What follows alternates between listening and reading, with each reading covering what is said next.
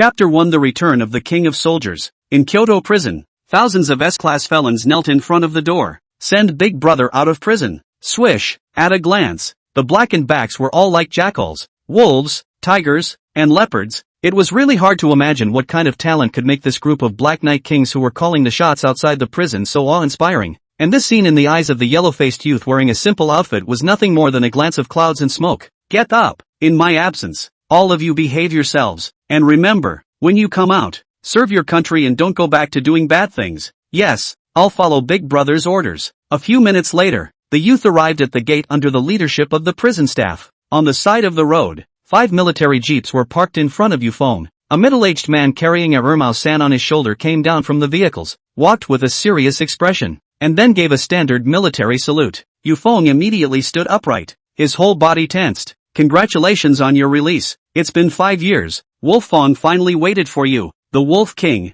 to get out of prison. How about going back to the team to continue to lead those little brats? The middle-aged man took the lead and invited. Yufeng said in a deep voice, no, those like me who have been in prison. It's better not to discredit Wolfang. Smear? The middle-aged man's eyes glared. You're talking. Wolftooth is proud of you. I am also proud of you. What's wrong with having been in prison? You are avenging your brother's death, not doing anything to steal a chicken or dog. Boss. The middle-aged man did not finish his words. Yufeng interrupted. Thank you, boss. Wolfang is my hometown. I will remember it in my heart even if I leave. I am grateful to you for entrusting your connections to take care of me in prison in these years, but my will has been decided. You just let me go and live my own life. Yufeng's tone was incomparably sincere. The middle-aged man frowned. But what about those two saints? One of them is a martial arts patriarch and the other is a great healer. Right now they are both in seclusion. If they come out of seclusion and find out that you have retired from the army, how can I explain? Master, then I will explain myself at that time. Yufeng didn't want to be troublesome and took the initiative to say, alright, you said so, then I'll let you. Right, you're preparing to go to Jiangchang, right? There I have a few old friends. You go by the way and pay a visit for me. Here are a few letters for you to take with you. After saying that, the middle-aged man took out a few prepared envelopes from his arms and directly stuffed them into Yufeng's duffel bag. Yufeng's heart trembled slightly. He understood that these few letters were definitely not just as simple as a visit. This boss man of his was using his personal connections to introduce himself to the dignified figures of Jiangcheng City and give them a few choices of good places to go. Thank you, boss. Hit the road. Don't mention anything about thank you or not. In the beginning, if you didn't pay the price of going to court to cross the border and kill those people, the prestige of the wolf's teeth would have long been lost. It's me who should be thanking you. The middle-aged man sighed and turned to walk up to the car. These years are in a hurry, and each has their own path ahead. Yufeng lamented in place for a long time, then went to the train station, ready to go to his hometown Jiangcheng City. 3 hours later, on the central street located in the center of Jiangcheng City, a white BMW 5 Series sped along, and a man in his 30s enthusiastic voice came from the car. Brother, you can be considered out of prison. Don't have a psychological burden. To the brother's house is just like your own home. Although you are adopted back by mom and dad from the orphanage, but it is also my own brother who I watched grow up. There is no need to be foreign. Sitting in the driver's seat is Yufeng's elder brother, Yu Shan. Since he was a child, Yufeng was an orphan, and at the age of 6, he was adopted by the Yu family from the countryside, and both his parents and his elder brother treated him like a relative. In this regard, Yufeng also treats them as relatives, but it is a pity that a year before he became a soldier, his adoptive parents passed away. Only one big brother was left behind. Thank you, big brother. What are you thanking for? We're brothers. When we arrive home, I'll bring you to meet your niece. That's a cute little elf ghost, Yushan said with a doting face. Niece? So, big brother are married and have children? Ah,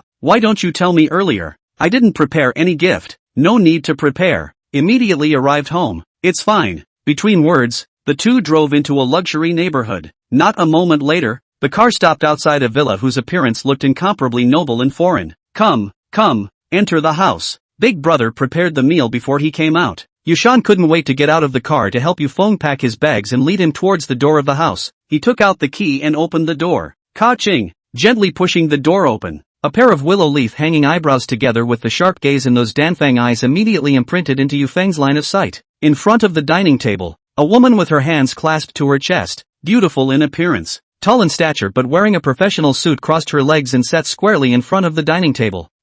Yushan's expression froze, not expecting his wife to be at home at this time. Yushan, how are you? This is sister-in-law. Right, Yufeng immediately recognized the woman as his sister-in-law and hurriedly bent down to greet her. "Hello sister-in-law, I'm Yufeng. Of course I know who you are, a scum who commits adultery and eats prison food. I've known about your families for a long time," Gao Yusheng said coldly. "Yusheng, what do you mean by this? My brother is arriving home for the first time. It's too insensitive for you to say that," Yusheng blared and rebuked. Snap! Unexpectedly in the next second, Gao Yusheng instantly exploded, violently slamming the table and standing up, frightening the little girl on the sofa who was wearing a princess dress to tense up all over her body. "I'm insensitive? Yusheng, I think it's you who takes yourself too seriously. Don't forget that you're just our Gao family's door-to-door son-in-law. You can drive a luxury car, live in a villa, and work as a manager in a big company all because of what my Gao family has given you. This house doesn't have your name written on it either. Are you qualified to bring someone home without my consent? Is it true that if I don't come back at noon today, you're planning to settle this scum of a brother of yours to live at home?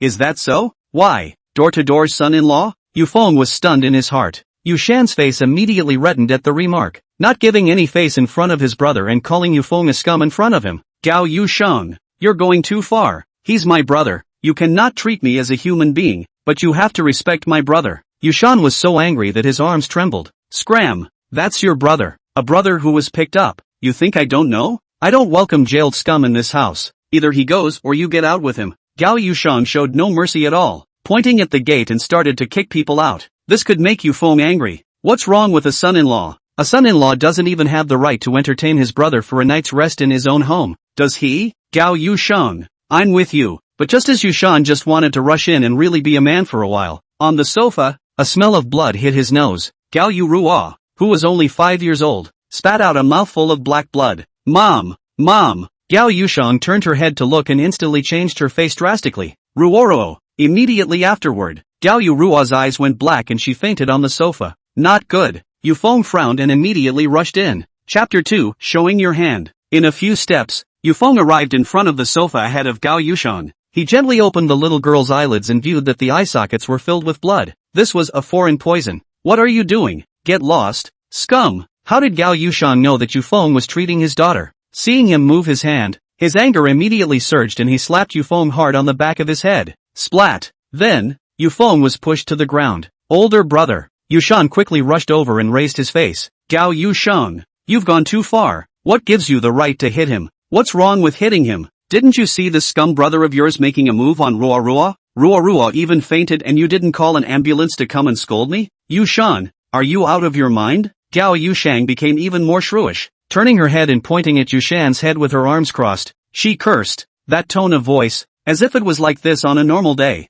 Yushan clenched his fists. He wanted to explode, but he didn't want Yufeng to wave his hand, rubbed the back of his head and said with a smile, "It's okay brother." Following that, he saw him say to Gao Yusheng, "Sister-in-law, I am treating my niece. Ruorua, this is a sign of poisoning. It must be treated immediately. I can perform needles to force the poison. Can you find a quiet place for me?" "You?" Gao Yusheng condescendingly sized up Yufeng a few times. "Look at this raggedy outfit, still performing acupuncture to force the poison? Come on, you don't know what kind of person you are. You just got out of jail and you know medicine? Don't make my daughter sick." "Yushan, what are you waiting for? Call an ambulance." "No, it's too late to call now. By the time the ambulance arrives the niece will be almost out of breath," Yufeng nervously reminded, while taking out the silver needle he was carrying from his backpack. As the only shut-in disciple of the great physician of medical Dao who enjoyed the highest courtesy in China, Yufeng could infer the condition by looking at the color of his face. Time. There was no time to lose. "You're a crow's mouth,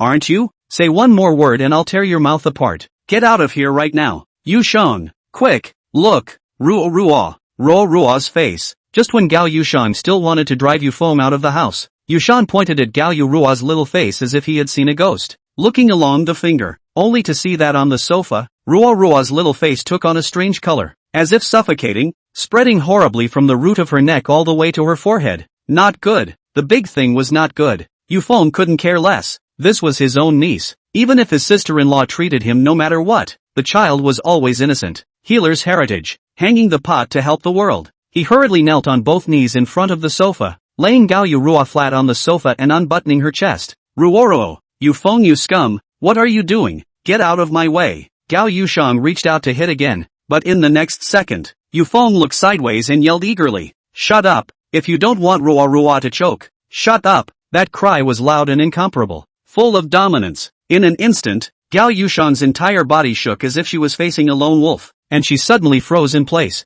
Yushang, just let old brother try. Since he said that, he definitely has a hand in it. If we are all like this, where is the time to call an ambulance? Yushang also hastened to persuade. He understood Yufeng. He would not do anything without certainty. You, facing two big men. Gao Yushang was so angry that she had no words to say. She said fiercely, Yushang, you are really good. I'm warning you, if anything happens to Ruoro, I'll let you and your brother go to jail, ruined for life in prison. No need. If anything happens to my niece, I'll pay with my life. Yufeng replied with a firm tone, then immediately twisted a silver needle as thin as a hair and shook it a few times on the lit alcohol lamp, then inserted it into one of the Tianguan points in front of Ruoro's chest. 7 needles to force the poison. Yufeng held his breath and followed the steps of this acupuncture method to fill the remaining 6 points. Then his Dantian luck. A force of energy followed his fingers from the silver needle into Ruoro's body. This was nothing to Yufeng, who had already entered the late stage of dark power. He only hoped that Ruoro could withstand the force. Is it working or not? Can you do it or not? If you can't,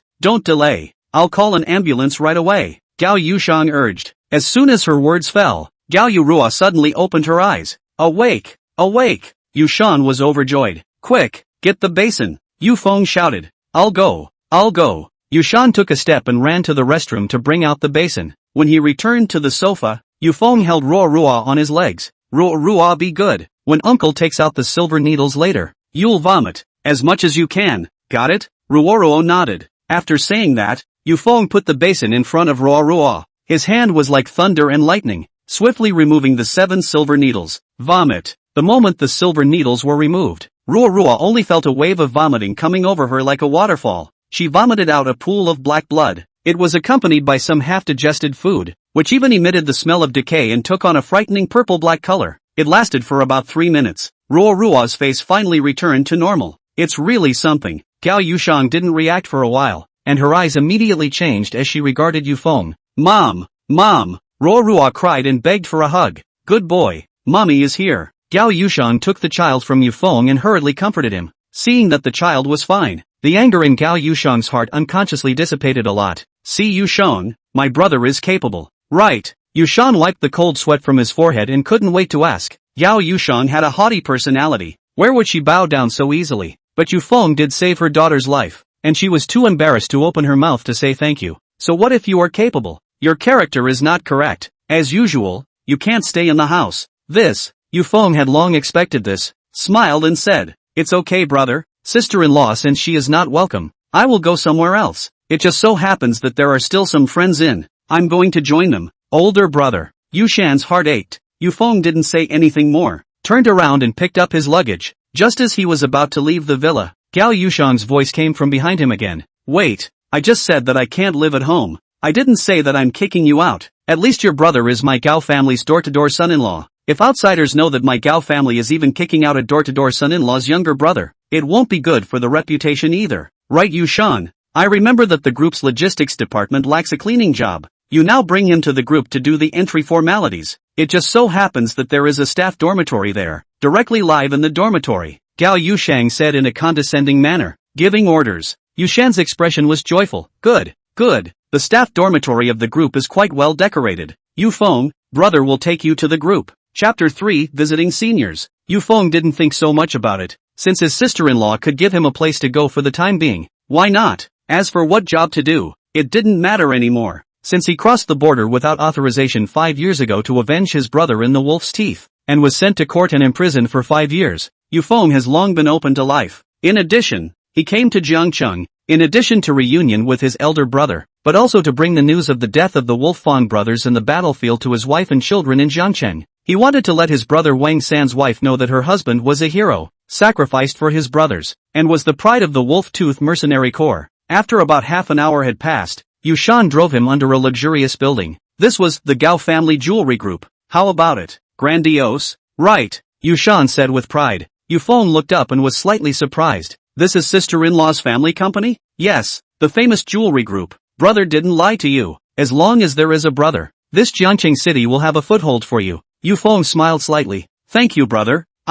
All said no need to thank. If you say one more word brother is going to get angry. Yushan pretended to be angry and frowned. Alright, no thanks then. That's right, come on, brother, take you in, said Yushan. Yushan quickly took him into the interior of the building and came to the personnel department on the 4th floor. Once inside, the cool air-conditioned wind came, which was undoubtedly a life-saving medicine in the hot summer. Refreshing. Ha, isn't this that punk husband of Mr. Gao? Why is he here? I don't know. Look, he even brought a poor boy with him. He can't be a country bumpkin from the countryside. It's possible, it's possible. Look at his unseasoned look. Alas, it really pollutes the air. Around. Bursts of unpleasant comments immediately came. Yushan was only concerned about finding an office to give his brother the entry formalities. Did not pay attention, but Yufeng heard in his ears. Door-to-door son-in-law. Rubbish. He clenched his fists and sighed in his heart. Although our Yu family is a peasant origin, but mom and dad also said before they left, do people have to have a backbone? Big brother, how did you make a door-to-door son-in-law? Forget it. Yufeng is not willing to talk too much. Maybe big brother is really love's sister-in-law? They both gave birth to a daughter. It would be bad to talk too much yourself. Come in. That Yufeng. In the office, a woman wearing a black dress indifferently came out and said, N. Yufeng nodded and walked into the office. Come old brother. Brother, to introduce you. This is our group-ranked top 10 beauty. General manager of the personnel department Lu. No need to introduce. I'm not interested in knowing your brother. Being a janitor, right? Here is a contract. Fill it out and go to the staff dormitory to get the key. Go to work next Monday. Lu Xinghan's expression was cold. His tone was full of disdain. The scene was a bit awkward. Yushan scratched the back of his head. Mr. Lu, give me face. This is my brother. You, do you have face? If it wasn't for the chairman of the board recruiting you as a door-to-door son-in-law, do you think you could be the manager of the logistics department, and still be able to install your relatives in?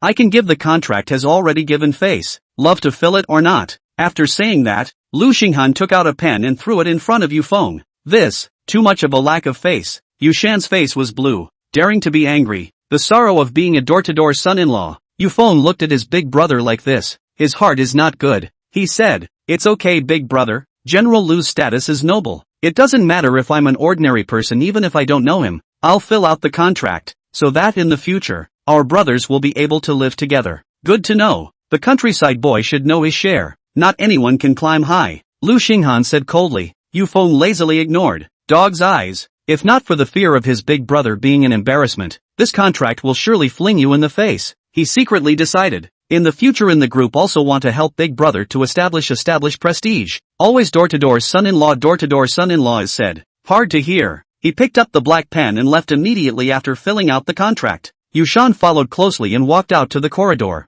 Older brother. Mr. Lu has a straight nature. Don't take it to heart. I know brother. Trouble you. I don't care. As the shut-in disciple of a great martial artist and medical sage, Yufeng wouldn't bother with ordinary people. Okay, next Monday when you go to work, there are still a few days left. In the evening brother will take you out for a meal. Then in these few days brother will take you out to play. No need brother. I have to visit some old friends. I'll contact you if something happens. Yufeng refused. That's fine then, brother. Brother won't bother you to rest. The staff dormitory is in the back. You have a good sleep. If you're hungry give brother a call. Understand? Yushan smiled a little stiff. Good. After the explanation, Yushan turned around and left. His back was a bit forlorn for some reason. As a big brother, he originally wanted to bring Yufeng to see the world and get to know some big shots, but he didn't expect that because of his identity as a door-to-door son-in-law, he even dragged his younger brother to be looked down upon. He was helpless and guilty, but he couldn't do anything. Perhaps this is the pain of adults in their 30s who are not yet successful. Yufeng did not think too much.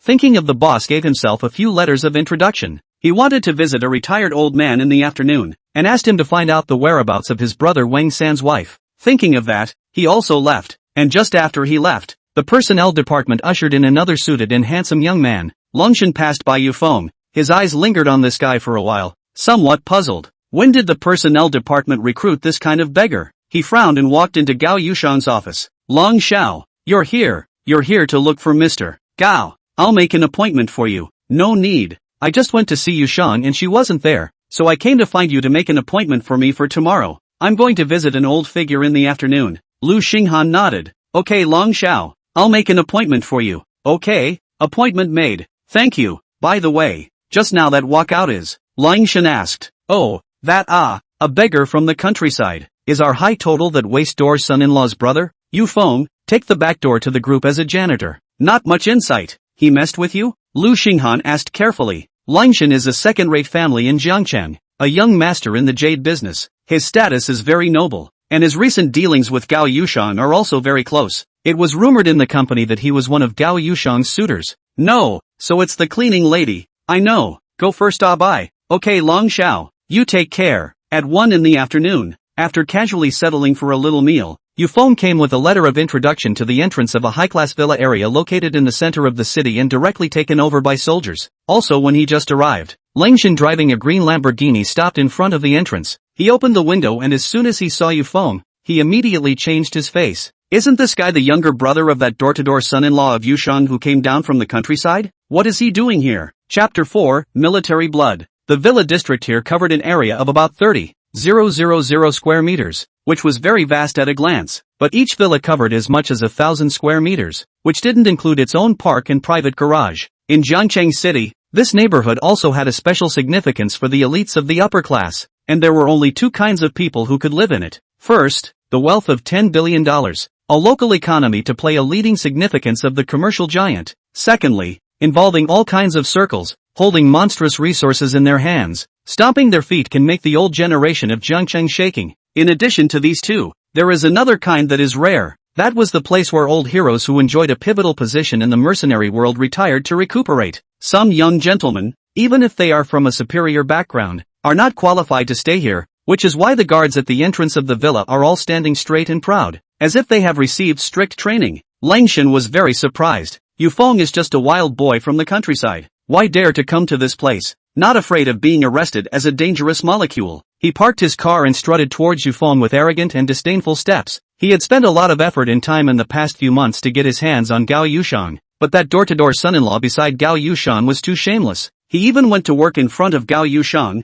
which made him have no chance at all. Right now that waste-door son-in-law brought this guy. Maybe he is a good opportunity for himself to get his hands on Gao Yushan. Thinking in his heart, Lingshan came to Yufeng's side, raised his chin high and said, "Are you the younger brother of that trash door-to-door son-in-law, Yufeng?" Yufeng was about to go forward to show his identity, when he heard a voice from behind him. He turned around and looked back, and his eyes immediately coalesced. Rubbish? He narrowed his eyes. I advise you, you better wipe your mouth clean. Let me hear you humiliate my big brother one more time. The consequences, your own. Yufeng didn't care where this guy came from. The Yu family had been kind to him. His big brother had treated him as his own brother since he was a child. He naturally wouldn't let anyone else humiliate Yushan like this behind his back. Not very old. Mouth is not small. Not just a poor boy from the countryside? Lingshan bristled in disbelief. Didn't think in the slightest that Yufeng dared to make a move against him. This place was not a place where you could make a move just because you said so. As long as he pissed off Yufeng, with the country boy's bullish temper, he would go back and designate a big fight with the Gao family. After all, that place was all about face-saving goods, and no one could stand the anger of the words door-to-door son-in-law. At that time, high rainfrost in a rage rested in the mountain that waste. They do not have the opportunity, compared to those who just graduated from the university, do not know anything about the little Lolita. Lingshan prefers the married woman who is still in good taste, especially like Gao Yushan like the best. Seeing that his words had a little effect, Lingshan continued to mock, not that I'm talking about you. Your big brother has become a son-in-law. You still have the face to rely on his relationship into the Gao family group. It's really not worthy of being a blood brother. And your big brother is the same as a soft rice eating goods. I just happen to know a few rich women. If you are willing, I can introduce them to you. Lest you are introduced by the Gao family to be some kind of door-to-door son-in-law, and the child you give birth to will be the same as your big brother's. Even your last name will have to be the same as the other's last name. Shame on the ancestors. Oh, he laughed openly, but he didn't want the next second. What responded to him was a loud slap. Yufeng did not hesitate to strike, quickly leaving blood-red handprints on Lingshan's face. Having been the only wolf king in Wolf Fong, when had he suffered such humiliation? A soldier can be killed but not humiliated. You dare to hit me? Lingshan stared with wide eyes, full of incredulity as he covered his face and pointed at Yufeng's head. Yufeng calmly said, if you don't shut that foul mouth again, I don't mind throwing you into the river. You. Lingshan changed his face greatly. He didn't expect this kid to really dare to make a move on himself. He really didn't know the height of heaven. He laughed coldly in his heart and immediately turned his head around to aim at the small warriors at the entrance of the villa and drank. What are you guys waiting for? This guy has violated the villa's defense code and is fighting at the gate. He is a dangerous element. Arrest him immediately. What made this villa area special was that the defense code here was much different from other places. Anyone who had a big fight within a street of the villa area would be treated as a dangerous molecule and arrested without reason, or even imprisoned. Yufeng had undoubtedly put himself in an instant disadvantage with this move. The several heavily armed warriors guarding the door immediately looked serious, and their blade-like gazes fell on Yufeng, and in their hearts they were shocked. Good oppressive force. These people were all outstanding fighters in the mercenary world, with extraordinary combat strength, and at a glance, they could see that Yufeng was not to be messed with, only to see the deep calluses on his right thumb. That was a unique mark only possessed by holding a gun for many years.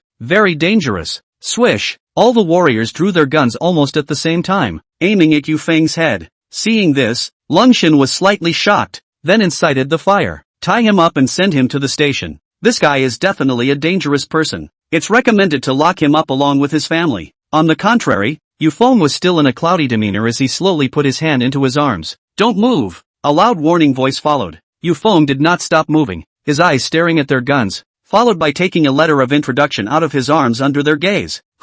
Several warriors breathed a sigh of relief. For some reason, the other party made them feel fearful even with this ordinary action. I came to visit Elder Lu. This is a letter of introduction. Yufeng handed the letter of introduction to the warrior 5 meters away in front of him. That warrior was still a bit nervous. His whole body tensed up as he took the letter of introduction, glanced at it, and then gazed deeply at Yufeng for a long time. In his ear came a cold sarcastic voice. Country bumpkin, what are you pretending to be? Still Lu Lao? Elder Lu is a big shot who controls a lot of mineral resources in this villa area. Can't you just say you want to meet him? Don't trust him, he's just here to stall for time. The corner of Yufeng's mouth hooked up slightly. His head turned, and that bone-chilling gaze seemed like a silver needle, stabbing at Lungshan. Cackle. Lungshan's whole body shivered. His back could not control the cold sweat. The warrior nodded. Wait a moment, I'll go call Elder Lu's secretary. Okay, thanks. Yufeng gave a thank you. The warrior hurriedly jogged into the security room and took out his phone to dial a number.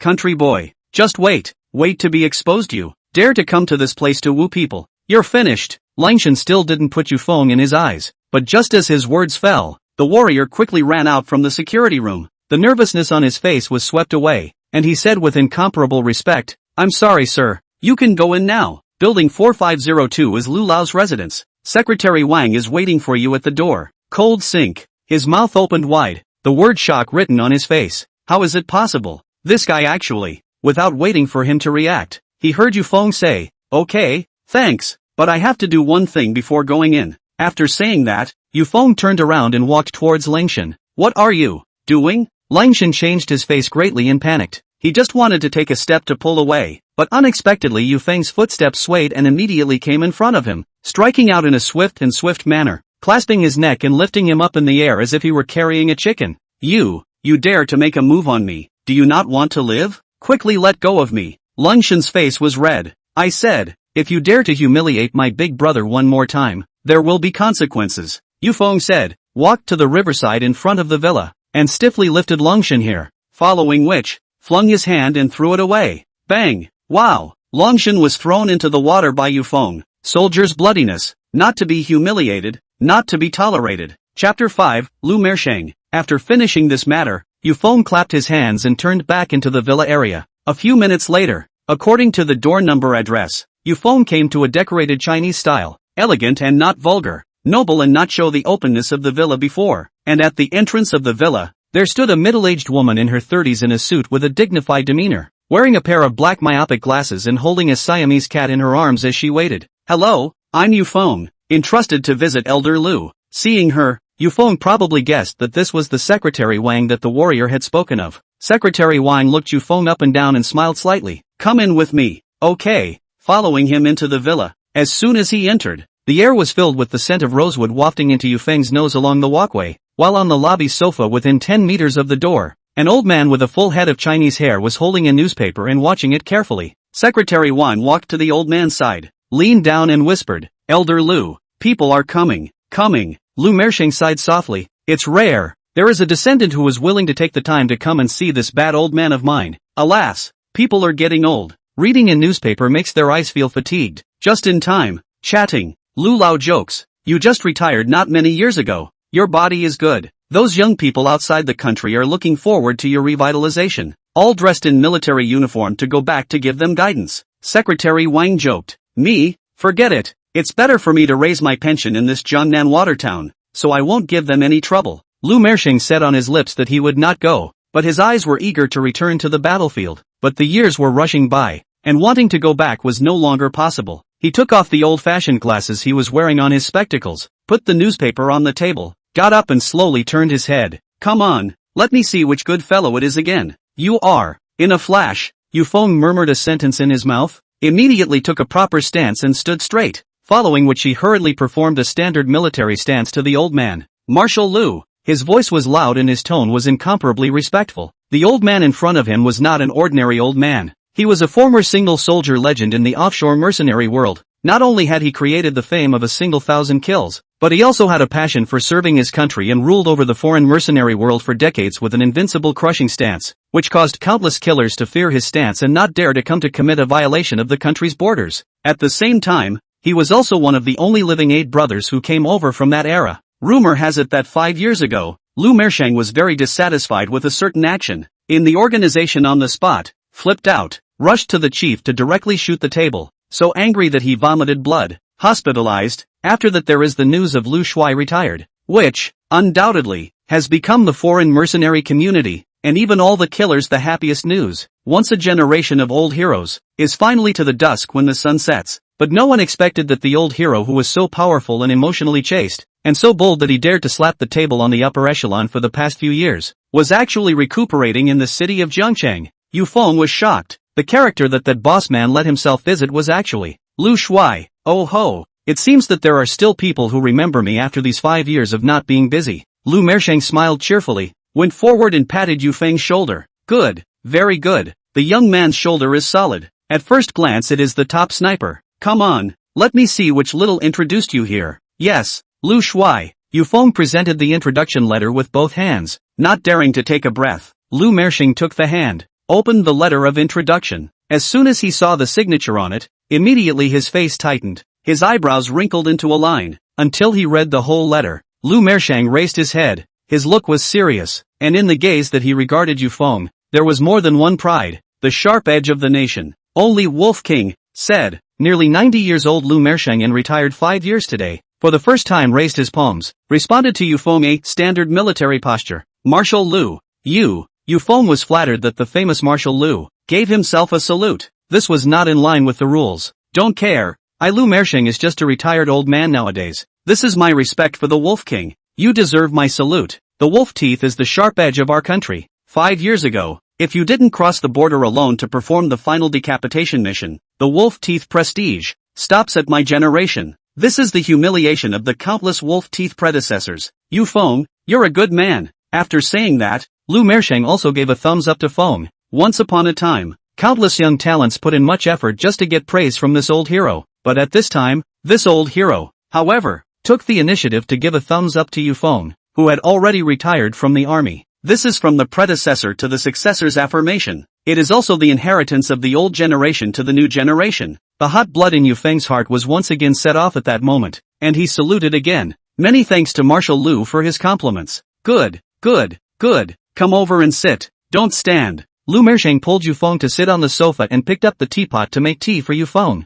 Marshal Lu, I'll do it myself. No need. It's just making tea. My old man can move by himself. You're a hero. Lu Mersing is an old man, and old men have a characteristic, stubbornness. Well, Yufeng scratched the back of his head in embarrassment. Shaochen told me about your approximate family situation in his letter. After this discharge you will stay well in Jiangcheng City. Tomorrow I will let Secretary Wang transfer $50 million to you, and transfer you to be the chairman of the security group which consists of the top mercenaries from abroad. You will take my letter and take up your post. You don't have to worry about anything, Lu Mersing said cheerfully. This was the first time he used his personal relationship to seek a way forward for a young man. Yufeng immediately stood up from the sofa. Marshal Lu, I'm not here to seek a good future. You've misunderstood. And this made Lu Mersing puzzled. You don't listen to my arrangements. Then what are you going to do? Don't forget that your files in Wolffawn will be sealed as top secret in these few years. You have nowhere to go but the security group. To tell you the truth, this morning I filled out the entry application for a janitor at Gao's Jewelry Group.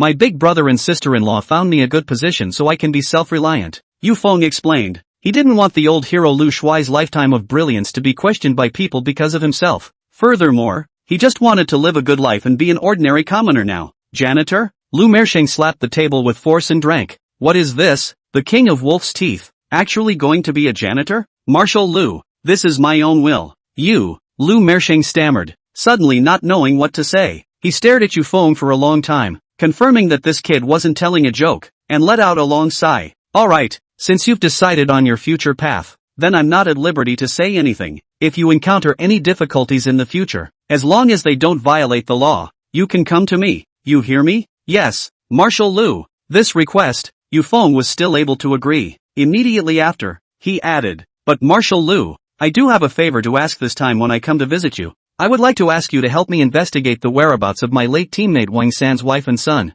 Chapter 6, The Villain Holds a Grudge. Wang San? This name once appeared on Lu Mersheng's desk along with a mission report. This person he recognizes, is the role of sniper observer in the Wolf Teeth Special Warfare Team, and Yufeng with the most powerful sniper team in history, and the combination of the two of them, is also a label of the Wolf Teeth Mighty Quadrilateral. When the Wolf Teeth mission encountered a number of foreign mercenary corps siege, Wang San for Yufeng block bullets, sacrificed on the battlefield, and then Yufeng to complete the task. To Wang San revenge, there was later things. Treating this matter, Lu Mersheng's attitude is to protect, let those mercenary corps pay the price, but other people's attitude is to let Yufeng is responsible for. After all, they are a mercenary corps. There is no need for a small person out of the army, but also because of this matter, Lu Mersheng on the spot to beat the table, so angry that he vomited blood, and from then on retired. Afterwards, due to the special nature of the Wolf Fang, even if Wang San died in battle and sacrificed his life for his country, the news of his death was sealed and categorized as top secret along with the archives,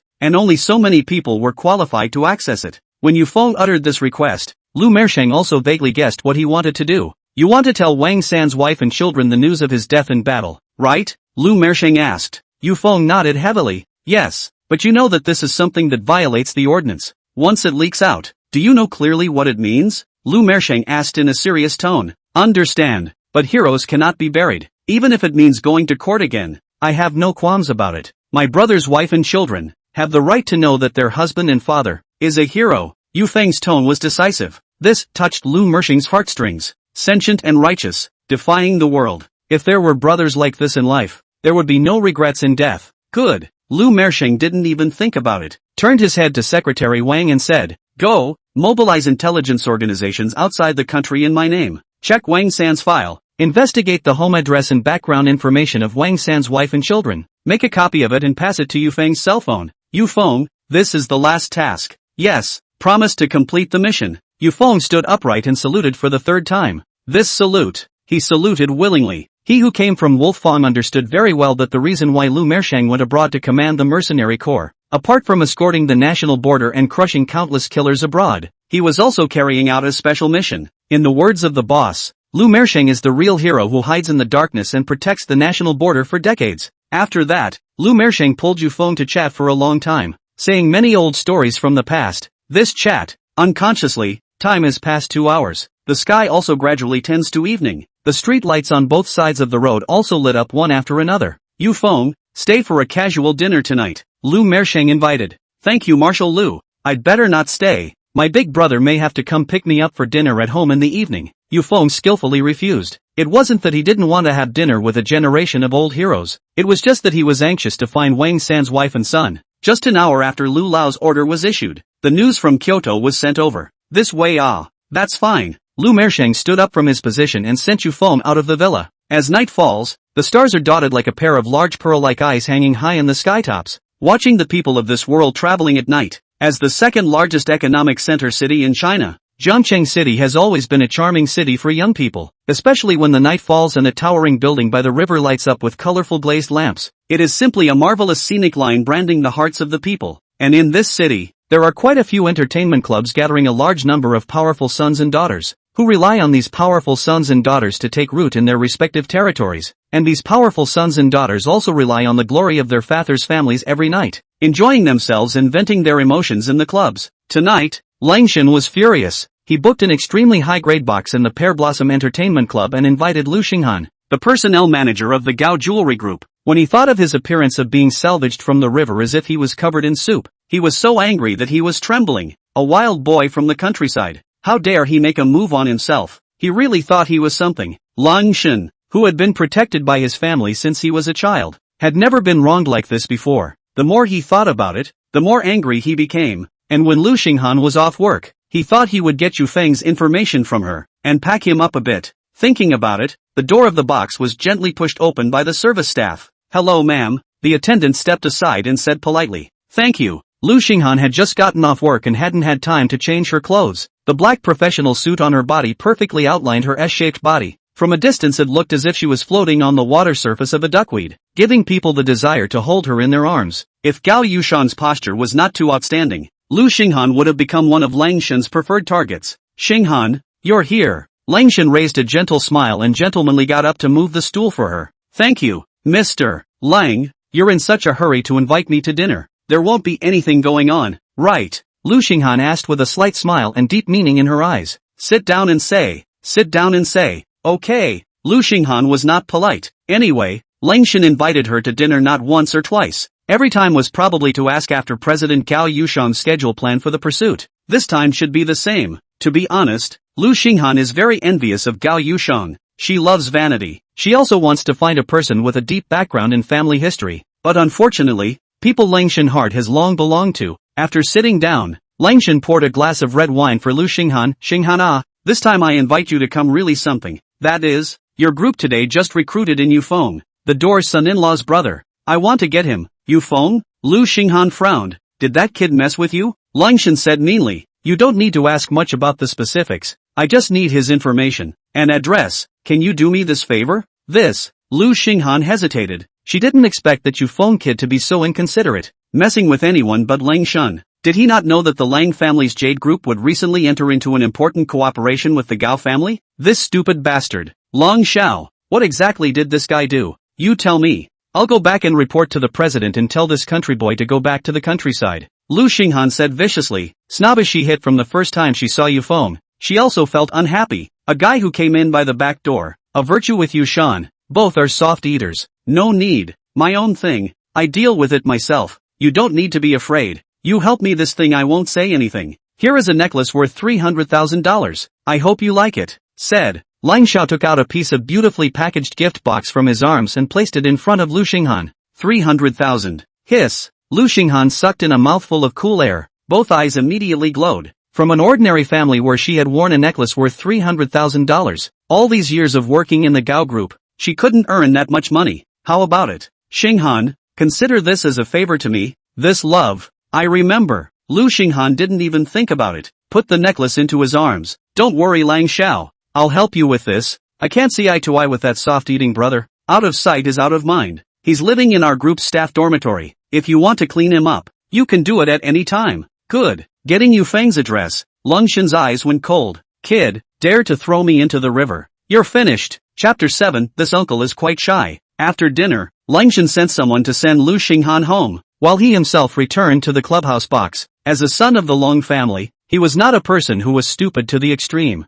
That Yufeng could enter the villa area with a letter of introduction, and the person he met was the famous Elder Lu. There must be something fishy about it. Now what he has to do is to figure out the real identity of Yufeng. Anyway, he has got the address of Yufeng. Early to do it, late to do it does not make any difference. It is hard to believe that this guy will run. Thinking, Lang Shen took out his cell phone and dialed through a phone. Beep. After a phone waiting ringing, a low voice came from the other end. It's little Lung. Why didn't you come this afternoon? The person who answered the phone was a retired 60-something-year-old man, who also lived in that special villa area, and was once one of the big shots in charge of economically important resources in Jiangchang. Wang Guiping. Lang Shen replied with an apology. I'm sorry Grandpa Wang. Something delayed me this afternoon. I'm really sorry. Oh, so it's you who has something. I thought something happened to you. It's fine. Grandpa Wang is free at all times. Just come here when you are free and bring your grandpa's things over. Okay Grandpa Wang. Some other day I'll take the time to bring you that antique that Grandpa gave me. Right Grandpa Wang. Do you know Lu Lao? Old Lu? Wang Guiping's white eyebrows frowned slightly. A name immediately popped up in his mind. Lu Haisheng. This was an old figure of outstanding merit. Extremely high in weight. A notch higher than him. Also living in the villa area. You mean Lu Haisheng? Wang Guiping asked in order to be sure. Yes. Lang Shen nodded his head without much thought. He only knew that there was an old Lu in the villa area who was extremely valuable. But who exactly was it? He didn't know. Recognize? We had tea together a few days ago. What's your business? Great. It's good if you know each other. Lingshan hurriedly replied. Grandpa Wang. It's not a big deal. It's just that today there is a Yufeng called Yufeng who came into the villa area to look for Elder Lu. I'd like to know the background of that Yufeng. Can you help me to investigate the investigation? Yufeng? Wang Guiping had a puzzled look on his face. He hadn't heard of Yufeng, who was slightly famous among the young people of this generation in Jiangqing City. Yes. Lingshan paused and continued. Grandpa Wang, my old man has recently collected many more antiques, and he's always thinking about you, saying that he'll pick a few as your birthday gift. Oh roar, old Lang has the heart. On behalf of me to say thank you to him.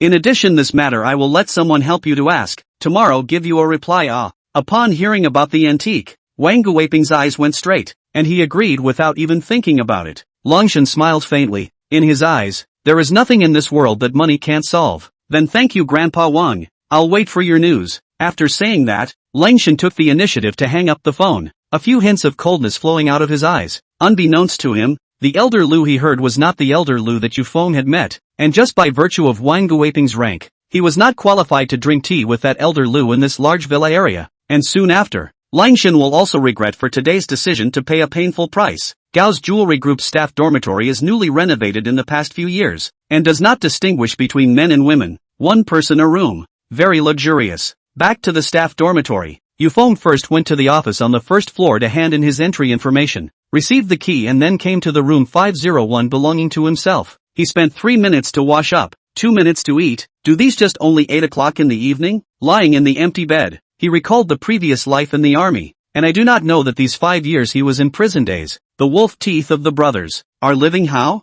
This thought, the scene in the daytime in the big brother Yushan's house, also unconsciously surfaced in his mind. Alien poison. The foreign poison planted by my niece Gao Yurua is not a food poisoning. That is a special chronic poison produced by the central state, colorless and tasteless, can be combined with food, drink, planted into the human body. Once the amount taken is large to a certain extent, it will be poisoned to death. In the morning if he did not arrive in time, I'm afraid, who in the world wanted Big Brother's child to die? Yufeng stared at the ceiling, his eyes were icy cold and incomparable. Military origin. He has always been more protective of his children. The reason why he promised his big brother to stay at Gao's Jewelry Group in the morning. Among other things, there was also this point. He wanted to catch the murderer who poisoned his niece, to see what kind of god he was. Just as Yufeng was halfway through his thoughts, a scream came violently from the next room. He rolled out of bed, opened the door, and just as he reached the corridor, he realized that a bunch of water stains were roiling out from under the gap in the doorway of the next room. What's going on here? Yufeng's face was bewildered as he raised his hand and prepared to knock on the door, but unexpectedly the door suddenly opened in the next second, followed by a thin-clothed shadow accompanied by that slender figure jumping out from inside. It was a young girl. Uncle, the water pipe in my room is broken. Can you help me? Yang Liru directly hid behind Yufeng. Her hair was draped over her shoulders. Her face was full of panic. Her sunken face matched with that long-sleeved white shirt on her body. She looked exceptionally charming in the moonlight. Okay, wait a moment. Yufeng just took a look and rushed into the room, found the location of the water pipe, first turned off the water gate, then found a bandage to wrap the ruptured water pipe for a dozen or so consecutive times before it was almost fixed. It was trivial to him. It's fixed. Just find someone from the logistics department to come over tomorrow to replace the water pipe. For now today. Yufeng walked out. His body was also wet with water. Only his clothes were even thinner, and through the clean white light of the corridor, Yufeng's well-defined abs could be vaguely seen. Brush. Yang Liru's small face reddened. Uncle. Thank you. You're welcome. Small thing. Yufeng waved his hand. What small thing? Uncle, you are very good. I don't even know how to close the sluice gate. If it wasn't for you, I'm afraid that tomorrow I will be scolded by the people in the logistics department. Yang Liru didn't think it was a small thing. Growing up in a superior family, this was the first time she had encountered a trivial matter in her life. It's just that her words made Yufeng speechless for a moment. And the sluice gate, didn't he know how to close it? He smiled and didn't he say anything? Yang Liru asked again. Uncle, I see that you are very unfamiliar. Is it just today? Yeah, I'm the new janitor. Yufeng simply explained his identity. Housekeeping clerk? Yang Liru's eyes widened, full of incredulity. A janitor can have this figure? Blah, blah, blah, blah, blah, blah, blah, blah, blah. Where did you think? Yang Liru patted her head, then raised a smile. Uncle, don't misunderstand. I'm not looking down on you. I just think it's a little strange, but in order to thank uncle for helping me with this favor, I'll treat you to breakfast tomorrow. It's getting late. You go to bed early. Yufeng didn't know what to say and turned around to walk into his room. Looking at his back, Yang Liru let out a giggle. Didn't see it. This uncle is quite shy. Chapter 8. Is this fate? Early in the morning of the next day, Yufeng woke up from his sleep. It was his habit to get up at 7 o'clock on time every day, and play a set of military boxing downstairs, to move his muscles and bones, and at the same time to keep his chi and blood active, and always ready to fight. Today is no exception. After washing up he changed into a set of simple and skillful clothes, and played boxing downstairs in the staff dormitory, because it is the weekend, so there are not many people who can get up in the whole staff dormitory. Who would want to get up early in the morning when there is a good day to rest? But what Yufeng didn't expect was that while he was concentrating on boxing, Yang Liru woke up. Coincidentally, when Yang Liru had just arrived downstairs, ready to fulfill last night's promise to buy breakfast for Yufeng, she saw the scene of Yufeng's boxing. With each punch, the strength was to the inch, and you could feel the tiger wind pounding on your face even from a few meters away. So powerful. Yang Liru's heart jumped and her face reddened again. What's wrong with me? Yang Liru's heart nourished an inexplicable emotion. Finished, she stomped her feet, somewhat unnaturally, and hurriedly sneaked away to run to the food court outside the dormitory to buy breakfast. 24 years old. This is the first time she has this feeling towards a man. Incomparably subtle, there is a kind of indefinable fondness. All the way to think. Yang Liru suddenly felt that she has also become a small woman. No way. No way. How can I look like this? Yang Liru patted her head. Suddenly her cell phone rang in her pocket. She took the bought breakfast and picked up the cell phone. Hello? Liru, where are you? The other party's tone was slightly anxious. Yang Liru was shaken and froze in place. Dad, you still know that I am your father? 2 whole years, you escaped from home to now. Not even a phone call to me. Do you know that the old master is almost pissed off by you? Tell me, where are you? I will send someone to pick you up immediately. Yang Liru's face changed. 2 years ago, just graduated from Kyoto University. As soon as she returned home, she was assigned by the old master to marry with the first-class Han family in Ning City. She would rather die than give in. She only abides by her own principles. If the person she wants to marry is not the one she loves, she would rather die. So after a lot of hard work, she escaped from the family, secretly came to Jiangqing City, entered the Gao Jewelry Group, and lived alone. She didn't expect that her phone number would finally be found out. I don't want to go back. Yang Liru pouted. Dad, I don't want to marry that dude. You know my temperament. I don't love him. Asking me to marry him is the same as asking me to die. Yang Liru had a strong attitude. Yang Dad said in a deep voice, it's not a matter of marrying or not. It's your life safety. You tell me where you are quickly. I won't say. If I tell you, my life safety is not guaranteed. Humph. Yang Liru capriciously hung up the phone, then directly blacked out her father's phone, not even listening to a single word from him. In short, die without going back. At the same time, she also did not put that life safety in mind. Broad daylight, clear sky. It is hard not to have someone dare to do something to her. She accelerated her pace, carrying breakfast and hurriedly ran back to the staff dormitory. Thinking of last night, Yufeng did not hesitate to rush into the bedroom to help. It is really handsome,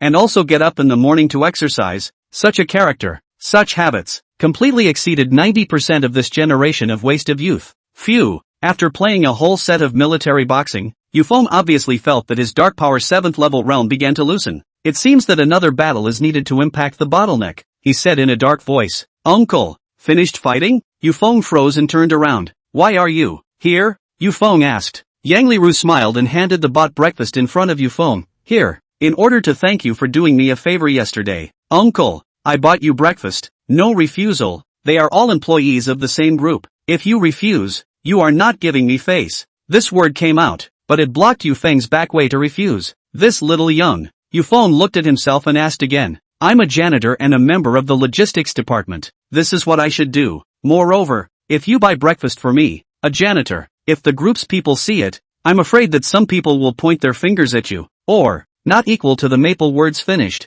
Yang Liru cold voice. What or? Cleaning staff how? Group people look down on that as their thing. Yang Liru look at people, never look at the status. Uncle, you are a good person. Not allowed to refuse. Quickly eat some. Otherwise it is a waste of food. After saying that, Yang Liru didn't care whether Yufeng had reached out or not. She stuffed a bag of xiaolongbao plus a big cake donut and soybean milk into Yufeng's arms. Yufeng had thought that every woman in this group was a snob like Lu Xinghan who looked down on people, but now it seems that this girl who lives next door to him is quite nice. Thanks, I'll finish eating. Yufeng accepted. and in the next second, he took a bite of a xiaolong bao and stuffed it into his mouth, gulping it down. Ugh, uncle, eating too fast is bad for your stomach, Yang Liru reminded with concern. I'm used to it, I happen to be a little hungry. There's a cool roadside table outside the group. Let's go over there and eat. Good. Yang Liru nodded. Think about it, can't stand to eat, but go back into people's dormitory is also not good. Go outside the roadside table to eat quite suitable,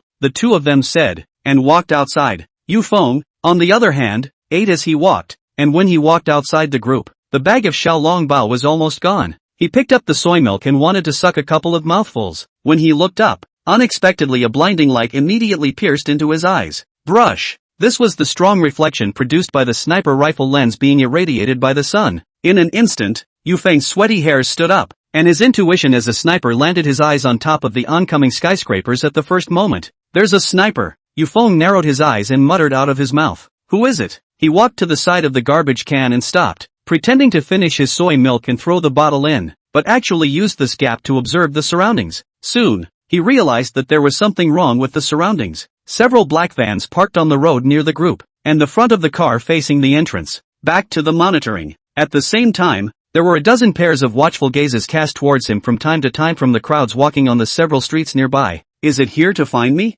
Yu Feng asked in his mind. But it is strange, if it is to come at me, the sniper saw me the first moment to finish me off, and this sniper is very amateur, even in the morning to choose this kind of sniper position. Simply looking for death. Could it be? Yu Feng turned his head and looked at Yang Liru with heavy eyes. That's right, those people in charge of surveillance were staring at her. This girl was not simple. It is rushing towards her, to come. It's destiny to ask me to help her out. Ah, what's wrong, uncle? Doesn't it taste good? Yang Liru had a sincere expression on her face, not noticing any danger at all. Chapter 9 2 Manpower. No, it's delicious. Yu Feng, who sensed the dangerous aura around him, replied with a calm and collected voice. He was now very sure that these people were rushing towards Yang Liru. Although her quality was not great, she had obviously received a little training. If he let her stay here alone today, something was bound to happen. That's good, uncle. If you like to drink, I will buy it for you every day in the future. How is it? You just need to be responsible for helping me fix the water pipe.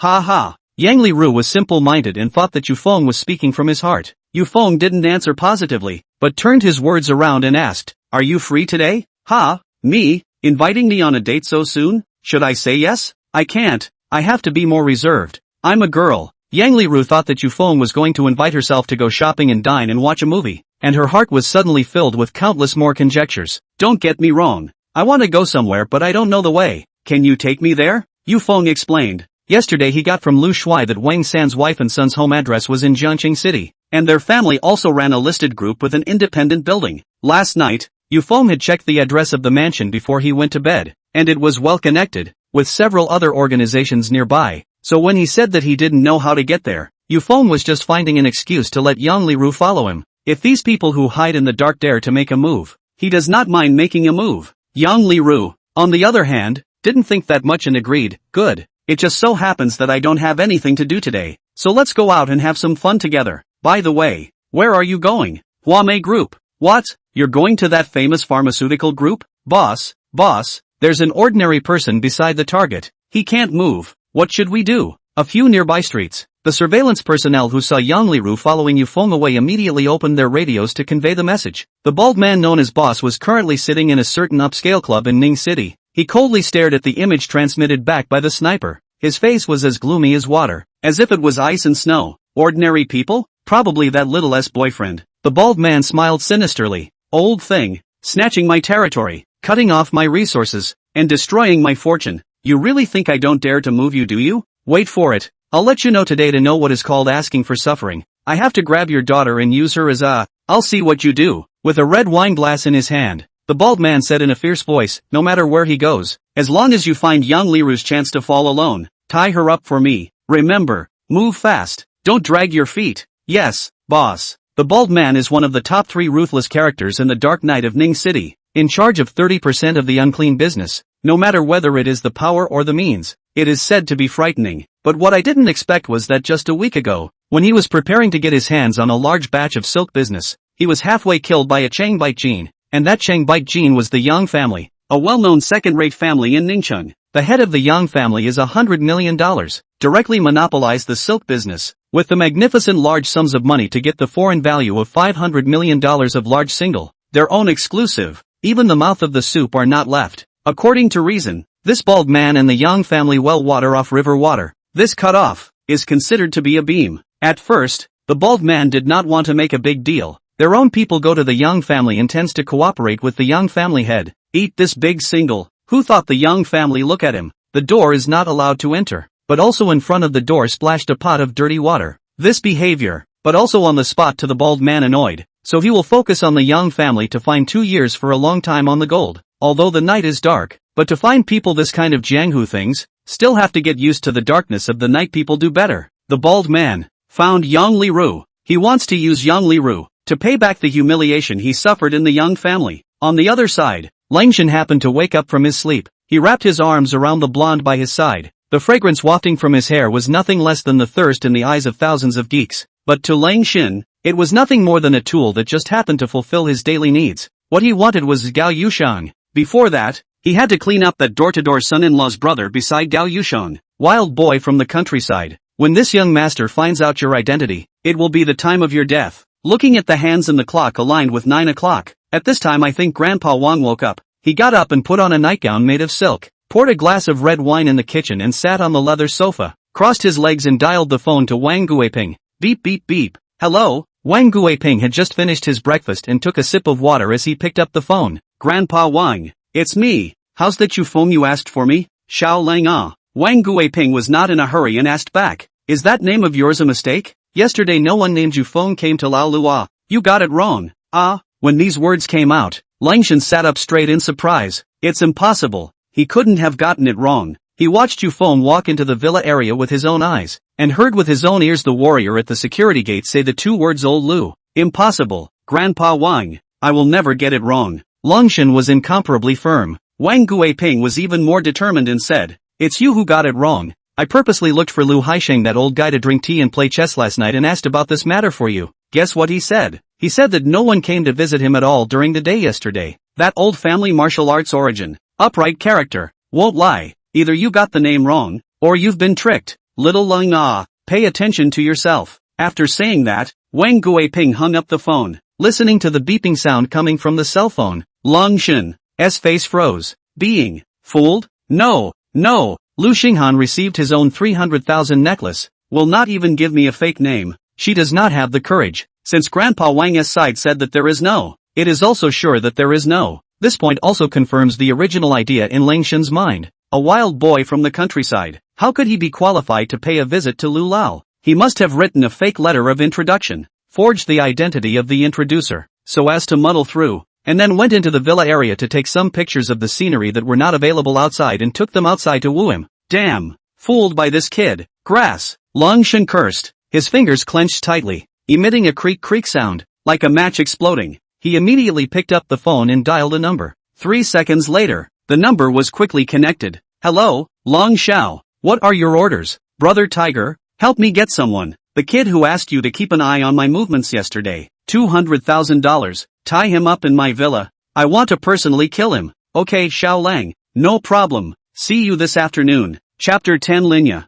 Huamei Group is Jiangcheng pharmaceutical industry more famous listed group, ranked in the top 3, rich in resources, excellent reputation. The group's president Linya is the upper-class famous beauty. Just let a person is a pity that the president has a son, and the husband is actually who has not been revealed. The recent period, the name on the door to come to want a match with Linya's successful people from all walks of life is countless, but the final result is only one, is driven out of the group. From their mouths, the onlookers also knew Linya's attitude. If her husband didn't return for a day, she would hold on to Huamei Group for a day, and if he didn't return for a year, then she would hold on for a year. When Yufeng reported the address to Yang Liru, Yang Liru's first reaction was very shocked. She didn't think that the place where Yufeng was going was actually Huamei Group. What are you going to do? Huamei Group is famous. Since he wants to go, he doesn't know how he will go? Yang Liru was a bit strange in her heart, and even more curious about Yufeng's purpose of going there, so she didn't ask more questions. Half an hour later, they arrived at Huamei Group. Looking at it head-on, the magnificent building with more than 100 floors just standing there gave a sufficient shock. Even if Gao's jewelry group was here, it was difficult to cover up her splendor. Yufeng, what are you? doing here? Arriving at the door, Yang Liru still couldn't hold back her curiosity and asked. Yufeng looked up at the building. At this time of the day, with his sister-in-law's personality, he should still be working overtime at the group. When Wang San was still alive, Yufeng hadn't heard much from him about his sister-in-law's workaholic reputation. He replied indifferently, here to find the president of Huame Group. What? Hiss. Yang Liru sucked in a mouthful of cool air. The president of Huame Group. Just kidding, that is a listed group. The industry is well-known strong woman. How many business bigwigs want to see Linya one side is very difficult. You a janitor. How? It's not that Yang Liru looked down on Yufeng's identity. It's just hard to imagine. If Yufeng knows Linya of Huame Group, even if it's an ordinary friend's relationship, it's not a problem at all to mix a manager with a monthly salary of over $10,000 in Huame Group. So why bother to be a dirty and tiring janitor? What's wrong? Yufeng asked. Yang Liru suspected that Yufeng was joking and said with a smile, Yufeng, are you serious? Do you have an appointment? An appointment? Yufeng shook his head. What's an appointment? I'll make a call and she'll come down to pick me up. Yang Liru became more and more speechless. What kind of status did Linya have? Yang Liru, who came from a wealthy family, knew very well what kind of personality these powerful women who stood in the upper class had. Unless it was those dignitaries from Kyoto who came to pay a visit, or else she would only refuse. Yang Liru didn't believe Yufeng's words and was sure that he was joking. In order to prevent him from making a fool of himself, Yang Liru persuaded, why don't we just go? Yufeng, don't joke with me. If the security guards come out and kick you out, you'll be finished. Yufeng was full of doubts. Don't believe me? Just as he was about to open his mouth, on the main road in front of the group, a red BMW slowly stopped, and the car slowly walked down a middle-aged man wearing a suit, with an obese figure, but arrogantly lifting his chin high. Middle-aged man carrying a briefcase. See the group in trance stood a man and a woman. Cannot help but frown. Female looks good, body is also good, but this man, every piece of the body is ground floor goods. Stinking beggar A. In the doorway wandering around. Humph, presumably another name to pursue the president of the boy. Your kind of goods. Still want Toad to eat swan meat? Huan Han is the best suitor for the president. He walked quickly to the door and stared at Yufeng with a lowered eyebrow. Kid, what do you do? Yufeng looked back at him and skimmed his head. Let's go. Let's go in. Air. Ignore. Nakedly ignoring. Brush. Huan Han changed his face drastically. As the director of the Human Resources Department of the Huame Group, he was outright ignored. This guy, stop. I'm asking what you're doing? Huan Han crossed his body to stop Yufeng. Yufeng tilted his head. Do we need to report to you? Nonsense, don't we need to? If you are an employee of the group, as the director of the Human Resources Department, I have the right to manage you. If you are not, idle people are not allowed to step into the group. This is the rule. Huan Han raised his chest. His tone was condescending, as if he had eaten Yufeng. Yufeng said indifferently, I'm looking for the president of the group. It seems like it has nothing to do with you. Besides, I'm not a member of your group. No matter for what reason, you're not qualified to control me. You're looking for the president? Huan Han was shocked in his heart. Lousy knew that this was a stinking beggar who wanted to eat swan meat. Yang Liru was a bit flustered. She pulled Yufeng's arm. Let's go. Let's go. Yufeng gently shrugged off her hand. He had come to find Linya for something important. It was about his brother's news. He didn't want anyone to delay his time. Moreover, those eyes around him still didn't know when they would strike. He had to hurry. Huan Han took a step backwards and raised a contemptuous expression. Kid, what kind of goods are you? I still don't know. Don't you just want to go into the group to secretly find President Lin, then have a confession and finally win the president's heart? Yufeng, is this guy brain dead? Get out of the way. I won't let go. What's the matter? You want to make a move? Huan Han's eyes narrowed and immediately took out his cell phone to call the defense section. Hello? Superintendent Huang? Immediately send 10 people to the door. There is a beggar who wants to break into the group by force. Yes. After saying that, Huang Han put away the phone. Seeing that the situation is getting more and more urgent, Yang Liru was so anxious that she stomped her feet. She should have guessed that Yufeng would come to this accident. A cleaning lady, how could she recognize Linya? What to do? The more she panicked, the more at a loss. And Yufeng, since the beginning is a calm face, he took out his cell phone. Find yesterday Lu Shuai let someone send Linya private phone. Dial through. Beep. Hello? On the other end, a woman with a high and cold voice that was exceptionally mature and charismatic picked up the phone. I'm Wang San Brothers. I'm now downstairs in your group. Someone won't let us in. Yufeng only uttered a few short sentences, but these few words, however, instantly stirred Linya's sea of heart that had been calm for years. Wang San, eyes, immediately reddened. I'll be right there. Linya left a soft sentence and walked out of the office. Putting down the phone, Yufeng had a number in his heart, but Huang Han still had an unimpressed expression. Still Wang San brother? Come on, call someone. I want to see what relatives you toads have in the group. Catch one and I'll fire one. If I don't kick you scum out. I don't surnamed Huang. Who is Wang San? Huang Han didn't recognize it. Such a trashy name was simply unbearable. After a few minutes passed, the sound of eager footsteps came from inside the group, and 10 uniformed security guards quickly arrived. Mr. Huang, who's trying to break into the group? The boss of the security section asked aggressively. Huang Han pointed at Yufeng. Here, it's this bastard. Quickly kick him out. And the 3 Wang brothers, where are the people? Where are the people? Don't you have someone? Hurry up and call him here. I'll fire him in minutes. As soon as the words fell, a cold voice came from within the group. Huang Han, you've gotten fat with guts, haven't you? Linya arrived. Chapter 11, People from Both Sides. The first moment he heard the voice, Huang Han's fat body shook visibly. The expression that was originally full of confidence and vowed to drive Yufeng out was stunned on the spot and froze in place. President. It was the president who came. Seeing Linya striding from the stairway in a black professional suit, the captain of the security section hurriedly stepped aside. Yang Liru's face changed slightly. It really came. It couldn't be that the person Yufeng had just called to find was Linya? He really knew the president of Huamei Group? This wasn't a dream, right? Of course it wasn't. Huang Han, when did you, the director of human resources, even have the right to fire the president? How come I didn't know? Linya walked in front of the few people, and as soon as she opened her mouth, she targeted up Huang Han's remark. Huang Han hurriedly fanned himself hard. I'm sorry, President. I didn't know the person he was talking about was you.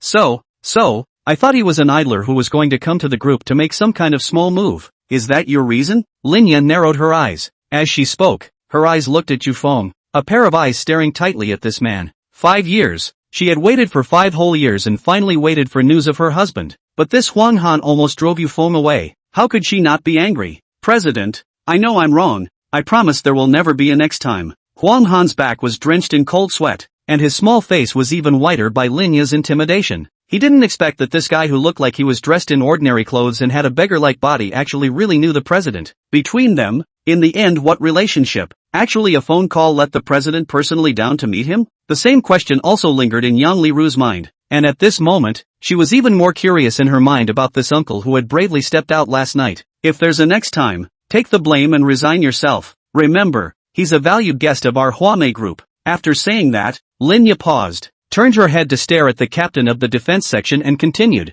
As for the 10 of you, each one of you will get a demerit. Don't forget what the rules of the group are. The defense section belongs to an independent department, and there is no one who is qualified to mobilize you. And if there is a next time, all of you, get the hell out of here. Yes. After the 10 security guards replied loudly, they turned around and ran into the group, returning to their posts. After dealing with them, Linya looked at Yufeng. Going to the office? Or, the office. There are some things that aren't convenient to say outside. Yufeng's meaning was a bit cryptic, which caused Linya's heart to shake and inexplicably panic. Oh right, your name is Huang Han. Please help me greet this friend of mine. I'll be right back. Then, Yufeng said to Huang Han, where are you going? Yang Liru asked. I'll be back soon. Wait for me downstairs for a while. After saying that, Yufeng walked into the group and followed Linya in the direction of the office. Yang Liru stayed alone in the same place, staring blankly at Yufeng's back, gazing for a long time. This man, without realizing it, had an extra layer of mysterious veil. Brave, kind,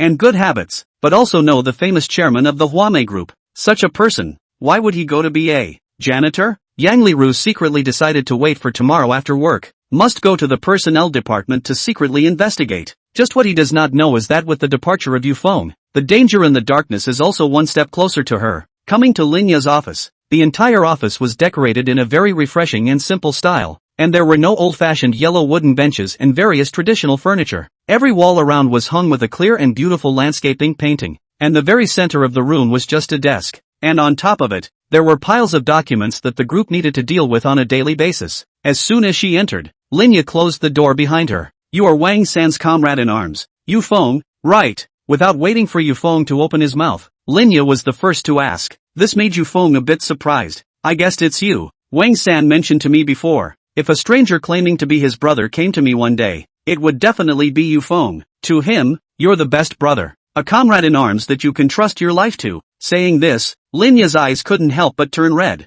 She vaguely guessed something. Yufeng lowered his head and clenched his fists. I'm sorry, sister-in-law. I didn't protect Wang San. LOL. This sentence means death. Forgive Linya for being fully prepared for these 5 years. When she really heard the news, her heart still suffered a rippling impact. A kind of heavenly dizziness rushed to her head. She closed her eyes, and a few droplets of falling flower-like teardrops gradually slid down from her cheeks. This sadness lasted for about 10 minutes or so, and the atmosphere in the empty room couldn't help but be much lower. She took a deep breath, relieved her emotions, and asked in a sobbing voice, "How did he go?" Just after asking, she suddenly thought of something and hurriedly apologized. "I forgot the rules. This is confidential. I shouldn't ask. If you are embarrassed, I don't blame you," Yufeng firmly said. Sister-in-law, Wang San was bravely sacrificed on the battlefield. On the way to the mission, our sniper team was surrounded by the enemy. Wang San, in order to protect me, draw out the enemy, and took the initiative to give up his life to block in front of me. My life, it was he saved. In order to take revenge, I also violated the rules. Unauthorized crossing the border will be the enemy all annihilated, and later on to the court. The 5 years served in prison.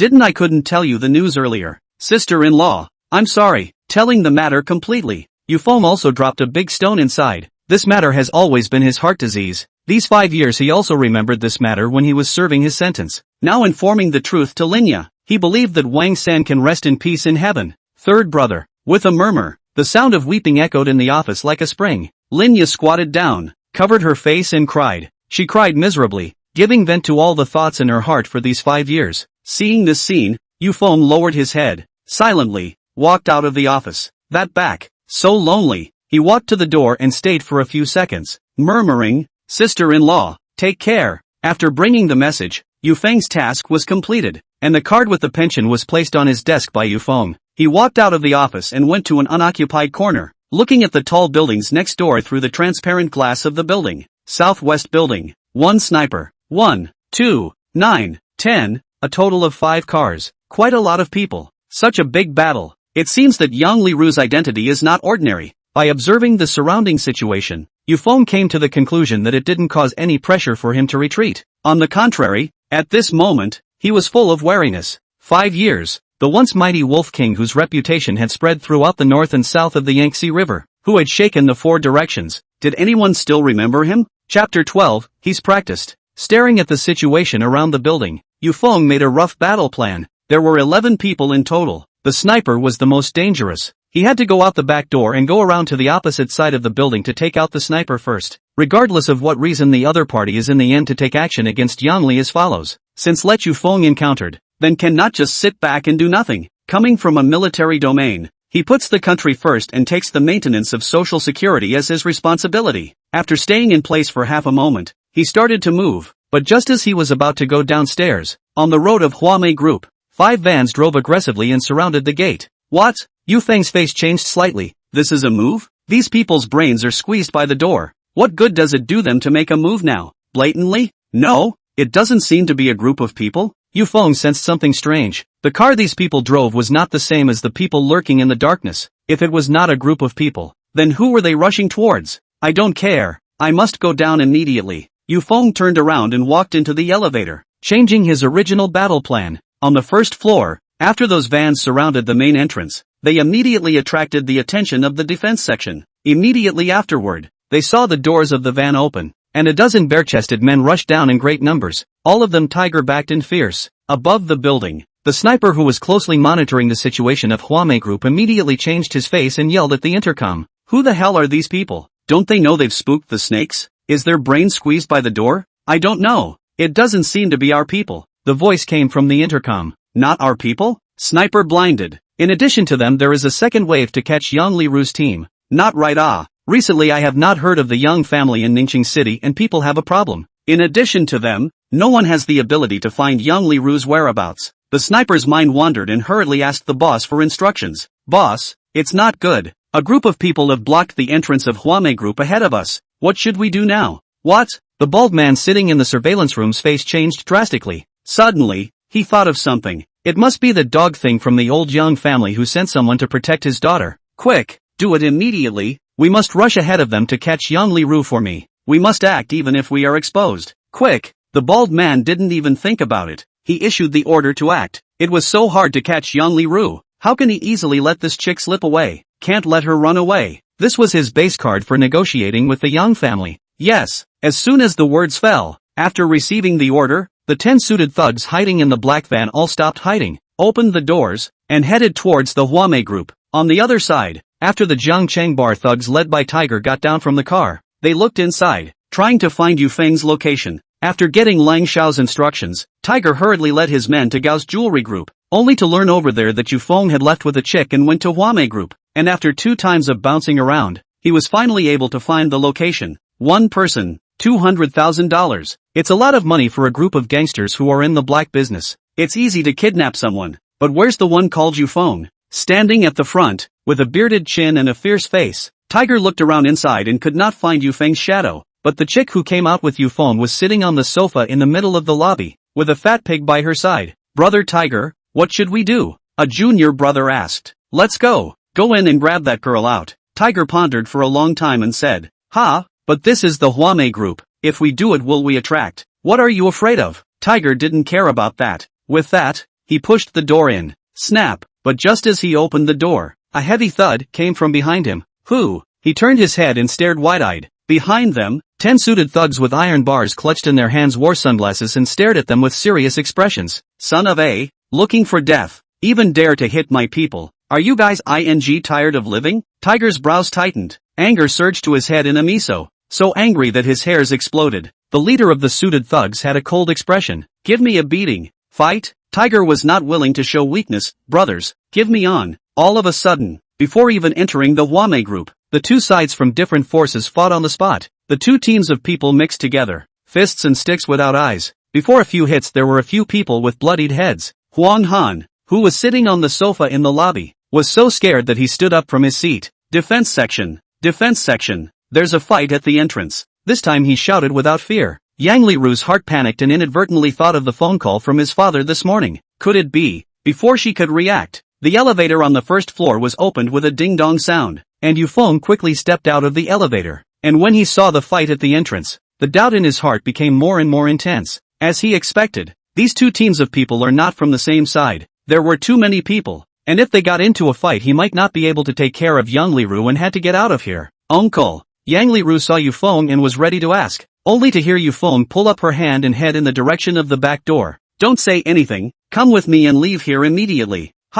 Yang Liru froze, and as soon as she made contact with Yufeng, her face reddened again. What in the world had happened here? And at that moment, the 2 sides fighting outside the group noticed them. Not good. Boss, Yufeng is running away. Boss, Yang Liru is going to run. 2 voices in the crowd sounded almost at the same time. At these words, the writhing crowd immediately looked inside. The target was the most important. Charge, don't let them escape. The 24 people immediately switched targets and rushed into the interior of the Huame group in unison. Huang Han immediately panicked and hurriedly found a place to hide. Run faster. There are some people who are rushing towards you. Yufeng opened his mouth to remind a word. Uncle, are you sure? Rushing towards me? As he spoke, the 20 or so people behind him closed the distance between them again. No way. Can't run away. Yufeng let go of her hand, pointing to the gate at the back. You go first. Turn left. Out of the door is a park path. 30 meters away there is a bureau. You go inside to seek help. Uncle, what about you? Yufeng did not answer, as if a mountain turned back to stop behind Yang Liru, and then rushed to the 20-some people. Asterisk. This guy is crazy? Huang Han rubbed his eyes, full of incredulity. It's not even if this guy doesn't run, but he rushes up to do it with them? Am I dreaming? Or is he just out of his depth? Nope. In the next second, Huang Han realized that he was simply a rat-faced toad. Yufeng, who rushed towards the crowd, didn't retreat, didn't advance when facing the first suit thug, only to see him flip in the air, with an extremely perfect posture, a move, kick over the first person. He is practiced? Chapter 13, take them all away. In the first kick, Yufeng controlled the force not to break the neck of the first person, and only slightly used a little bit of chi to knock him out. After turning back, he struck out swiftly. From afar it looked like countless residual shadows stacked together, weaving in and out of the crowd. Bang! Tiger pulled out the iron rod at his waist, and just as he swung it towards Yufeng's head, his arm was smashed hard by Yufeng's fist, and instantly, pain like Tarzan's overwhelm enveloped Tiger's fist all of a sudden. In the next second, he flew out backwards and hit the floor, spitting out a mouthful of blood violently. This flowing fight scene, even the most famous martial arts team in China couldn't do this kind of effect. Too capable of fighting. Huang Han was deeply shocked by Yu Feng's skill in his heart. If he had let the people from the defense section make a move on Feng just now, wouldn't he have ended up in the same situation as their kind of people? At the thought of this, Huang Han's heart palpitated with relief. Luckily, Lingya came in time, or else he would have had to lie in the hospital for a month with this skinny little body. At the same time when Huang Han was marveling, Yang Liru, who was standing at the back door, was also shocked by Yu Feng's skill. Born in a wealthy family, she grew up with specialized bodyguards. Once she secretly watched her father's personal bodyguard split a tree with his bare hands. She thought that was the limit of a mortal's fighting strength. But when compared to Yu Feng, there was no comparison at all. There were more than 20 people, each with a sharp weapon in their hands, but they couldn't even get close to Yu Feng's body, and they fell to the ground before they could even strike. What kind of character is he? In the end, what are you waiting for? Hurry up and run. Yu Feng took advantage of the gap between one person falling to the ground and shouted back. Right, uncle. Hold on, I'll call someone over right away. Yang Liru panicked and pulled open the back door, accelerating her pace to run out. She ran fast, vaguely guessed what. Could it be that uncle let her take to Huame group? From another aspect is also to protect herself. He already knew that someone wants to be unfavorable to her? If this is the case, oneself instead owes uncle another favor. No, can't abandon uncle like this. Yang Liru clenched her fists. The shadow of the bureau soon appeared in her vision. She revealed a smile. But just as she was about to step into the door of the bureau, a black Ferrari sports car drove like a cheetah and stopped in front of the door of the organization. As soon as the masked man sitting in the driver's seat got out of the car, he rolled over and crossed the body, and before Yang Liru could step in, he covered her mouth and then controlled her hands and feet.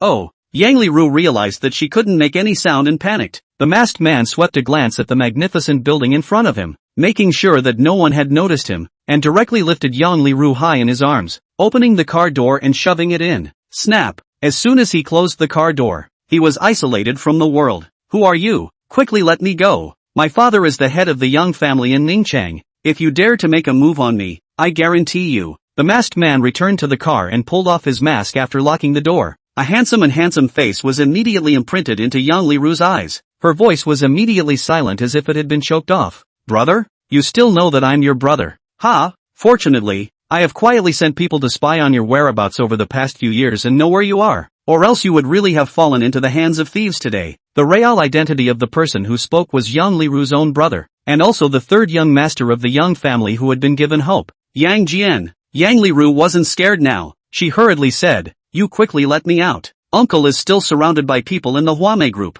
I have to find someone to save him right away. Uncle? Yang Jian was stunned in his heart. You hurry up. Don't talk nonsense. Yang Jian shook his head. No, I can't let you go alone. That group of people come from complicated backgrounds. Many of them are retired from foreign mercenary legions. Once they are pissed off, even if the bureau's people come, it's useless. I can't let you get caught in danger. Yang Jian, has your conscience been eaten by a dog? If it wasn't for uncle, I would have been arrested in the morning. Are you now asking me to betray him just to stay alive? Yang Liru was pure in nature and simply couldn't do such damaging things. She desperately smashed the window, but her delicate fist smashed down, and all she got in return was pain. Hearing this, Yang Jian was also helpless, but just as he hesitated, a dozen uniformed staff members immediately rushed out from the bureau, running towards the Huame group in a state of 100-meter acceleration. This scene made Yang Liru and Yang Jian stare at the same time. What is going on? Someone notified the bureau? Let's go. Looks like someone went to help that uncle of yours.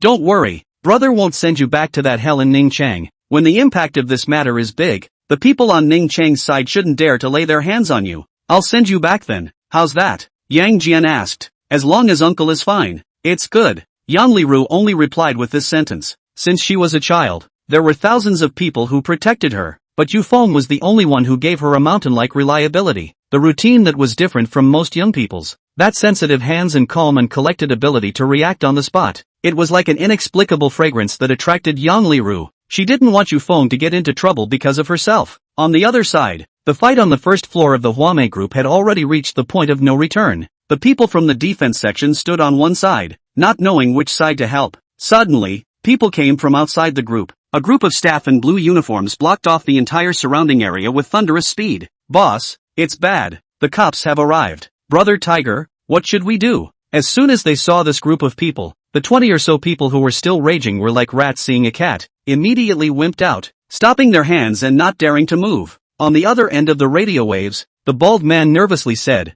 Don't let Jiangcheng City know what we're going to do? After saying that, he snuffed out the radio to avoid exposing himself. Tiger raised a complicated look. Grass. This time it's considered that we've fallen. Didn't Lang Xiao say that this guy is just a poor kid from the countryside? How come he's so good? Don't speak. All hold your heads and squat down. Go back with us to be investigated. A male staff member picked up handcuffs and walked into the pile of people, handcuffing everyone who was fighting and brawling, and finally came in front of Yufeng. He looked Yufeng up and down and asked, "Did you beat them up like this?" Yufeng looked to the back door and then to the door. How come he didn't see Yang Liru? Asking you. Yufeng turned back. It was me who beat them up. Good. Not a small mouth. So many people are yours. Come with us. Snap. Without asking another question, the male youth cuffed Yufeng's hand and pulled him out. Chapter 14 Fierce, Big and Brainless Beauty. After returning to the bureau, those 20-odd people from different forces were brought into the relevant small dark room for interrogation, while Yufeng, on the other hand, was brought into a separate small dark room. Sitting on the unique iron chair, Yufeng couldn't help but think of the interrogation training within Wolf Fong. After becoming a captive, there were only two beliefs in the mind of any Wolf Fong Special Forces member. First, stand and live. Seize the opportunity to break out of the enemy's encirclement and fight back with a Jedi. And second, even if they die, they will not kneel and act like a man. What a familiar feeling. Unfortunately, this is not Wolf's teeth. Knock knock. Outside the room, there was a cold knock on the door, and a woman wearing a slender black uniform, wearing an organ hat on her head, with a competent temperament and possessing a sheet of superb beauty held a pile of documents and walked inside. Bang! Sister Lin. Lin? The intern at the side who was responsible for recording the contents of the conversation immediately changed his face greatly and stood up from his position. This is a famous female tiger within the bureau, holding the position of deputy team. Just a few months ago when she took office, she smashed 5 syndicates involved in money laundering. Her reputation is far and wide, and she is highly valued by the people above her. Here, not a single person dared to mess with her. Sit down. It's none of your business. Yes, Sister Lin. The intern breathed a sigh of relief, thinking she had made some mistake. Then, Lin Yunan sat down, her eyes staring at Yufeng with strong prejudice. Name. Isn't it written on the document in front of you? Yufeng expressionlessly pointed at a piece of paper. That was Yufeng's personal information. And of course, the simplest information. I told you to answer. Are you deaf? Lin Yunan scolded. Yufeng blanked out and laughed bitterly. Is this how you handle cases? Those 20 or so people at the Huame group almost killed me today. My colleagues' whereabouts are unknown to this day. Instead of going to look for the person, you've come to ask me instead? Yufeng had tried his best to restrain his temper. From the moment he got on the bus to here, he couldn't even see a single shadow of Yang Liru, which made the uneasiness in his heart grow stronger. Lin Yunan clenched the black pen in her hand, and with a click, the black pen snapped. In the next moment, her eyes also clouded over. If it wasn't to find someone, I would have come to talk to you? Kid, don't think that I don't know what you do. Beating 20 people by yourself without a single injury on your body. This kind of stature, in my impression, can only be possessed by killers secretly trained by certain foreign mercenaries? And you still don't admit it? Lin Yunan naturally knew that a person had disappeared. Through the surveillance on the first floor of the Huame group she had learned about it. Only when she went to the president of the Huame group,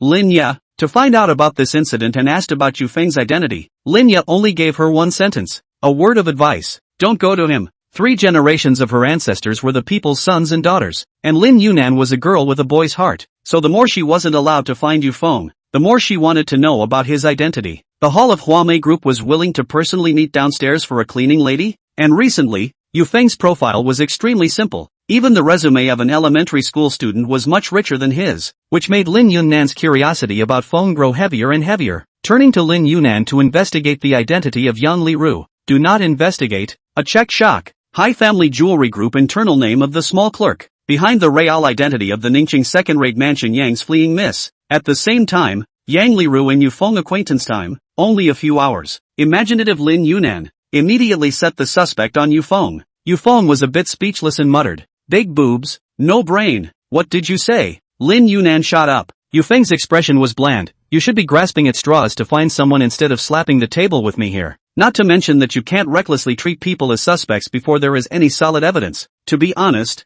I'm starting to question your ability to handle cases. Just which stupid pig dared to let you sit in this position? When this came out, the intern was not happy. Hey you janitor, what qualifications do you have to say this kind of thing? Our sister Lin is a college student graduated from Kyoto Aviation University no matter what. What kind of cow are you? do you know where this place is? Alright, talking to someone with closed eyes is insulting our intelligence. Xiao Lu, you have to remember, the more innocent a person seems, the more suspicious they are, Lin Yunnan said in a conspiratorial manner. From the bottom of her heart, she had decided that this was a kidnapping that was premeditated in advance. Yufeng was just the hero and the good guy in this premeditation, and those punks were just minions arranged to make Yang Liru fall into the final trap. She didn't believe that a man who had only just met a woman for a few hours would be willing to fight 20 people alone for each other. Either he had a brain problem or he had other intentions. As for love, yuck, she didn't believe in love at first sight. Shay, Yufeng extremely disdainfully skimmed his mouth and fearlessly said, if you decide that I'm suspicious,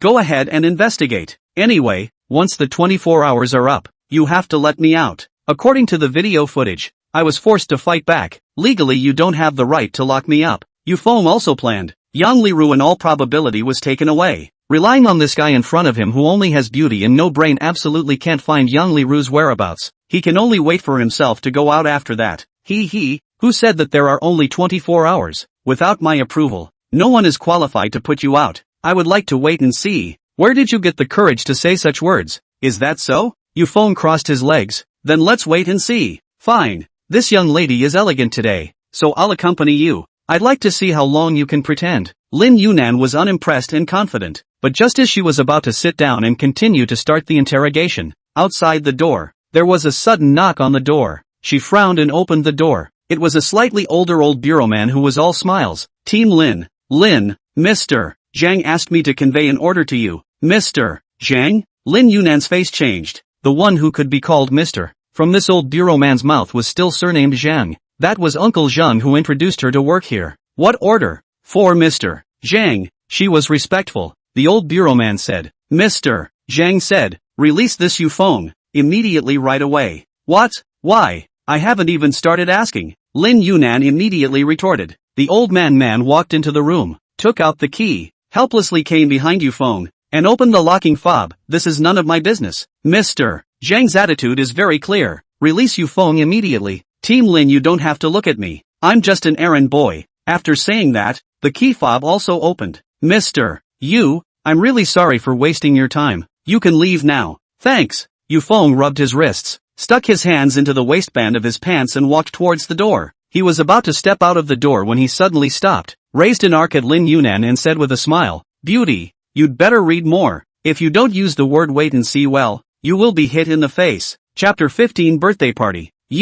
Lin Yunnan exploded with anger, her eyes full of rage. How could she not expect that in the end it was the top man, Mr. Zhang, who gave the order for this guy to leave? This shameless said that she had big boobs and no brain, and also, told her to read more. It was simply lawless. Rather than having a grudge in her heart, Lin Yunnan still could not explode. This was not another place. She had to carry out orders. Therefore, she watched Yufeng strut out the door. After he left, Lin Yunnan took out her cell phone in a bad tone and made a call. On the other end, Zhang Lihai, the third in command of the organization, was standing in front of the window with a cup of tea, gazing at Yufeng walking out of the organization's gate and beckoning a cab to leave on the side of the road. When he received Lin Yunnan's call, his worried brows spread. This little girl, she really couldn't help herself. Yunnan, is something wrong? Lin Yunnan questioned. Uncle Zhang, why did you let him go? Do you know what this just said about me? He has a major suspicion on him, don't you know? Zhang Lihai took a sip of tea and said,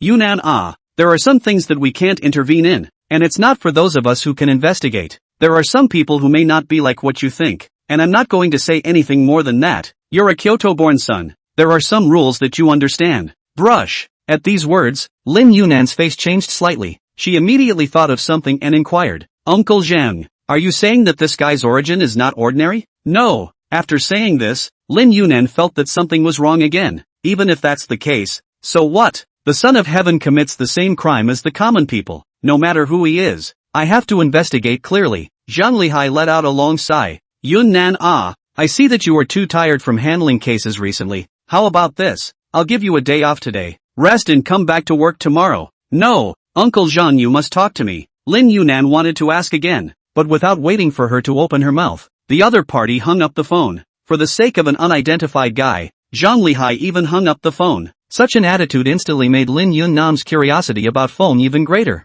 According to the information he had investigated, This Yufeng was nothing more than the younger brother of the door-to-door son-in-law recruited by the Gao family, and as soon as he arrived at the Gao family yesterday, he went through the entry procedures, and his position was nothing more than a janitor. If his identity was really unusual, he wouldn't have to be a janitor. And how could he get mixed up with the escaped young lady of the Yang family in Ningchang? Everything was full of suspicion. Lin team, this Yufeng is too arrogant. Do you want me to send someone to keep an eye on him? The intern saw Lin Yunnan's face of anger over this matter and spoke out to persuade him. Shut up and leave me alone. Lin Yunnan was getting angry. She couldn't help it. What was the origin of this Yufeng? Then she saw her immediately dialing another phone number. Hello? Help me check a person's file. His name is Yufeng, born in 98 years. A person from Zhangchang. I've already sent you the photo. Okay, miss, the other end replied, followed by a burst of keyboard sounds. But the sound of the keyboard just rang out, and then it came to a screeching halt. What's going on? Im Yun Nam noticed something strange and hurriedly asked. Little miss, this person you are checking out even has a 5-year gap, and 4 years before the 5 years are under extreme confidentiality seal. Even the files from childhood to adulthood have been engraved on the A-level files, and we are not qualified to access. What?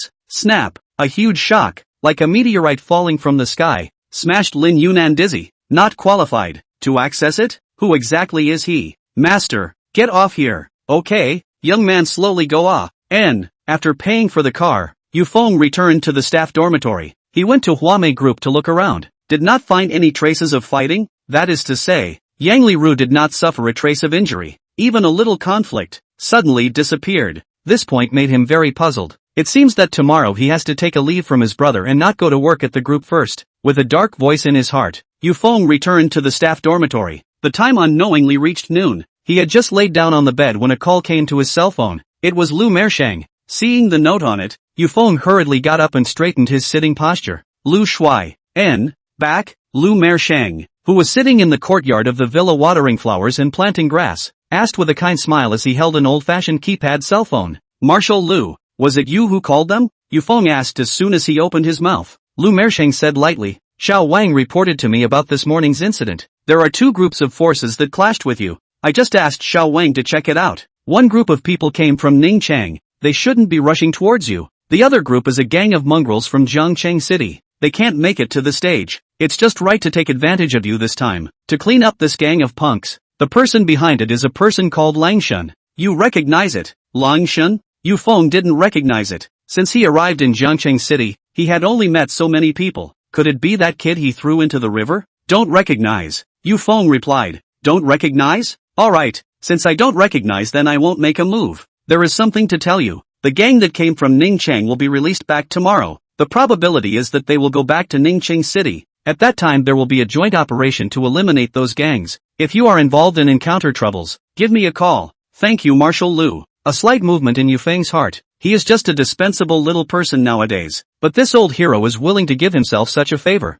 No need to thank. You are the only Wolf King. Don't forget the oath you made when you joined the Wolf Fang. If there is a call, me so. Yufeng straightened his body and shouted. If there is a call, the call will return. The return will be a battle. The battle will be won. Good. The call ended after Lu Mershang's cry of appreciation that was filled with the faith that the seniors put in their juniors. Yufeng also learned from Lu Shuai's words that Yang Liru's identity was very unusual and from Ning City, who exactly, was still unclear. On the other hand, the other party was just some punks who couldn't get on the stage. They rushed themselves, then hired them. Think also a little bit of money. Narrow-minded people. If you're here, you're here. People don't offend me. I don't offend. If people offend me, I will offend. Yufeng does not mess with things, and is not afraid of things, not to mention fear of things. Time is in a hurry. Unconsciously, also to the evening, the sun sets. The afterglow turns into a golden thin line disappeared into the west of a line of sky. Yushan drove a luxury car parked at the entrance of the group.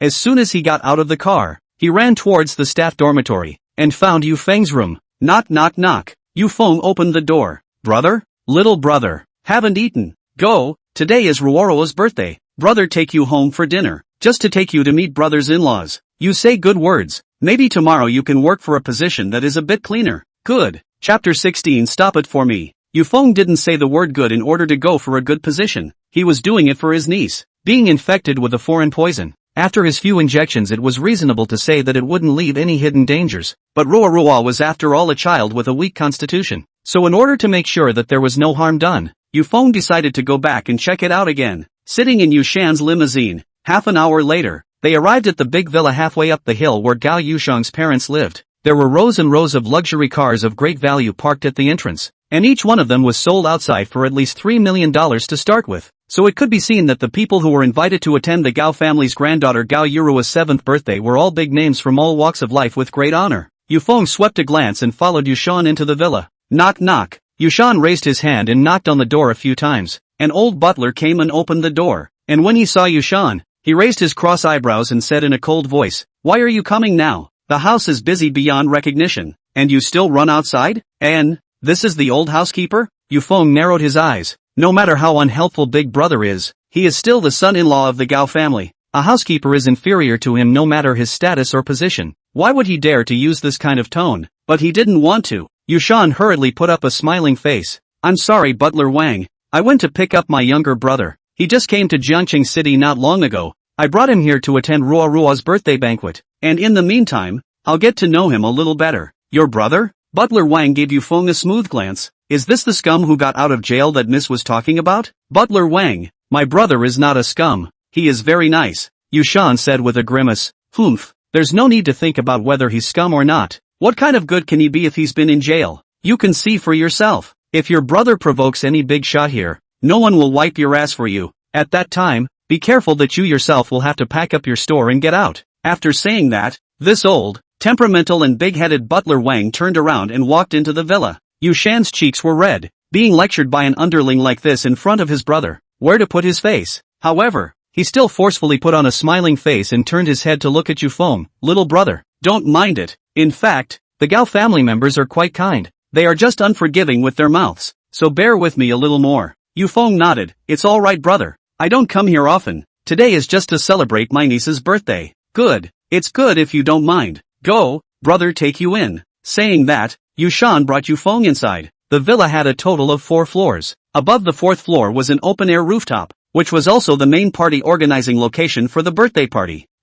Your sister-in-law is entertaining guests on the rooftop. I'll go over there first. There are a few very important big bosses. Why don't you have a rest in the lounge on the 3rd floor first? I'll call you when the party starts." Bringing Yufeng to the 3rd floor, Yushan suddenly realized that some big bosses haven't entertained yet. Right now the rooftop is gathered with powerful characters. If he left, it would inevitably make him feel lonely. Thinking, it's better to wait until he's done with his own business to accompany his brother. Yufeng smiled and said, "It's fine, brother. I'll walk around by myself. This is the first time I've come to this villa landscape area halfway up the mountain. You don't have to mind me." "Good. Oh right. Where is Ruo Ruo?" "She seems to be playing on the 2nd floor." Yushan thought about it and said, "Alright, I know. I'll go look for Ruo Ruo, to see if the poison in her body has been drained." After saying that, Yufeng walked down towards the stairs. Yushan turned back and also quickly came to the rooftop to find Gao Yushan, who was chatting with the guests. "Yushan, I'm here." Gao Yushan looked at him with cold eyes. "Where have you been?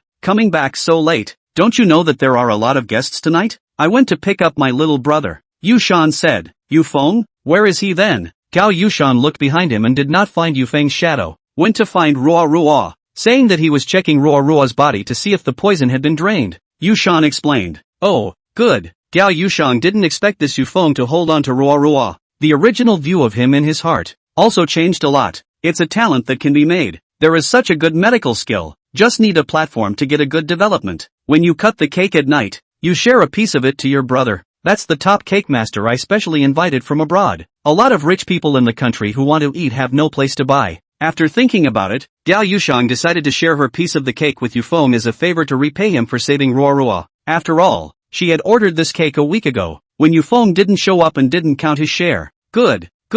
Thank you, wife." Coming to the 2nd floor, Yufeng was like entering a maze. This villa covered a total area of over 270 square feet, and there were probably more than 20 rooms on one floor. "Where is Ruo Ruo?" Yufeng thought that when he was checking Ruo Ruo's pulse, he would ask her if anyone had given her anything recently, so that he could find out the real murderer who wanted to kill her. And just when Yufeng couldn't find his way and was wandering around like a headless fly, a scream immediately came. "It's Ruo Ruo." Not good. Somewhere in a large children's room, filled with dolls and statues, was Gao Yuruo's room. In preparation for her 7th birthday tonight, her closet was filled with valuable princess dresses, and on this day she had the right to pick out her clothes alone. The thought of her uncle coming to her birthday put Gao Ruo in a happy mood. Dad said that it was uncle who woke her up yesterday. Uncle is so powerful. He must know many stories. Facing the princess dresses in the closet, Gao Ruo was in trouble. Having just stepped out of the bathroom, she only had a white bathrobe on her. Just as she had just picked out a new princess dress and brought it down,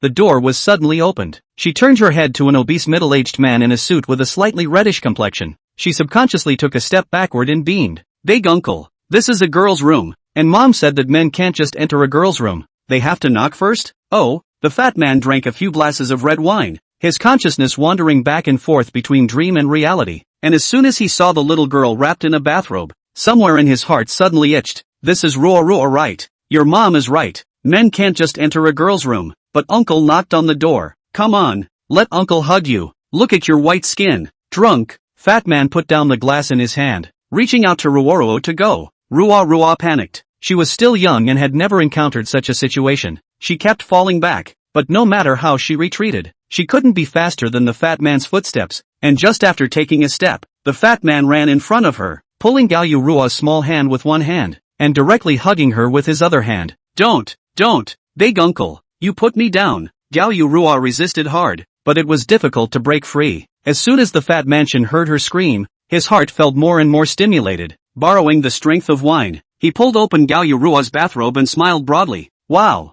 Ruo little friend's skin is so white. And just as he was about to go further and get on his mouth, outside the door, a figure quickly rushed over. Stop it. Yufeng arrived. Chapter 17. A slap. Yufeng's eyes widened angrily, putting his hands on a child, or a middle-aged obese lewd uncle. He couldn't tolerate it. The fat man Su Chang's face changed. Just as he turned his head, a huge fist smashed head-on. Bang! Torn like huge force immediately left purple and blue fist marks on Su Chang's eyes. He stumbled and fell backward. Gao Ruo took this opportunity to hurriedly break free and pulled up his bathrobe and ran to hide behind Yufeng. Thud! With a heavy thud, Su Chang sat down on the ground, his head buzzing, his entire being bad, and his drunkenness subsided at this time, a fist that woke him up completely. You dare to hit me? Su Chang was confused, until he saw his absurd and ridiculous touch in the mirror. He was furious. Hit you? Yufeng loosened his loose wrist. Like you, even if I beat you to death, it's a kind of protection for the world.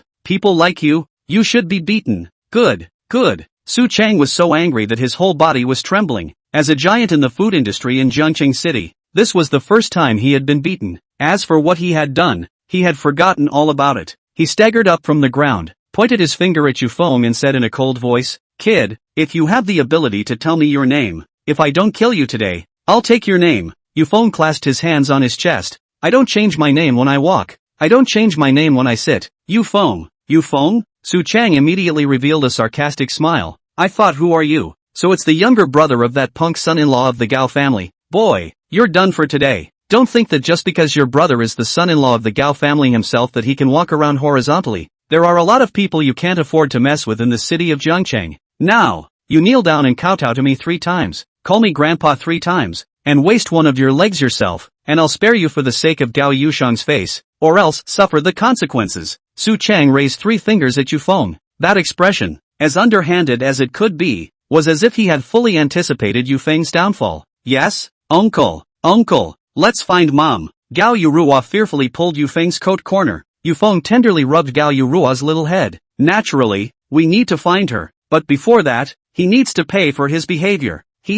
Make me pay the price. You deserve. Su Chang had just gotten halfway through his sentence when a strong wind hit his nose. Yufeng came in front of him, raising his hand. He slapped his hand and fiercely smacked it down. Splat! Su Chang fell to the ground in response. Red bloody handprints deeply branded on his face. Kid, Yufeng's face was expressionless. His eyes were terrifyingly cold, only to see him reach out and immediately strangle Su Chang's neck. Ooh! Su Chang couldn't speak. His neck immediately reddened to purple. Yufeng raised 3 fingers. Given the nature of this thing you did to my niece, I'll give you 3 paths. First, kneel down by yourself, slap yourself 100 times, and then get out. Second, I'll call the authorities and let the law take care of this matter. Then I'll beat you up before you leave. Third, I'll beat you up violently, but if you choose this path, the rest of your life is designated to be spent in a wheelchair for the rest of your life. So what's your choice? When he said these words, Yufeng's eyes did not fluctuate in the slightest. These were already considered very kind means of handling things for him.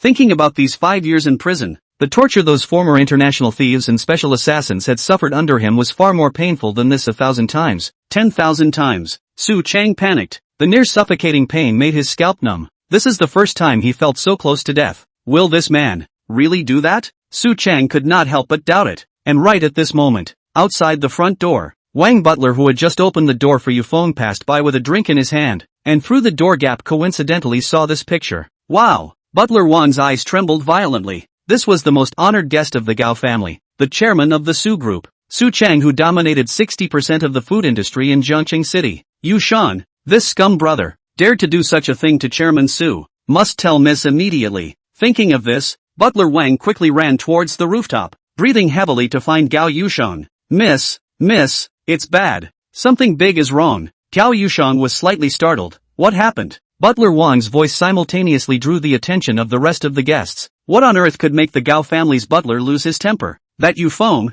Yusheng changed his face greatly. What happened to my brother? Gao Yusheng also frowned. Butler Wang said angrily, you punk door's son-in-law. You still have the face to ask me what's wrong. At the gate did I warn you to keep an eye on this younger brother of yours who just got out of jail, so that he doesn't mess with people. Do you know what he did? He even assaulted Chairman Su Chang and threatened him by the neck. So awesome. What? When these words came out, the entire room was shocked. Yufeng beat Su Chang up? Incredulous expressions appeared on everyone's faces. Which of the people who could come to this party didn't know Su Chang? A giant crocodile who started from nothing and had the backing of the Xian family, a second-rate family in Jiangqing City. To beat him up, wouldn't that invite trouble for the Gao family? Yusheng also knew the seriousness of the matter. No, my brother can't be. Go, take me there immediately. Yusheng wanted to explain for his brother, but Gao Yusheng didn't give him a chance at all, and after saying in a deep voice, his face turned gloomy and he took the lead to leave the rooftop. The rest of the guests also followed one by one with the mindset of watching the fun. Not good. Yusheng also immediately followed up. The crowd followed behind Gao Yusheng to the second floor and came to Gao Yurua's room under the guidance of Butler Wang. The door was still open. From afar, they saw that Yufeng was choking Su Chang's neck with an icy expression. It's over. Seeing this scene, Yusheng exploded on the spot. He had invited a huge mountain. What to do?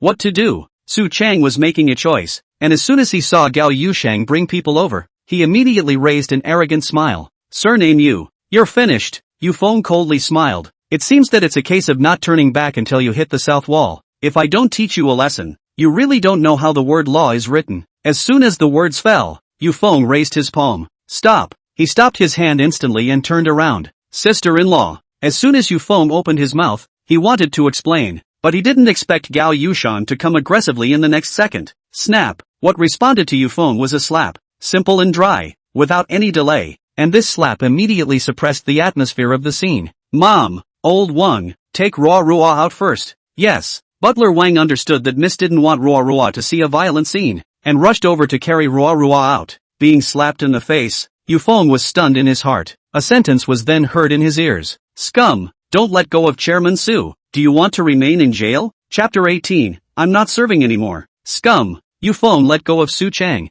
This was already the name he had heard most times since he came to Jiangqing City. He stood frozen in place and looked at Gao Yusheng. Sister-in-law, is it reasonable to slap me without asking? He wanted to ask clearly. Gao Yusheng laughed coldly. Reasonable or not, it's there for all to see. Mr. Su is our Gao family's honored guest. You're slapping my Gao family's face by hitting him. Is it wrong to give you a slap? After saying that, Gao Yusheng hurriedly came to Su Chang's side and helped him up from the ground. Mr. Su, are you alright? Su Chang's face was grim. Chairman Gao, I'm very angry about this matter tonight. If you can't give me a reasonable explanation, I'll reconsider the partnership between us. Yes, Mr. Su, I didn't expect this to happen either. It was my negligence. I'm really sorry. I'll definitely give you an explanation. Gao Yusheng nodded and apologized, focusing only on easing the relationship. She had spent a lot of effort to get to know Su Chang, and she would regret it if she offended him just because of a kid who had just been released from prison. Yufeng apologized to Chairman Su Chang immediately. Turning to Gao Yusheng, she ordered. Yusheng also followed suit. Little brother, apologize. Don't make your sister-in-law angry. I'm not wrong. Yufeng straightened his back, and the coldness in his eyes was almost on the verge of condensing the air. That's right? Still saying you're right. Do you think we're all blind? Yufeng, if you don't want to continue to go to jail, you'd better listen to me and quickly admit your mistake. It's still not too late. Seeing Yufeng being stubborn like this, she had the urge to kick this guy out. Making a mistake and still not admitting it. Does the one who hit someone still think he's honorable? Not at all at fault? Why am I in jail? Yufeng said indifferently. Sister-in-law, you should ask this guy what he has done. You can't just look at the surface of anything. This is something that you should understand. What do you mean? Relying on the number of people. Where would Su Chang still be afraid of goods like Yufeng? Only to hear him shout, "Surname you, what do you think you are? Didn't I just say a few words about your big brother? As for you to make a move on me? Your big brother Yushan is the famous soft rice king in Jiangqing City. Everyone knows that. Don't forget that your position as a janitor was also begged by your big brother on his knees. Goods like you, not obediently kneeling to be trained, but also dare to hit me? Believe it or not, one word from me will make you have no food in Jiangqing City?" Hearing that Yufeng was going to mention that incident, Su Chang was anxious in his heart. So he was wicked. At this statement, the crowd also thought it was the truth. Nodding their heads, they said, "So it's like this, ah." The feelings are for his big brother. Big fight really will count. His big brother has been the door son-in-law for so many years, even dare not put a fart. What gives him the right to have a temper? That's right, a beggar is also worthy of hands? There is no ability to lift the table. The temper is much bigger than lifting the table. Sand sculpture. Alas, if I say Chairman Su Chang also said nothing wrong, are the facts. Say it how? They cannot listen to the roll not the same circle of people. Hard to mix in, is not to look for scolding. The people who speak are all guys who work closely with Su Chang. Everything in this world, money is the biggest. Whoever had money was powerful and capable, and there would always be no one who would cross the line with a big brother for an insignificant little person. These words pierced his ears, but Yushan, who was standing in front of the crowd, didn't even dare to utter half a sound, because, these are the facts. He is a small man from the countryside. No ability, it does not matter. To be able to get on Gao Yushang this tree is already his last life's luck. These 5 years, he has been living like a dog. The Gao family is at SB's beck and call, and he doesn't dare to be stubborn with others outside, for fear that Gao Yushang will be unhappy and kick him out of the Gao family. It was not easy to get the honor and wealth. He did not give up, but now his own brother had clashed with the famous chairman Su Chang because of him, and if he didn't apologize, something would definitely happen to him. After pondering for a long time, Yushan realized that if he didn't say anything, Yufeng would definitely not be able to leave. He walked out from the crowd and came to Yufeng's side with his head lowered. "Little brother, listen to my brother, bow your head, say sorry, and this will pass." "Big brother." Yufeng looked at him in surprise. "All humiliated like this? People step on your face, do not resist?" The next second,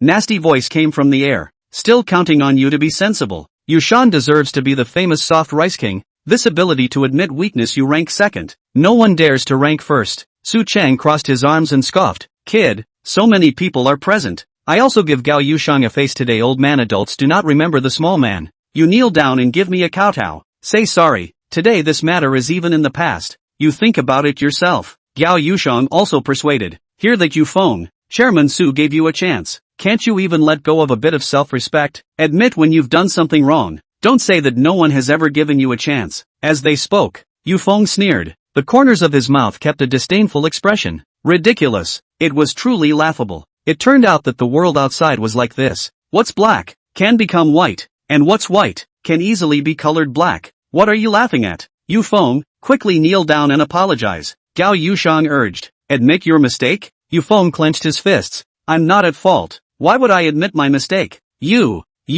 guy." Gao Yushang was furious. Having reached this situation, Yufeng was still this pedantic. But just as she was about to admonish her one more time, Yufeng opened his mouth and said indifferently, "Sister-in-law, you didn't even ask me what happened, so you made me apologize non-stop. I'm sorry, it's because Yufeng, misjudged you. It's because I trusted the Gao family too much." "What do you mean?" "Nothing much," Yufeng continued. "Aren't you just afraid that Yufeng, will drag the Gao family into this? Tomorrow I'll submit the previous entry form. Gao's group's cleaning staff. I'll quit. I'll go back later and I'll move out." "Big brother, you know best what kind of person I am. I don't want to intervene in your and sister-in-law's relationship, and I don't want to manage it. Brother won't drag you down." After saying these two sentences, Yufeng put his eyes on Su Chang. He took a step forward. Su Chang gulped and took a step backwards uncontrollably. "What are you doing?" "Nothing. To tell you the truth, I don't change my name. I don't change my name. My name is Yufeng. Today's matter has nothing to do with the Gao family. Whether you find me in trouble, whether you want to settle scores, just come at me. After tomorrow, I'll be waiting for your retaliation. As for the others, Yu Feng, am here to warn you, although my big brother is from a lowly background, but all men are born equal. If I hear any of you humiliate my big brother, don't blame me, you're not polite. After saying that, Yu Feng resolutely turned around and walked out of the room in large strides. Apologize? Sorry, Yu Feng, do not serve. Chapter 19. The truth is surprisingly like this. Yu Feng's back disappeared into the Gao family's villa. Everyone sucked in a breath of cool air. No one had expected Yu Feng's attitude to be so resolute. Moreover, the words he had said to Su Chang were completely looking for death, without the Gao family giving him shelter. What resistance could a wild boy from the countryside have? Gao Yushang immediately thought of this. She turned back and hurriedly apologized to Su Chang. Mr. Su, I'm sorry, I'm really sorry. Your prime minister's stomach can hold up a boat. Give me a few days. I promise to bring him to your door to apologize. Su Chang has not come back from Yu Feng's words. He thought about it. This thing is better not to make a big deal. Although he sobered up, but he just did that thing he remembered. If it spreads out, it's not good for his reputation. It's just a matter of. He waved his hand. Forget it. What kind of status do I, Su Chang, have to bother with a mole cricket? Just think of it as me stepping on a pile of trash. There's no need for any door-to-door apologies. Upon hearing this, Gao Yushang raised a joyful expression. Really? That's great. Thank you, Mr. Su. This husband's brother of mine doesn't know the rules. It's great that you bear with me. Yushan, what are you waiting for? Why don't you come over and say thank you? Turning her head, Gao Yushang stared at Yushan with a serious face. It was completely the tone of an ordering subordinate. Yushan's mind is still recalling those words of Yu Feng. He asked himself, when did he become a cargo that doesn't dare to resist even if he is humiliated? Yes, these big bosses, even if their families are rich and powerful, but everyone is equal. Their own life, why let them point the finger? But thinking that this was for Yu Feng's safety, Yushan's expressionless face forced a smile. He raised his head. That smile was so stiff that it was a bit awkward. Thank you, Mr. Su, my brother doesn't know any better. I'll go back and educate him properly. Thank you so much. It's fine. As I said, there's nothing to worry about with a mole cricket. Of course, you're also a mole cricket. If it wasn't for Chairman Gao's face, I wouldn't even look at you. Well, that's it for tonight. Chairman Gao, I still have a bit of business to attend to, so I'll leave first.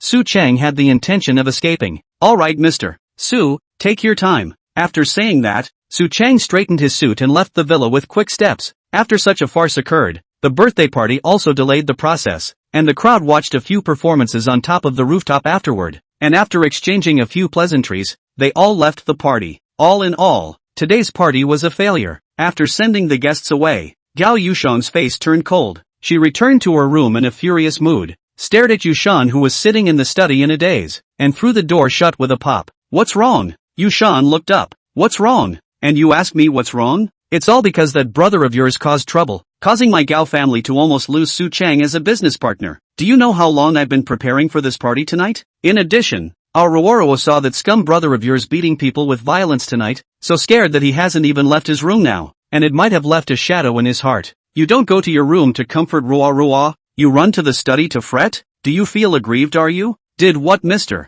Su said knock your self-esteem out? Gao Yushang was heartbreaking in every word, not caring about Yushan's mood at all. The stormy rain and pear blossom-like questioning was also like a silver needle, leaving thousands of holes in Yushan's heart. Since joining the Gao family, Yushan had gradually changed from a young and fearless youth to a soft rice king who had to look at other people's faces in everything he did. In order for Gao Yushan to be happy, he cannot want to lose face. In order not to let himself drag down the Gao family, even if he heard the Gao family's business partners humiliate themselves in front of people, he did not dare to say anything. For the sake of this family, he hardened himself to live as a wimp. It wasn't until Yu Feng came that he had a hint of being born as a human being. It was a taste of being looked up to. Finally someone cared about him, respected him. He wanted his brother to feel proud to have a brother like himself, but he didn't realize that the pride he couldn't hold on to was something Yu Feng hit with his fists despite the cost. Brother, why are you still frozen here? The rooftop is in a mess right now. If you don't go clean it up, are you waiting for me to go? Gao Yushang chided. You've had enough. Gao Yushang.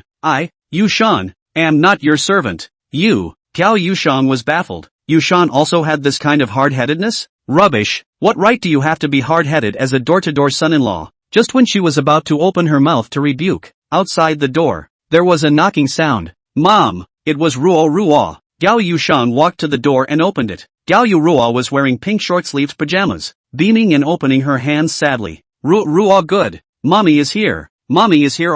Not afraid, not afraid. Gao Yurua thought that her daughter was scared. The fear in her heart had not dissipated. Immediately picked up Ruo and walked into the study, closing the door. Not sleeping so late. If Ruo is not afraid, do you want mom to accompany you? Gao Yurua said gently. That appearance, a sharp contrast to the aggressive attitude just now. Gao Yurua shook her little head, looked around for a while, and asked grudgingly, where is uncle? Didn't uncle say he was coming to celebrate Ruo's birthday? Why isn't uncle at home? Ruo has been looking for him for a long time? Uncle? Yushan sneered. Your uncle was driven away. Yushan, what do you mean? Who let you say this in front of the child? What? Not allowed to say it? Yushan was unconvinced. Ruo hurriedly persuaded. Mom and dad don't argue. Don't argue. It must be that Ruo didn't do a good job. Ruo wasn't a good boy. That's what caused uncle to be kicked out. Mom, you don't kick out uncle. Uncle was trying to save me from a beating. What?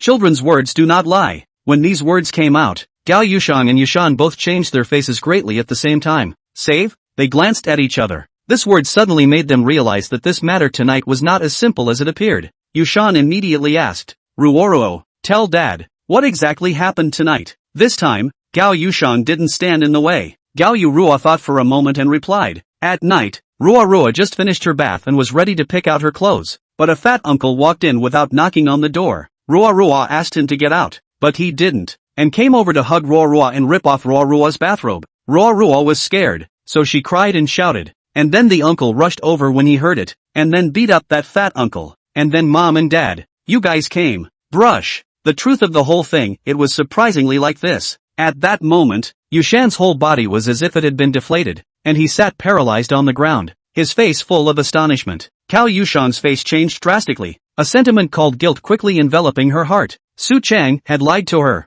It turned out that Yu Feng, in order to protect Ruo, was the one who beat up on people. She scolded him without even asking, and gave him a slap, forcing him to apologize. Yu Feng, how sad he should be. Chapter 20. The night storm continues. Yushan was frozen in place for several moments, a few crystal tears constantly hovering in his eyes. Brother. He raised his hand to dry the corners of his eyes with his sleeve and resolutely got up. Where are you going? Gao Yushan asked anxiously. To find him, wife. You should apologize to him. Yushan was serious. Apologize? Why should I apologize? Gao Yushan, who came from a luxurious family, felt from her bones that she was born noble. Even if she was wrong, she did not want to admit it. Shouldn't you apologize? Yushan asked back incredulously. Yushan, don't forget that you are the son-in-law of the Gao family, who asked you to speak to me in such a tone of voice. It was clearly your brother who he himself left without explaining himself clearly. Blame me? Then did you ever give him a chance to explain? When this was asked, Gao Yushang was speechless, not knowing what to say.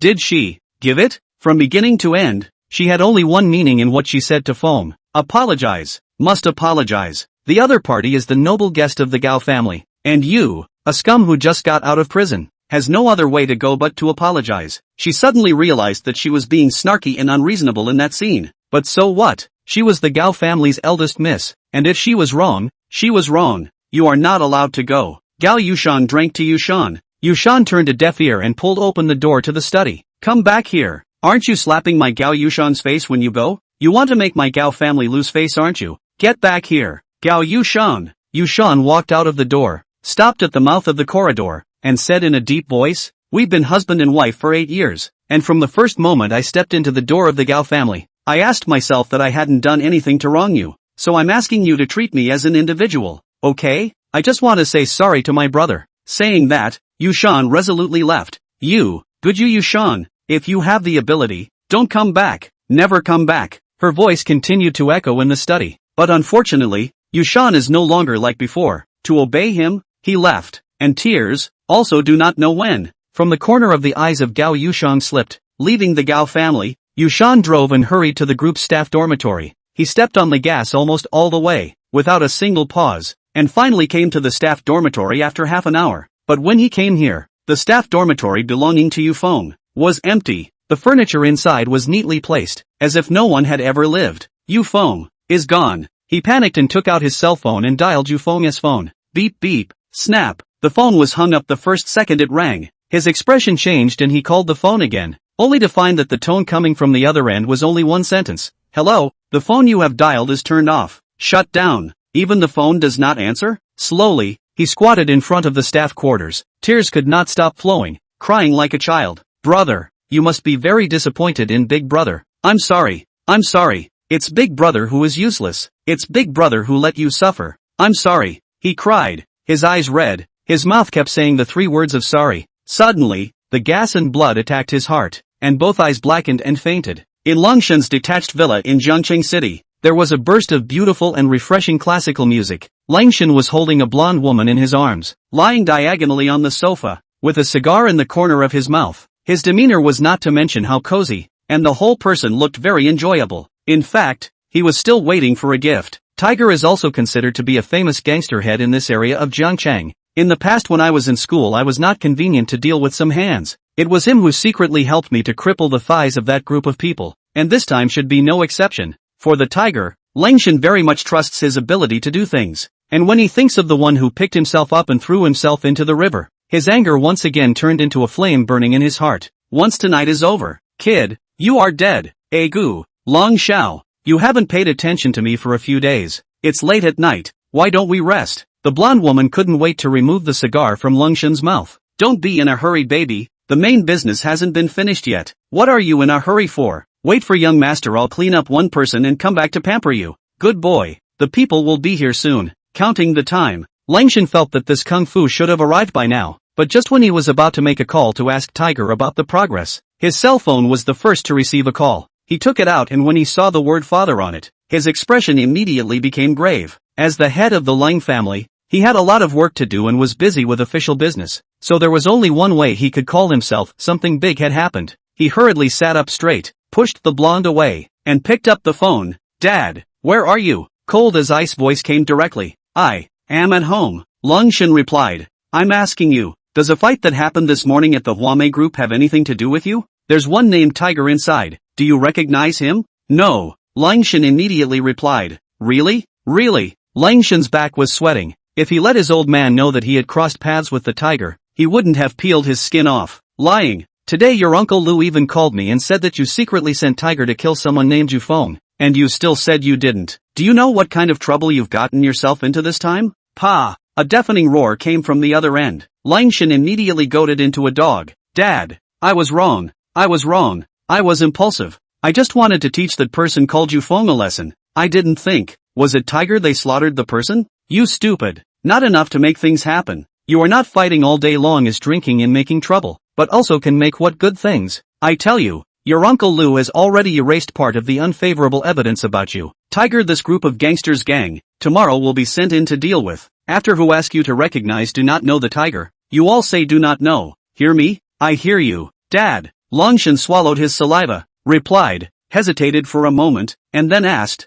Dad, in the end what happened? Can you tell me? Is Tiger and them finished? This is just a small thing. The key is that in the group of people who went to fight at the Huame group, in addition to Tiger and the others, there is also a group of people from the city of Ningqing, who are highly trained mercenaries, and a major criminal gang that Ningqing has been staring at for the past 5 years. Fortunately, your Uncle Lu is keeping an eye on it, or else you are designated to be implicated in it, and my Long family is going to be affected as well. Also, tonight I got the news that Ningqing's gang will be dealt a major blow. There is even a possibility that the whole army will be wiped out. You honestly stay at home, don't go anywhere. You hear me? Yes, Dad, I understand. After saying that, the phone hung up. Longshan's back was completely drenched. He didn't expect that mercenaries would be involved. In that case, it seemed that Tiger and the others were just in the right place to be bumped into. Stepped on the shelf and missed. His eyes went cold, and in a fit of rage, he dropped the glass on the table. Son of a, surnamed you. Count your luck this time.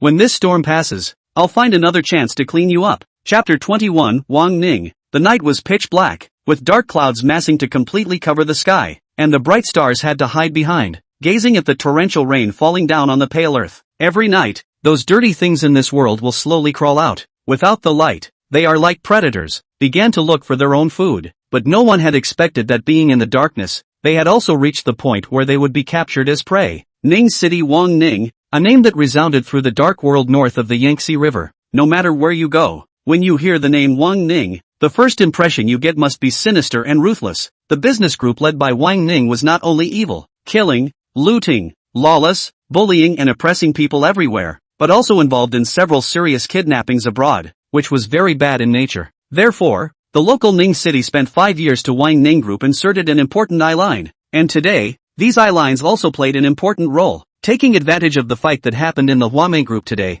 Ning Cheng decided to use this incident as a reason to make a wide-ranging arrest of the Wang Ning group this night. And so, from 8 o'clock onwards, the darkness of the night in Ning Cheng City ushered in a baptism of light. A large number of uniformed youths rushed into Wang Ning's home, residence, and controlled all of Wang Ning's hiding places at the moment the order rang out. And at the same time, Wang Ning's companies, bars, nightclubs, and clubs were all under strict control. To put it politely, this is a dragnet. A fly doesn't want to fly in. A fly also doesn't want to fly out. Crowds converged on the noisy street, and in the wake of the action, a large crowd gathered outside the cordon to watch the action. What's going on here? You don't know? Flower Bar's boss Wang Ning, who was rumored to be the king of the night in Ning City, was arrested. What?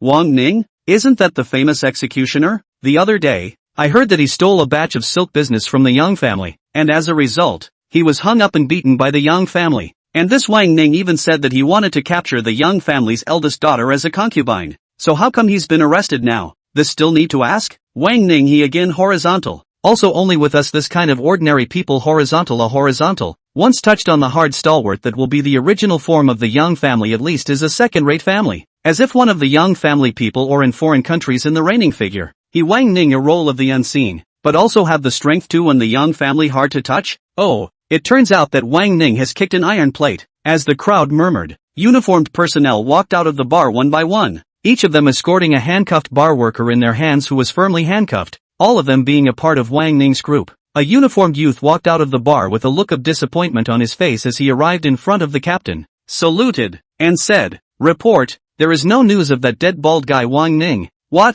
Nothing here either?" Long Sen frowned. "All the bars and clubs in Ning City that he controls have been controlled by us, and there's no news about him coming from anywhere else. Could it be that this guy has escaped? Impossible. Where could this guy escape to? All our places have been searched. It's 80% that he's hiding in some corner." Long San muttered with his mouth and realized something. "Quick, immediately send another group of people into the bar clubhouse. Focus on finding if there are any secret passages. He must have run away from the secret passage before we came." Yes. As soon as the order was issued, Ning Cheng carried out a second search operation, and the entire city was in an extremely tense atmosphere. After all, this time the one being captured was a big crocodile. It would be very difficult to capture it without putting in some effort and making some noise. At the time of the capture, no one was happier than the Yang family, who had the good news that Yang Liru was not in Wang Ning's hands. Once Wang Ning took the final step, the Yang family didn't have to worry about their own people falling into danger. And just when they thought that Wang Ning was designated to have nowhere to run this time, the cover of a well in a certain park on the outskirts of the city was suddenly opened from below.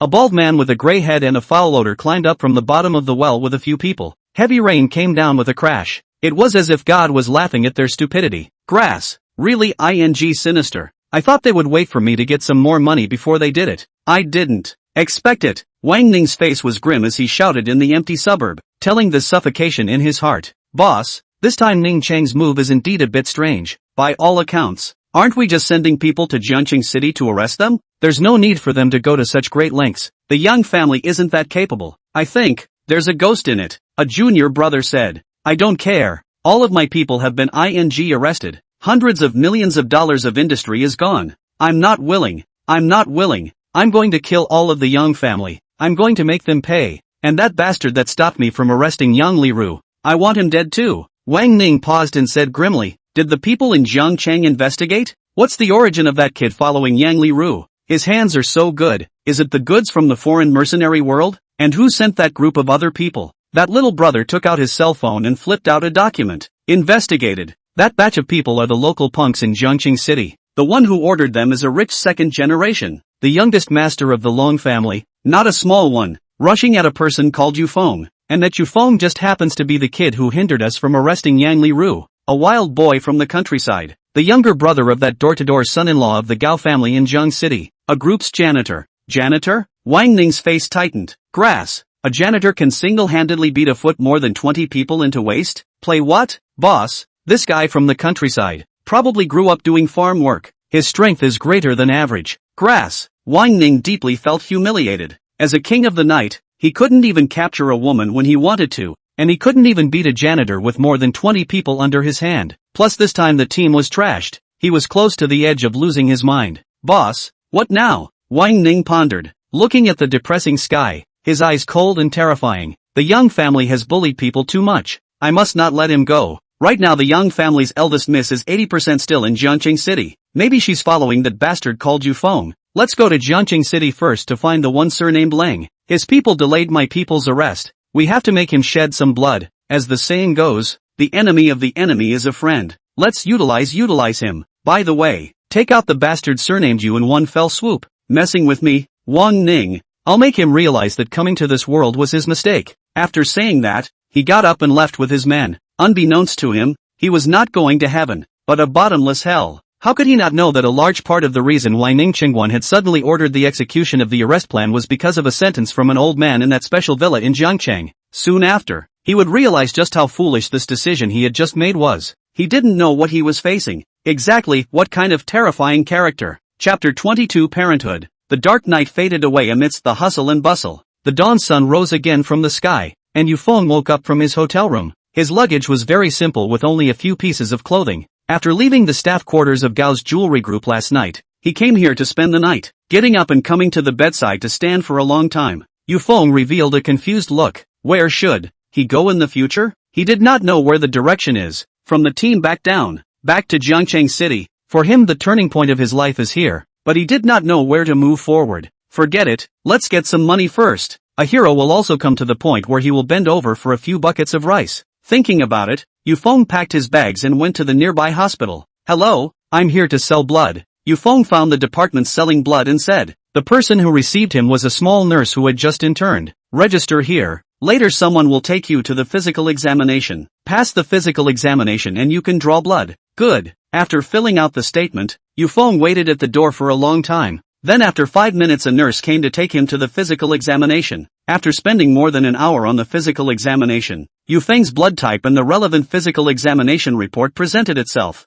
meeting the indicators for blood donation. The nurse in charge of reception then brought out Yufeng's registration form.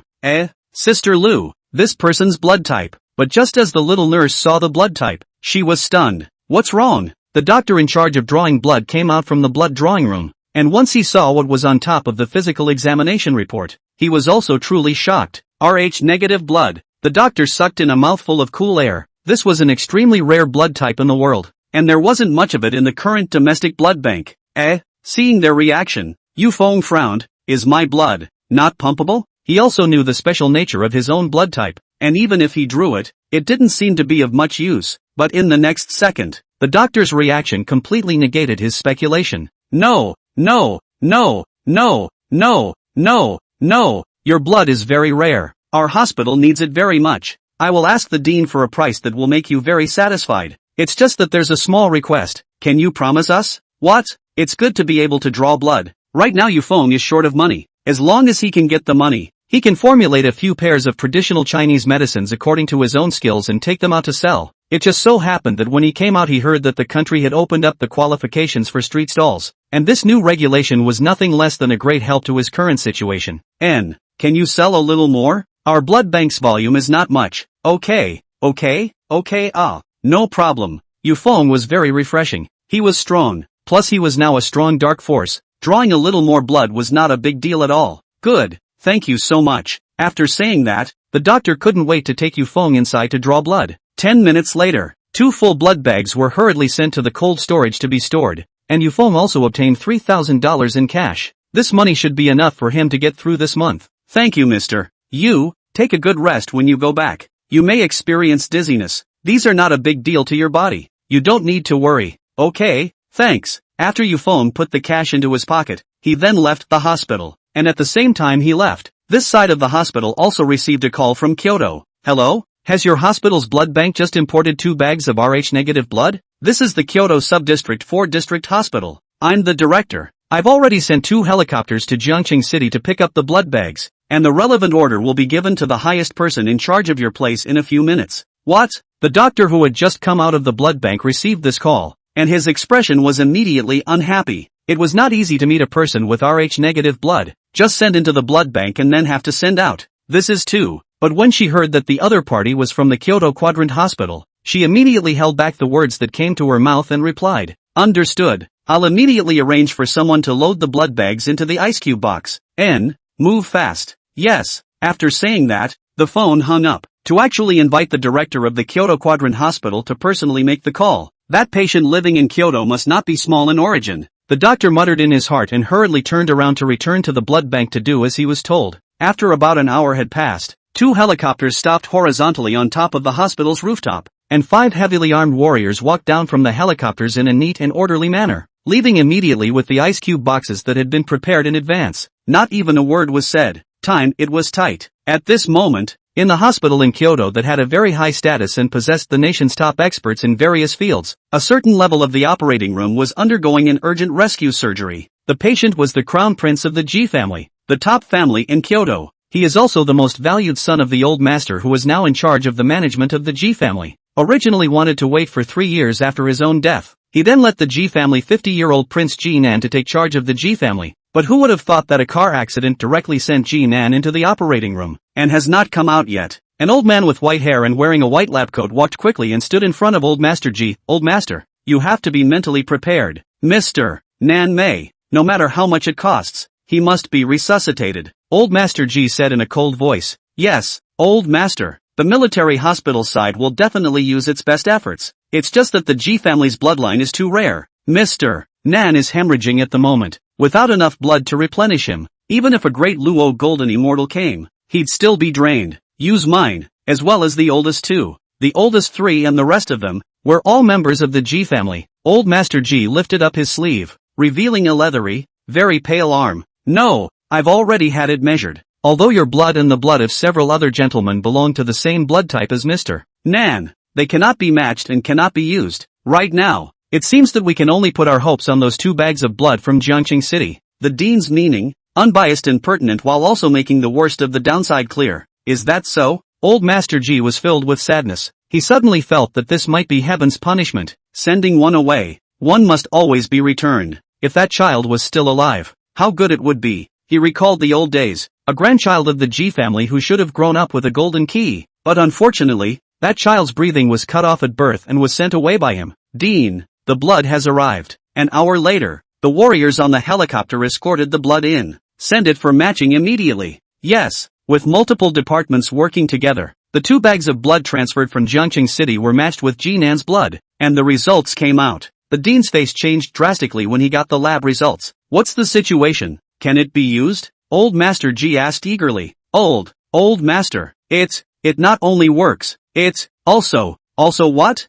Old Master was already very anxious, simply directly on the hand to bring over the lab sheet. The next second, he stared wide-eyed, deadly staring at the final result of the lab sheet. Above was written a paragraph. Blood match degree, 90.99999. Relationship, parent-child relationship. Brush. Old Master Ji, confused. Chapter 23 Double Resignation. Parent-child. Relationship. What do these 4 words mean? The original owner of these 2 bags of blood was most likely Ji-nan's child. In other words, the child who had broken off in the operating room back then and had been sent away by him was in fact still alive. Elder Master Ji took in a deep breath of cool air. The shock this news brought him was far no less than when the Ji family business empire he founded stepped into the top 10 in the world. That kind of excitement, that kind of joy, that kind of excitement. Still alive. That child is still alive. He's still alive. Great.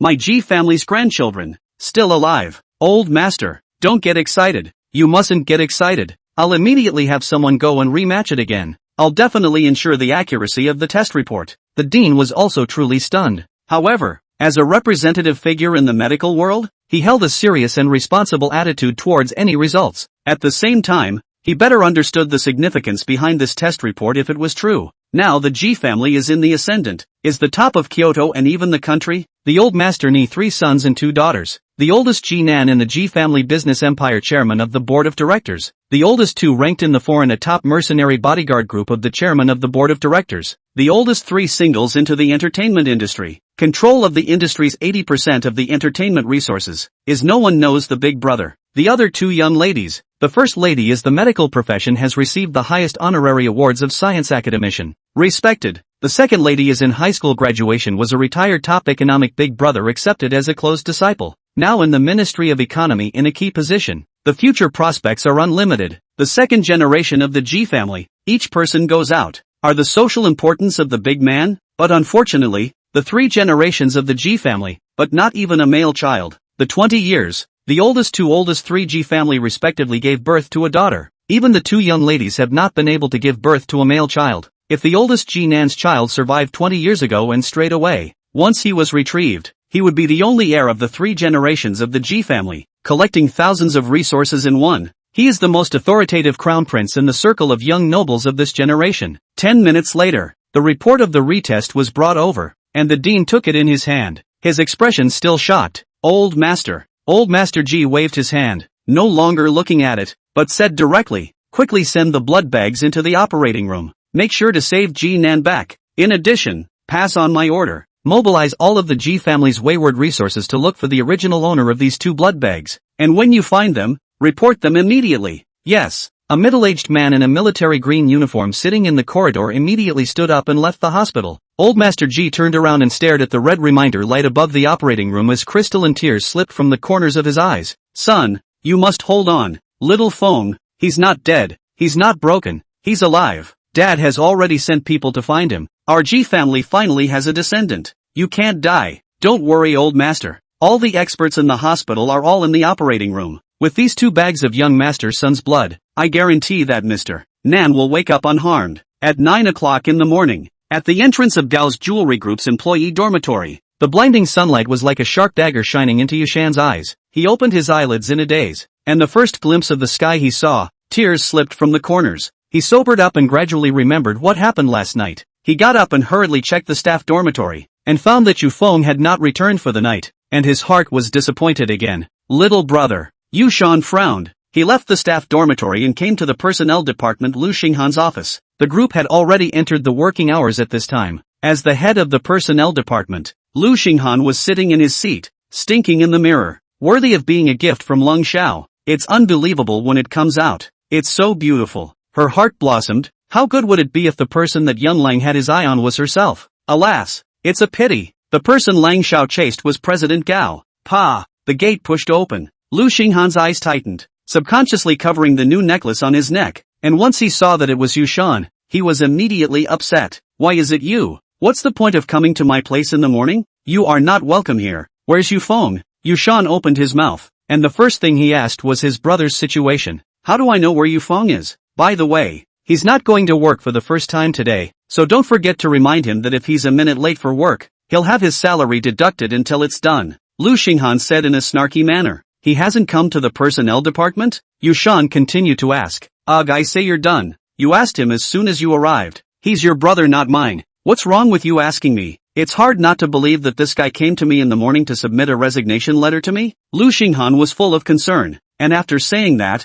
she shot up and was ready to leave. However, she didn't want to. Just as her hand slapped, she immediately slapped onto a white envelope. That letter was pressed under the water cup. Lu Xinghan did not notice. Right now, she looked down and curiously picked up the letter. It's really a resignation letter? She stared up, full of shock. What?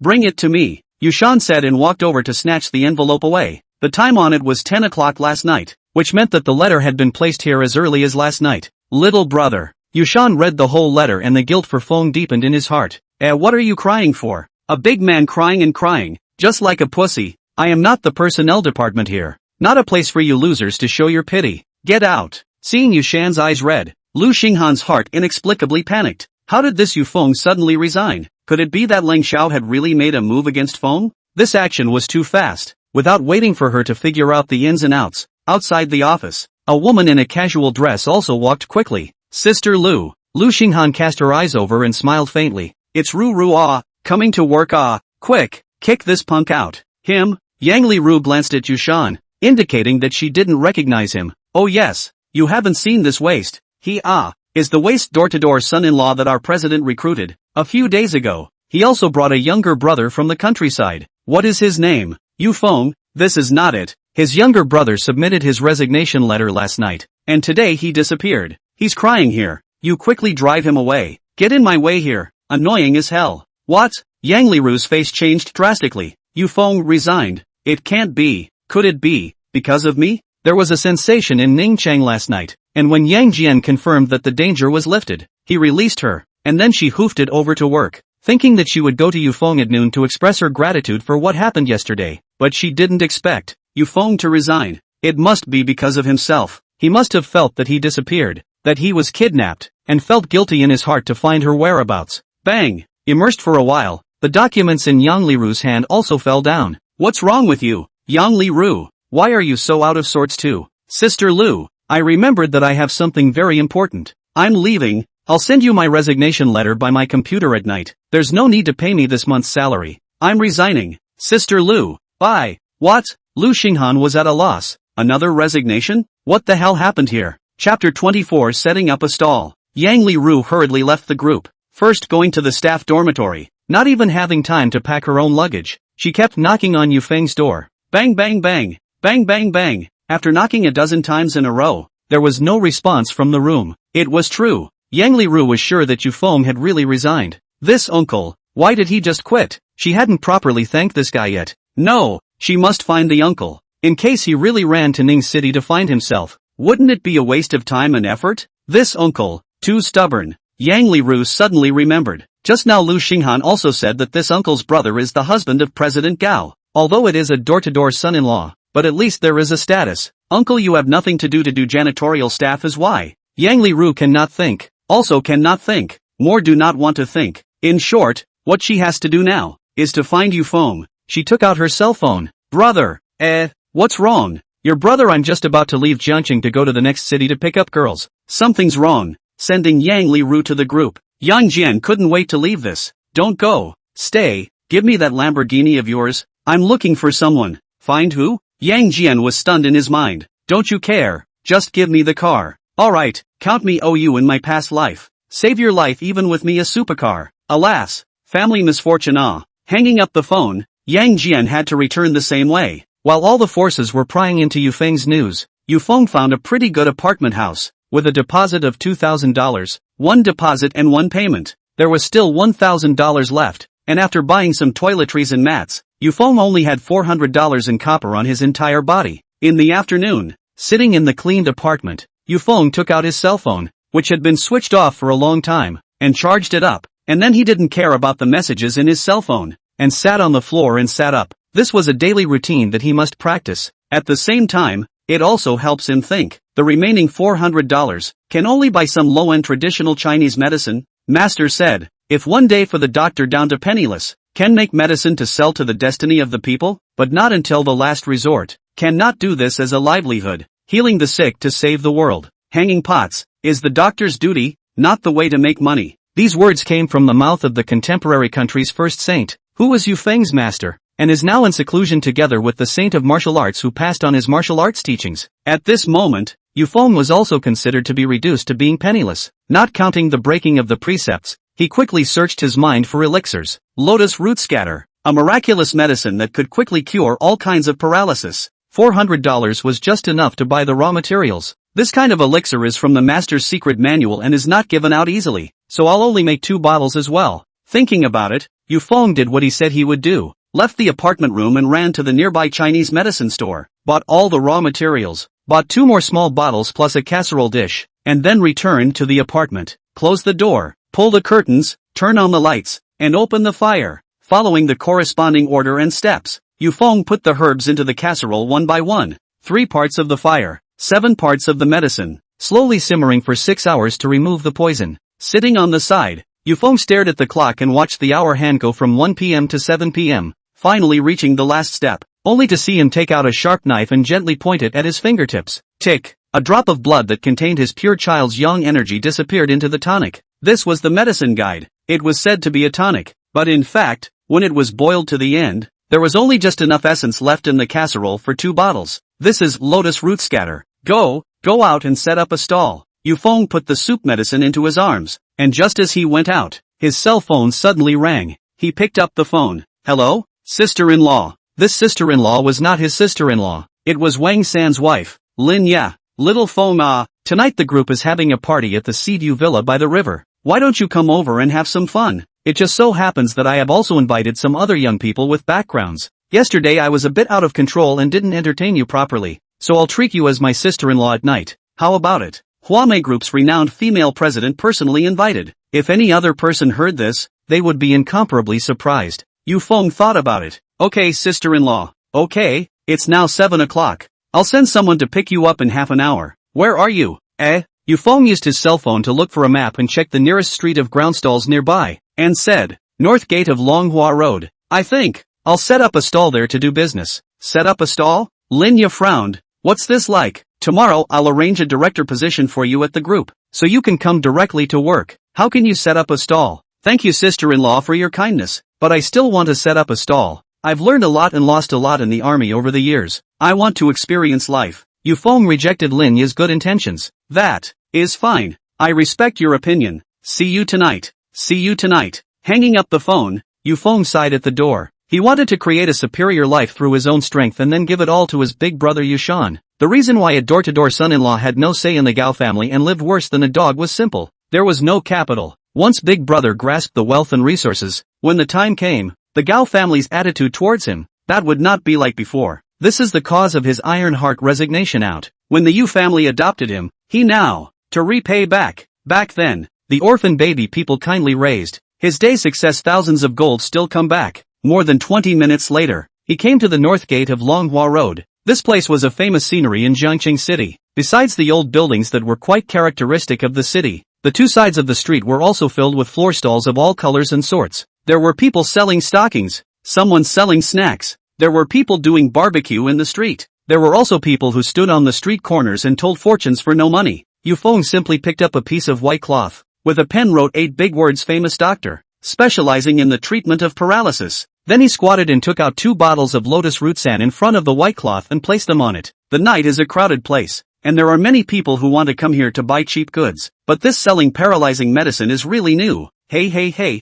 look, a famous doctor's medicine, specializing in paralysis. This person is? The charlatan can be really many. Our country allows stalls, but did not say that the charlatan can do business work, but also specializing in paralysis. People, big hospitals do not have that certainty of 100% treatment of paralysis. I don't know. The passing crowd was shocked by Yu Feng's 8 big words. What a big mouth. I've seen the arrogance of the stalls, but I've never seen such arrogance. The key is that this guy sells medicine at the stalls and doesn't yell. The surrounding vendors also raised their disdainful gazes at Yu Feng one by one. Hello? What kind of crap are you selling? Don't occupy other people's space, okay? Is it necessary to sell 2 bottles of crap medicine? It's not like anyone is buying it. Just at this time, a thug who drove an Audi and had gold rings and necklaces all over his body pulled a cart of watermelons and stopped next to Yu Feng, opened the window and said condescendingly, "Come on, driving an Audi to set up a stall." Chapter 25. Rolls-Royce comes to hit his face. Yu Feng raised his head slightly and saw the fat,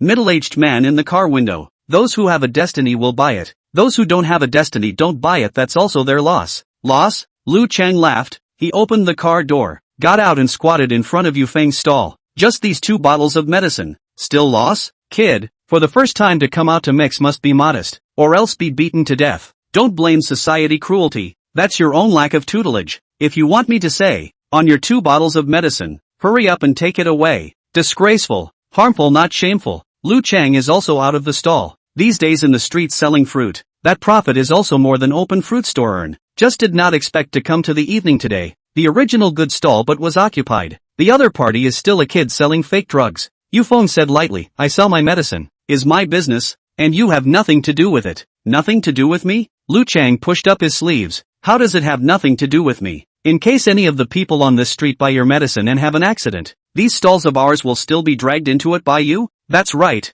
There is no medicine under the sky that can cure paralysis. Don't make people laugh. Get lost. Save us from getting involved in an accident. Right, get lost. As soon as Lu Chang led the uproar, the surrounding vendors all spoke in sharp tones one by one as well. The surging crowd was also attracted by the noise here. Typical land grab, but it was also right. Letting a seller of fake medicine set up a stall here was not affecting other people's business. What was it? As the saying goes, cutting off someone's path to wealth is like killing someone. So who could tolerate that? At this moment, in the crowd on this street, there were 2 men and women with extraordinary vigor who were also slowly approaching here. The man's legs are crippled, sitting in a wheelchair, not seeing a trace of joy of being born as a human being under his sad face. The woman pushing his wheelchair forward was the man's female assistant, Zhang Yu, who was called a slave girl in the family. Young master, this place is so noisy. What exactly are we doing here? don't you like peace and quiet? Zhang Yu was in a bad mood from the crowd and asked with a pout. Dongsheng's face was pale,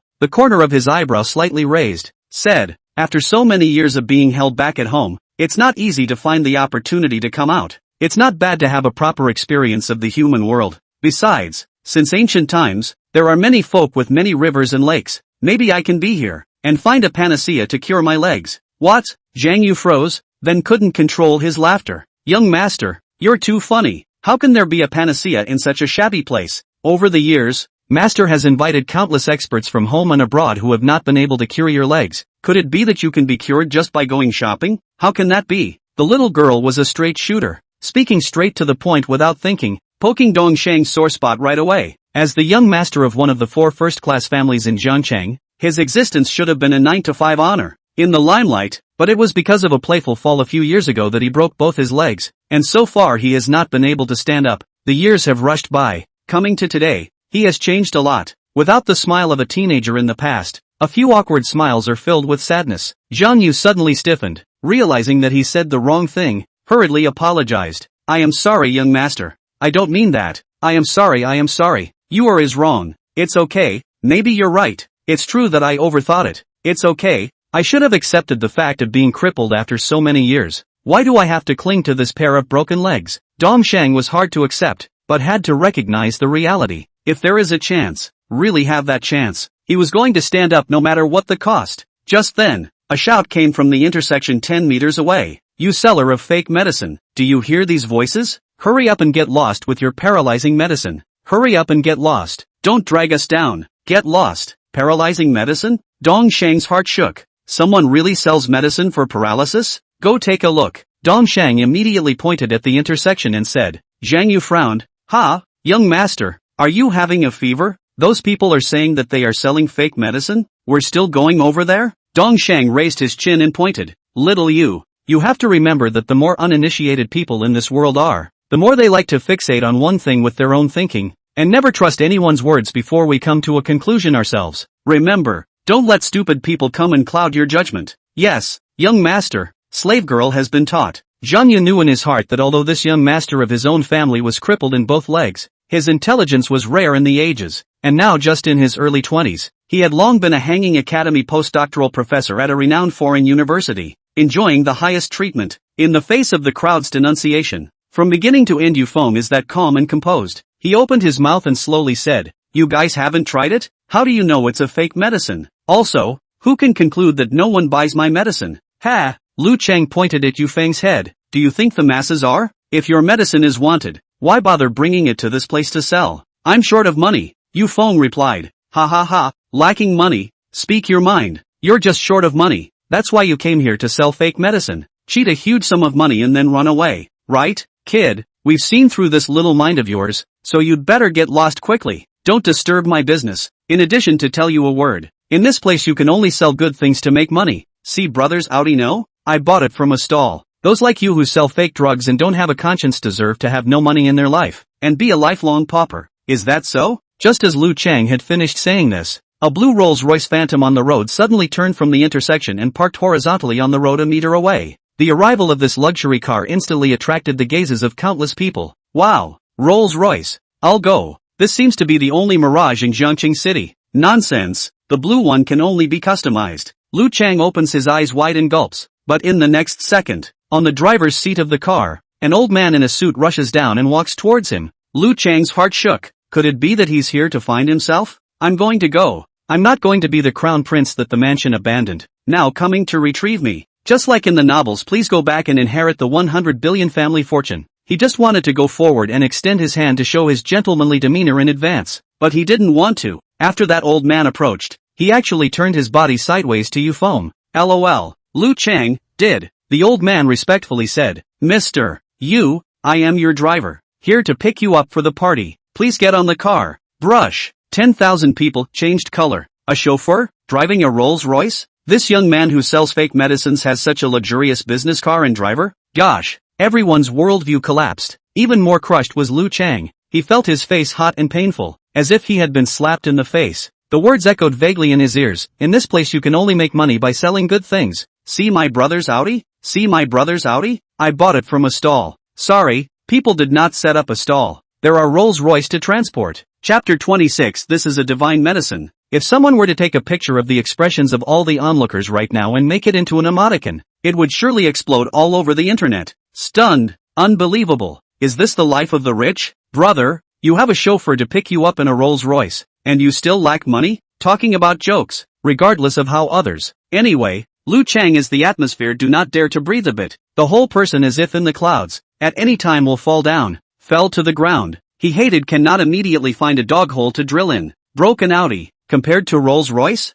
Yufeng glanced at the old man and nodded his head. It seems that there is no gain from setting up a stall tonight. Please go back to the car and wait for me first. I'll clean up a bit. Okay, mister. You, the party at the Seaview Villa hasn't started yet. Take your time. No need to rush. After saying that, the old man returned to the driver's seat of the car, started the engine and waited for Yufeng to get on the car. Ocean View Villa. These 4 words once again shocked Liu Chang. Yufeng got up, folded the white cloth into a ball, stuffed it into his arms, and was about to pick up the lotus root scatter and leave when a voice suddenly came from the crowd. Little brother, please stay. Dongsheng beckoned to stay. Yufeng followed the voice and stopped in his tracks. Is something wrong? Yufeng asked. Dongsheng smiled faintly. Of course there's something. I want to ask you to buy a bottle of medicine. Little brother. Liu Chang, there's really someone to buy medicine? Big brother, even if people have money, there's no need for you to think of yourself as a little cutie.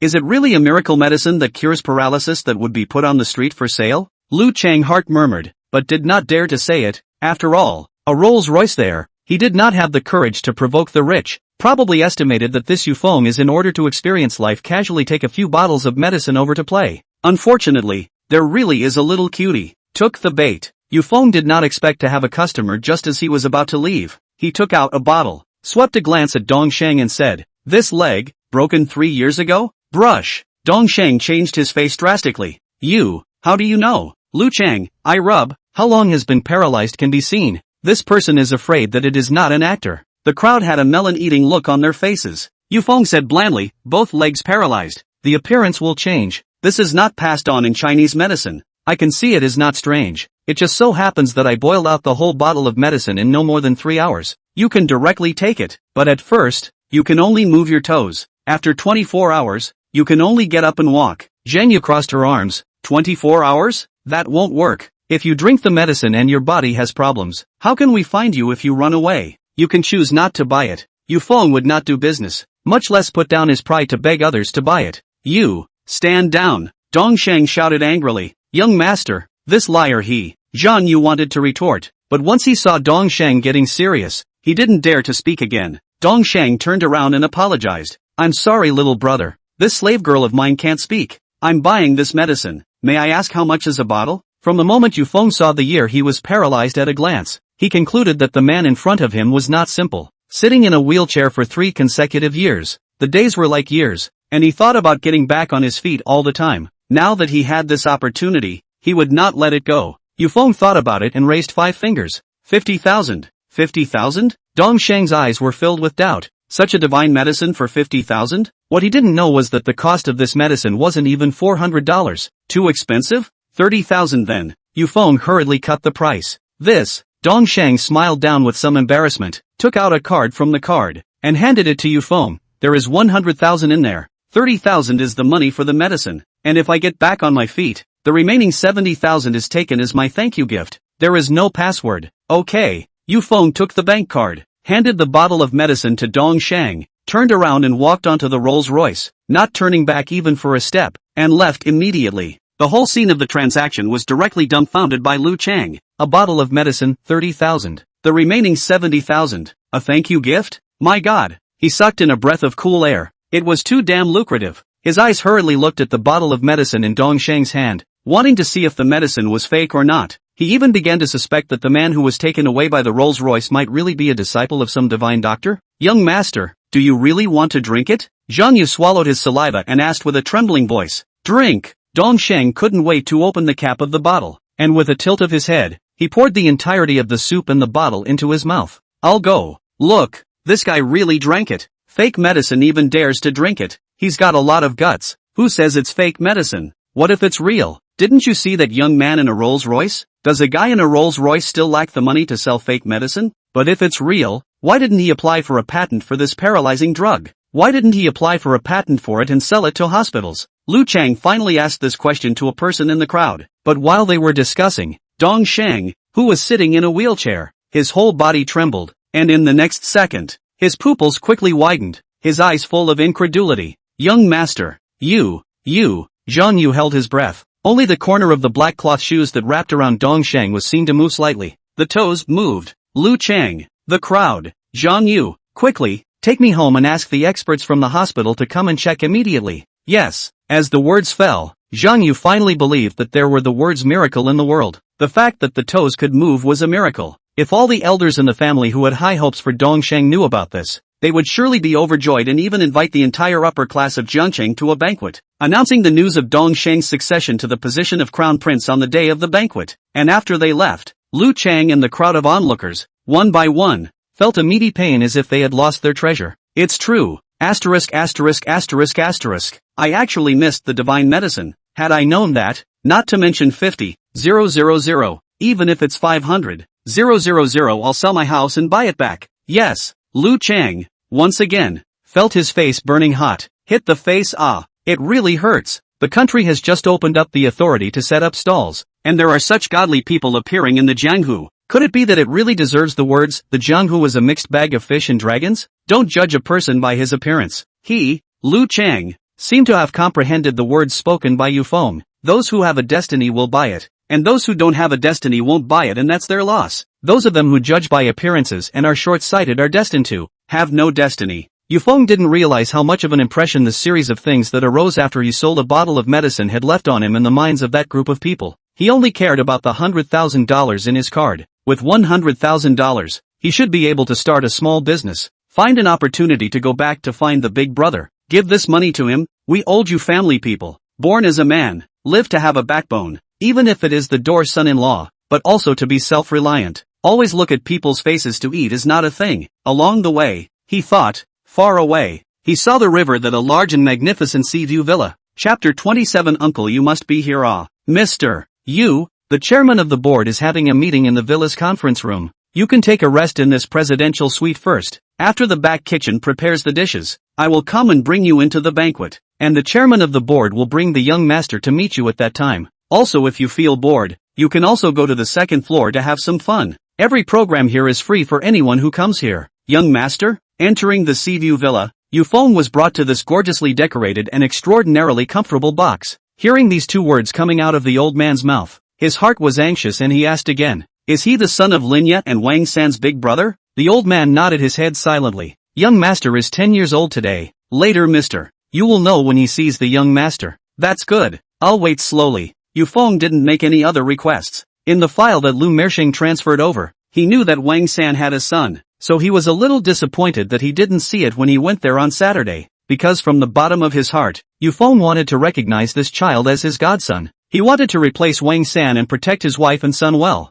After saying that, the old man left the presidential suite, leaving Yufeng alone. The Seaview Villa was huge, covering an area of about 200 square meters, with a grand and ornate decoration. The first floor was a hall, with all kinds of valuable paintings and calligraphy hanging in all kinds of antiques. The second floor is a small bar, gathering domestic and foreign top bar singer and bouncy dancers. The degree of bustle is no less than the top nightclubs in Jiangcheng. The third floor is a place for people to rest and live. Half of the fourth floor is an office, and the other half is an open rooftop, where you can enjoy the moon and the sea. The whole villa is under Linya's name, but usually Linya's work is busy. No time to come, so do not come when the Seaview Villa is open out, supplying Jiangcheng City, a variety of prestigious people to come here to play. One is to play a good relationship with each other, and two is to the outside world to highlight the Huame Group's strong resource capacity. Huame Group is different from the family business. Its rise relies entirely on Linya to hold up a piece of sky, without any background, without any resources. From just 10 years to now, the entire upper class of Jiangcheng City Linya, this name is very respectful. Even some of the first-class families appreciated her a lot. And tonight, Linya held a party for young people in her Seaview Villa. This day held great significance for Linya. It was her and Wang San's wedding anniversary. Linya promised Wang San that if one day, Wang San left, she would face the future with an optimistic, happy demeanor. Instead of being sad and upset, Wang San liked to see her smile. She did it. Yufeng walked out of the box and came to the small balcony on this floor. At this time of the day, It was estimated that it would take some time before he would wait for Linya's news. Might as well go to the bar on the second floor and have a drink. Thinking that, he went to the second floor, found a quiet and spacious guard seat, and ordered a cocktail. A few minutes later, this ocean view villa also welcomed a red Ferrari. Passing through the railing set up outside the villa, four family sons dressed in suits entered the parking area of the villa. Wow! Hua Xiao, this is the sea view villa of the Huame group. I heard that only a small number of people are qualified to enter this place on weekdays. My dad begged for a long time but no one has ever brought him here. How did you manage to get a pass? On the co-pilot, a young master of a third-rate small family, Meng Ru, who had dyed red hair and a flattering face, asked with excitement. The young man driving the Ferrari is the young master of the Hua family, a second-rate family in Jiangcheng. Since childhood he has been superior to the average person. He especially enjoys this kind of being worshipped. At that moment he floated a little and said, the pass is not a small thing. I, Hua Ran, am handsome and dashing. A few days ago, I met Chairman Lin once, and he gave me this pass. How about it? My brother brought you guys here to see the world. It's enough to be meaningful, isn't it? Meaningful enough. Too meaningful. Young Hua, you are simply my idol. Yes. Worthy of being our boss. Real skill. Too big. Chairman Lin personally gave you this pass. Wow. If it spreads out, everyone in Jiangcheng's male circle should take you, Young Hua, as a model. Ha ha ha. Hua Ran laughed out loud, and after parking the Ferrari, he said, in addition to bringing you guys to see the famous Huame Group's sea view room today, by the way, I'll also bring you guys to recognize Langshan, and there's also a little beauty. Langshan? Oh my, the Lung family's youngest master? It can't be. Xiao Hua actually even knows the young master of the Lung family. Awesome. I've heard that young Master Leng has been hitting on that married young lady from the Gao family recently, and he's so interested in coming to the sea view room to play, so he wouldn't have nailed it, right? Possibly. Hua Xiao, who is this little beauty? The few who followed Hua Ran here, except Meng Ru, are all ordinary young masters of middle-class families. Usually their monthly pocket money is just a few tens of thousands of dollars. After eating and drinking, how can they have spare money to find a girlfriend? As soon as they heard that there is a girl, they rubbed their hands together right away. Seeing their movements, Hua Ran's eyes narrowed. This girl is the beauty of the Gao group, Lu Xinghan of the personnel department. She is also a superb girl, but you guys don't want to think about it. She is my prey. Lu Xinghan? I've heard that name before. It's a famous extreme beauty in the Gao group. Since Xiao Hua said so, then we'll congratulate Xiao Hua in advance for joyfully embracing a beautiful woman. After saying that, the crowd arched their hands and cajoled. After a burst of boasting, several people took the elevator from the parking lot and headed to the bar on the second floor. After they left, a Lamborghini slowly drove into the parking lot. Yang Li Ru, who was sitting in the driver's seat, was still wearing the same dress she had worn during the day. She looked left and right and parked the Lamborghini when she found a parking space. Being from the Yang family in Ningchang, she was actually not qualified to enter this place. However, Yang Jian was known for his ability to make friends outside, so it was very easy to get a pass. Today she had heard that Linya, the owner of the Huame Group, would be holding a party here, and thinking about that day when Yufeng received a personal invitation from Linya. If her guess was good, Linya would also invite her here for a party today. Uncle, you can never must be here. Stepping out of the car, Yang Li worshipped the air as if she were worshipping heaven and earth. Currently the only place she could think of to find Yufeng was here. If she couldn't find him, she would have to go back to Ning City. Although she hadn't met with Yufeng a few times, but after combining all aspects of the uncle's work and rest as well as the strange places, he must have quit his job in order to find himself. And if she returned to Ning City, once she entered the earth of Ning City, it wouldn't be long before the Young family found her. By then, freedom, youth, all gone. Maybe after she was brought back to the Young family, she would be forced to marry that playboy son of the Han family again. Uncle, you must be here. Chapter 28, Dead Drunkard. With trepidation, Yang Li Ru left from the parking lot and took the elevator to the second floor bar. On the seashore under the night, a moonlight-colored street lamp illuminated the surface of the sea, and the silver bright waves lapped at the surface wave after wave, accompanied by gusts of sea breeze blowing in from the distant sky. The beach was mostly filled with young people who liked to surf sitting around a fire, barbecuing and chatting at the same time. The people in the bar, on the other hand, were several times more than the people on the seashore. After all, those who could come here were all prominent figures in the circle of Jiangqing's sons. A few minutes later, Yang Li Ru came to the bar. This huge place to find a person. Honestly, it is not easy. Yang Li Ru had no choice but to look up seat by seat. If she couldn't find Yufeng, she could only go back to Ningchang. At this time, Hua Ran brought Meng Ru to the bar as well, and when he found the place according to the reserved card seat, He saw Lingshan sitting on the sofa with his legs crossed and a glass of red wine twisted in his hand, and beside him, he was followed by another beautiful woman who was dressed in an extremely innocent manner and had an extremely good figure. Long Xiao, Hua Xiao, they are here, Lu Xinghan said in Lingshan's ear like blowing air. Wow. As soon as the three young master's sons who followed Hua ran here to see the world, both eyes immediately went straight when they saw Lu Xinghan. This beauty, this figure, even some of the top big stars and models were inferior to her. If they could share a night with her, they would be willing to spend as much money as they could. Unfortunately, this was the prey that Hua Ran had set his eyes on. At the same time, Lu Xinghan's eyes were full of aggression when she looked at Hua Ran, the young master of the second-rate Hua family in Jiangcheng, on the same level as Lang Shun. If she could marry into the Hua family, she would be able to enjoy glory and wealth for the rest of her life. Luckily, she had curried favor with Lang Shun, or else she really wouldn't have this opportunity today. Lang Shun slowly opened his eyes. Hua Xiao is here. Quick, quick, quick, please have a seat. Waiter, 5 bottles of whiskey. He snapped his fingers. The barman hurriedly brought up the 5 bottles of top foreign beer whiskey that had been prepared beforehand. Lang Shun took the lead in taking out a bottle and pouring the 5 wine glasses full. Hua Ran sat down across from him. Lang Xiao is so elegant today. How did you think of buying me a drink? Could it be that the beautiful president of Gao Group, Gao Yusheng, has been chased by you? Lang Shan smiled awkwardly and waved his hand. Don't mention it. These 2 days I've been annoyed to death by Gao Yusheng's son-in-law's younger brother. How can I have the time to chase Gao Yusheng? Son-in-law's brother? Hua Ran paused and asked. The brother of that punk Yusheng? Yes. Lang Shan's eyes went cold. Like this? Then I want to hear what exactly happened. A punk's brother can still provoke a big shot like you. Long Xiao, is she, Gao Yusheng, not afraid of offending the Long family? Hua Ran asked rhetorically. His heart was full of disdain. He had long looked at the Gao family's soft-eating doorstep son-in-law with displeasure. When he heard that his younger brother had offended Lang Shan again, he immediately put on an attitude of wanting to do battle. Forget it, running away? Lu Xinghan saw a chance to speak. Immediately picked up. Yes, Hua Xiao, that you Foma messed with Lang Xiao early this morning to hand in the letter of resignation. Ran. Until now there is no one shadow. 80% is afraid of Lang Xiao to find him trouble. What?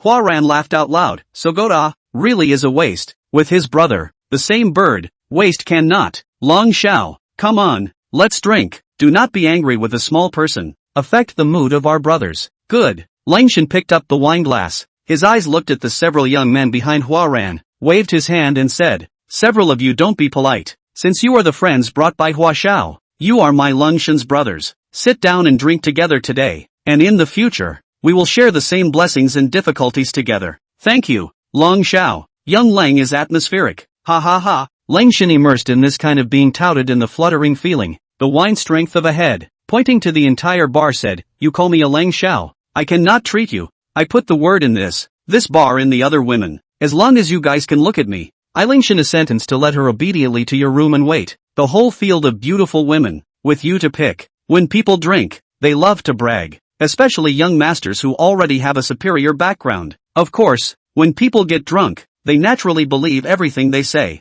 After a few glasses of wine, Meng Ru and the others who came along with Hua Yan also let go of their stomachs and drank wildly. Lu Xinghan took the opportunity to move to Hua Ran's side, lifting up the wine cup to feed Hua Ran to drink, and their gazes were almost on the verge of sparking. Before long, Meng Ru's face flushed red. Family discipline is very strict. He simply did not come to the nightclub bar. The monthly pocket money is not allowed to allow him to squander like this. This does not matter if you do not drink. Once you drink, the whole person fluttering, suddenly internal urgency, get up and put up a smile. Long Xiao, Hua Xiao, sorry, I go to the toilet first. You guys drink.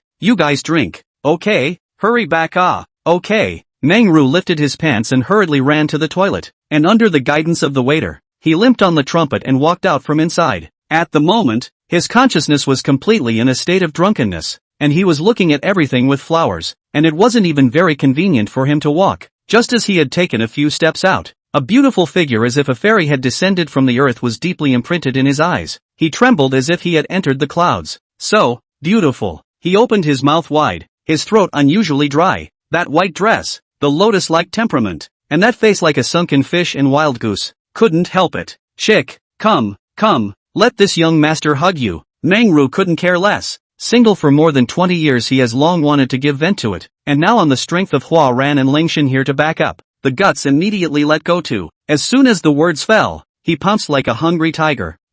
Who are you? Let go of me. let go of me. Yang Li-ru was searching for Yufeng. She turned around and couldn't react in time before a drunken man pounced on her and wrapped his arms around her. You give me to let go. Let go. Come on people, quickly come to help me. This person. Yang Li-ru, she panicked. Simply never encountered this kind of scene. The key is that this guy embraced even if, but also always put his mouth up. He is extremely strong. Yang Li-ru desperately struggled to break free. You let go of me. Help! Yang Li-ru shouted. The people around also saw this scene, but none of them dared to make a move. They all saw that this drunken Meng-ru was the one who came out of the top card seat under the cold sink. Don't be nosy, be careful of inviting the big shots. At this time, Yufeng, who was spitting cocktails with low degrees and no fun, suddenly changed his face when he heard the sound, and quickly got up to look in the direction from which the sound came. This voice, so familiar. Yang Li-ru. It was really her. Chapter 29, he's the one who hit me. Bang! Yang Li-ru took a lot of effort. One hand finally broke free, and he hurriedly pushed Meng-ru away with all his strength. Meng-ru sat down headfirst on the ground. He couldn't control his balance at all, and this push had undoubtedly made him a public spectacle. Many of the onlookers raised their smiles. Meng-ru deeply felt humiliated. A woman who hangs out in a nightclub. What is the point of pretending to be pure? Grass. He raised his cross eyebrows, got up from the ground, raised his hand and slapped Yang Li-ru's face fiercely. Pa! A loud slap left a blood-red palm print. Yang Li-ru took a step backwards. The fiery pain was like a long sword, stabbing her heart. Since she was a child, this was the first time she was slapped. She froze. Meng-ru cursed. You, I can see you, that is your 8 lifetimes of good fortune, pretending to be innocent. You also don't look at what kind of goods you are. Aren't you here just for us young masters to play with? After saying that, he lifted up his sleeves and stretched out a pair of thieving hands towards Yang Li-ru. Don't dare to resist now. Are you smack you in the face before you understand the rules. Today I don't let you know the power of men. I don't have the surname Meng.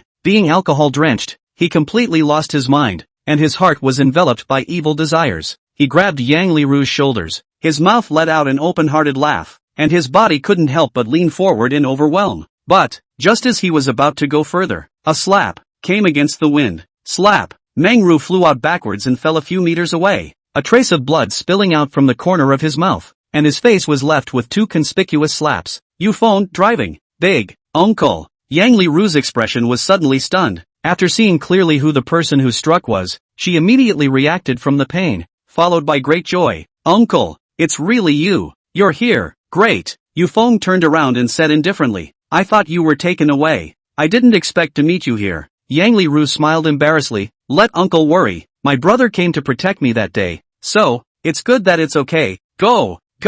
Yufeng had just finished speaking. A few meters away, Meng-ru was like a small undefeatable strong man climbing up from the ground again. He covered his reddened face. His face was hideous, and his eyes stared at Yufeng in death. After slapping my old man, you still want to leave? Meng-ru said in a cold voice. Oh, looks like a slap didn't make you clear on how to write the word lesson. Yufeng came from military school and hated this kind of deadbeat, self-righteous, bully dude. Lesson? Oh, you dare to touch a finger of mine again? Believe it or not, I'll let you walk out sideways today. Although Meng-ru, who had followed Hua Yan, didn't have a big background himself, he had a big brother with a deep background. Moreover, there was also the young master of the Leng family here. If he let this kid go after receiving a slap, wouldn't it be too easy? Is that so? Yufeng narrowed his eyes slightly. His feet swayed, and in the blink of an eye, he arrived in front of Meng-ru. You, so fast. Meng-ru didn't even finish his sentence, only to see Yufeng raise his hand. Slap. Another slap. Meng-ru was jerked to the ground,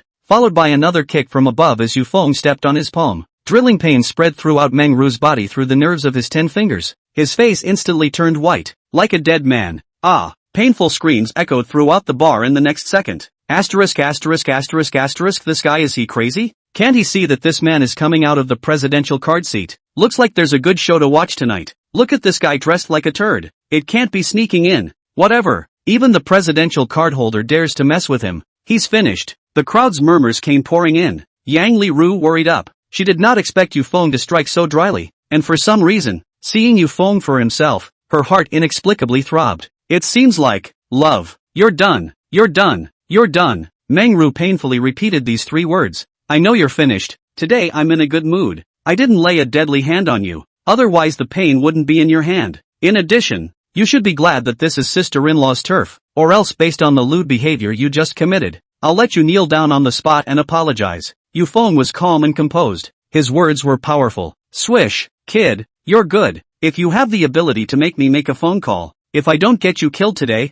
I'll be a dog in my next life. Mangru raised his head and shouted, his voice trembling, also mixed with anger and unwillingness. Make a call? Yufeng smiled. Fine. I'll give you 3 minutes to call everyone you can. If not, you won't be able to leave tonight. You wait for me. Mangru broke away. His fingers still shivering, he retreated to the side and hurriedly took out his cell phone. Hello? Mangru, why aren't you back yet? Hua Xiao, come quickly. I've been beaten up, right here in the restroom. What?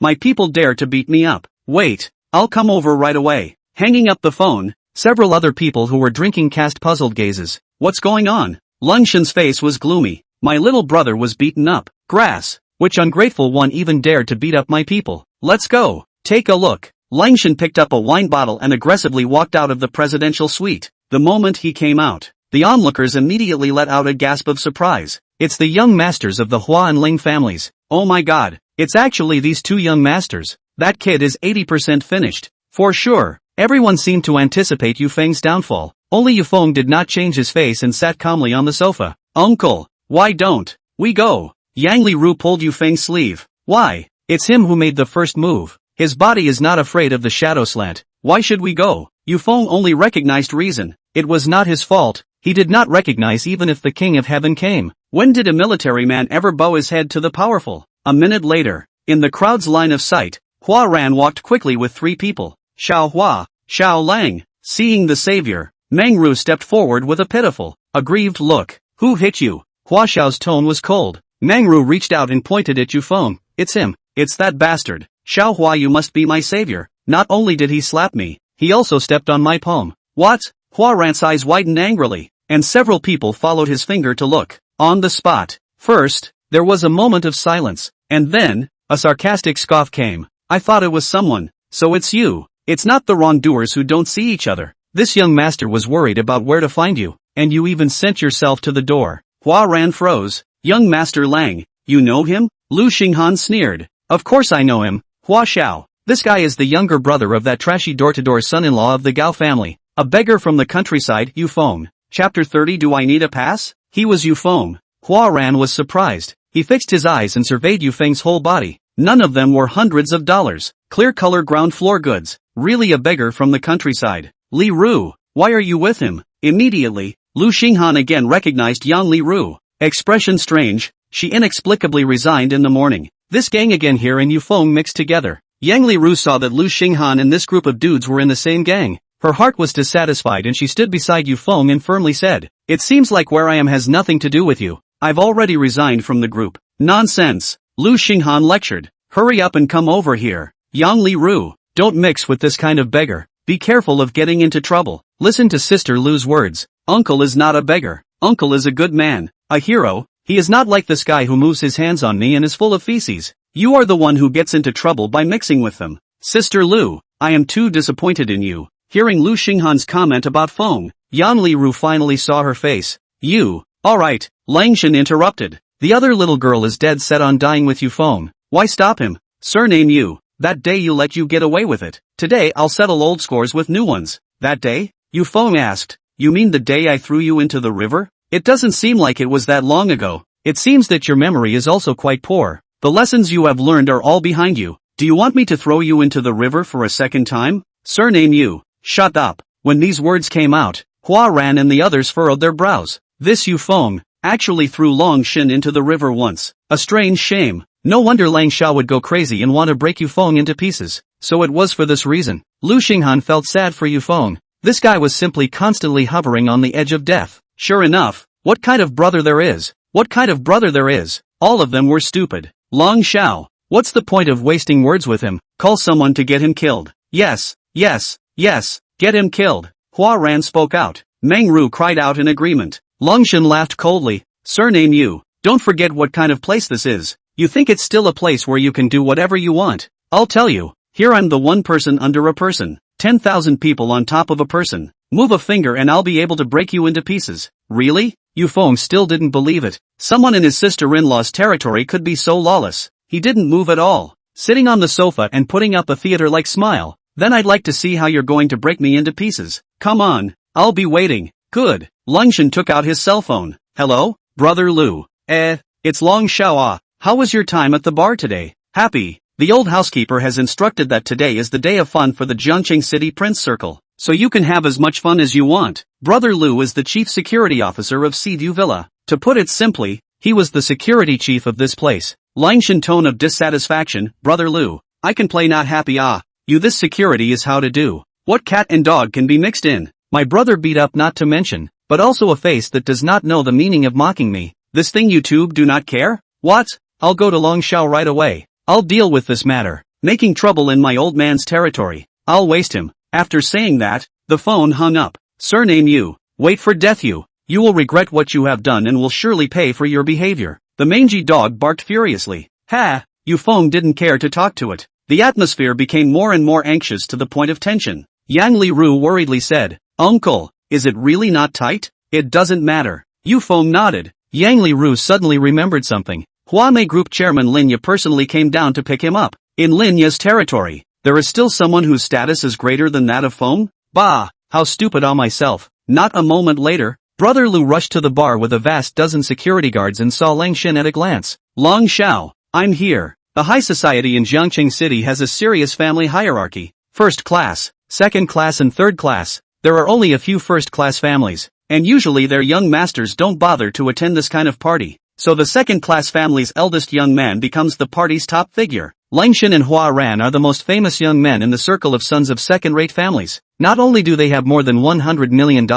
but they also have rich social resources. To offend them? It was like asking for death. Brother Lu, that's him. This beggar is definitely sneaking in. I suspect his purpose is impure. I suggest breaking both legs on the spot and throwing them out. You! Yang Li Ru was furious. Where is such an unreasonable, ruthless dude? Breaking both legs? Wouldn't that make the rest of his life useless? Lu turned his head and stared at Yufeng with a cold face. Came and asked, Kid, where's your invitation? I have a pass. We didn't sneak in. Yang Li Ru immediately took out his invitation. Brother Lu didn't even look at it and slapped it away. Each invitation only allows one person to come in. You have it. What about him? Hearing this, Meng Ru's expression changed. Yufeng spread his hands. I don't have one. Being personally transported by a driver sent by Linya. And you still need an invitation? Ha ha ha. Did you hear that, Brother Lu? This guy just snuck in. I saw it a long time ago. That's right. No invitation letter and still beating up people here. Extremely bad behavior.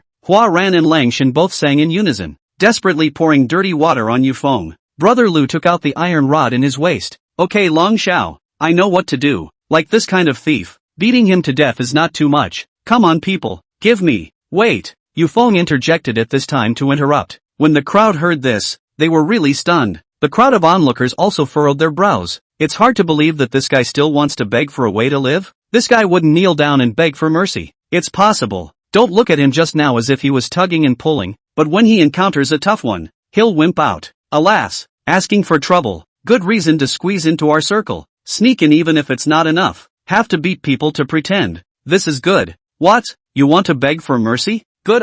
Kneel down and kowtow. Slap yourself 100 times. Then call us 100 times grandpa. And finally call your big brother Yushana Punk 1,000 times. And I'll spare you. Lingshan arrogantly said. No, I'm not talking to you. You're not qualified enough. Yufeng slowly spoke. Brush. Lingshan's smile instantly stiffened. Turning to him, he only heard Yufeng faintly say to Lu. Your surname is Lu. Right. I would advise you that it's best to be reasonable in all matters. It's not whoever has money is the master. Whoever is the rule. Besides, before you make a move on me, I would suggest that you ask the butler here. Ask him first. I, Yufeng, am playing in this bar. Do I need an invitation? Chapter 31 Disqualifying the Party. Do you need a invitation? The moment these words came out, a puzzled and shocked look appeared on everyone's face. Doesn't one need a pass to enter and exit the Ocean View Villa under the Huamei Group? It's not like you are a heavenly king or a hell messenger. You think you can take off invisibly and go wherever you want? Lingshan looked like he had heard a great joke, and immediately laughed maniacally.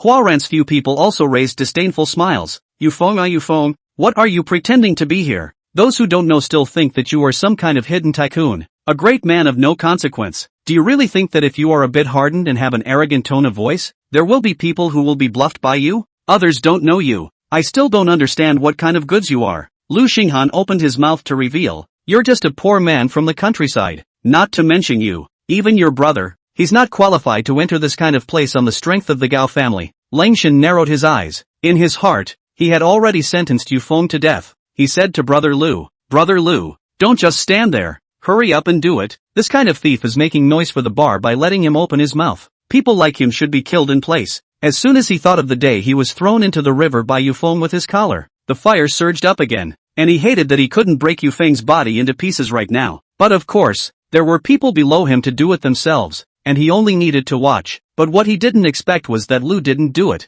The bar security guards who came with him also stayed in place one by one. No one dared to do anything without orders. On the contrary, when he heard Yufeng's words, Lu's originally aggressive stance suddenly turned into nothingness, and in place of his face, there was hesitation. "Brother Lu, you didn't hear me, did you?" Seeing that he did nothing, Langshan was dissatisfied. "You shut up, Brother Lu, you." Langshan was baffled. This security chief dared to use this tone of voice to address himself. Did he not want to live? Hua Ran and the others were also slightly stunned. Lu took out his walkie-talkie and told the dozen or so security guards to stand their ground, then turned around and walked out of the bar to call the old housekeeper of Seedu Villa. For anyone from the outside world who wanted to enter here to have fun did need a pass. That was true, but for some noble status big brother, invitation letter can be dispensable. The last time he saw the old housekeeper personally pick up a big brother who came from Kyoto to enter here, even without a pass. And the young man inside was so calm and collected, which couldn't help but make Lu hesitate. Could it be that his identity was not ordinary?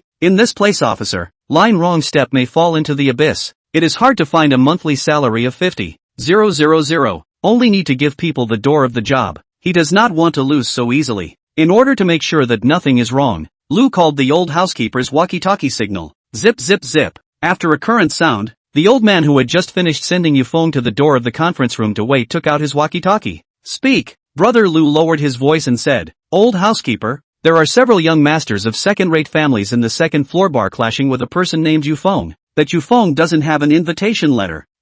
What should I do?" "What?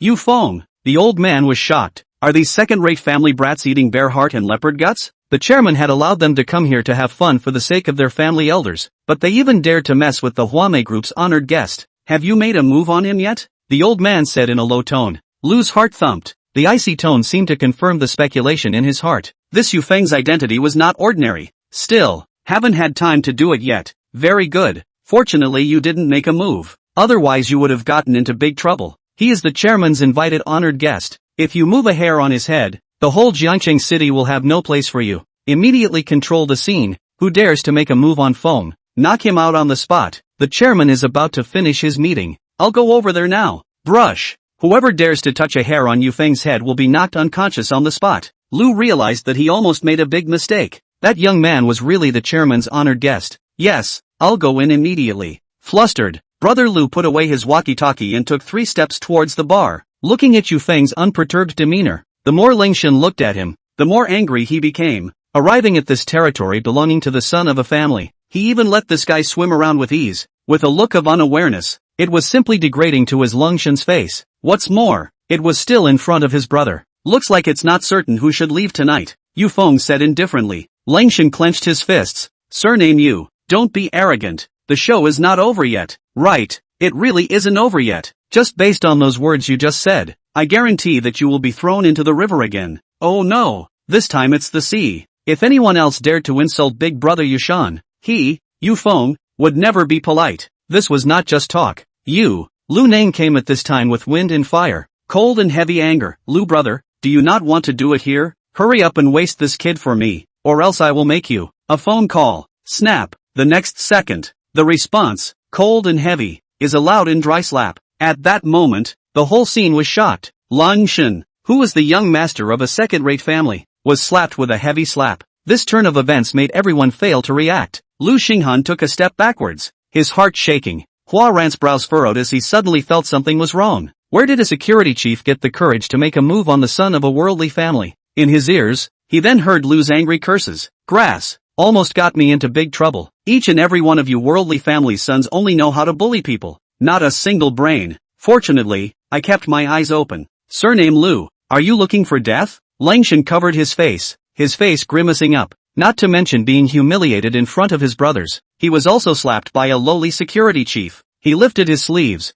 his eyes malicious. Yufeng, on the other hand, was not surprised at all and thought that he knew his identity. Huaran spoke in a deep voice. Stop it for me. You are the captain of this security guard, right? I know Linya, the chairman of your Huame group. Just based on your behavior just now, I can ask Linya to fire you. Immediately apologize to my brother, and then break the legs of this thug on the spot, or suffer the consequences. Yes, consequences. Our boss's pass was personally given by Chairman Linya, Mangru arrogantly said in a dog-like manner. But just as his words fell, an old and powerful voice came from the doorway. Who dares? A few people turned around to look and their faces twitched. Old butler. Huaran naturally recognized the old man following Linya, and hurriedly put on a smiling face. Old steward, the matter is like this. There's no need to say. I know all about the matter. Pass on my family's chairman's order. Now, please several of you get out of Seaview Villa. Your qualifications to attend the party are cancelled. What?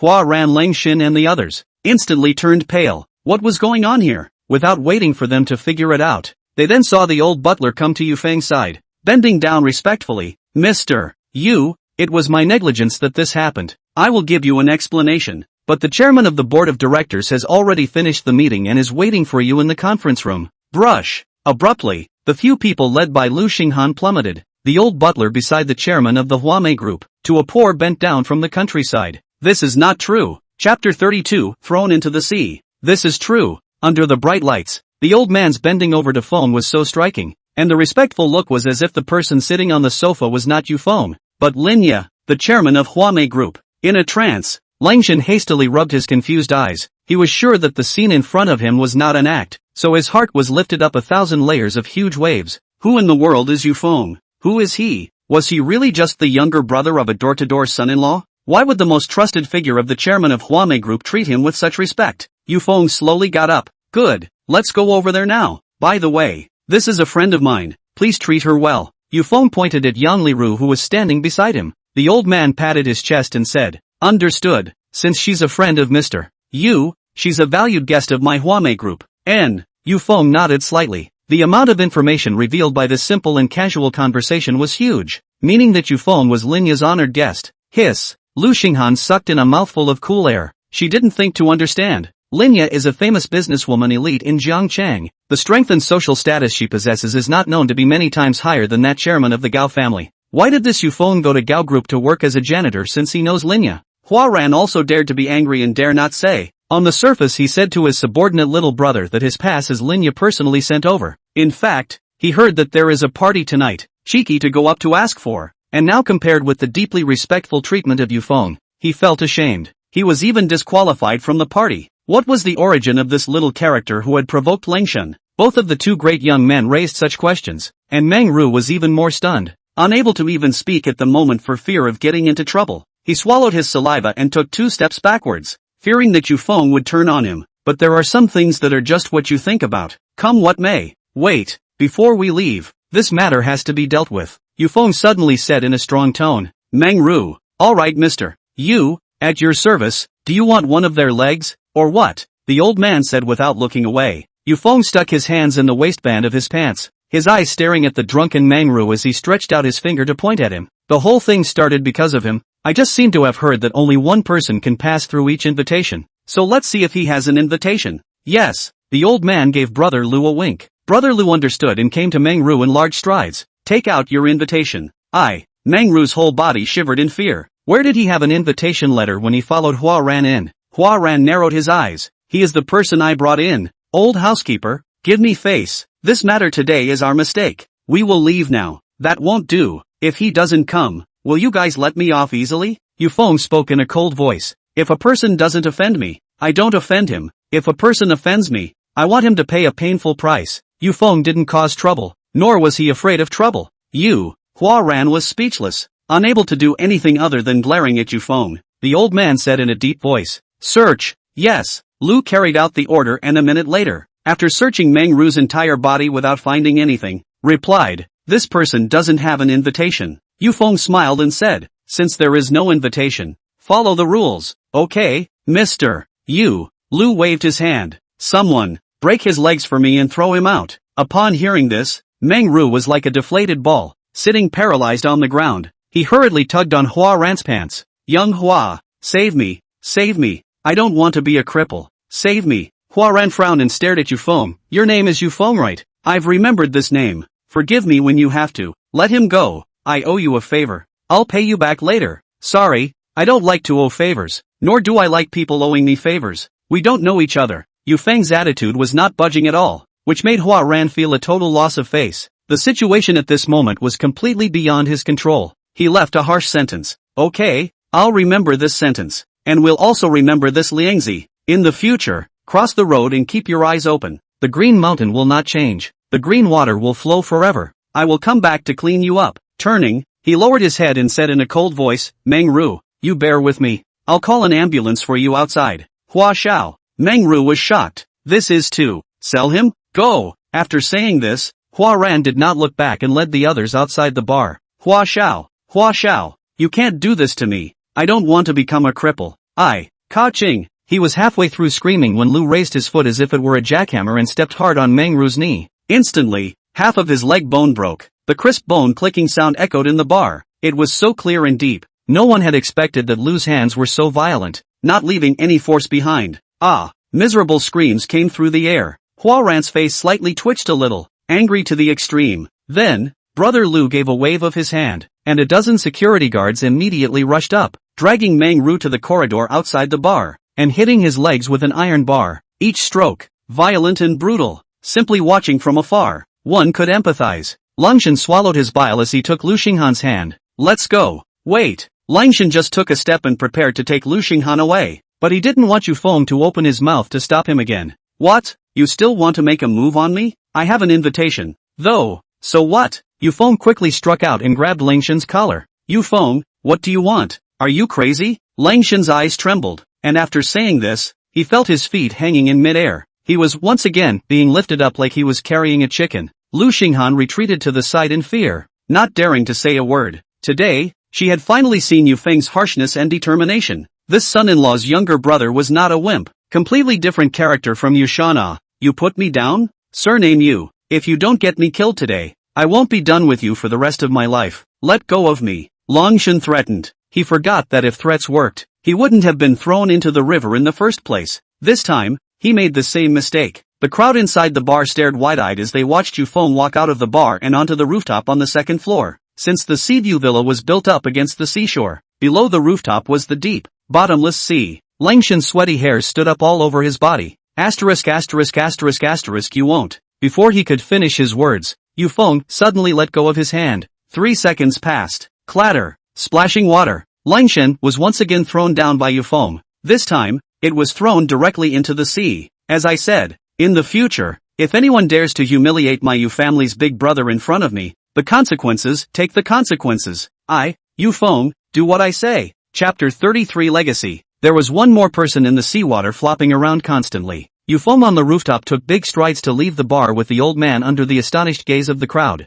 Ran hurriedly led people to the sea to salvage Liangshan, and without slacking for a second, he left with Meng Ru, whose legs had been crippled by the security guard sticks, and rushed to the hospital. If there was a delay, maybe these two legs would really be ruined. And witnessed this matter tonight Lu Xinghan, from beginning to end changed for Feng's view. The first time she met Yufeng, she preconceived that Yufeng is a rely on the high family to eat soft rice waste, without his brother who was the Door's son-in-law. Nothing. But now, she felt naive and childish. A man who could make the chairman of Huame Group, Lin Ye, personally invite him. A man who didn't even put the sons of Jiangqing's families in his eyes and casually threw them into the sea. How simple could it be? Lu Xinghan stood dumbfounded at the entrance of the bar. She suddenly remembered that before, Yufeng's name for Lin Ye seemed to be sister-in-law. Lin Ye is Yufeng's sister-in-law? What the hell is going on here? With strong doubts, Lu Xinghan left from the bar and returned home alone. On the other hand, Yufeng followed the old man to a box on the 4th floor conference level. Opening the door, a table of sumptuous food delicacies was presented in front of Yufeng.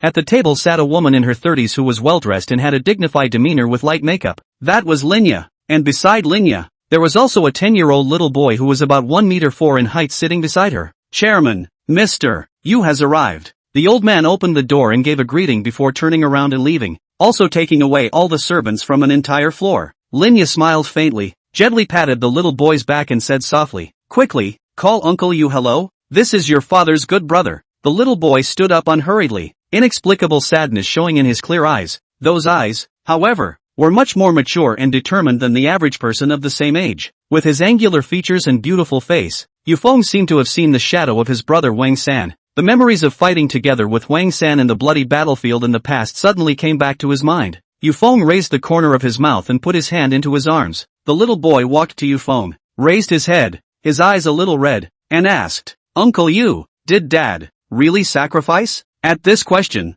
Yufeng's hand suddenly stopped. Did Linya tell him this news? Yufeng lowered his head, and for a moment he didn't know how to speak to a 10-year-old child. "What's your name?" Yufeng asked. "Wang Lu. Mom said that my father wants me to live a happy life, so he named me Wang Lu. But what he doesn't know is that from the time I understand, I have been living unhappily, because I didn't have a father in my childhood, and I haven't even seen him on one side." "Uncle Yu, does Dad love me?" Love. It is hard to imagine that such a question would be asked from the mouth of a 10-year-old child. These 10 years, Wang San served in the so-called First Ace Special Team of the Wolverine Teeth, almost every other month to carry out a 3S class mission, walking on the tip of the knife, wandering between life and death, indomitable. But the price to pay for this is the sacrifice of time with the family. Due to the special nature of the wolf teeth, return home once need to go through a variety of complex procedures to verify, and the way home there are more than a dozen cities to turn around, consuming a long time. Wang San wastes so much time and human resources, just to let himself home to accompany his family. It is not worth it. There is a great righteousness in his heart. He simply live in the wolf teeth, alive. 10 years have passed. When I heard from him again, I was already separated by the sky. Yufeng did not know whether Wang San regretted these 10 years, but he was sure of one thing. Your father loves you very much. Yufeng's tone was sure. Every time uncle and your dad were on a mission, your dad would say that after this mission, he would go home and hug his son. And every time before he went to bed, your dad would take your photo and look through it for a long time. If there is a person who loves you the most under the sky, it must be your dad. You have to remember, your dad is a hero. No one in this world is greater than him. Do you hear me? After saying that, Yufeng stretched his hand out from his arms. Between his 5 fingers, clutched was a sharp dagger stored by the hilt. "Uncle Yu, this is..." Wang Lu wiped her tears and sobbed. "This is the dagger your father carries with him. The blood it has been stained with has come from the 10 evil people. Uncle Yu is now handing this dagger over to you in the hope that you can live up to your father's wishes, uphold his ambition and continue to live. Can you do that?" Yufeng opened his hand and handed the dagger to Wang Lu. The 10-year-old Wang Lu saw the inheritance for the first time. He seemed to understand the meaning of the word inheritance at this moment. It was a hero of the times, deeply entrusted to the future youngsters. "Can..." Wang Lu hesitated for a moment, firmly took the dagger and clasped his hands together. "Louder, manly man, didn't you eat? Can you do it or not?" Yufeng shouted. "Can do it." Wang Lu replied loudly. Tears also blurred his eyes at this time, but he forced himself not to cry out, because he was a man. He wanted to be a hero like his unseen father. This scene, Linya looked in her eyes and cried in her heart. She pulled out a piece of paper and wiped the tears from the corners of her eyes. All right, come over and eat. Lele, go get the chopsticks. We're picking up your Uncle Yu today." "Okay." Wang Lu obediently walked to the kitchen. Yufeng also sat down across from Linya and started chatting with his sister-in-law about having fought with Wang San. Tonight, he had violated the rules. He didn't regret it. He wanted to let his sister-in-law and Wang Lu understand what kind of man Wang San was. Even if he went to court again and went back to jail for 10 years, he wasn't afraid. At this moment, a shocking thing also happened in the first hospital of Jiangxing City. Almost all the experts in the hospital were gathered in a ward. They came from the orthopedics department. They were all kinds of elite old-timers in treating paralysis. Even though they had been doctors for most of their lives and had seen countless difficult cases, they were still shocked. Unbelievable. The muscles and nerves around young Master Dong's legs have miraculously recovered as if they were regenerated. I've never seen such a strange thing in most of my life. It's reasonable to say that even the bones of young Master Dong were pretty much shattered after that car accident a few years ago. So how come the photos taken now show a complete recovery? Young Dong, what the hell is going on here? In front of the hospital bed, Dong Sheng listened to the constant praise from these academic seniors as he concluded that he could stand up. He felt that his life was full of color again. Running, flying, traveling around the world. None of this was a dream. Xiao Yu. Dong Sheng looked towards slave girl Zhang Yu. "Yes, young master, report this news to Grandpa. In addition, go back and mobilize all my resources to find that little brother immediately. I want to thank him face to face." "Yes, young master." Chapter 34, First Degree Crippled. The entire hospital was shocked and excited by the recovery of Dong Sheng's legs. This was not only a great event for the Jiangcheng first-class Dong family, but also an unimaginable miracle in the medical world. Who could have predicted that the leg bones that were completely shattered due to the car accident would also be saved one day ahead of their time? The person who was able to develop this miracle drug must be a dragon among men. The hospital must find him. The Dong family must find him. And while everyone was fuming like crazy over that mysterious stall youth, the hospital welcomed another youth who was about to be crippled. Doctor, quick, bring my brother into the operating room. Hua Ran dashed into the hospital with Meng Ru in his arms. A few nurses saw the bloody touch on both knees of the man in his arms, and were so scared that their little faces turned white, not daring to stop even for a single step as they immediately rolled out the surgical cart and sent Meng Ru into the operating room. The orthopedic specialists who had gotten the news also rushed out of Dongshang's hospital room and headed to the operating room for treatment. However, when several experts used scissors to tear open Meng Ru's pants at the knee area, their faces were all gloomy. Outside the operating room, Hua Ran sat in a chair with a worried face. His frown had not been relieved since he arrived here from Sidiu Villa. The other two sons of the family who followed him looked at each other and walked forward tremblingly. Hua Xiao, the night is too late. We'll go back first, otherwise. Hua Ran raised his head, his gaze coming down cold. Miso, the two sons of the World family's frightened legs shivered and immediately shut their mouths. Their groping fell into Hua Ran's mind. What idea did they have in mind? Although Meng Ru's family history is not as good as Hua Ran, but then the remaining two do not know how many times stronger. The president of the first bank in Jiangcheng City is Meng Ru's father. Once his father learns of this news, but also see these two people are not hurt at all, the psychological balance? At that time, they would also be implicated. They want to run away. Do not seek the same year, same month, same day life, but seek the same year, same month, same day death. Are all bull asterisk. Aren't friends in wine and meat just eating and drinking together, and flying separately in the face of great difficulties? Hua Ran narrowed his eyes slightly and sneered disdainfully in his heart. Get lost. Don't let us see you two again in the future. The two of them relieved their brows and thanked him. Thank you Xiao Hua, we have no choice but to do so. In that case we'll leave first. Scram. Good. The two of them were as relieved as if they were relieved and fled the hospital with a single step. Shortly afterward, as a Mercedes-Benz E-Class sedan slowly drove into the hospital, a middle-aged man in a suit with a serious look arrived at the door of the operating room and stride. Hua Ran immediately got up. Uncle Meng. Meng Hai just finished working overtime from the bank. As soon as he heard the news that his son's knee was broken, he rushed here. When he saw Hua Ran, he had anger in his heart, but he didn't dare to say anything. The young master of the hallowed Hua family could send his own son to the hospital. Who was he to count? Who is he to criticize? What ability does he have to criticize? He did not dare to pose as an elder, and smiled in a harmonious voice. Good evening Hua Young.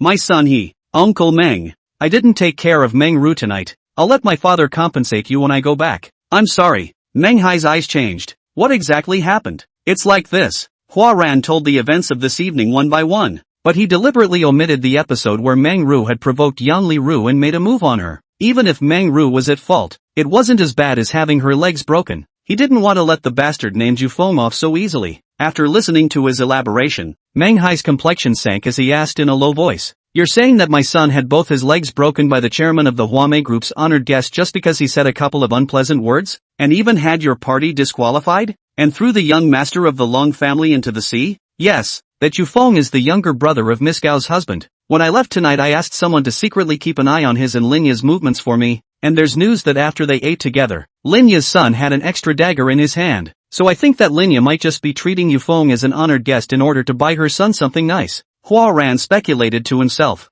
As a pivotal figure in the circle of Jiangqing's noble dukes, it wasn't a difficult task to get the partygoers inside to keep an eye on Yufeng. As for Meng Hai, who had learned of this news, his face was so angry that he could almost spit fire. Linya, Yufeng. His arms trembled straight. Linya loves her son. The high society of Jiang City knows that. But what is this Yufeng? Isn't he just getting a good dagger? On what grounds can he be treated as an honored guest by Linya? Is this Linya out of her mind? For the brother of a waste of a son-in-law of the Gao family's doorstep, he's not afraid to break both of my son's legs? Who do you think you are? If my son is crippled for the rest of his life, Linya, I'm not done with you. Ding dong. In the middle of their conversation, the door to the operating room opened. The expert doctor let out a long sigh and walked out from inside. Doctor, how is my son? The expert gazed at him. Let your son return to the ward first. This news, it's better to wait until he wakes up. Doctor. Getting these words, Meng Hai's face was ashen. Half an hour later, they appeared together in Meng Ru's hospital room.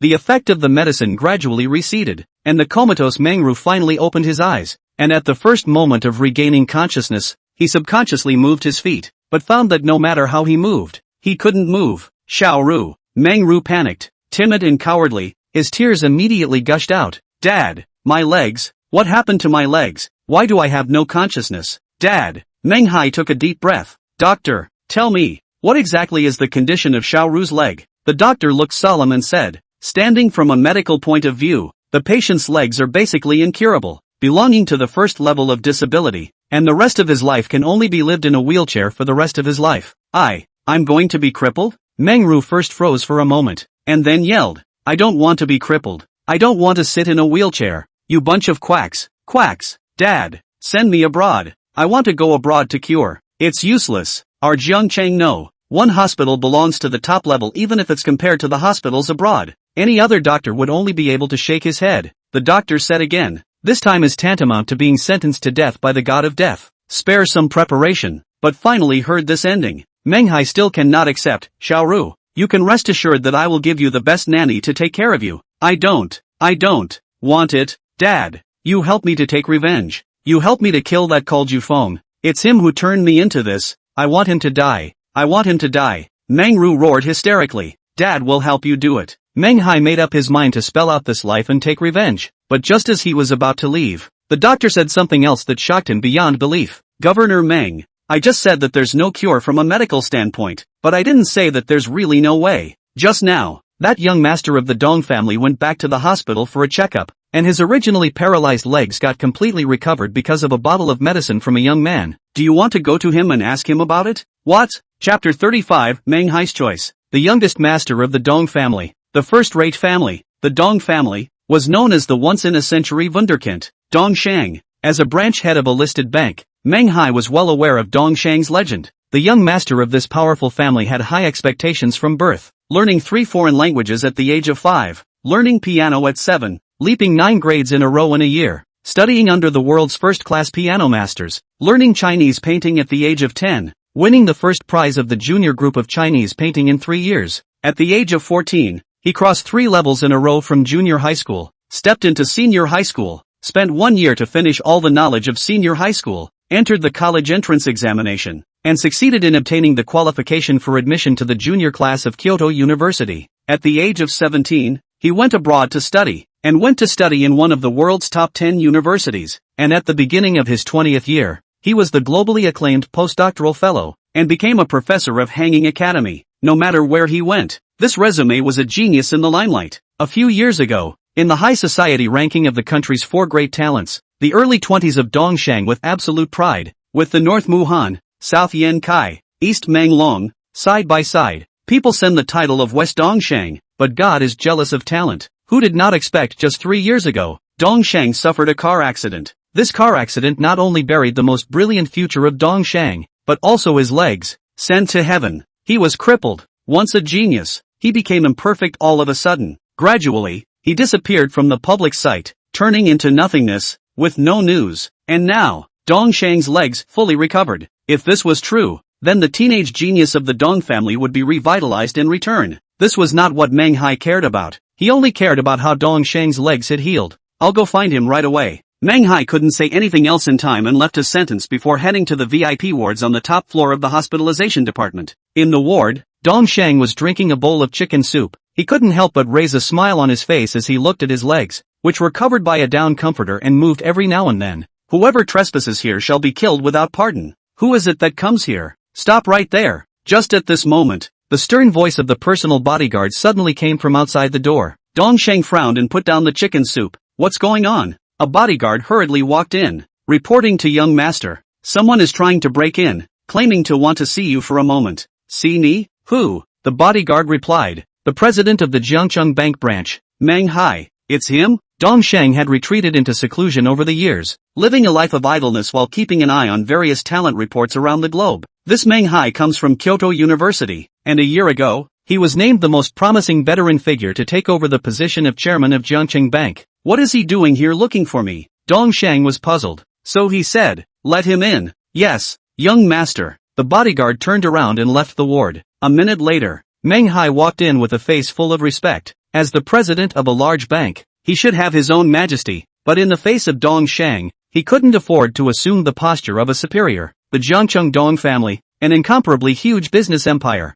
You want to see me? Dongsheng opened his mouth and asked. Bang! The next second, the response was a heavy knee. Manhwa, who was the head of the bank, knelt down to Dongsheng. Put. Dongsheng barely managed to spray out the chicken soup he had just drank. What was the meaning of this? Governor Meng, kneeling down to me as soon as we meet. In case outsiders see this, where will you put this face? Dongsheng regained his composure and slowly asked. For the sake of my canine son's legs, I would not hesitate to do so even if I have to shell out all my family's assets. Not to mention face, Manhwa said with determination in his eyes. With these words coming out, Dongsheng immediately understood where he was coming from. The news of his paralyzed legs being cured seemed to have spread. If you're here to cure your son's legs, then you've come to the wrong person to find me. This, Mengru's complexion changed. Impossible. The doctor said. Young Master Dong, your legs completely recovered. You must have a way. I know you are drinking a bottle of divine medicine. How much? Please sell it to me. I would like to sell it to you.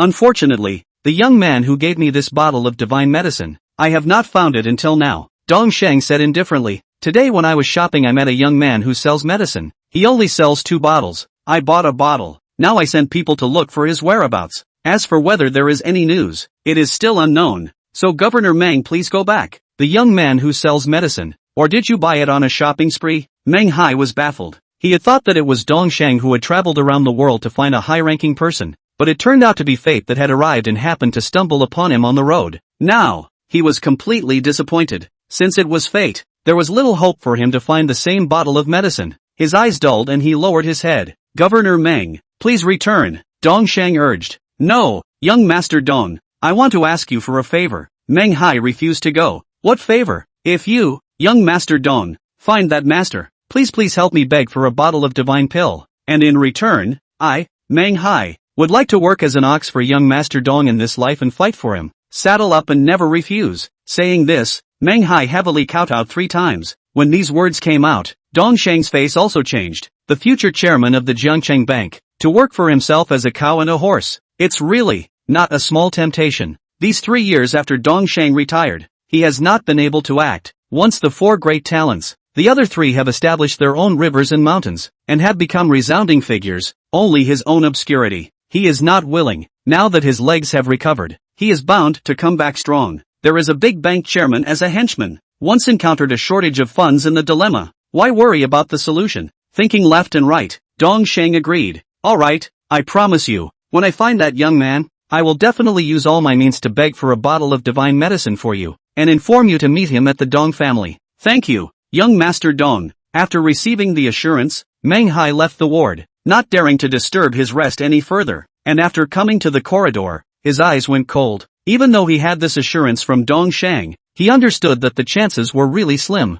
Thinking about it, he hated that punk named Yufeng. Bastard, I will never let you go. After saying that, he took out his cell phone. President, what are your orders? Immediately check any loans under our bank regarding the Gao Group. Inform them that if they can't pay back the loan within a month, freeze all their accounts and seize the real estate and car properties under their names. Okay, Governor, I'll get right on it. Packing up Yufeng starts with the Gao family. It was your Gao family that recruited a door-to-door son-in-law and brought the door-to-door son-in-law's brother into Jiangcheng City. I can't afford to mess with the Huame group, but you, the Gao family, I can't clean up? Just wait. He sneered sinisterly and walked out of the hospital. Unbeknownst to him, Yufeng, whom he was trying to avenge in every way possible, was the creator of the bottle of divine medicine that he had been pursuing so hard. He will become one of the biggest jokes. Chapter 36, I want you to care. The night was deep, and the seashore was sparkling. After having dinner with Linya, Yufeng was ready to leave. This night he spilled out the past events that he had held in his heart all these years,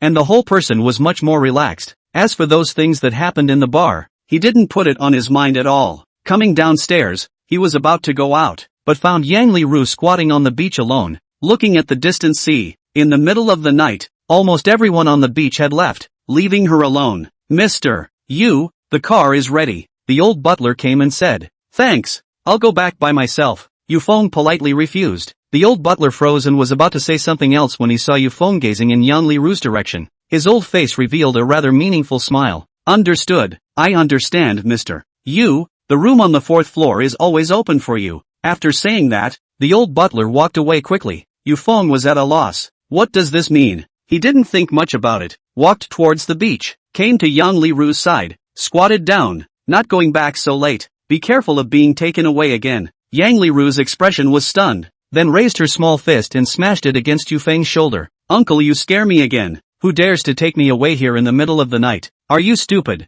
Ha ha, that's not necessarily true. Yufeng joked. Uncle, you're so childish, saying such scary words. Yang Liru pouted. Being childish is also being simple. Sometimes keeping a simple mind and living a simpler life makes life more comfortable instead. Yufeng spoke from his heart. When these words came out, Yang Liru looked at him with a bit more curiosity in her gaze. These words, he had also heard from his own father. There were too many things in the world that were hooked up. Sometimes simple and simple was instead the most extravagant, and those who could make life simple and simple were the ones who had achieved the ultimate power. Uncle, you and the chairman of the Huame group in the end, what relationship? Why does she think so highly of you? Yang Liru couldn't suppress the curiosity in her heart and inquired. Yufeng smiled faintly. Before you ask me this question, first ask yourself if you have any secrets. Why would someone come to arrest you? And you, playing sudden disappearance? The two of them asked this question and realized that they were hiding deep, dark secrets from each other. Yang Liru naturally would not tell her identity and experience easily.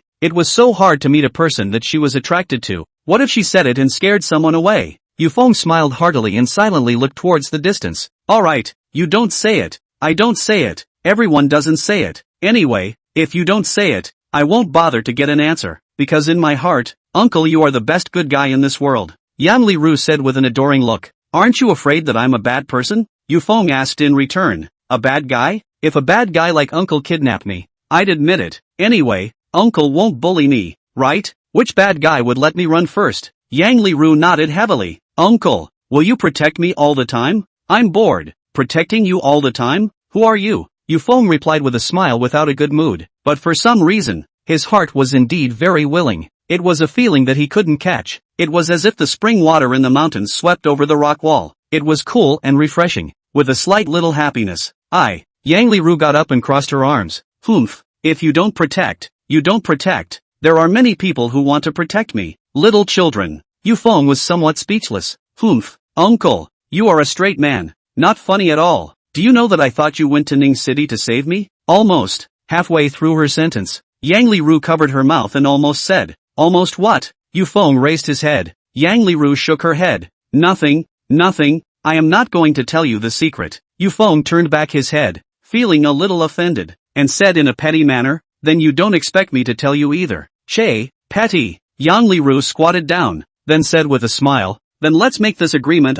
Neither one of us will take the initiative to tell our secrets, and keep on going like we are now. I quit. Yufeng replied. Such a coincidence. I also resigned. Yang Liru's eyes widened and puttered around. Yufeng looked at her unexpectedly. Hey, Uncle, don't look at me like that. Big deal. Let's go look for a job together tomorrow. Yang Liru made an invitation. I have my own things to do, saving you, but it's just a case of pulling out a knife to help you. You don't have to take it to heart, and there's no need to quit. Yufeng sighed. Who said I resigned because of you? I was looking at that Lu Xinghan and fired her. Humph. Yang Liru said angrily, suddenly thought of something and added, Uncle, I remembered. When I resigned, that big brother of yours went crazy looking for you. The whole person's mental state is not very good. What happened between you two? Big brother? Yu Shan. He was looking for himself. Yu Feng's face changed. He came out early this morning to be busy. He almost forgot to call Yu Shan. I have something to do. I have to leave first. Shall I send you back or you go back by yourself? Yu Feng hurriedly stood up and wanted to go home to recharge his batteries. I can go back. By myself. Yang Liru didn't react. How come when Yu Shan was mentioned, Yu Feng was unnatural? What exactly happened yesterday? Wasn't it because of himself? Okay, then you go back first. We'll be in touch again. Uncle Yu. Yang Liru just wanted to say leave a phone number with him, but now Yu Feng left without looking back, and without waiting for her to open her mouth. Yu Feng walked away. Yang Liru exasperated and placed stomping feet. This uncle, really do not understand the heart of the little girl. The phone does not say how to contact is not stupid, is not naive. Single straight man, doomed you have no wife. Mouth said. Yang Liru face is overflowing with happy smile. She finally met her true love. It was too hard. Back home, Yu Feng hurriedly charged up his cell phone, and as soon as he turned it on, he called Yu Shan, but no matter how he called, Yu Shan's phone never got through. Big brother. He left in too much of a hurry that day, so big brother should be very worried about himself. I hope he won't quarrel with his sister-in-law. While worrying, Yufeng put down his cell phone and could only wait for his big brother to call back. Unbeknownst to him at this moment, Yushan was carrying a bottle of wine in one hand, and the whole person was staggering, drunkenly returning home. Take out the key and open the door. Click. Good you Yushan.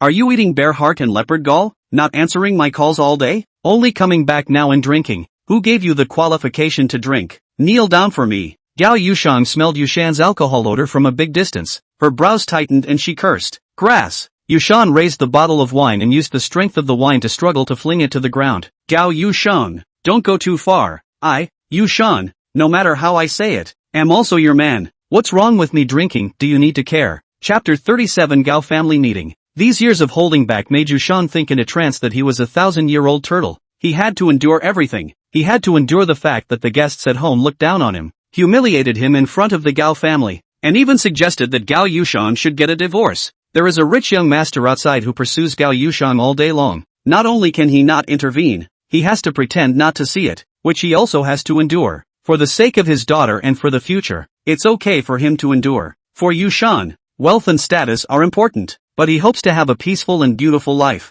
However, this does not mean that he does not even want to be affectionate. His only brother Yufeng, it is not easy to get out of prison. Back to Jiangcheng, and the Gao family not only suffered aggression, but also outside the residence. As a big brother, but he cannot even help a little help. He hated himself for being useless. He hated himself for being useless. He hated Gao Yushan for not treating him as a human being at all. Now he just wanted to drink to drown his sorrows, even this right to be deprived of. It was too much. Splat! The wine bottle shattered and blossomed on the floor, shattering all over the place. The loud sound was like thunder, immediately startling Gao Yushan. She froze in place, staring with wide eyes. The impression that this is the first time that Yushan lost his temper. An honest man will also have a time to lose his temper? She suddenly did not know what to do. Ears then heard Yushan venting his heart. Gao Yushan. Yushan, all these years in the Gao family as a cow as a horse. There is no merit but also have hard work. My brother was wronged by you. From the beginning of his arrival in Jiangcheng City, until now, a total of 3 slaps received by you.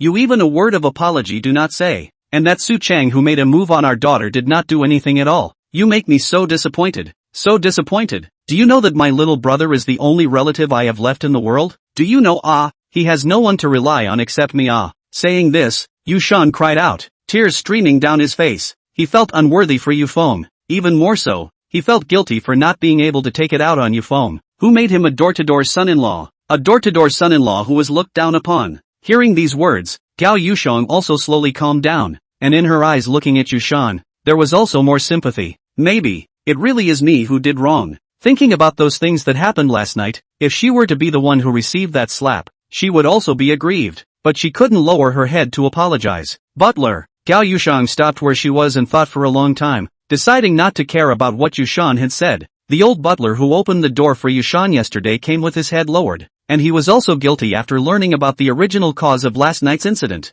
Seeing this, Yushan coldly smiled. What? Did I poke your bottom line and want to drive me away? Gao Yushang. Yushan don't need you to pity me. Without you, I can live a good life alone. Want me to go? You say it. I'll go by myself. At this moment, Yushan was so drunk and confused that he was bold enough to say this words that he had thought about for a long time but had never dared to say. Miss, the old housekeeper came hesitantly. Gao Yushang turned around, sighed lightly and said, take him to the guest room to rest. Ask someone to cook a bowl of antidote soup for him. After drinking so much wine, tomorrow morning is designated to have a headache. Take good care of him. Yes, miss, you're not kicking me out? Yushan had a puzzled expression. Gao Yushang said nothing and left in large strides. Being sent back to the guest room by the old butler, Yushan fell asleep in a daze, and in his dream, someone gave him a bowl of antidote soup, and his body was wrapped in a stream of warmth. In his dream, he saw his wife, Gao Yushang, knitting a sweater for him, and the family living satisfactorily in the countryside, leading an idyllic life of working at sunrise and resting at sunset. Once upon a time, when he and Gao Yushang were in love, hadn't he always wanted to live like this? But it wasn't until later when Gao Yushang showed him the identity of the Gao family's first lady that he had to throw away his manly dignity and become a door-to-door son-in-law. And then all the patience are only because he loves Gao Yushang. But when did this love become a kind of paranoia? At 8 o'clock the next morning, Yushan had a splitting headache and woke up from his dream. But it was good that there was a bowl of hot antidote soup next to him, and he went down with a bowl of it and was refreshed. Sitting on the edge of the bed, he vaguely recalled the words he said last night. No good. Wife won't be angry. No way. As soon as he remembered those damning words, Yushan rushed out of the guest room and came to the living room. Gao Yushan was currently sitting at the dining table to eat. Wife, I was drunk last night. I didn't do it on purpose. Just take it as me farting. Don't put it in your heart. Don't drive me away. Wife, Yushan panicked. He was afraid that Gao Yushan would really drive himself away, but in the middle of his words, he was interrupted by Gao Yushan. Sit down and drink a bowl of porridge. Clear the alcohol breath. Saying that, Gao Yushan took the initiative to get up and gave him a bowl of kanji, placing it in front of him. Brush. This act immediately caused Yushan to be flattered. Once upon a time, Gao Yushan had served him kanji? Wife, are you not angry? Yushan tried to ask. Drunken nonsense, what am I angry about? Gao Yushan's face was calm, and after a pause, she continued. Sit down and eat breakfast. Don't drink in the future. Immediately, Yushan raised a smile. Good. I promise I will absolutely not drink in the future. Don't worry, wife. Seeing that Gao Yushan did not want to punish himself for last night's incident, Yushan was relieved. He hurriedly sat down and took a big bite of his breakfast. Just as he finished eating and was about to pack up the dishes and go to the kitchen to clean up, Gao Yushan added, You don't need to organize the household chores today. Let the nanny housekeeper do those. You change into a suit and go with me to the group's family meeting. The High Family Group's family meeting in the past has always been only the most critical time to convene and participate in the meeting are important figures in the family. There have been a few times before, but Gao Yufang did not bring their own. How today on? Wife, I go to participate will not qualify. Our father he has not always looked down on me. Yushan lowered his head. You are my high family. How not qualified to go with me? Do not bull asterisk.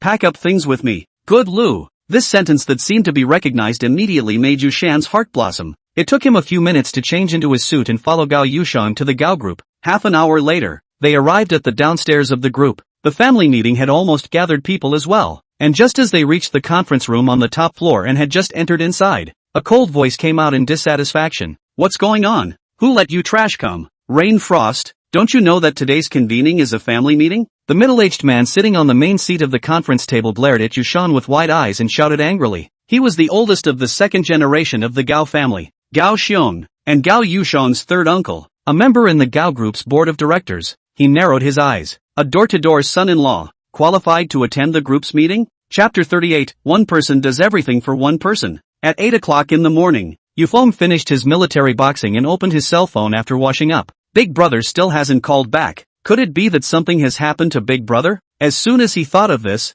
Yufeng's heart became anxious. That night he should give his big brother a peace report. At this moment he must be anxious to death. How about going directly to the group to find him? Yufeng thought. Yesterday earned $100,000 also happened to be handed over to him. A man can have no ambition, can have no achievement, but absolutely cannot have no self-respect. In the Gao family to be dispatched, if the adoptive parents know, will definitely be sad. My Yu family, even if it comes from the countryside, is still an honorable and clean family. Murmuring a sentence in his heart, Yufeng changed his clothes and then left for the Gao group. On the other side, as soon as Gao Xiong spoke, the other family descendants in the conference room also gathered their gazes on Yushan. Immediately, the sound of ridicule, sarcastic voices, disdainful laughter. This guy actually still has the face to attend the Gao family's family meeting. What is his position in the family? Doesn't he know in his heart? Ghosts know. You see his weak appearance, and have never seen the world of the country bumpkin of virtue. Dare to let him in the logistics department in the past few years to mix a manager as, or a little bit of interest is not.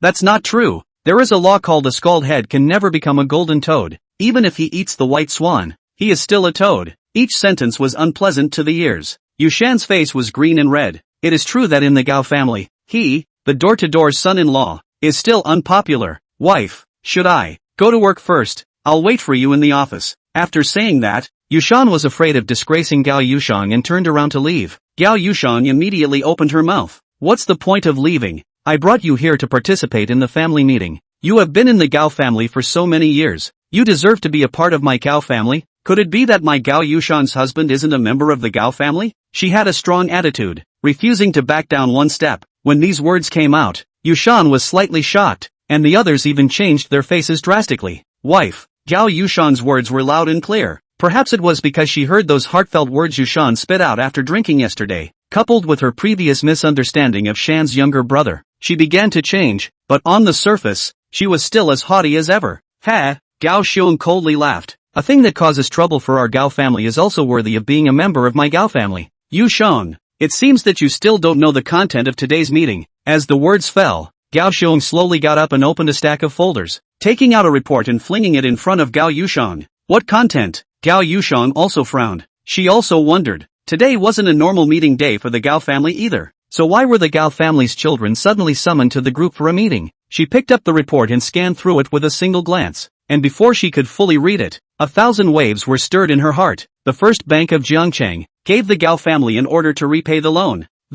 Her face lost its color, and her small face went pale. What's going on here? How come all of a sudden? What else could be going on? It's all because of what your punk husband's brother did. A young man who was at the upper echelon of status in the family stood up and slapped the table, cursing profusely. My brother? Yushan panicked in his heart. What happened to my brother? Take it easy. Gao Yushang whispered a reminder and turned to look at Gao Xiong. Third uncle, what exactly happened yesterday? The son of Meng Hai, the president of the First Bank branch in Jiangcheng, had his legs broken and is now hospitalized, forever reduced to a cripple. What? Meng Hai was a person Gao Yushang knew well. He was a shrewd and talented financial elite, and had even been on the talent list, deeply liked by the board of directors of the First Bank of Jiangcheng, and legend had it that the next chairman of the bank would be given to Meng Hai. It's not an exaggeration to say that this person will definitely be a financial advisor appreciated by a large number of business giants in the coming years, but his son having his legs broken was none of the Gao family's business. Xiaohan, it seems like our chairman hasn't heard it clearly, so give him a word. Okay, third uncle. Gao Xiaohan turned his head and said, just one sentence. Last night Governor Meng's son had both his legs broken, and the culprit was no one else but Yushan, this punk's younger brother, Yu Feng, and in a fit of pique, Governor Meng took it out on our Gao family, and gave us an order to pay back the loan. In the morning we roughly calculated. The Gao family's loan in the First Bank of Jiangcheng totaled 100 million, and the liquidity that can be called on the account is only 50 million. That is to say, within a month we can't get together 50 million. All of the group's accounts will be frozen, and at that time, our Gao family will be ready to go bankrupt. Brush. Gao Yushang immediately realized the seriousness of the matter. Impossible. Impossible. How could my brother break the legs of Governor Meng's son? It's definitely a rumor. Yushan kept shaking his head and denied. Come on. That brother of yours we still don't know. A labor prisoner who has been in jail for 5 years. Let's just say outsiders don't know. Do you take us for fools? What's a good rumor about a reformer hitting someone? What kind of person is Governor Meng? Would he slander your brother for no reason? Joke's on you. Gao Xiaohan sneered before returning to his original seat and sitting down. No, won't. Yushan completely panicked. Breaking someone's legs. If Meng Hai's heart was hard, wouldn't Yu Feng go to jail again? Now is not the time to dwell on this matter. Gao Yushang made an instant decision. In addition to the liquidity, our Gao family should still have a few confiscated payments for goods. Approximately how much money is there? The financial secretary got up and replied. The statistics have just been completed. There are a total of 5 payments for goods that have been confiscated back, adding up to just enough for $50 million. Just, the financial secretary stammered, not knowing how to go on. Just what? She replied, it's just that 2 of them may not be collected? What do you mean? Gao Yushang narrowed her eyes. It was a matter of the Gao family's survival. She could not allow sand in her eyes, because the customer of those 2 payments is Master Lu of the Longxiang Boxing Gym. Some time ago we continuously sent several sets of people to ask for them, and they were either broken bones by Master Lu or thrown into the sea, almost losing their lives. So, Longxiang Boxing Hall. Gao Yushang was instantly surprised. That was a notorious ruthless character in Jiangcheng. No rules, also an old fox famous for its cunning and insidiousness. Yushang, things have come to this point. It seems that your waste of husband's brother has caused a lot of trouble for our Gao family. The third uncle is very disappointed in you. I put forward an opinion. You yourself step down as chairman of the board of directors, so that the third uncle temporarily management it. I'll take care of grandpa's side. Seize power. 2 words that instantly appeared in Gao Yushang's mind. It was also at this moment that a voice came from outside the office. There's no need to step down. One person does everything. No need for you to bother. Everyone looked towards the front door in unison, only to see a well-built youth standing at the door. Yu Feng, little brother. Chapter 39, The Human Heart is Ill-Intentioned. After arriving at the group, Yu Feng went to Yushan's office and found that he wasn't there. Asking the staff next to him, he learned that he was having a meeting on the top floor. He had planned to hand over the bank card of $100,000 to his elder brother so that he would have the funds to come out and start his own business before leaving. But he didn't expect that as soon as he arrived at the office, he heard about Meng Hai targeting the Gao family. and he didn't realize that the young man he taught a lesson to last night was Meng Hai's son. In other words, he was the one who had dragged the Gao family into this, and had dragged his big brother into being blamed by so many people. So no matter which way it came from, he couldn't just sit back and watch. When everyone saw Yufeng, they were really stunned. And then when they heard the epithet from Yushan's mouth, they revealed despicable smiles. Who did I think it was? So you're the Yufeng who broke the legs of Governor Meng's son.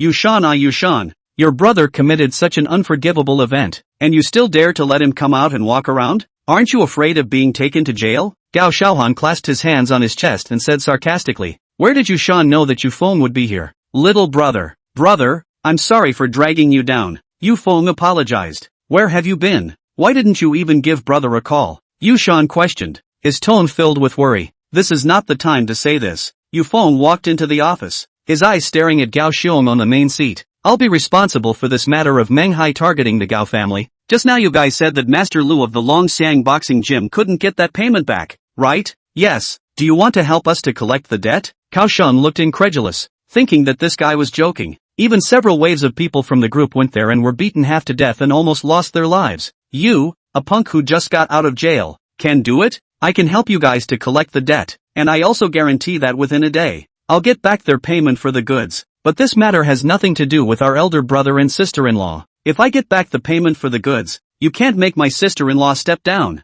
Yufeng could see that these Gao family members wanted to take this opportunity to pull his sister-in-law down from the position of chairman. Although he was not very fond of his sister-in-law, but after all, she was the wife of his elder brother and the mother of his niece. Besides, it was because of him that she ended up being targeted by the people. He would never stand by and watch. Military blood. Righteousness. Oh, Cao Shan laughed softly. Who wouldn't say big words? But it's also right. The reason why our Gao group was targeted by Governor Meng, also because of you. You go to collect the debt is the most appropriate. In case you fall under the hands of Master Lu, a disability, the anger of Governor Meng is also eliminated. Governor Meng's anger also subsides. It's just the right time to resolve our Gao family's distress. So it's decided then? No. Gao Yushang spoke up at this time. Her eyes widened. Yufeng, this is not the time for you to show off. Master Lu is ruthless and is the master of the martial arts school. For you to go and collect the debt is tantamount to sending yourself to death. Yes, little brother. Listen to your sister-in-law. You can't go.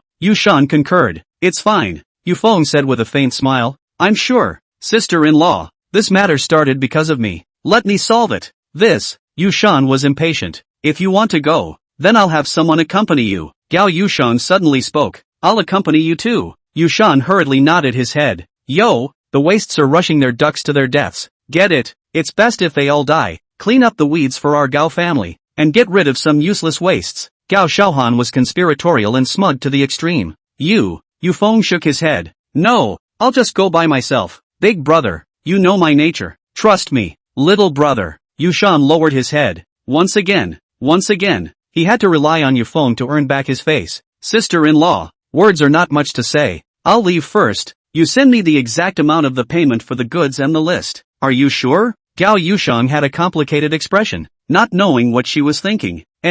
Good. I'll send someone to you right away. To be honest, she didn't know how to talk to Master Lu about the payment for the goods even if she went. It could be said that there was no hope at all. Yufeng was so confident. Perhaps, he really had a way? After saying that, Yufeng turned around and left the company, heading to Longxiang Martial Arts Center. Gao Yushan then returned to her senses. Yushan, don't forget, if you don't get this payment back, you have to take the initiative to resign and give up your position as the chairman of the board. Do you hear me? Gao Xiong said in a fake calm manner. I know. Goodbye. After saying that, Gao Yushang did not want to stay for a moment longer and pulled Yushan's hand back to his office, closing the door. Yushan couldn't wait. Wife, quickly think of a solution. We can't let our little brother go to his death just like that. Shut up you. Just now in the office I already held back from getting angry. Now what else do you want me to do for you? In an instant, Gao Yushan's attitude changed. The calm and collected attitude in the office turned into nothingness, and it was as if all that was in her eyes was talking about how much she hated Feng. Wife, what are you saying? Little brother is to help you only. Help me? Gao Yushan laughed. That's what he asked for. I knew that this brother of yours who came out of prison is not a good thing. It's only a few days. Twice hit people. Today's society is violence can be solved? Only speak with his fists. No brain at all. I'd be a cutie if I helped him. Anyone with eyes can see that Governor Meng has calculated that our Gao family doesn't dare to collect the debt from Master Lu. and has chosen to use this to force your brother to collect the debt. Borrowing a knife to kill someone, understand. But Yushan collapsed. He had thought that Gao Yushan's attitude towards himself was much better, and even much better for his brother, but he didn't realize that it was just his own illusion. From the bottom of her bones, she still looked down on their brothers. Then why just now in the office? You still advised him not to go? Yushan asked. Idiot, if I don't say this, can he feel guilty in his heart and then go on his own initiative? Gao Yushan turned her back. Wife, let go if you have a fart. Gao Yushan looked impatient. Have you ever loved me? Yushan's eyes were full of fatigue. It turned out that he was really stupid, very naive, like a big joke in the sky. Gao Yushan's brows tightened. It has nothing to do with this matter. I don't want to answer. Yushan, your brother is going to have an accident today in all likelihood. I've already asked people to block the exit, so stay here. When things are resolved, I'll let you go out again. Anyway,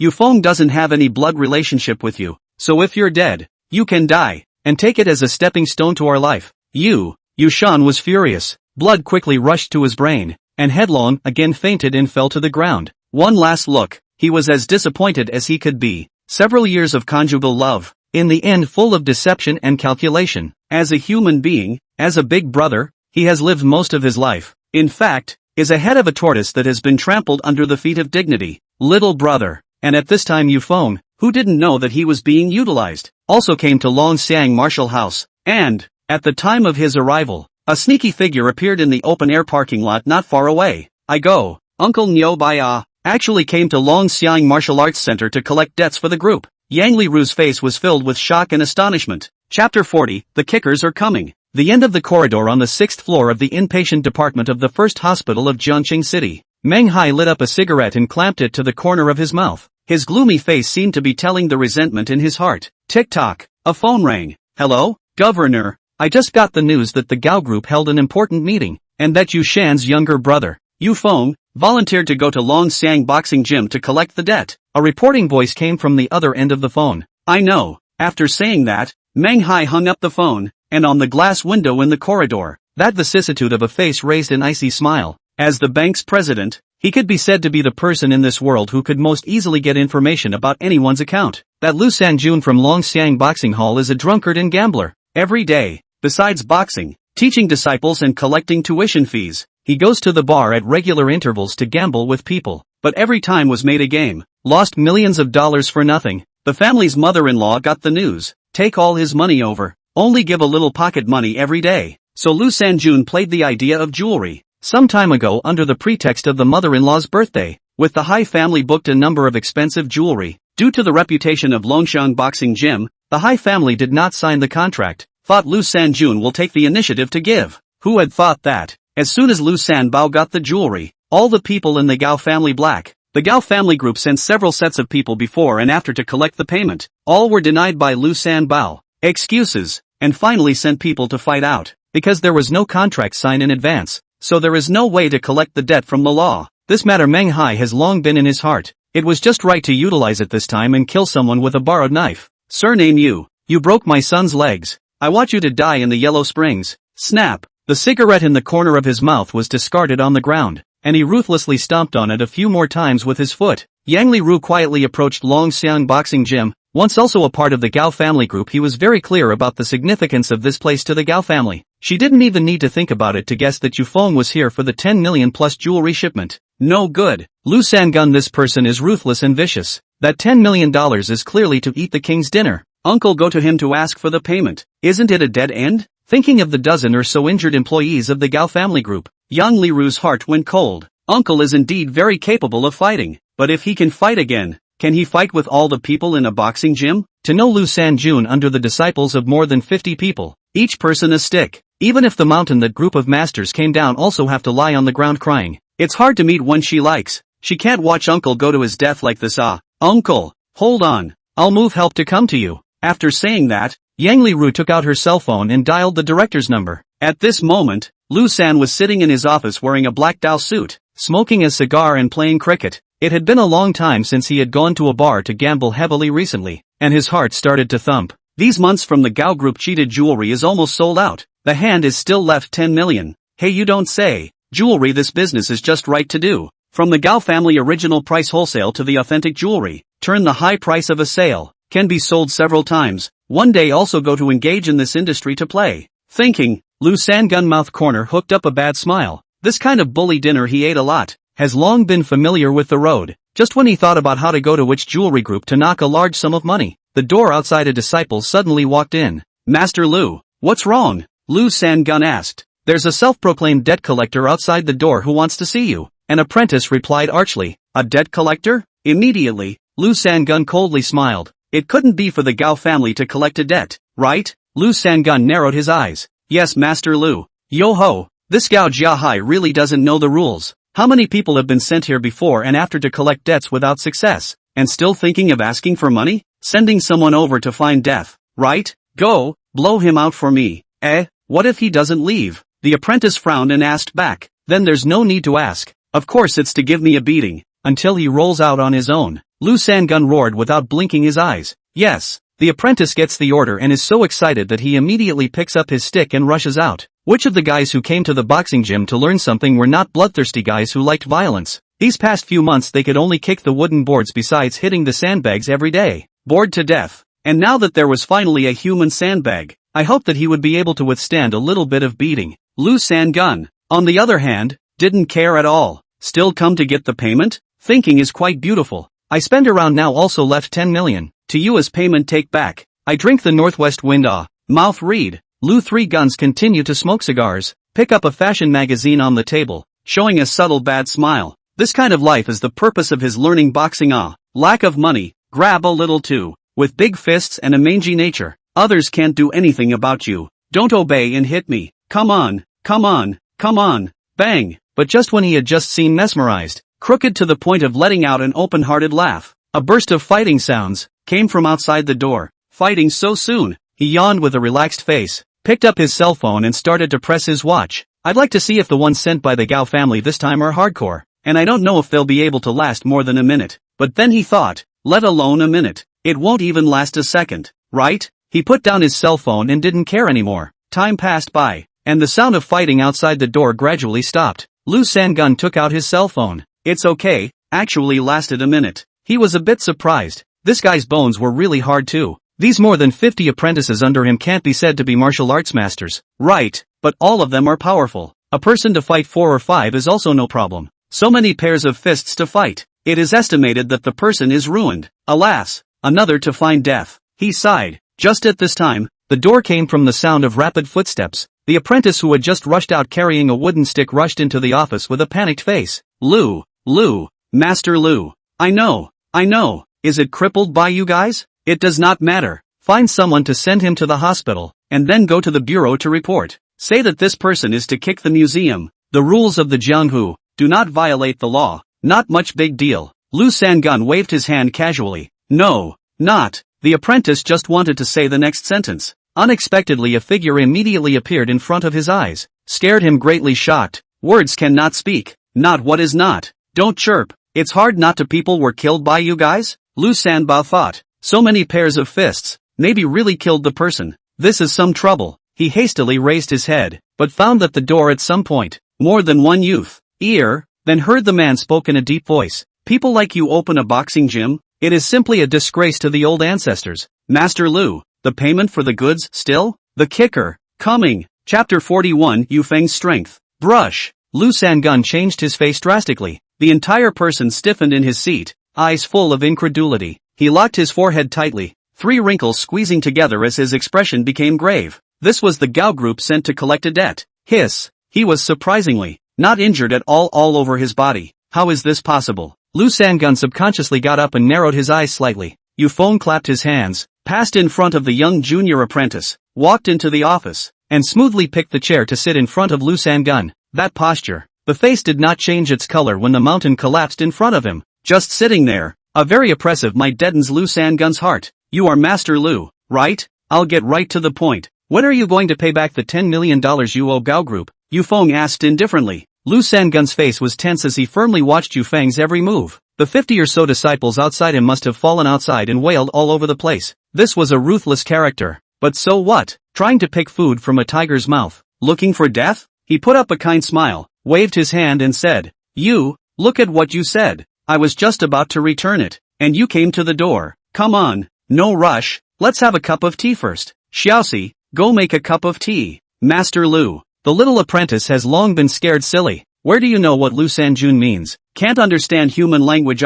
Go and make a cup of tea. People come all the way here. It's hard not to give a sip of tea? Lu Sangun made a gesture and slapped the table. Yes, I will go right away. The young apprentice hurriedly ran out the door. Yu Feng smiled, looking on with respect, and said, since you want to return it, then hurry up and get it. It doesn't matter if the tea is there or not. I'm just here to collect a debt. Lu Sangun nodded and replied, yes.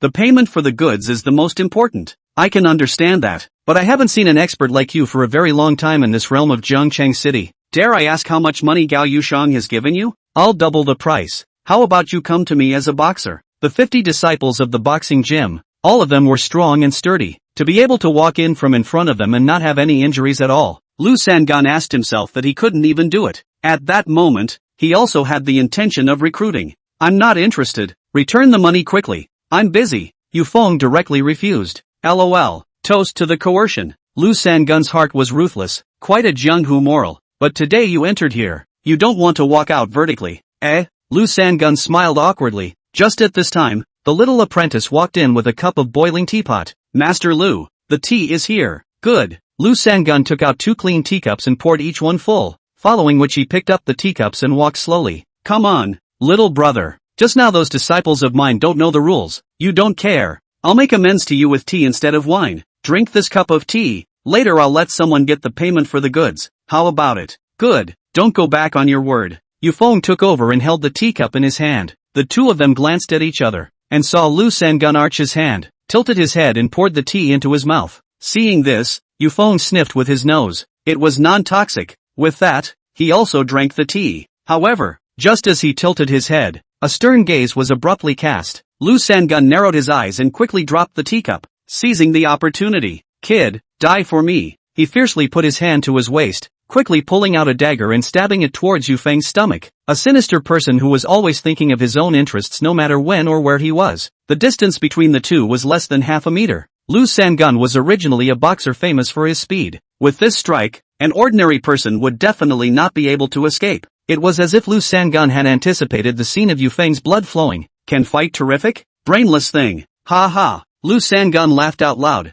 but in the next second, his laughter came to an abrupt end. Pa! He looked down and realized that the dagger in his hand, surprisingly, could not go any further. A single hand with calluses on its thumb pinched his wrist in a death grip. Couldn't get in. He exerted all his strength, but he could not move. The dagger's blade was just a centimeter short of Yu Feng's stomach. It's over. Lu Sangun realized something. Immediately afterward, a huge force came swooping in like a mountain torrent and tsunami. Bang! Yu Feng raised his fist and blasted down. Lu Sangun flew out backwards as if he was a kite with broken strings and fell to the ground, his face full of pain. He hurriedly climbed up and picked up the dagger in a panic, but Yu Feng didn't give him a chance to react at all, getting up and directly kicking, ruthlessly stepping on his palm. Ah! The agonizing scream was far more piercing than the wailing all over the place outside the office. Yu Feng end of the teacup, this tea is quite good. It's just a pity that it was wasted by you. On the way here, I knew that you are a cunning character. I also thought that if you are obedient and pay back the payment for the goods, the matter of injuring the Gao Group's employees before is forgotten. But now, dogs can't change their ways. This saying is not wrong. As the words fell,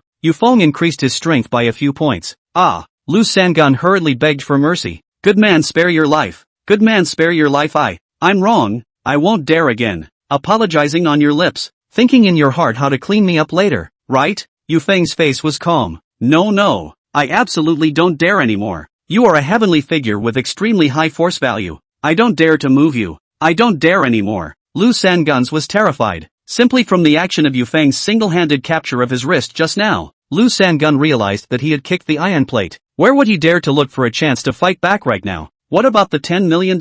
Yu Feng squatted down. His foot stepped on his palm and asked in a cold voice. I'll return. The card is in my pocket. Just $10 million.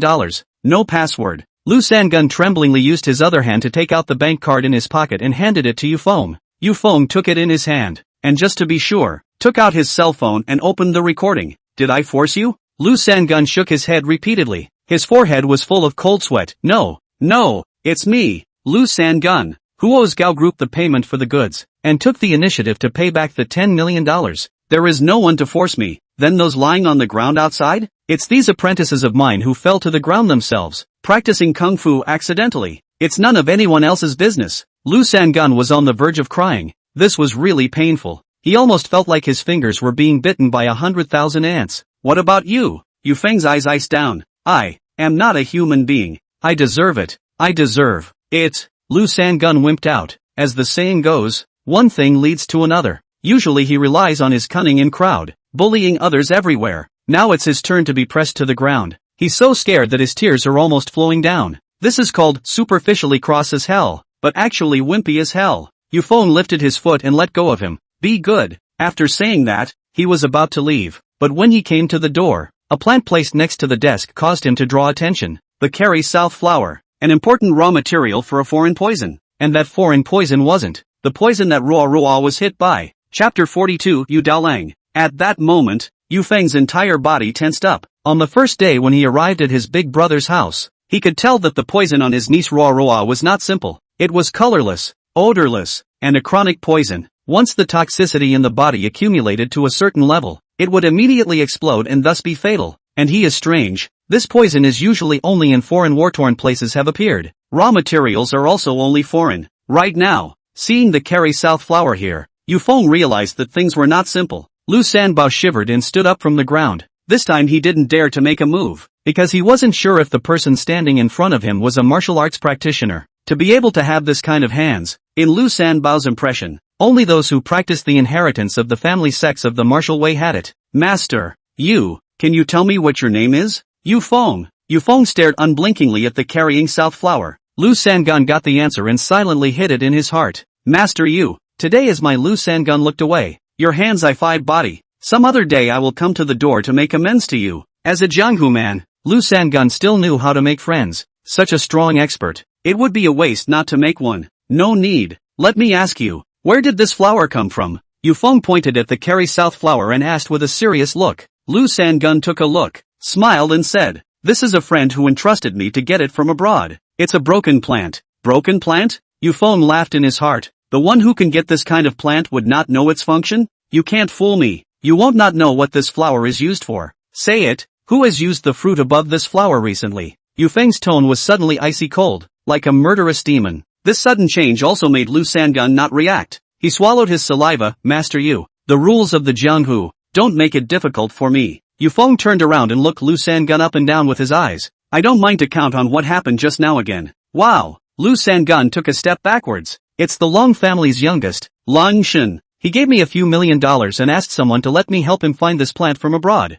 saying that it's going to be used for fun. I thought, Long Shen. This name Yu Feng heard. When Lu Shuai called him that day, he mentioned that this Lang Shen had once sent someone to lay hands on him. Is there a picture of him? This, Master Yu, this is too out of line. Yu Feng's eyes were cold. I'll give right away. Lu Sangun was so abashed that he didn't even dare to say anything, immediately flipping out Lang Shen's photo from his cell phone and handing it over. The moment he saw the photo, Yu Feng enraged. It turned out it was him. He was Lang Shen, that youth that he had thrown into the river in front of the special villa area. That young master who had sent people to lay hands on him. That playboy that he threw into the sea once again yesterday. He is Lang Shen, the person who poisoned his niece Ruo. It was him? Thanks. After saying that, Yu Feng took the bank card and quickly left the boxing gym. He had to tell his big brother about this news right away. But just as he walked out of the Longxiang boxing gym, on the road, a dozen or so uniformed bureau staff quickly ran up. The leader was none other than Lin Yunan, who had suspected Yu Feng at the bureau the day before. Hurry,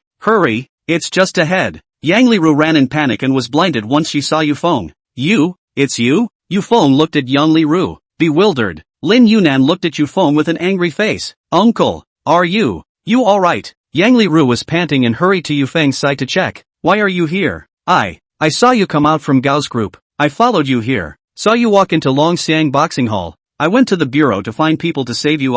Uncle, Longxiang Boxing Hall's Lu Sangun didn't do anything to you. You didn't get hurt. I'm fine. Yu Feng simply replied with a sentence. In his heart, however, he had a feeling of being touched. A girl that he just met not more than a few days ago would care about him like this. It was really kind. But if Lu Sangun heard that, he would have cried on the spot. He is fine. I am not fine. Lin Yunan was too lazy to care about that much. You guys go to Longxiang Boxing Gym and take a look. If there are any fights or brawls, all of them will be taken away from me. Yes. A dozen people immediately rushed inside the boxing gym. Last time I let you go. This time, you won't be able to slip out of my hands so easily. Lin Yunan was still catty about the last time. Without investigating Yu Feng's true identity, she was not happy in her heart. She just had to see where a guy with a highly secretive file was. Yu Feng frowned. What a nuisance. This lady, I still have important things to do. If there's anything, let's talk about it later. Not allowed to leave. Did I tell you to leave? Lin Yunan blared.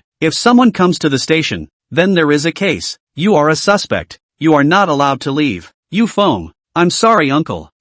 Yang Li Ru lowered her head and felt guilty. It's okay. Some women are self-righteous and brainless. It's normal. Yu Feng muttered impatiently. You have the guts to say it again. It's nothing. You misheard.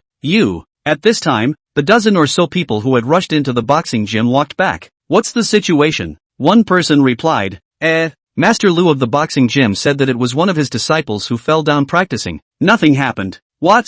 Lin Yunan's eyelids fluttered with an incredulous face. Where is Lu Sangun? Master Lu is inconvenient, squatting in the toilet, and just spoke to me through the toilet door. This is a typical avoidance. Looking for excuses, do not want to explain, want to melt things away. This Yu Feng. In the end, what is the origin? How about it, ma'am? Can I go? Yu Feng shrugged his shoulders and asked. Humph. Count yourself lucky this time. Lin Yunan bristled and gave her men a wave. Retreat. She had no choice. Originally, she thought that this time was another great opportunity to take Yu Feng in for a good interrogation. Didn't expect Wasn't it said that Master Lu of the Longxiang boxing gym was very powerful? How come he's so wimpy that he doesn't even dare to have a frontal conversation? Goodbye, ma'am. I hope we don't have the chance to see each other again. Ru. Let's go. Okay, uncle. Although Yang Li Ru felt puzzled, she also followed Yu Feng. On the way, got into a cab. Yu Feng asked, Yang Li Ru, do you know Lang Xin? Yang Li Ru's face tightened. Uncle, you don't know him?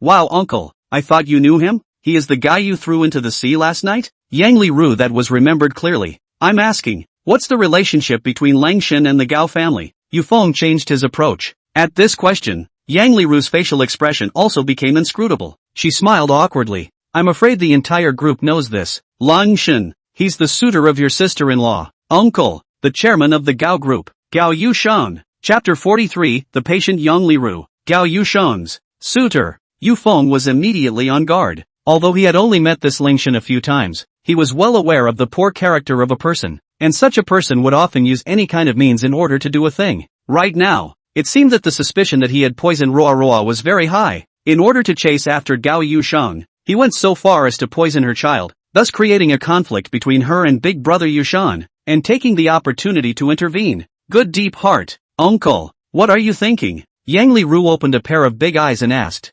Nothing. Are you going to the group with me? Yu Feng asked. Good just as I stopped by to go to check out the departure formalities. Uncle, looking for a job together in the afternoon? Yang Li Ru looked at Yu Feng with a trying mentality. If she could work with Yu Feng, she would be happy even if it was to sweep the streets.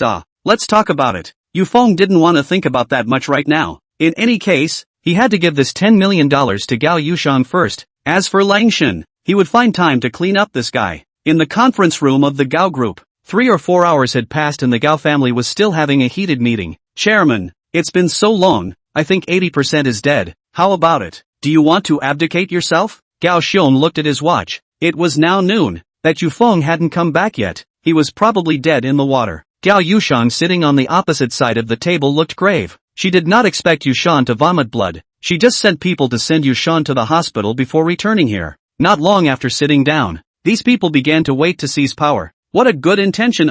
She didn't intend to open her mouth, because she was waiting. She was not waiting for the news of Feng's triumphant return, which she realized was impossible. So she was waiting for the news that Yu Feng had been killed, and then she would be able to use her connections to contact Manhwa, and send the news over to relieve the group's crisis. At that time, seizing power and whatnot would not exist. What's the rush? Gao Yushan calmly said. The corner of Gao Xiuhan's mouth hooked up in a contemptuous smile as if he was mocking her naivety. I say, cousin, you don't really think that Yu Feng can walk out of Master Lu's boxing gym alive? That's simply being whimsical. Others don't know how powerful Master Lu is, but you're still not clear? Don't forget, the people who were sent to get injured before were all your people. Cousin, whether you can come back alive or not, you know better than anyone else. Don't tell me you'll be sure. That's a real laugh, cousin. Who said that? in order to fight for face, Gao Yushang still forcefully returned. Ha ha. Gao Xiaohan immediately laughed with his belly, his five senses almost twisting together. Cousin, cousin, I think you spent a lot of time with that trashy door son-in-law and your brain has gone crazy. If he can appear in front of me alive and still bring back that $10 million of goods,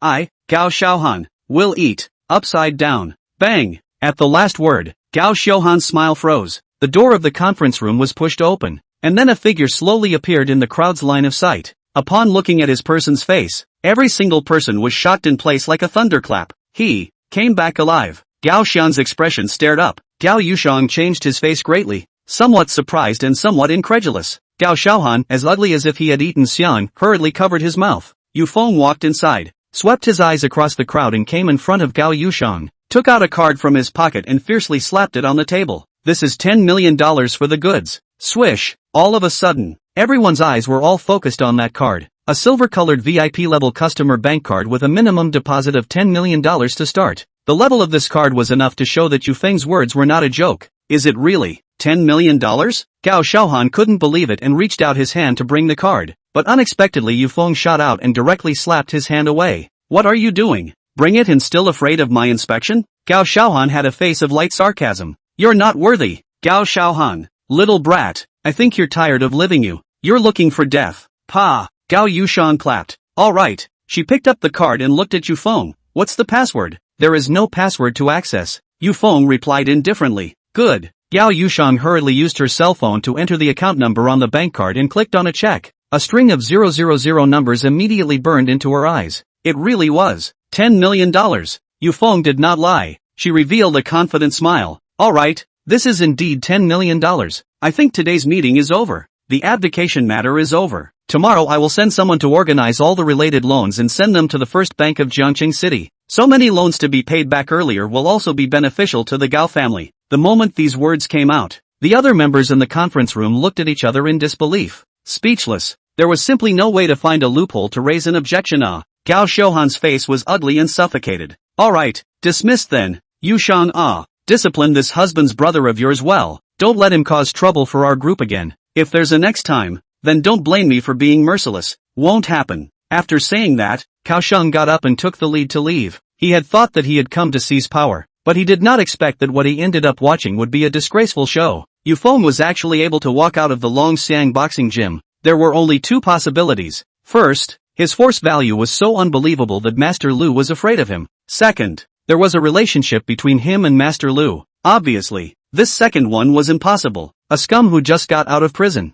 could know Master Lu. After he left, the others also left one after another and returned to their posts. Only Gao Yushang and Yu Feng were left in the conference room. Yu Feng, it's been hard on you. Master Lu didn't do anything to you, did he? Gao Yushang said with concern. Yu Feng didn't die and got back the payment for the goods. This was the best ending and she was happy to see it. Sister-in-law, where is my big brother? Yu Feng asked in a deep voice. Gao Yushang frowned. Your big brother is a little unwell, went home to rest. After thinking about it, Gao Yushang still felt that she should not tell Yu Feng about this matter, lest Yu Feng talk too much in front of him and how to behave himself. Alright then, I won't bother big brother. Trouble sister-in-law to say hello to my brother when you go back. Let him give me a call. Good. Gao Yushang nodded. After saying that, Yu Feng also left the conference room and went to the first floor of the group. Yang Liru was squatting on the steps of the doorway, waiting for him. Uncle, you're here. Yang Liru stood up excitedly. You haven't left yet? Yu Feng had a surprised expression. How could I leave? Didn't I promise to look for a job with you, uncle? Yang Liru heatedly smiled. Looking for a job? Yu Feng let out a bitter smile. With his skills, he actually didn't need to look for a job anymore. Yeah, go uncle. I just found a particularly good job. Come. I'll take you there. Chapter 44, 3 Days Limit. Unable to resist Yang Liru's enthusiasm, Yu Feng had to follow him to a commercial plaza. Similar to the nationally famous Wanda, this plaza was a newly opened AAA-grade entertainment center, which covered amusement parks, branded restaurant chains, children's playgrounds, tutoring classes, and offline stores of various industries. Since this plaza has just been established not long ago, so the young people who come here to play is not a lot, coupled with the fact that today is a Wednesday, is a working day, so once you come to the plaza, fixed eyes feel a little bleak. Yu Feng frowned. Come here to look for work? Uncle, you don't know how to smile, eh? I realized. Yang Liru curiously stared at Yu Feng's face. The distance between the two people who were close to each other seemed to be only a fist. Brush. Yu Feng's face unconsciously reddened. This was the first time in his life since he was born from his mother's womb that he was this close to a girl. From the time he entered Wolfang until now, Yu Feng was almost 26 years old, and in the words of a young man, without any mercy, he was an old virgin. Yu Feng coughed and took a step back. Nothing worth being happy about just, didn't you come here to look for a job? Oh right. Yang Li Ru bounced around. Uncle, let's play a game. Game? Yu Feng didn't react. What's the relationship between finding a job and playing games? You play it, play it. Yang Li Ru raised her mouth and begged adorably. Okay, Yu Feng was unnatural. Then you turn around first. Yu Feng did as he was told and turned around. Close your eyes. Okay. Yu Feng nodded. Stand here and don't move. I'll be right back. After saying that, Yang Li Ru bounced all the way to a store. This is a restaurant that just opened up. It's the right time to need people to publicize. Yang Li Ru came to the store. Inside the dining table, a man playing with his cell phone, high up with his legs crossed, raised his head as soon as he saw him coming. Sister, you can finally come. Brother spent $1 million for you to buy this restaurant. What the hell are you doing? Shut up. Don't compare. Play your game. Yang Li Ru glared up and yelled at Yang Jian, ran inside and took out a set of buttoned-up pear's bear costume, which was a cute bear that Yang Li Ru had carefully picked out last night by running to the wholesale market all night. In order to get this dress up here, Yang Li Ru spent a lot of effort. Has been busy until midnight yesterday before going to bed. Spent a lot of effort. Yang Jian,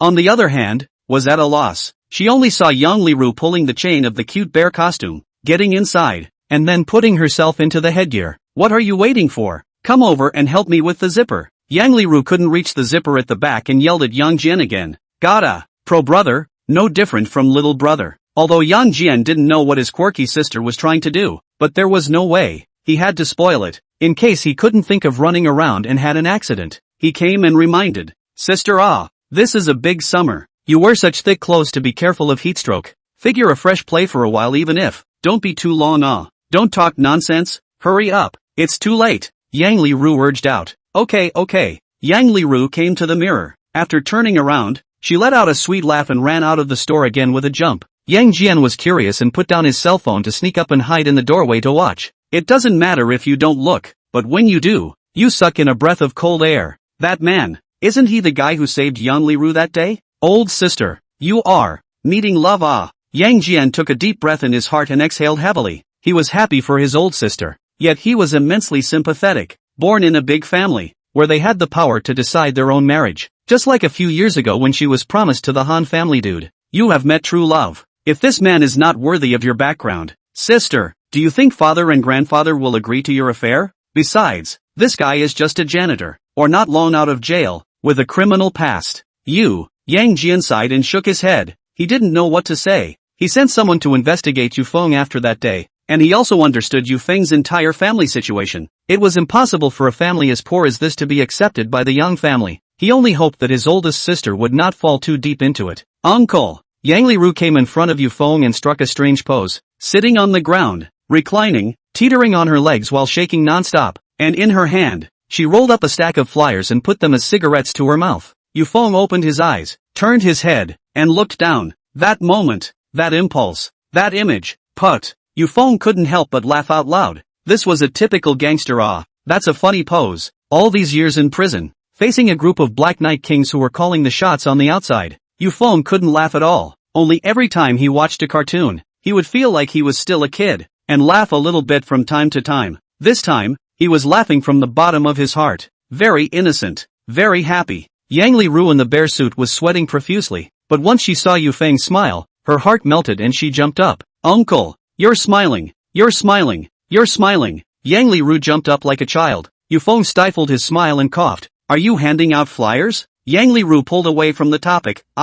This is not important. The important thing is that Uncle you smile. Hey, Uncle you smile when you are still quite good looking, although the skin is a little bit darker, the hair is a little bit shorter. There is no little fresh meat so good looking, but smile, it is very good. The man is well, more smile and laugh is good. From the first time I saw you, you haven't laughed. This is not good. Laugh more, only live healthy. Yu Feng, his smile, gradually solidified. This girl, he lowered his head. So, you wore this outfit to make me laugh? Yang Li Ru scratched the back of his head. I see that Uncle has encountered quite a lot of things these days. so I tease you to laugh a little bit. How? No, not allowed to me to tease you, then have you ever taken me as a friend?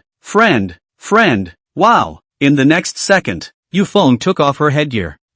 Uncle Yufeng took out a napkin. It's a hot day. You'll get a heatstroke if you wear such a thick coat. Wipe your sweat. I'm fine. Thanks for making me happy. Yufeng suddenly did not know what to say. Alas, never been in love is difficult. He never believed in the love at first sight thing. But, he faltered this time. Uncle, chirping like a pussy, don't talk nonsense. Come and help me hand out flyers. Yang Liru took the initiative to receive the napkin, did not wipe the sweat, but carefully and precious put it into his pocket and hide it, handing the flyer to Yufeng. Good. Yufeng nodded. Looking at them like this, Yang Jian was envious. He, who had been gallivanting in the flower field, hadn't seen such a beautiful emotion for a long time. That's so nice. But right at this moment, a phone call immediately rang. He hurriedly took out the phone, only to find that the docket name of that string of numbers was no other than Yang family head Yang Liru's father. Hey, Dad, you're next to Riru, right? To inform you, 3 days later I will send someone to Jiangqing to pick up the two of you and bring you back. You keep an eye on her for me. If you let her run away again, I will hold you responsible. After saying that, the phone hangs up. There are only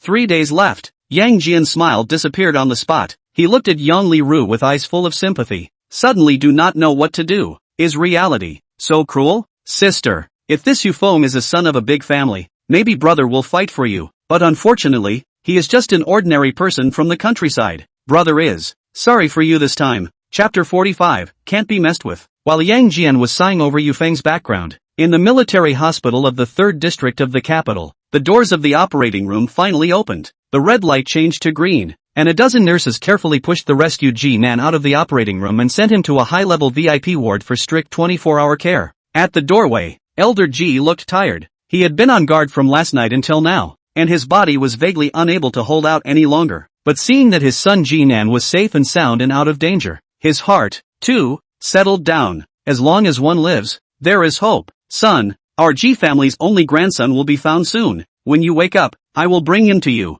I will hold the capital's grandest banquet, and pass the position of the Ji family's grandson prince to my grandson. Son, looking at the unconscious Ji-nan, old Master Ji was snotty. The doctor on the side had just finished his surgery, and now that he heard these words from Elder Master Ji, he was so scared that he almost didn't fall on the ground. Son prince? He kept his composure and let the nurse send Ji-nan away before quietly pulling the dean aside. Dean, is the old master confused? Wasn't Prince Sun concluded to have died of congenital asphyxiation 26 years ago and was sent out of the capital? How? The dean took a deep breath and also looked incredulous. Don't ask me. I simply can't believe it either. But the fact is this. Here, this is the result of the DNA comparison between the blood that was sent in yesterday and Mr. Nan's blood. Take a look for yourself. The attending doctor took the report full of surprise and looked at it carefully. Not more than a few seconds later, a gasp escaped his lips. Realizing that the occasion was wrong, he hurriedly closed his mouth. Immediately after that, he whispered to the dean,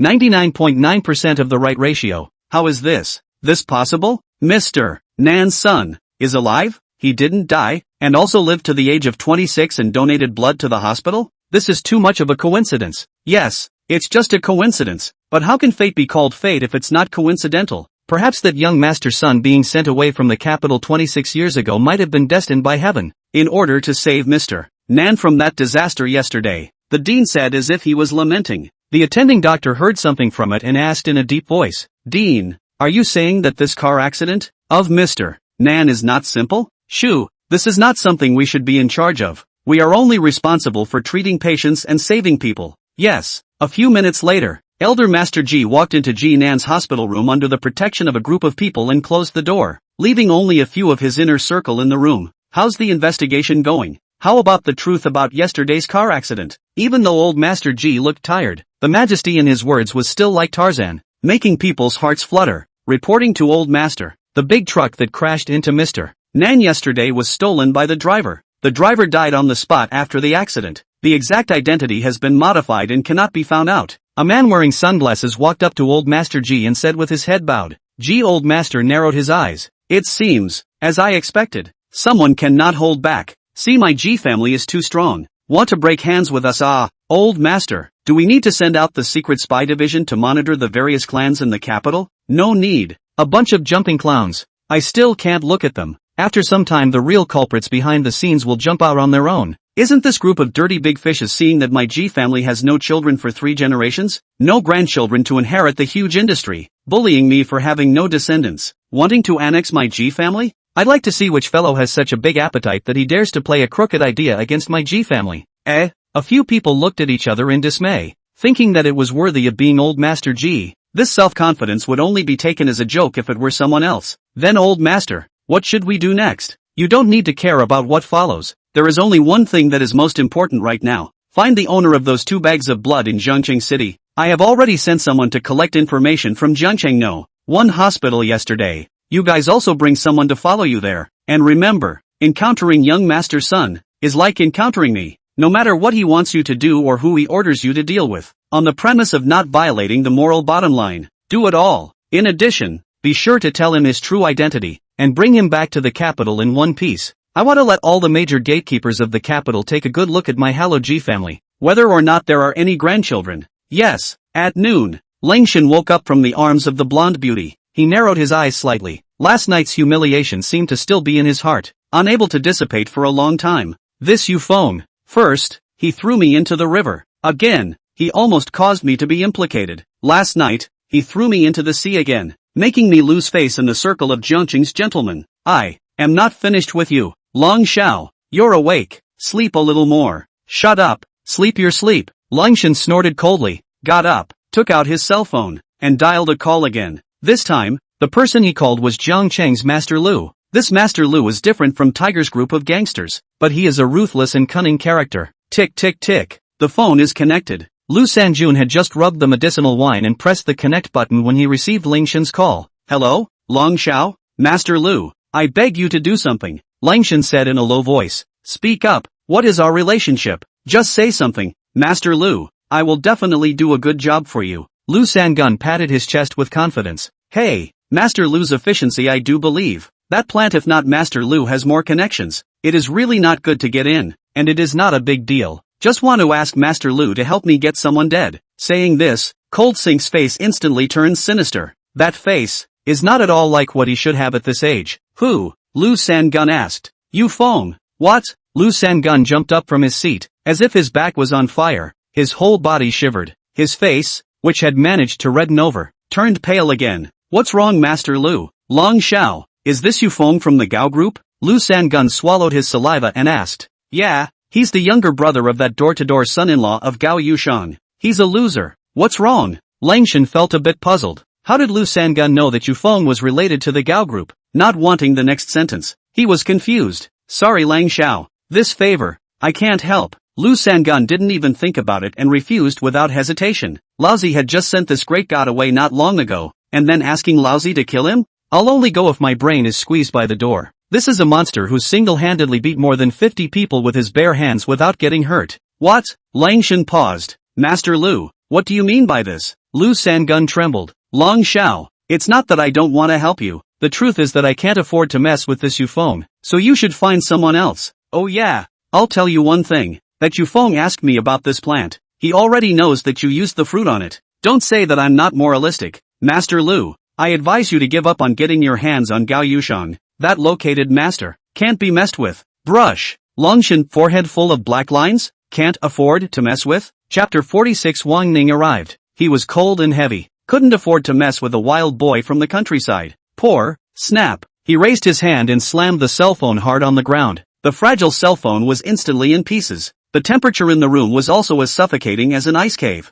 The blonde beauty by the bedside, this was the first time she had seen young Master Lang would be this angry. Lu Sangun, thanks to Lao Zi giving you so much money to go eat, drink and have fun. This is how you keep my secrets. And you still say I can't afford to mess with you? Look down on who? A poor, who can't afford to mess with. Langshan's mouth vented his heart's displeasure, put on his clothes and walked out the door. But in his mind, he kept recalling Lu Sangun's words. Yu Feng knew it. The meaning of that sentence was simple and not so simple. To be able to understand that plant, that proves that Yu Feng knows exactly what the fruits on the plant will do. If this bastard tells Rainfrost about this, wouldn't it be? All the efforts he had painstakingly made were all in vain. Ah, you big man. Langshan was emotionally annoyed and kicked at a ceramic bottle that was lying on the stairway. The ceramic bottle rolled down from the stairway until it fell on the stairway with a bang. And just at this time, The figures of several uninvited guests also appeared in front of Lang Shun. Who are you guys? Lang Shun's face changed, and his gaze fell on the sofa. There sat a bald man with only a black t-shirt and big pants plus a pair of slippers,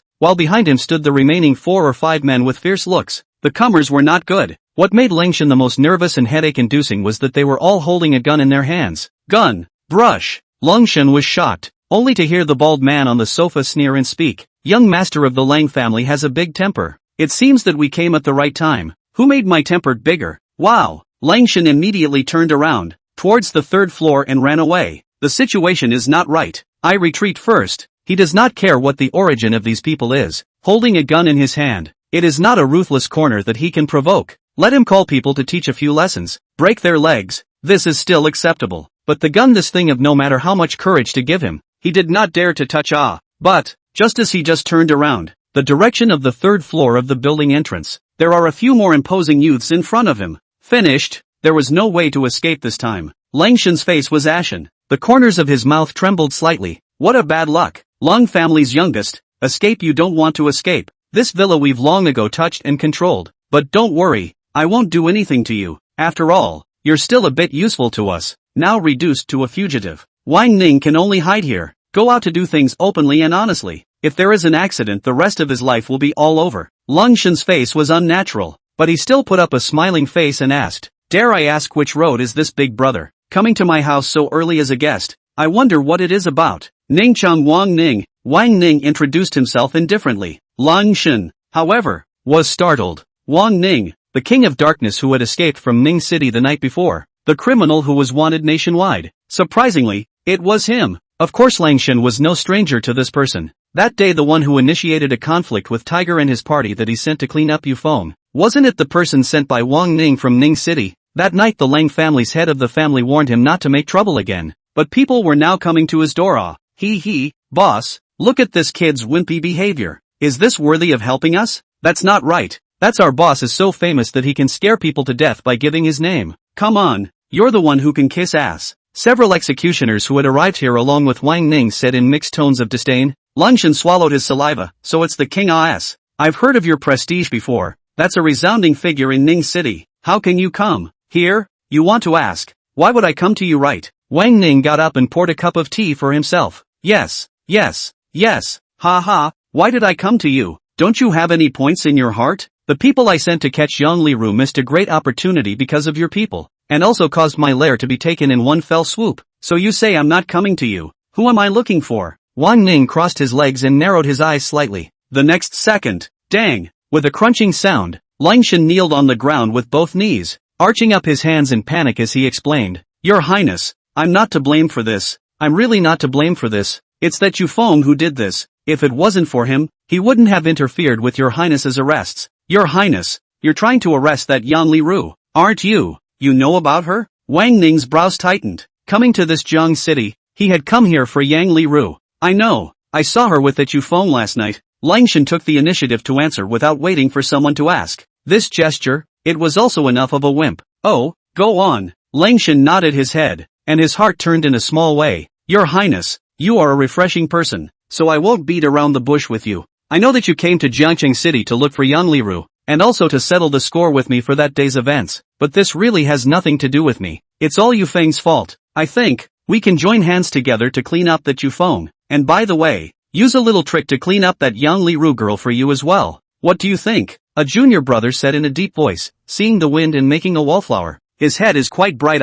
Boss, it's a seedling to be a thief. Who says it isn't? He guessed before I even made my intentions known. Wang Ning put down his teacup. Hearing this, Lang Shun said in his heart that there was a chance. It just so happened that he couldn't find anyone to clean up Yufeng again, and when there was a Wang Ning, wasn't it just right? Your Highness, what do you mean by this? I agree, but how do I trust you? Wang Ning exited and asked. At this time, a youth on the 3rd floor who blocked in front of him opened his mouth and said, Boss, just searched in the safe above to find some of the documents and ledgers of his tax evasion and murder of wealth. If he dares to play small mind, let him die with us. Cold sweat ran down Lang Shun's cheeks. Finished, but Lang Shun still put up an awkward smile and said, Your Highness, just put 100 hearts. How could I play small-minded? Don't worry, as long as I find the opportunity, I will definitely tell you, because I also want to get that Yufeng guy killed. What do you think? Wang Ning smiled and nodded slightly. I believe you, but my patience is limited. 3 days tops. You must find a chance for Yufeng and Yang Liru to be together at the same time,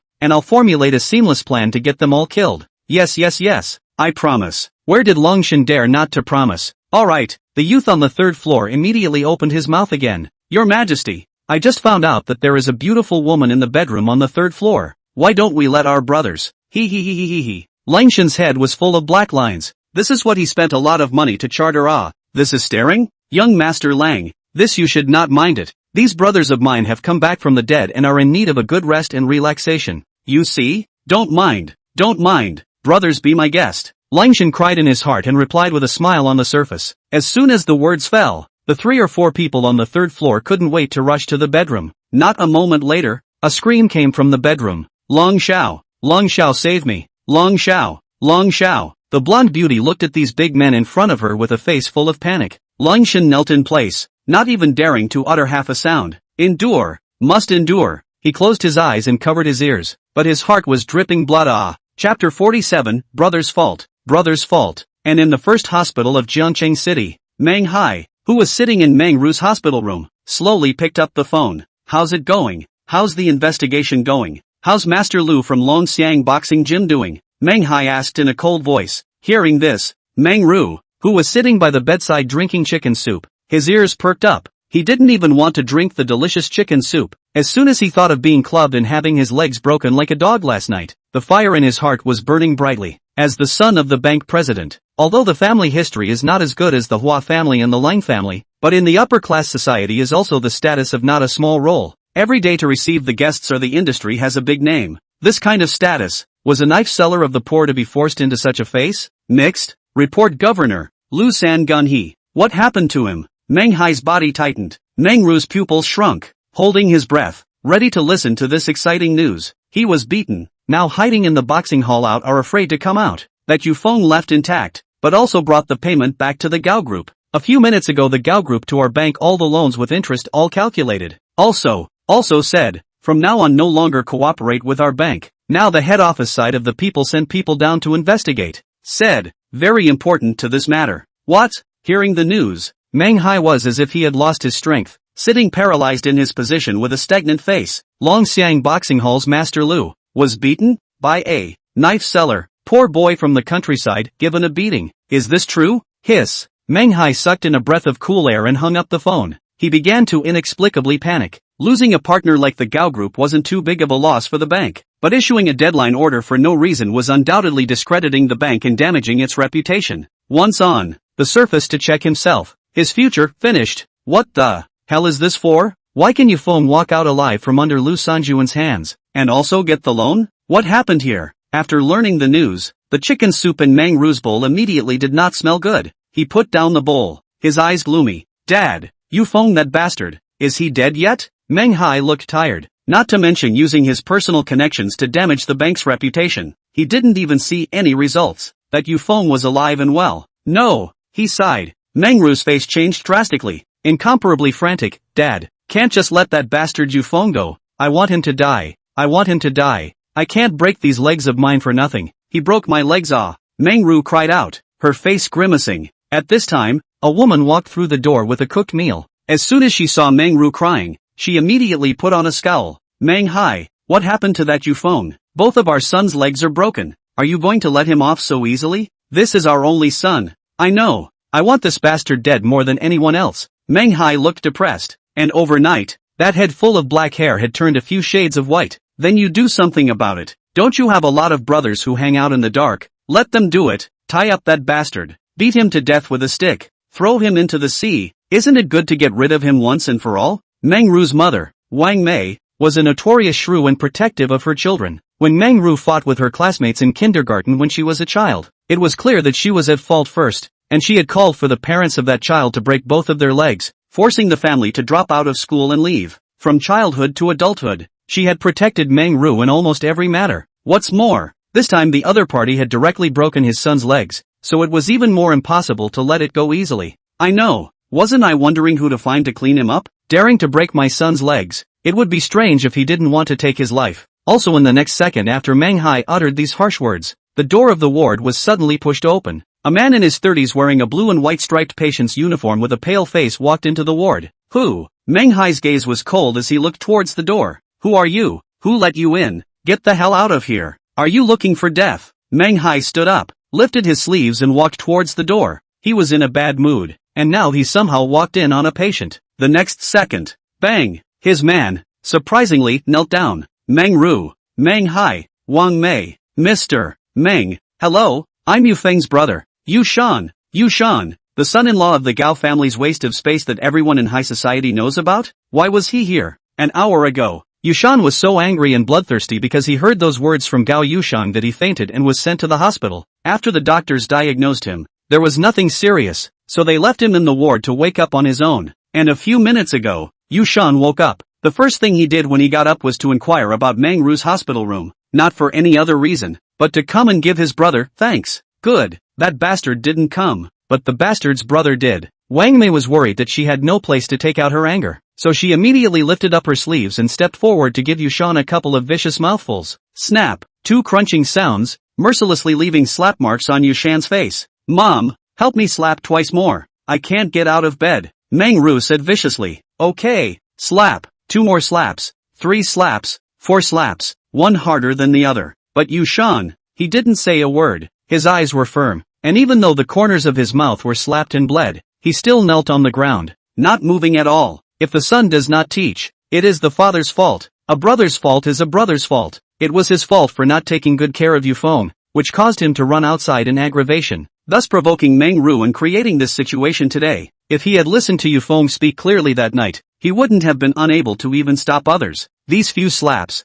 he carried them off without half a complaint. After continuously slapping dozens of slaps, Wang Mei panted and said in a snarky way, waste is not the same in addition to the resistance to beating nothing, not worthy of the poor countryside. Thick skin, Meng Hai walked forward. What is there to say quickly? We do not have time to spend with you like this. If you want to come to plead for your brother, let him roll over by himself, or else, see you in prison. Prison, brush. Yu Shan's heart went cold and immediately kowtowed to the ground with force. Dang, Mr. Meng, you're generous. The Prime Minister's stomach can hold a boat. Just spare my brother for once. I grew up with him. I know clearly what kind of character he has. In this world, he's the only family I have left. I don't have any other purpose for coming here to bother you today. I just want to apologize to you instead and ask for your forgiveness. Mr. Meng, I kowtow to you. For his brother, Yu Shan was willing to throw away what little self-respect he had left. Chapter 48 Let's Divorce.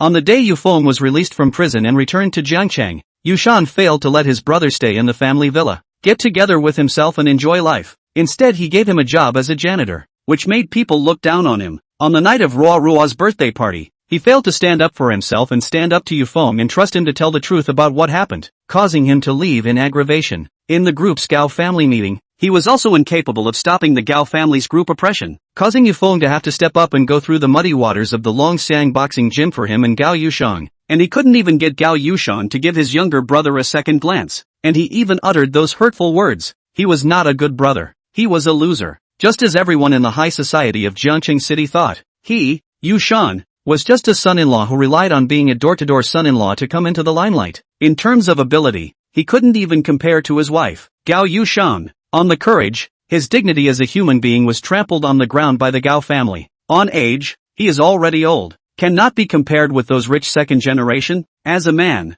he knows that his wife has a suitor, but he can only watch, do not dare to say anything. But now, he wants to be a big brother, take on the responsibility that a big brother should take on. Only, this kowtow of his could not dissolve Manghai's family's hatred towards Feng. In this world if admitting a mistake can end things in the past, then what's the point of having a war? If you kowtow, my son's leg will be intact, right? If you apologize, my son will be able to stand up, right? Wang Mei's words became more and more difficult to hear, and finally crossed her arms and said in a cold voice, what the hell are you Yushan? A son-in-law of the Gao family, a small manager of the logistics department. Are you worthy? Yushan was speechless, and in his eyes, tears blurred the corners of his eyes. His arms trembled and he clenched his fists. This powerless look was like a loser who couldn't do much. Meng Hai narrowed his eyes. Get the hell out of the ward right now. If you want us to let your brother go, you can. Have your brother roll over himself, kneel down and kowtow and apologize, waste his legs, and then be a slave to my son. not only to be a slave. I want him to be a eunuch. I want him to live the rest of his life as if he were dead. To live in pain for the rest of his life. Call your brother over. Call. Mangru lost control of his emotions, only to see him pick up the chicken soup placed on the bed cabinet aside and fling it towards Yushan's head. Boom! Bam! The hot chicken soup splashed all over Yushan. His clothes were all stained by the chicken soup. The chicken bones fell on his head. The broken bowl cut a bloody scar on the corner of his face. He was like a piece of trash, letting people bully him and not fighting back. What a piece of trash! All this lecturing you and you don't even do it? Mangy dog ah! I see that when Gao Yushan recruited you in as a door son-in-law, it was also because of your mangy dog face. Ah ha ha ha ha. Wang Mei let out a loud laugh. The endless mockery in her tone was as hard to hear as it could be. Don't get lost yet, punk! Meng Hai shouted angrily. Yushan pondered for a long time. You what you? I told you to get lost. Meng Hai glared straight, not wanting to see Yushan for a moment. I'm willing to use my legs to pay for the sins my brother committed. Right at this moment, Yushan uttered a sentence that shocked all of the several people. Using his own legs to repay Yufeng's debt? They hadn't heard it wrong. The three men's expressions changed at once. Not being able to stand up was nothing less than the most painful thing in a man's life. The crippling of his legs would throw a man's self-confidence into the trash can as much as possible. For the rest of his life, he will live in the shadows. A door-to-door son-in-law, for the sake of his brother, was actually willing to waste his legs? Meng Hai's expression changed. Are you serious? Getting that news just now. Meng Hai confirmed that Yufeng's hands were not ordinary. At the very least, he was able to compete with Master Lu of the Longxiang boxing gym. In this situation, once the people he sent were unable to cause fatal damage to Feng, not only would they spook the snake, but they would also lead to a fire. And now, with your brother's leg, to pay back the mistake you made, this seems to be for Feng, more painful, more guilty, right? Meng Ru also said, fine, since you're so sincere in wanting to take responsibility for your brother, I'll fulfill you. Dad, scrap his legs and make him unable to stand up for the rest of his life. Meng Hai looked back at Wang Mei. What do you think? Wang Mei spread her hands and said viciously, it doesn't matter. Someone has to pay for my son's legs. Letting Yushan come, it seems like it's not a bad idea. Let that bastard Yufeng taste the taste of having his loved ones crippled as well. Good. Meng Hai nodded. Yushan, are you sure you want to pay the debt with your own leg? I am sure. Yushan made up his mind. His own life had been lived just like that. No dignity in the Gao family, living all day like a dog, a rotten life. Instead of living on his knees, it would be better to use this life of his own to give his brother a future. He is still young. He doesn't even have a wife and child. He can't be crippled. Consider it as big brother. For the things that happened in the past few days, to little brother you apologized. Good. Meng Hai took out his phone and immediately called a set of people. Not a moment later, several aggressive youths carrying iron bars in their hands walked in. Governor Meng. Meng Hai pointed at Yushan. Break his legs and throw them in front of the operating room. No need to show me mercy. I'll be responsible for everything. Yes. A few youths took the money to do the job. They didn't care so much. They raised their sticks and aimed at Yushan's legs. Kid, bear with me. Who told you to provoke Governor Meng's son? Say hello to a wheelchair for the rest of your life yourself. Bang! The iron rod was pumped from top to bottom with force. Ka-ching! Once, 2 clicks, 3 times. After a few minutes passed, Yushan was quickly sent into the operating room. His leg was broken. Even if it does not need to be amputated, this leg is considered finished. Night falls. Get the news from the hospital. Gao Yushan came to the hospital in a panic. Back to the ward. At this time Yushan opened his eyes, his legs in plaster. He looked out of the window at the moon. His face is very calm, without half a bit of anxiety and panic. Yushan, what happened to your legs? Gao Yushan covered her mouth. Tears, brushed from the corners of her eyes, slipped down. A person like me, would you also shed tears for me? Yushan skimmed his head, his eyes faint, like he was looking at a stranger looking at Gao Yushan. What do you mean? Yushan, we were at least in love with each other in the beginning. These years I am not good to you. A little excessive, but we are still a husband and wife. Yushan, why are you so stupid? Your brother has taken the $10 million back. Why do you still have to go to find Meng Hai for your brother to pay back the debt? That punk from prison, is he worthy? Shut up. Yushan roared a sentence with force. What kind of person my brother is? I know best. Even if he has been in prison, he is still my brother. Besides, Gao Yushan, we divorce. Chapter 49. The tax. Message without reply. The 2 words that were light and fluffy were like a meteorite at this time, smashing heavily on top of Gao Yushan's heart. Divorce. Divorce. A tear inadvertently coalesced in the corner of Gao Yushan's eye. What did you say? She trembled. as if she did not expect to come to this point. Gao Yusheng, let's divorce. Yushan inhaled a deep breath, held in the chest. Why? Give me a proper reason, Gao Yusheng asked anxiously. What's the need to ask? Yushan paused, the corner of his mouth hooked up slightly as if he was mocking himself, and continued. I'm already crippled, and I'm destined to spend the rest of my life in a wheelchair. So for a crippled person like me to stay in the Gao family is nothing but a disgrace to you. What else can I do? I can no longer do your chores like before, nor can I send you to the group and be your driver. I even need you to spend money to hire someone to take care of me, with no use for me. Am I still worthy of staying in your Gao family? When he said this, Yushan didn't have half a bit of cowardice. On the contrary, he only felt like a person at this moment, dignified to say what's in his heart, not having to hide it, not having to care about anyone's face. But he didn't realize that his words were like a silver needle in Gao Yusheng's heart. She is haughty. She is indifferent. She is overdoing it. But in her heart, Gao Yusheng still regarded Yushan as her husband. But now, she felt that Yushan was starting to move away from her, and the distance between them was far away. In your heart, am I, Gao Yusheng, such a profit-oriented person? Isn't it? Yushan turned his head, facing the night outside the window. Yushan, so, have I become so unbearable? For the sake of that scum brother of yours, not only do you not even want your legs, but now you don't even want this family? You give up. I don't agree. I will never agree to divorce. At the bottom of her heart, Gao Yusheng's pride could not allow imperfections in her life. Marriage, too. She didn't want a divorce. Didn't want to. She still loved Yushan. It just wasn't as obvious as before. What's more, they still had a 5-year-old daughter. She turned around, rushed out of the hospital room, and left the hospital. Her last sentence also still saying that she did not agree to divorce. Yushan, on the other hand, was looking at the moon, his eyes red. His mouth kept murmuring, little brother is not a scum. He's a good person. He is not scum. Not.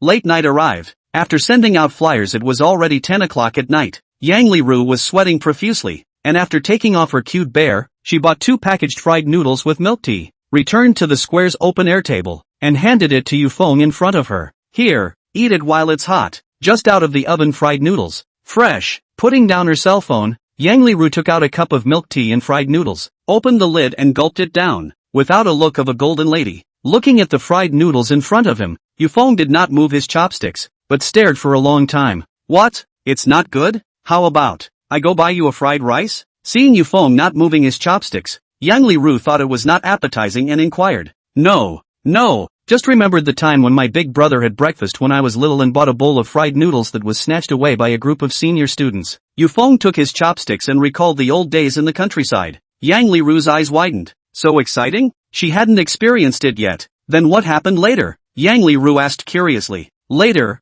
I ran to the upper grade classroom alone with 3 slates and gave them a slate on the head each, resulting in the homeroom teacher grabbing me back by the neck and punishing me for copying the campus handbook 100 times. Yufeng let out a bitter smile and shook his head. Put. Yang Liru almost didn't spray out blood, laughed with some stomach ache. Her flowery face blossomed as she said, Uncle, I didn't expect you to be so naughty when you were a kid, daring to fight with the upper grades. Awesome. Not bad. At that time I was only 10 years old. The campus this spread. No one dares to bully my big brother again. Big brother is 7 years older than me. Go to school later than the average person. A little bit small. Every time I was bullied his knee single-handedly to go to the head. I thought I could protect my big brother for a lifetime. I just did not expect that in these few years. He was in the high family. Yufeng lowered his head. His helpless expression looked a bit gloomy. In his mind, he unconsciously thought of Yushan's coy and careful behavior in the Gao family. What an aggravation. Yang Liru didn't know what to say. Each person has his own way. Uncle, you don't take it too much to heart. In the future you will also have a family. You will have children. You will also have a beautiful wife. Ahem. Say something happy. Uncle, what kind of girl do you like? Yang Li asked as if she was a curious baby. Me? Yufeng frowned slightly. This hadn't really occurred to him. However, there was a girl in front of him who had made him raise a smile. Yufeng kept staring at Yang Liru. Yang Liru's small face blushed. Uncle, what are you looking at me for? I'm sorry. Uncle, you're so annoying. Don't you know it's not polite to stare at a girl? Ignore you. I'm going home. We'll see you tomorrow. Yang Liru again the fried bread. Get up and ready to leave before. Suddenly picked up Yufeng's cell phone, put his own number in it, and saved Yufeng's cell phone number. Turned around and left. Yufeng. Little girl's mind. So strange. But, what about the wages for handing out flyers today? The promised 100 a day, so gone? He sighed. Forget it, dinner at least she helped to buy. Yufeng is not so catty. After eating fried noodles and milk tea, he took a taxi back to his apartment. Washed up, lying in bed, Yufeng took out his cell phone and flipped through the phone records, and his big brother didn't call. It was so late, even if he was busy, he would have called him back. He thought about it, maybe big brother really has something going on? He didn't call back, but sent a text message over. Brother, I want to go back to the countryside tomorrow to kowtow to my mom and dad a few times. If you're free, come and pick me up. If you're not free, I'll take a taxi there myself. After a while, the cell phone did not reply. Yufeng edited another text message over. Brother, sister-in-law won't quarrel with you again because of me. Don't be angry. This matter if the follow-up manhwa still make things difficult for you, I will deal with it. You don't quarrel with your sister-in-law. The child is at home. The impact is not good. Brother, why haven't you replied yet? Is your cell phone out of battery? It's so late. You're probably asleep. Forget it. Tomorrow I'll take a car by myself to the countryside to kowtow to mom and dad. But there's no signal in the countryside. I can't answer if you call me. Brother, good night. Put down the phone. Yufeng heart mixed feelings. The road ahead. In the end, where is the road ahead? Forget about it. On the other hand, Yushan saw these text messages, but did not choose to return. His eyes filled with blood. I'm sorry, little brother. Brother can't see you. Brother believe you. Not scum. The road ahead. Brother can't accompany you. Chapter 50 Gambling. Early in the morning of the next day, a major news was released in the circles of Jiangcheng's high society. The birthday of the old master of the first-rate powerful family, the Dong family, would be held 2 days later in the evening, inviting the children of all families above the third rate and the social elites to come to the banquet. And at the same time, on top of the old master's birthday, a major announcement would be made. The youngest master of the Dong family, once ranked among the 4 great scholars and known as the West Dongshang, will succeed the crown prince on that day, and will begin to inherit all the affairs of the family. When this news came out, it immediately set off waves of shock. The 4 great talents, Shi Dongshang, was a name that resounded 5 years ago. In addition to Dongshang's own talent, more important is the influence of the other 3 talents in the provincial capital, especially the North Muhan, is the capital of the second-rate Mu family's grandson prince. Young is the capital of the young generation in addition to the first-class family that a few princelings in addition to the best. Countless young girls dreaming of Prince Charming. 3-7-word Jingju, directly under the door of the contemporary literary world, the status of the very high. The other 2, not to mention, each enjoyed absolute appeal in their respective fields. Jiangcheng, because of Dongshang's talent, was renowned throughout the country at that time. But a few years ago, wasn't this Dongshang crippled in a car accident? Isn't the old master of the Dong family not quite conscious anymore? Isn't Dongshang a cripple, letting a disabled person inherit the Dong family business? I don't know. It's none of your business. Do you think that if the Dong family says that everyone can come and participate, you can really go? Come on. Only those who get an invitation can go, and since we can't get in, what's the point of us blindly guessing? That's right, and I've also heard that this Dongshang seems to have gotten some kind of opportunity to have his legs healed. Really? All sorts of remarks flew up in a scramble. At the same time, there were quite a few clans that got invitations that day, including the Gao family, the Long family, and the Hua family. Meng Hai had also received an invitation, and the person who delivered the letter was Dongshang. Young Master Dong personally sent me a letter. I'm flattered. Outside the hospital room, Meng Hai's face was full of surprise. How could he not expect that he, a branch chief of a mere bank, would be qualified to attend the Dong family's birthday banquet? Don't worry about it. After this birthday,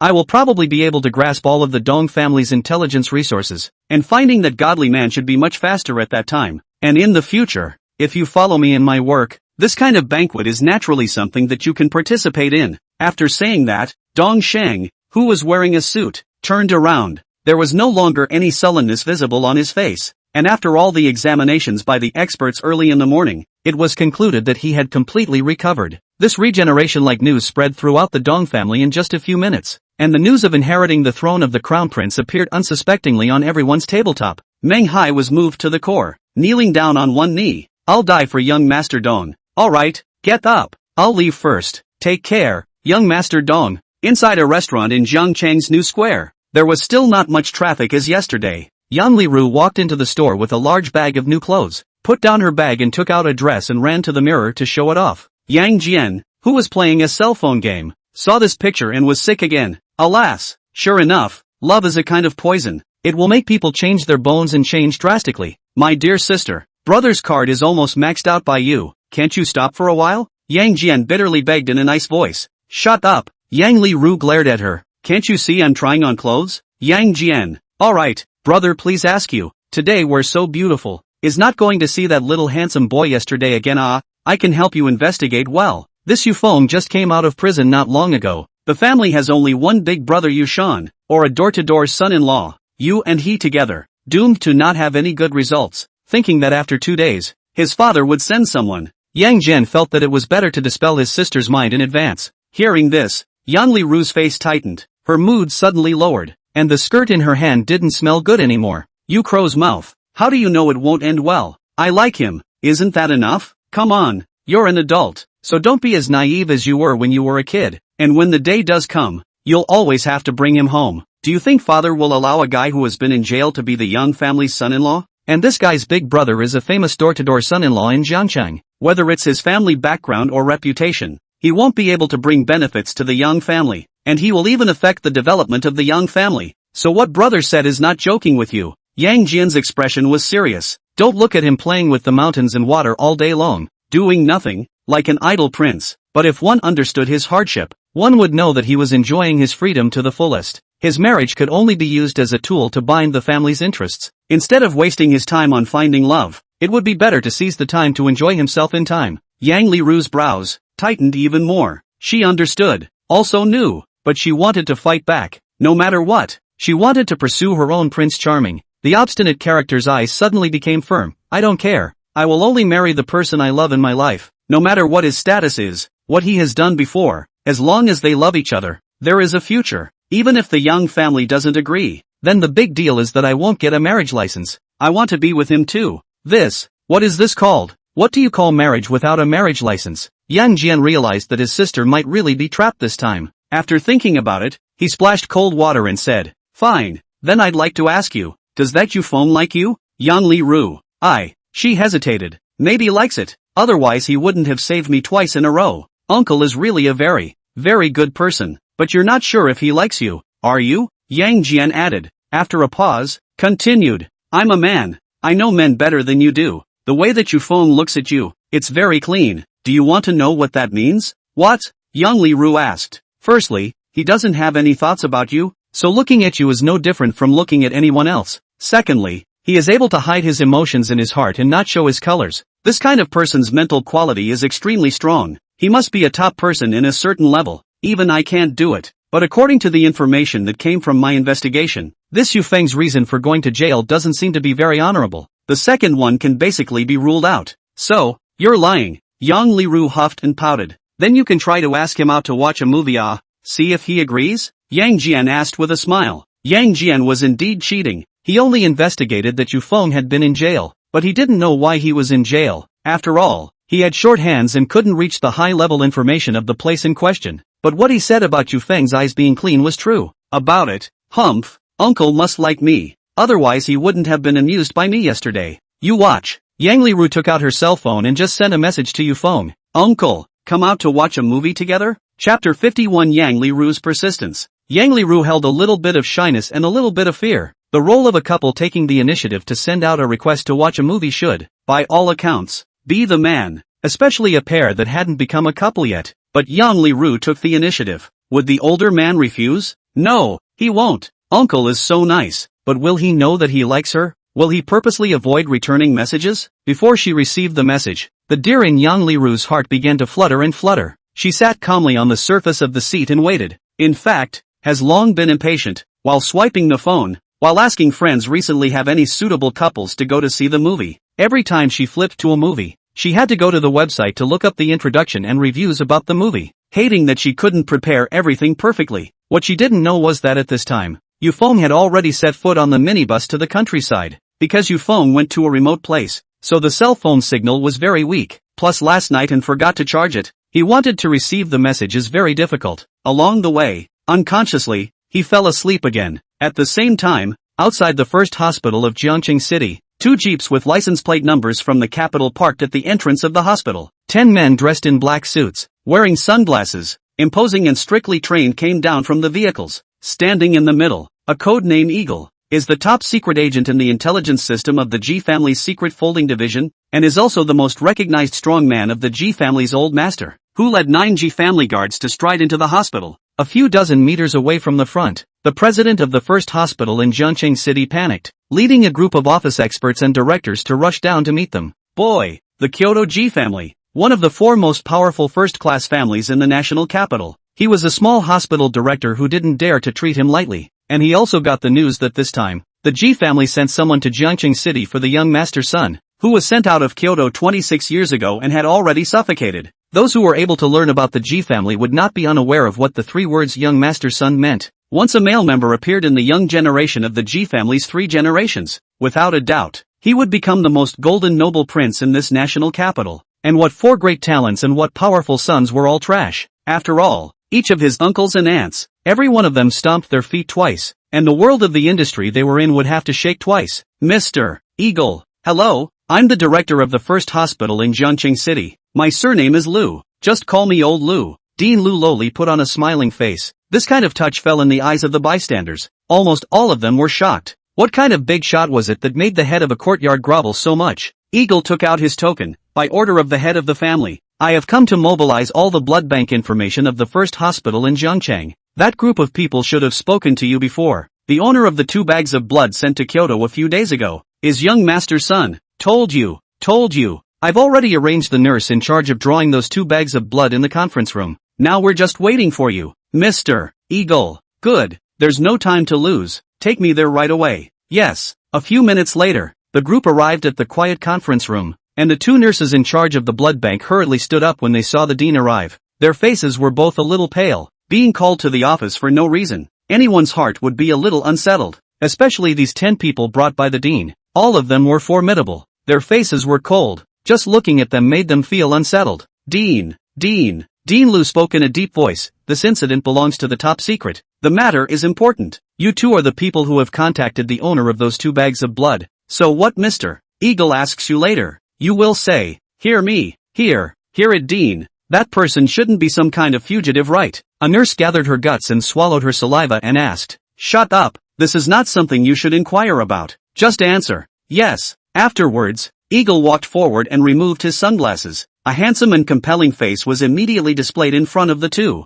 The question I'm going to ask is very simple. Has he ever filled out a phone number? Eagle asked. As long as there was a phone number, he could basically find out all of young master's son's information over the years. The 2 nurses shook their heads, and one said, the hospital's rules for special blood types are somewhat special, and they usually don't leave a phone number, just for fear of leaking the individual and being targeted by unscrupulous elements. So, okay, Eagle was able to understand. After all, the bloodline of the G family is too precious. There may not be a person with Rh-negative blood type in 10,000 people, and this kind of rule comes out to protect people with rare blood types. Alright then, do you guys remember what his height, weight, and visual estimate was? That I remember. I drew his blood. A nurse said, about 1 meter 8 in height, weighing in at 150 pound-grams, short hair, and somewhat dark skin. Hearing this, Eagle nodded, giving a youth behind him a wink. With that, he saw the man take out a paper and pen from his pocket and walk forward. Can you describe his looks specifically?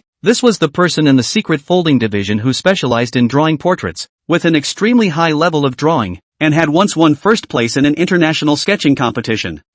Let's see. He has a melon face with a slightly bulging chin and eyes. After describing for about 10 minutes, a face appeared on the youth's paper. After drawing the hair, the youth put the paper up. Does it look like this? Yes, that's right. It's too similar. That's him. Why don't you guys go and adjust the surveillance? The nurse asked coldly and suddenly. Eagle, the dean scolded. The monitoring has not been fixed. If it can be adjusted, still need to find you guys? Oh, the nurse hurriedly shut her mouth. The youth put the paper away. Boss, what to do now? Go, draw this paper into 14 copies. Send one person to send the paper to the 4 major clans in Jiangcheng. Let them help find the person on it. Tell them that this is my G family's honored guest, and the one who finds it will receive the old master of the G family, as well as the entire family of the G family, the highest level of friendship. The rest of you, take the portrait with you and divide Jiangcheng into 10 areas. Carpet search? Never let any corner go. Yes, scatter. Under one order, 10 figures shifted their feet and immediately disappeared into the conference room.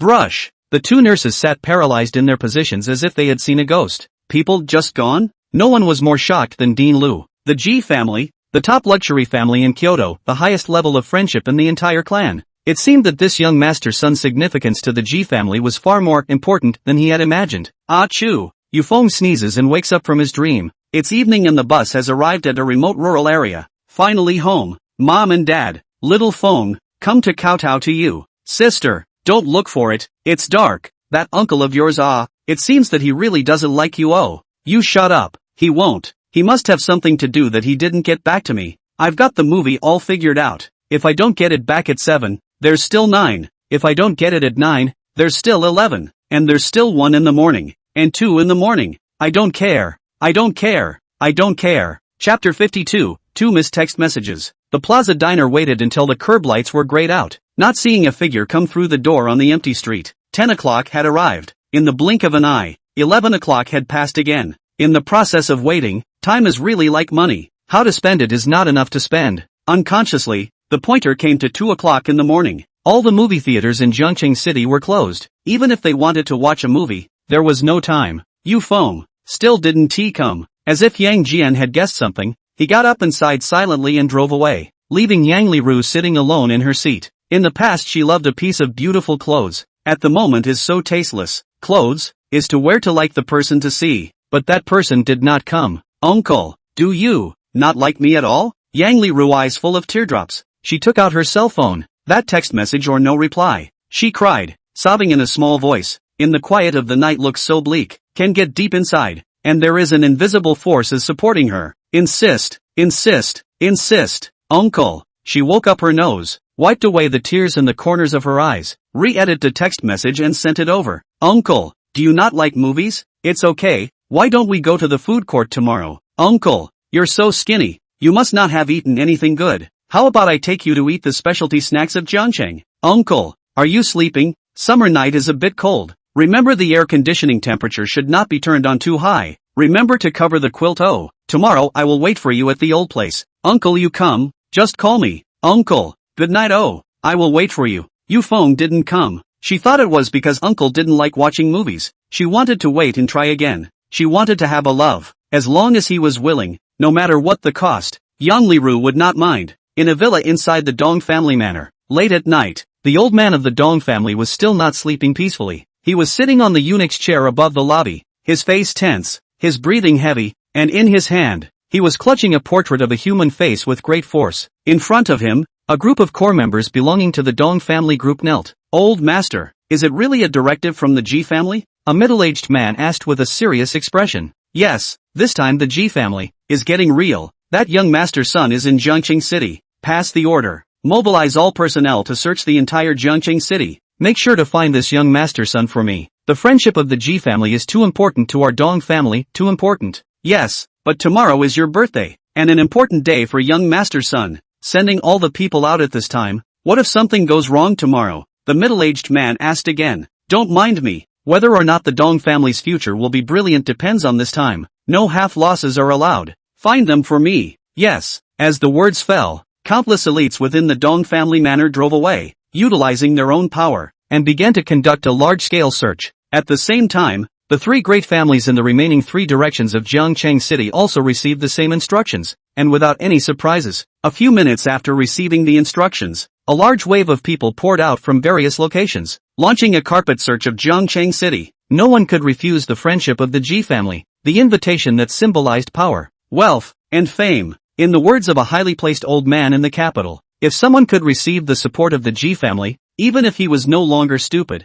no longer had any background, and no matter how ordinary he was, 3 years later, he would still be a bigwig in command of a provincial capital. The gold content of this sentence extremely high. At this time, this Yufeng, who had been worshipped as the sun young master by the 4 great families overnight, also set foot on the long-distance bus home. The time it would take to travel from the city to the town and back would be nearly 24 hours. After kowtowing to his adoptive parents and sweeping their graves, Yufeng sat on a pile of grass and said many more words to himself. He didn't leave until just after dawn. It was already 9 o'clock in the morning when he returned home. He took a shower and changed into a pair of pajamas, tired and full of sleepiness lingering in his mind. He lay on the bed, plugged in his cell phone, and opened WeChat in a daze. Big brother, are you still not awake? I've finished visiting the graves of my parents. They are living peacefully in the village. The village has gone a lot of people. The 2 dogs, the little bastard, the monkey, they all went to work abroad. Some grandparents are still farming in the village. Do you remember the little fat girl next door to our house in the village? When I went back yesterday, she lost a lot of weight and said that if I wasn't happy in the city, she would come back to live with her. But I refused.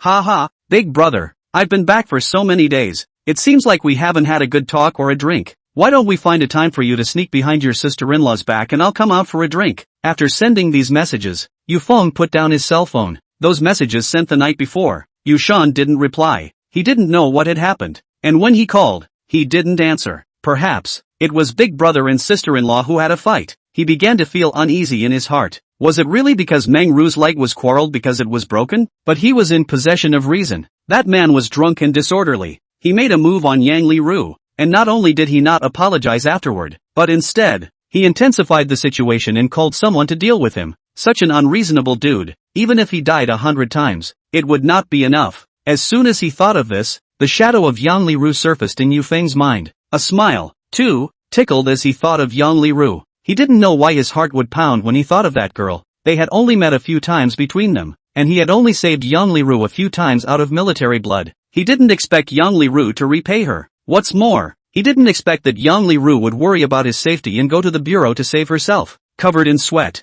Nor did he expect that just to amuse herself, she would put on a heavy cuddly bear costume and strike strange poses in the hot summer sun. Everything was just because he had saved her? Yufeng had never been in love, but he wasn't a cutie either. He could feel Yang Li Ru's heart. Just thinking about it, Yufeng was too tired and slept headlong again. And while he was asleep, a few more text messages came from his cell phone. Doo-doo. Vibrated a few times without making a noisy ringtone. Uncle, are you awake? I'm up. I'm waiting for you at the caterer. Are you coming today? I found a good place to eat. There are really lots and lots of good food there. Uncle, today my treat. Uncle, you yesterday is something. Right. You today cannot miss the appointment. I really want to.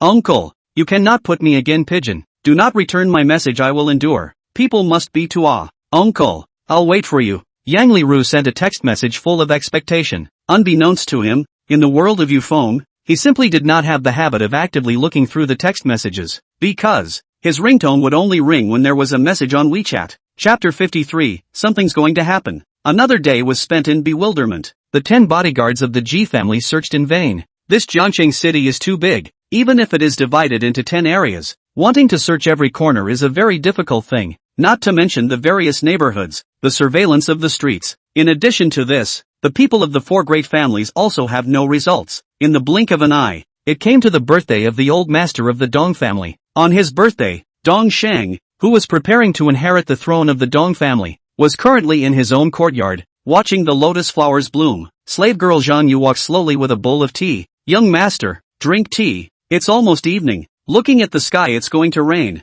It should be that this birthday is going to be held in a hotel. Hotel? Looking at the gray sky, wearing a suit, Dong Sheng pondered. Did you find the godman we met that day? Dong Sheng hurriedly asked. Zhang Yu shook his head. I've searched. My men were all dispatched to the street that night, but I couldn't find any trace of him. And the nearby CCTVs were also called up, but there was no trace. So I'm afraid I won't be able to find him in this lifetime. Young master, why don't you forget about it? Forget it? Dong Sheng narrowed his eyes. If we forget about it, Dong Sheng, will have missed a great opportunity in my life. Ha! Aren't young master's legs healed? What do you know? The person who is able to come up with this kind of divine medicine is himself a talent that has to be more valuable than the divine medicine. If I find him and have to dedicate half of my family's fortune to him, I would be willing to do so as long as he can work for me. Murmuring, Dong Sheng droned. Go, give orders to the people below. Find that divine human being.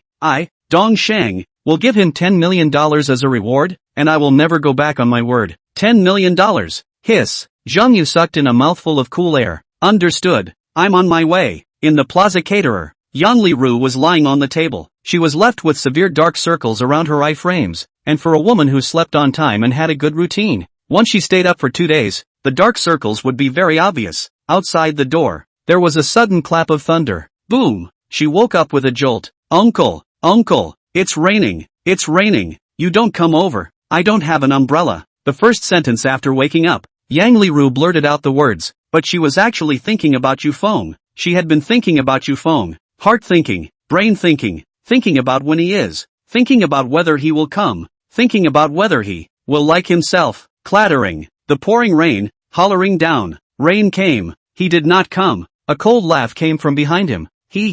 People let you off the hook twice. You even dream about him, Egu, my silly sister. Yang Jian shook his head while sighing. This time, Yang Li Ru did not retort, because even she, herself began to doubt. She took out her cell phone, and several text messages remained unanswered. On that page of the SMS dialog box, there was only her own sentence full of anticipation. Like a little cutie, was talking to herself. She said that your phone looks at you with clean eyes. He doesn't have any idea about you? Oh no, I should say so. He doesn't have that chance and qualification even if he has an idea about you. Just based on his background and family history like that. It's my Yang family's gate, he's not even worthy to walk in. Saying that, Yang Jian got up, walked behind Yang Li Ru and gently patted her shoulder. Sister, brother said a bad word. This Yufeng's eyes are blind. Didn't fancy you. That's his loss. Why do you care, isn't it? There are so many good men under the sky. You want to have a family history. You want to have a face value. You want to have an education.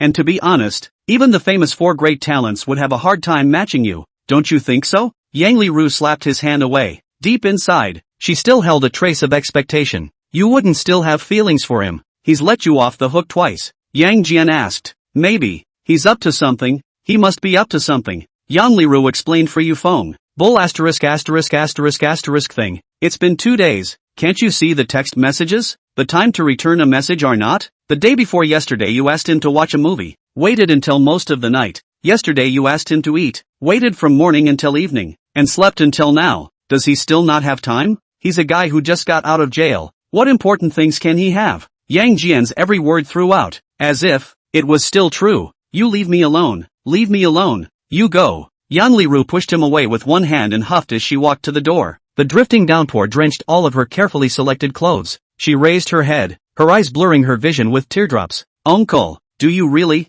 not like me? Yang Li Ru sobbed. There are some things. Open the window of the sky and say it. She clenched her fists, once again took out her hand, edited the last text message and sent it over. Uncle, let's come out and talk. I have some words I want to say to you. There are really a lot of words. This time I will not force you to come. Just think of it as a final conversation. If you come, I'm happy. If you don't come, then in the future, I won't bother you again. I will also understand that uncle you actually do not like me. Uncle, I'll wait for you at the Meteor Garden bar. Uncle, you'll come this time, won't you? Heavy rain enveloped the apartment, and thunder rolled like an ocean current, waking Yufeng from his dream. Brother, lightning streaked by and shone through the window on Yufeng's face. That boom. Yufeng remembered that he had a very long dream. He dreamt that his elder brother had his legs broken, his bones shattered into pieces, paralyzed in a hospital bed, not breathing, his face as white as a dead man, and without a single relative around him. That loneliness,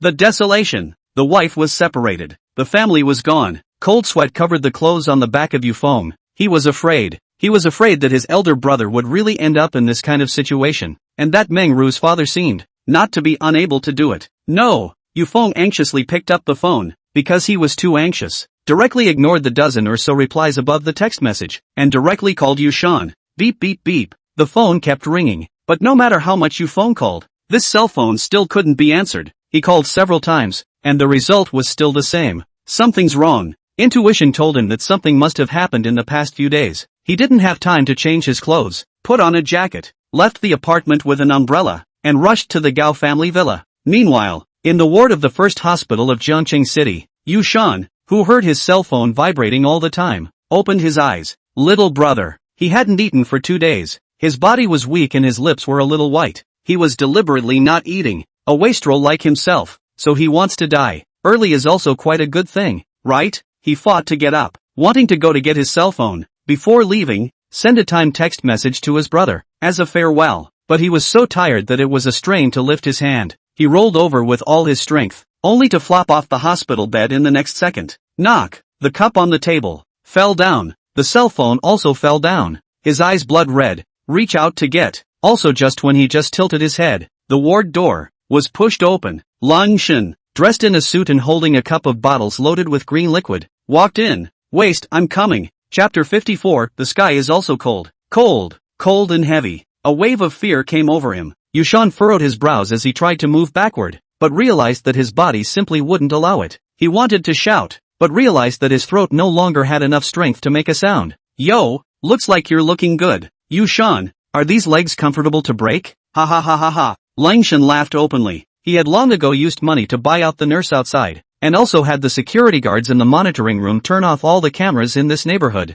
He walked in big strides, moved a stool and sat in front of Shunned, following which he raised his foot and landed with a loud bang. Ka-ching! Ah, that miserable scream, that weak and powerless, but it sounded full of pain. Shunned trembled and raised his other hand, pointing at his head. You are asking me why I did it, right? Langshan leathery smile, alas, I answer you. In fact, I have no way out. Originally I want to slowly chase you Frost, want to make her dead-heartedly leave you and be with me, so I prepared a chronic poison bit by bit to poison your daughter to death. After your daughter died, Shunned will think you are useless, then I will have a chance. This is my plan, but I didn't expect your brother to come in the middle. Who told him to find out that the poison was given by me at the Longxiang boxing gym? I could only make the first move, otherwise I would be the one to die. As for you, you could have gotten out alive. But now, I can only use your death to defame your brother. I really have no choice. Shunned, you have to forgive me.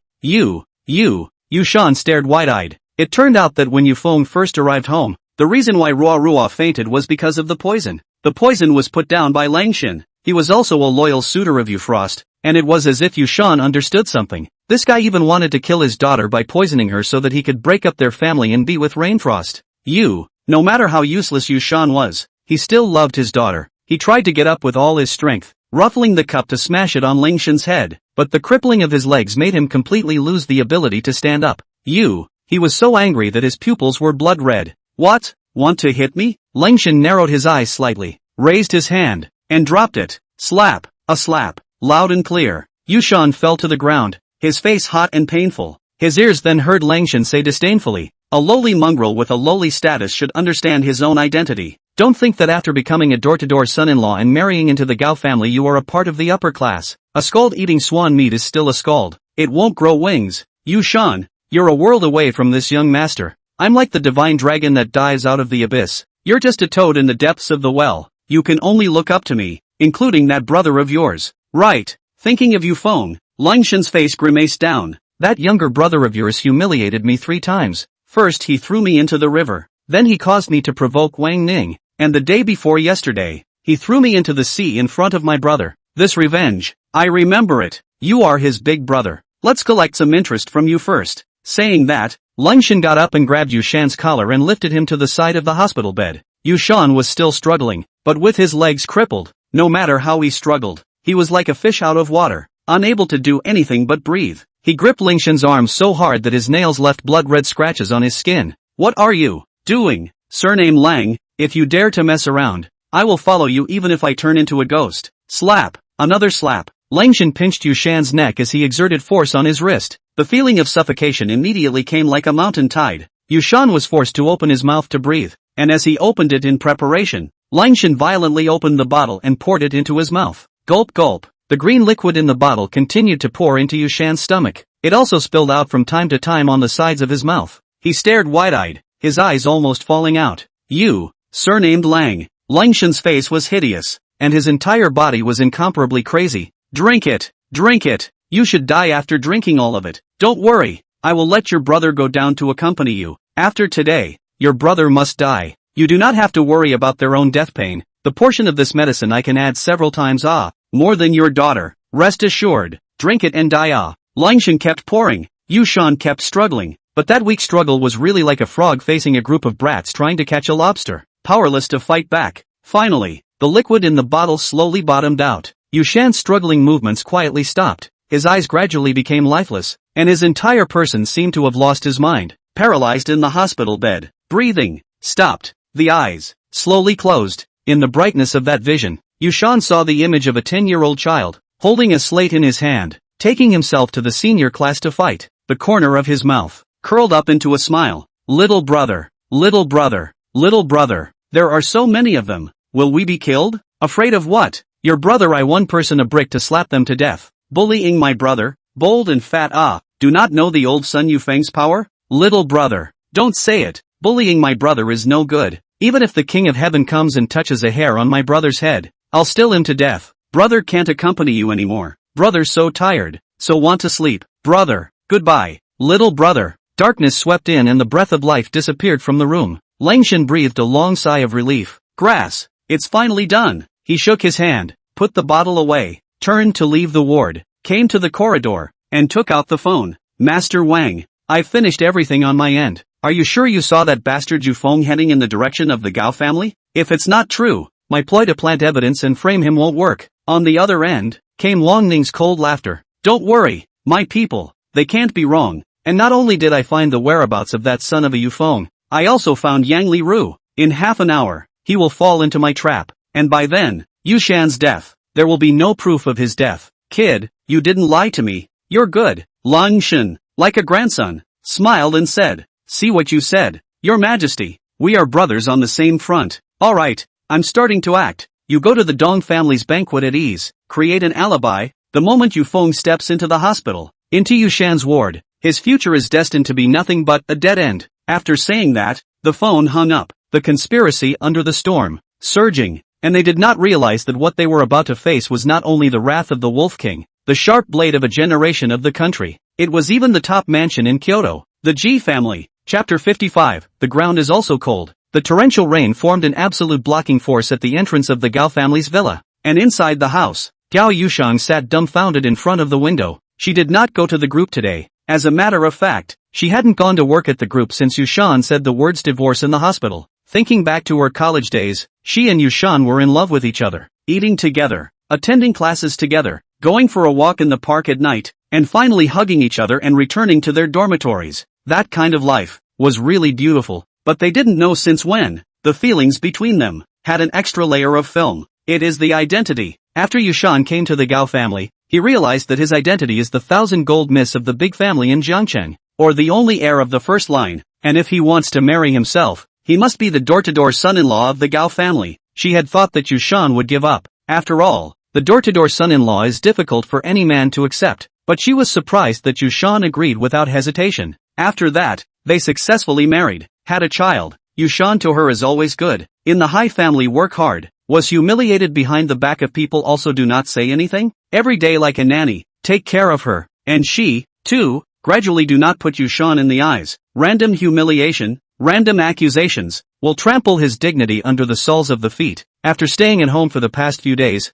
Gao Yushan realized that she had really overdone it all these years, but the high-minded and proud she still thinks that she is not wrong. You are the door-to-door son-in-law of the Gao family. Since you married in, you should be mentally prepared. You have to continue to be good to me, continue to love me. What is wrong with this? Why should you divorce? Why? Thinking, tears brushed down from the corners of Gao Yushan's eyes as she looked out the window at the torrential rain. It's all because of that brother of yours. Before he came, you obviously didn't dare to say anything and would only be good to me. But since he came, not only did you drink heavily, you also snapped at me. You even gave up your legs for that scumbag who just got out of jail. You didn't even discuss it with me. Yushan, you still want to divorce me now. It's all your brother's fault. It's all your brother's fault. He's the one who ruined our marriage. She growled and vented into the air. Suddenly, her heart snapped. Hiss. It hurt. The taste was as if a piece of flesh had been cut off from her heart. Yushan. She stood up from her position disoriented, changed her clothes and wanted to go to the hospital to check it out. But as soon as she reached the door,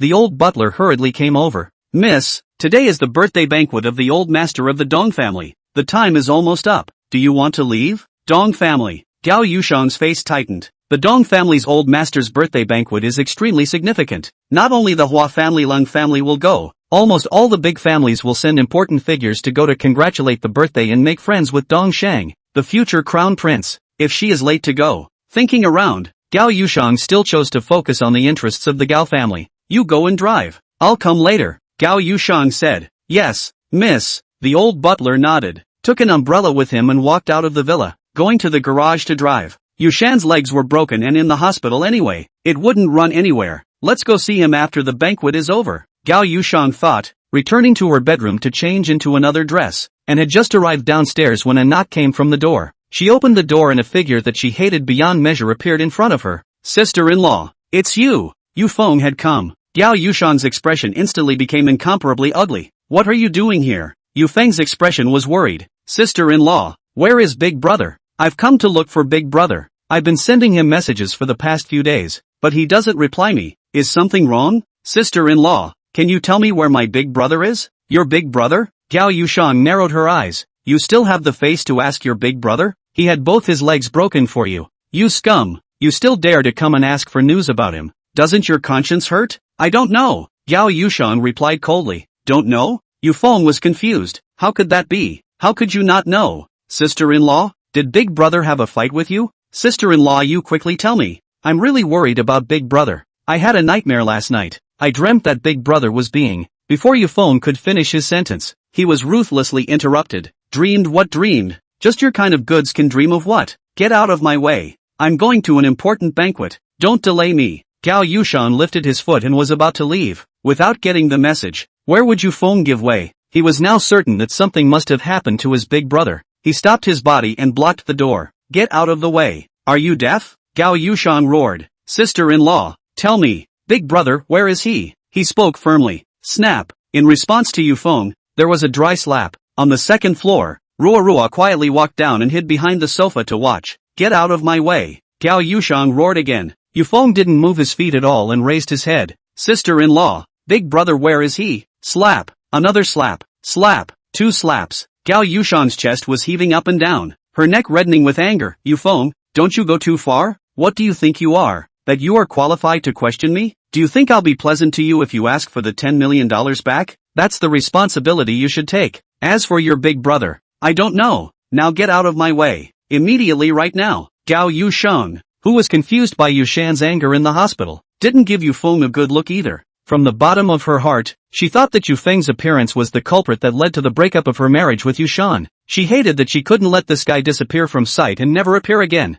Sister-in-law. Scram. Finally, a roll like a thunderous roar made Yufeng's heart shake. He lowered his head. Arms trembled. He let go of his body. I don't want to see you again. If I still find you here before I come back, don't blame me for being rude to you. After saying that, Gao Yushang picked up her umbrella and stepped on her high heels to leave quickly, leaving Yufeng alone at the door. The torrential rain hit his jacket with the cold wind. His entire body was drenched as if he was a drenched chicken. And after a few minutes, Gao Yushang also got into the old butler's car and disappeared into the rain. Uncle! Behind him, came a tender childish voice. Yufeng turned around, looked down and raised a kind smile. It's Ruo. Uncle! Ruo knows where daddy is? Gao Ruo muttered her little mouth and tugged on her skirt. Where is he? Yufeng's face changed and he hurriedly asked. Gao Ruo's expression immediately sad. She wiped the corners of her eyes. When Mom was sitting alone by the window, she said that Dad was in the hospital, and he was also broken both legs, and that he wanted to divorce Mom.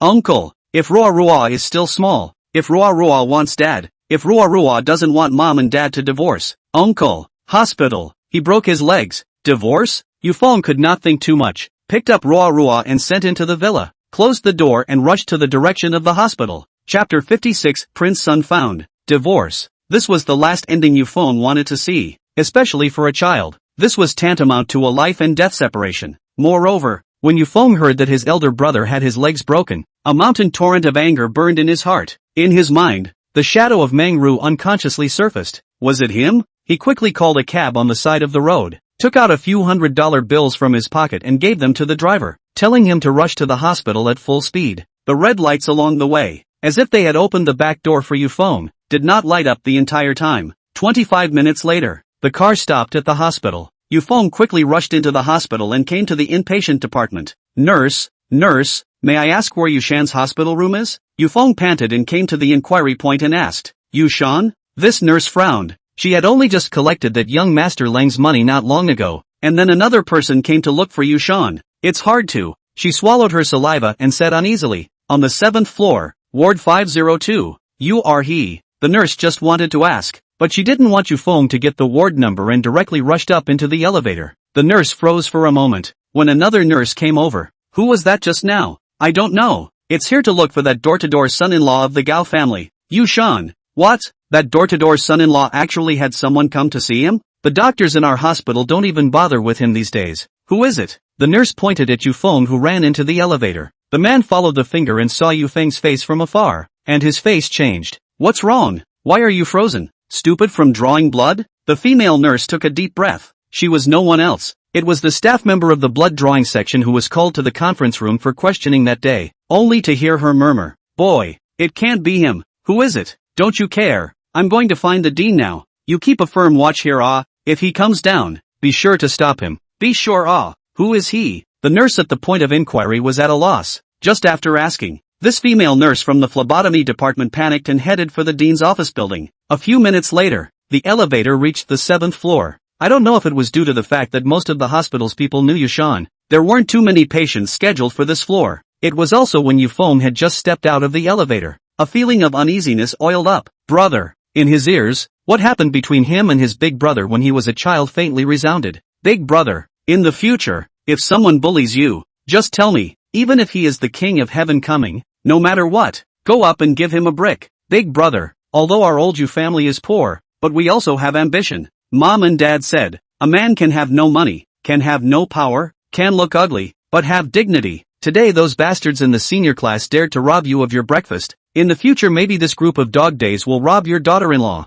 My little brother must take a brick and shoot them to death, lest they bully you in the future. This matter is not negotiable. Don't stop me. Go. Foam saw that the door of that 502 ward was open. He walked forward, one step at a time, trembling his calves. Uneasy. Fear. Big brother. He accelerated his pace, came to the door of the ward, raised his eyes, and a cold body was immediately reflected in his eyes. By the side of the hospital bed, the hospital gown on Yushan's body was stained with green liquid. His eyes were firmly and tightly closed, without a single breath. Crimson palm prints remained on his neck. At that moment, Foam was shocked in place as if he had been struck by thunder. He lost his concentration. Big brother. Foam walked into the hospital room, put his finger in front of his big brother's nose, only stayed for a second, and quickly retracted his hand. There is no breathing. Dead. Dead. He did not give himself time to think, took out a pack of silver needles from his bosom, and pulled out 7 silver needles with his fingers like a shadow, then laid Yushan flat on the pillow, and with the method of 7 stars to renew his life, respectively, he tied 7 acupoints on Yushan's head. He frowned tightly, his body's nerves tensed together, closing his eyes, mobilizing his body's true chi to follow the silver needles into Yushan's body. It's a foreign poison, exponentially foreign poison. Brush. In the next second, Yufeng's eyes went ice cold. This time, the dose of the foreign poison was far more than the one that was in Rua's body in the beginning by tens of times, and the toxicity had also increased by tens of times, so there was no doubt about the murderer. Long Shun, surname Lang, you're playing with fire. If it were anyone else, I'm afraid that there would be no turning back at this moment. But,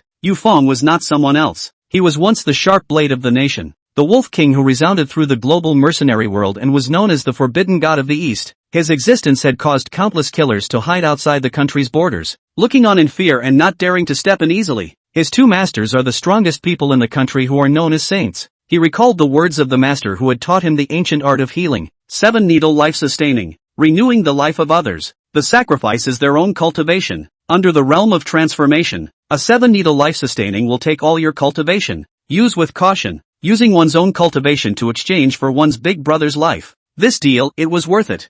Foam closed his eyes and started to perform the needles. His life was given by the Yu family. The 2 oldest members of the Yu family painstakingly brought him up, and his elder brother, Yushan, even more so. As soon as he had something delicious to eat, he gave it all to his own. The grace of nurturing can't be repaid. The love of brotherhood is higher than the sky. District dark power cultivation is but a wisp of smoke. Become an ordinary person, so what? Big brother, your life will not be so easily taken away by Yama. I said, no one can bully you. The heavenly king cannot. He Yama, even less qualified. Brother, for you to seek justice. Inside the dean's office, a burst of ditties came out ebulliently. A sudden rush of footsteps and Wang Fongfong from the phlebotomy department rushed in, immediately interrupting Dean Lu's idle life. Dean Lu shivered in fear, looked sideways and slapped the table with force. Wang Fongfong, what are you doing? Work time is not good at the post to stay. Run me here what to do. What he? Who is he? Wang Fongfong momentarily anxious, stuttering, hard to say no words. Dean Lu gave a blank look. You say who is he? He's coming. Wang Fongfong pointed in the direction of the hospitalization department. Who I mile a mother Lu. President Lu angry half dead. You say who knows who ouch, pa. Wang Fongfong simply raised her hand and gave herself a slap. This was much better. Dean, it's the 10 people you brought in that day. The one who investigated to me. Yes, it's the man who donated Rh negative blood. He came. now in the inpatient department, went to Yushan, on the 7th floor, 502. What? Hearing this news, President Lu's nerves tensed and he almost didn't jump up. He sucked in a breath of cool air in his heart. The son young master of the G family is here? The grandson prince that the old master of the G family in Kyoto had mobilized all his resources to find. A grandson prince who, at birth, contained the most valuable golden key in the country. A grandson who, as long as he was found, would be able to gain the friendship of the G family and step into the clouds. He is here. Dean Lu bellowed. Quickly, take me there immediately. No no no, I'll make a call first. He took out his cell phone, and a minute later, the call was connected. Speak, Mr. Eagle, Sun Prince, found. Chapter 57, The Investigation of Various Forces. In Ward 502, a trace of green smoke rose up along the 7 silver needles and dissipated into the air. Yushan's face was becoming rosy little by little. On the contrary, Yufeng's face gradually turned pale. Time passed little by little. The torrential rain outside the window was still fierce. Each drop of rainwater was like a pearl hitting the street. It was also when Yufeng opened his eyes, and as soon as the true chi in the Dantian area dissipated and Yushan regained his breath, thousands of miles away on top of the mountain between the clouds, the 2 men in green shirts sitting face to face on the cliff edge opened their eyes. Little Feng dispersed all his cultivation. This is his calamity. It seems that this time, it's fierce. Go out of the mountain? No, this is his own calamity. How the creation will be depends on himself, but without his cultivation, how will he survive this calamity? Heavens will. Their conversation came to an abrupt end. At a realm like theirs, glimpsing the will of heaven was not difficult. What was difficult was to make a move to dissolve the will of heaven. And Yufeng did not realize that his sacrifice of all his cultivation had been known by the 2 saints. He was sweating profusely, as if he had shed a layer of skin, and all his strength had dissipated. Now, he is just an ordinary person. He lowered his head and put his finger on Yushan's pulse. Great! The heartbeat revived. Yufeng breathed a sigh of relief. But things were far from over. After determining that his elder brother's life was not in danger, he lowered his head to check Yushan's injuries. Fortunately, the other bottle of lotus root sand was not sold. He hurriedly took out the bottle of medicine and carefully poured it into Yushan's mouth. It would take at least a few hours until he was awake. Brother, wait for me to come back. After saying that, Yufeng put the quilt over his big brother, turned around and walked out of the hospital room, shutting the door behind him, and in his eyes, murderous chi surged out. He took out his cell phone. A minute later, Lu Mershing's low voice rang on the other side of the phone. Hello, Lu, handsome, it's me, Yufeng? Lu Mershing looked serious. What's wrong with you? Why do you sound so weak? What happened to you? Marshal Lu, I want to ask you to do me a favor. Yufeng clenched his fists. This was his first time asking for help from someone else. Say, what favor can I help with? Lu Mershing did not hesitate. I want to ask you to help me investigate the whereabouts of Meng Hai, the president of the first bank branch in Jianqing City, and Lang Shen, the young master of the Long family. Okay, 3 minutes. Give you the news. Yufeng, can you tell me what's going on? Lu Mershing revealed a worried look. I'm sorry, this is my personal matter. Just help me find their whereabouts. Yufeng didn't want to say it. Not that he treated Lu Mershing as an outsider, but he was afraid that if he said it, Lu Mershing wouldn't agree. This was his business. The Lang family's young master was of high status and his identity was not simple. Meng Hai is also a bank branch president. He wanted to use his own means to give his big brother justice. Okay, when something happens, give me a call. Remember. Thank you, Lu. Shui. After saying that, Yufeng hung up the phone and stood in front of the corridor. In front of his eyes, a scene suddenly blurred into sight. It was a 10-year-old kid, holding a slate in his hand, single-handedly rushing into the upper grade classroom to give that group of assholes who bullied his big brother a blow each. Young and powerless, he still had the guts to do it, because he had love in his heart. Weak, should be beaten. This is the reason. Weak, but also do not dare to fight. This is a goat. People live, to be honest, is not for a breath. Whoever hits you, hit back. I don't care what kind of god he is. He bullies you without reason, steps on your dignity and humiliates you, treats you as a piece of trash. If you don't go to get justice, you look down on yourself. Yufeng was not the least bit intimidated by the fact that his cultivation was now dissipated. Wolf King was the most valiant warrior on the grassland. Even if he is wounded all over his body, even if they are alone without help, even if the road ahead is dangerous, he was all going to seek justice for his big brother. Brother, wait for me to come back. Putting down the phone,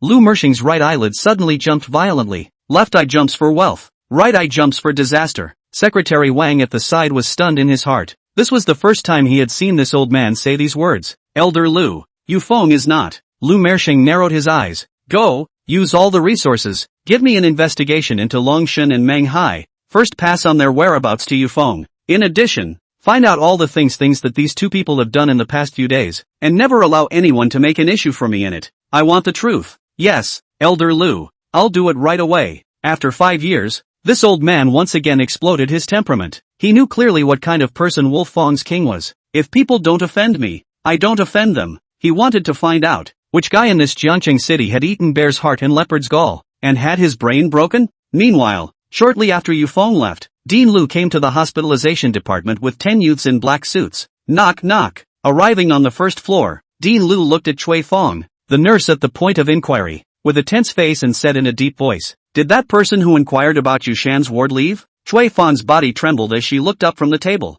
Dean. Upon seeing that it was the dean, she was confused. You are actually sleeping on the table during office hours? Didn't Wang Fongfang ask you to keep an eye on that person? Dean Lu was furious. Dean, I didn't mean to do it. I just got 2 sore eyes. Just lay down for a little while. I was staring but, can you? Dean Lu was so angry that he blew his beard and glared. You lost your bonus this month, Mr. Eagle. Let's go directly upstairs.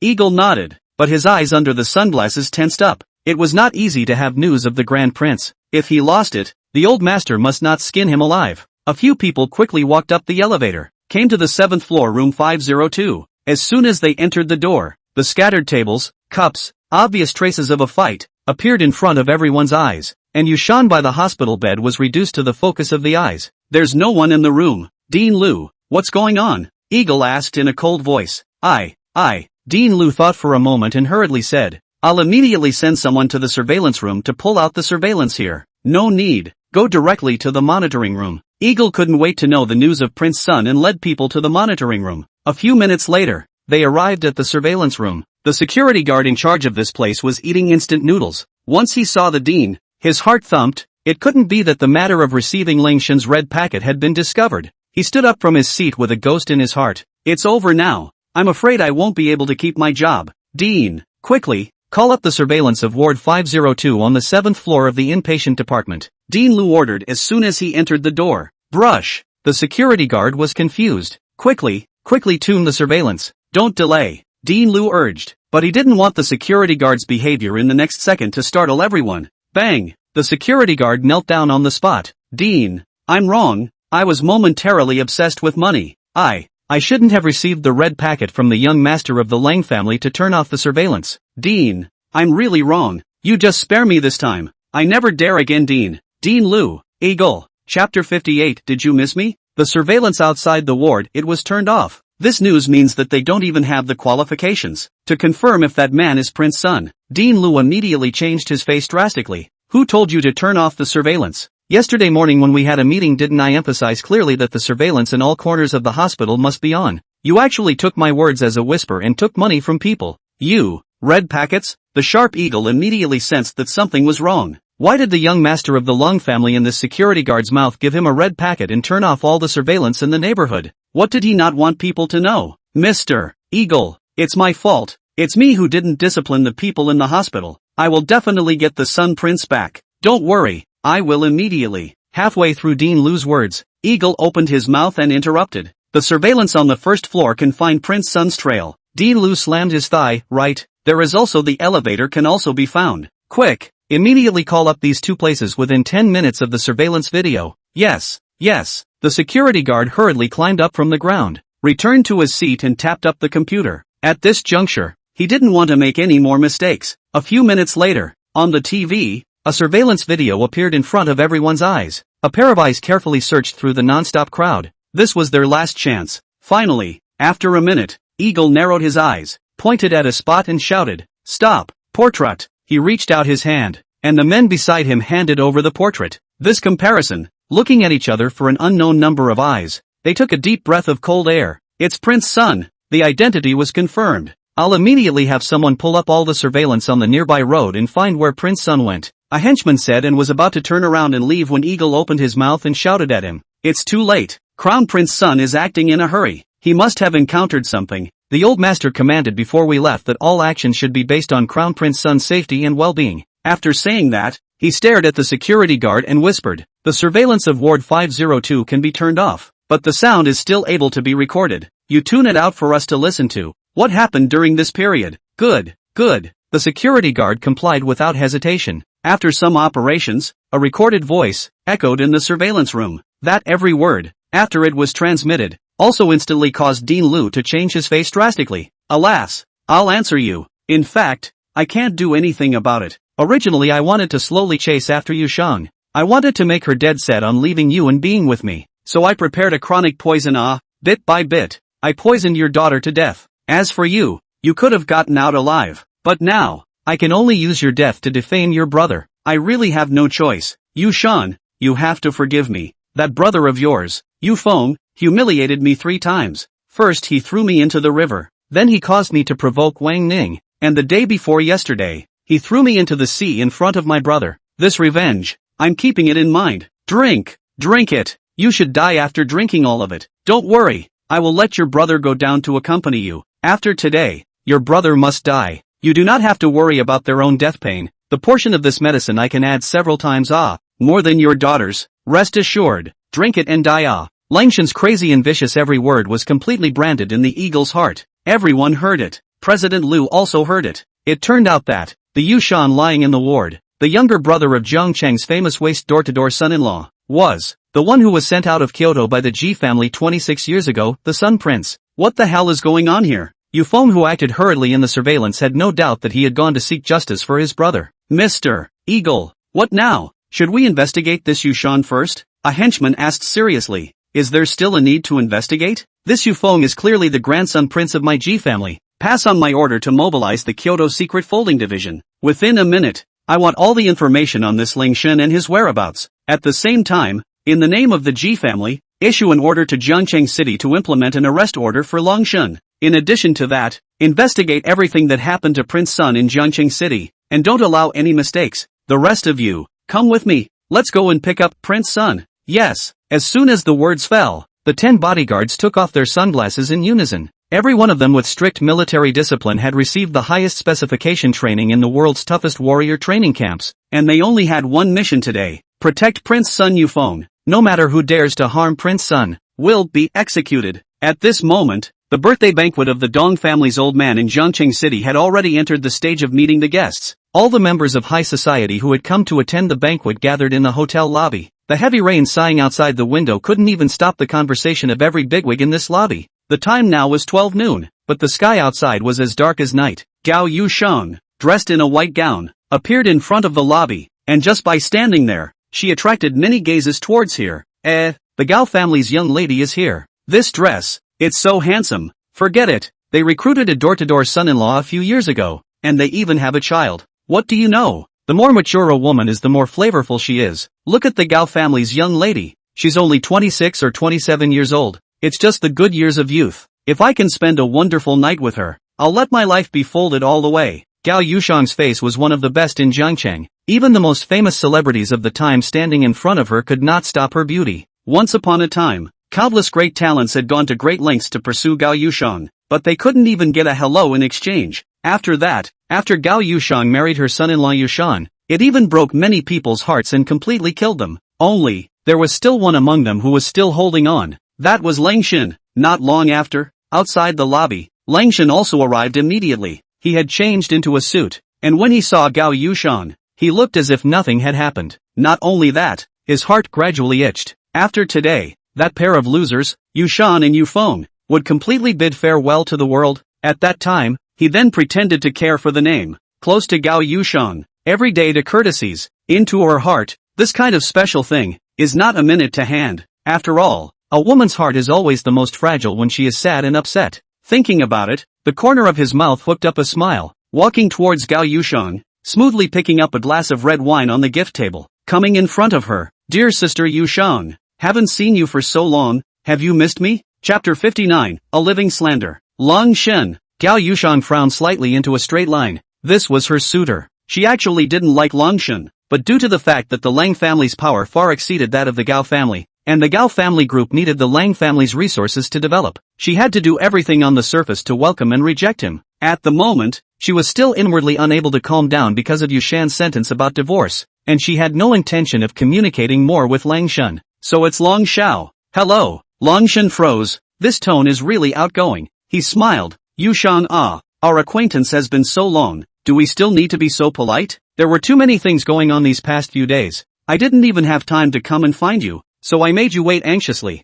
Hey, I heard that your husband seems to be in the hospital. How is it? The injury is not serious, right? Langshan asked with a pretense of ignorance. Gao Yushan's face visibly paled. She didn't expect that the news of Yushan's hospitalization had spread so quickly. Her face was calm as she faintly said, "It doesn't matter. It will be fine soon." Really? That would be great. After all, if something happened because of that scum brother of his, it's really too bad. Yushan, I'm not going to hide it from you. That day when Yufeng broke both legs of Governor Meng's son, I was there too. Gao Yushan's eyes lit up. The truth of that night, she also wanted to know. From other people's mouths, she only learned that Yufeng broke Meng Ru's legs, but the whole story was not clear at all. Although her heart was disgusted with Yufeng, she always felt that Yufeng was not such a casual person. From the first day when this guy did not care about anything to cure Ruo, she could see that his nature was kind. He would not provoke others for no reason. Yeah, Yushan, don't you know? Gao Yushan hesitated. I just vaguely heard a generalization.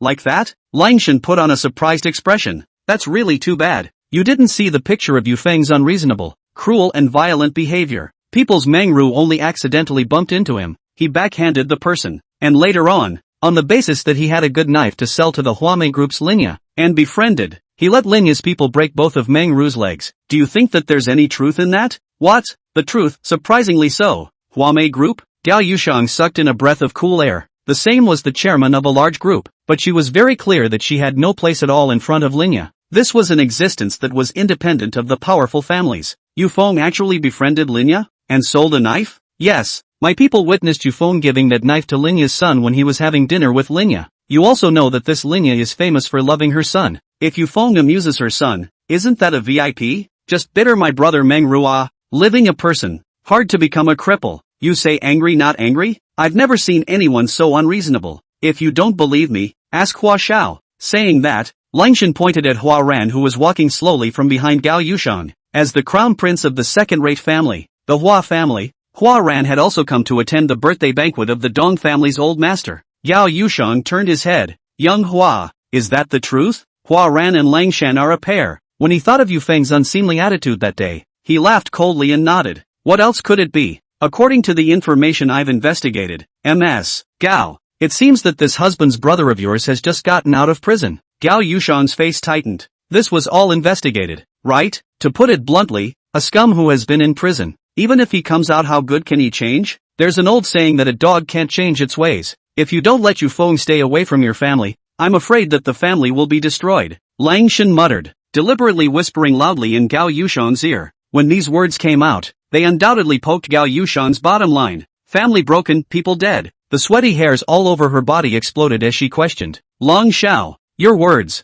have something in them, just say what you have. I, Gao Yushang, am not that unbearable. Really? Langshan secretly laughed in his heart. Hooked alright, as a friend, I won't hide anything from you. That is, don't you find it strange? Why was Yufeng able to walk out of Master Lu's hands at the Dragon Xiangfist gym unharmed, while the others you sent, one by one, fell disabled? Langshan said this coldly, as if a needle piercing a point. Piercing to the point. Yes, why did Yufeng come back safe and sound? Longxiang Boxing Hall's reputation in Jianqing City is also loud and clear. Master Lu is even more famous boxer. A fight 10 is not a problem, and there are still more than 50 people in the interior of the boxing hall. Even if they can walk out, they will not be able to avoid being injured. Langshan continued, Yushang, you are a person of understanding. Master Lu is a role. You should be clearer than my heart. Into the oil and water in his stomach, there is no spit it out. These months you sent a lot of people before and after. Which one is not bruised? Which one is intact back? And the money? You didn't ask for a single coin back? But why is Yufeng coming back after this trip? He's still in one piece.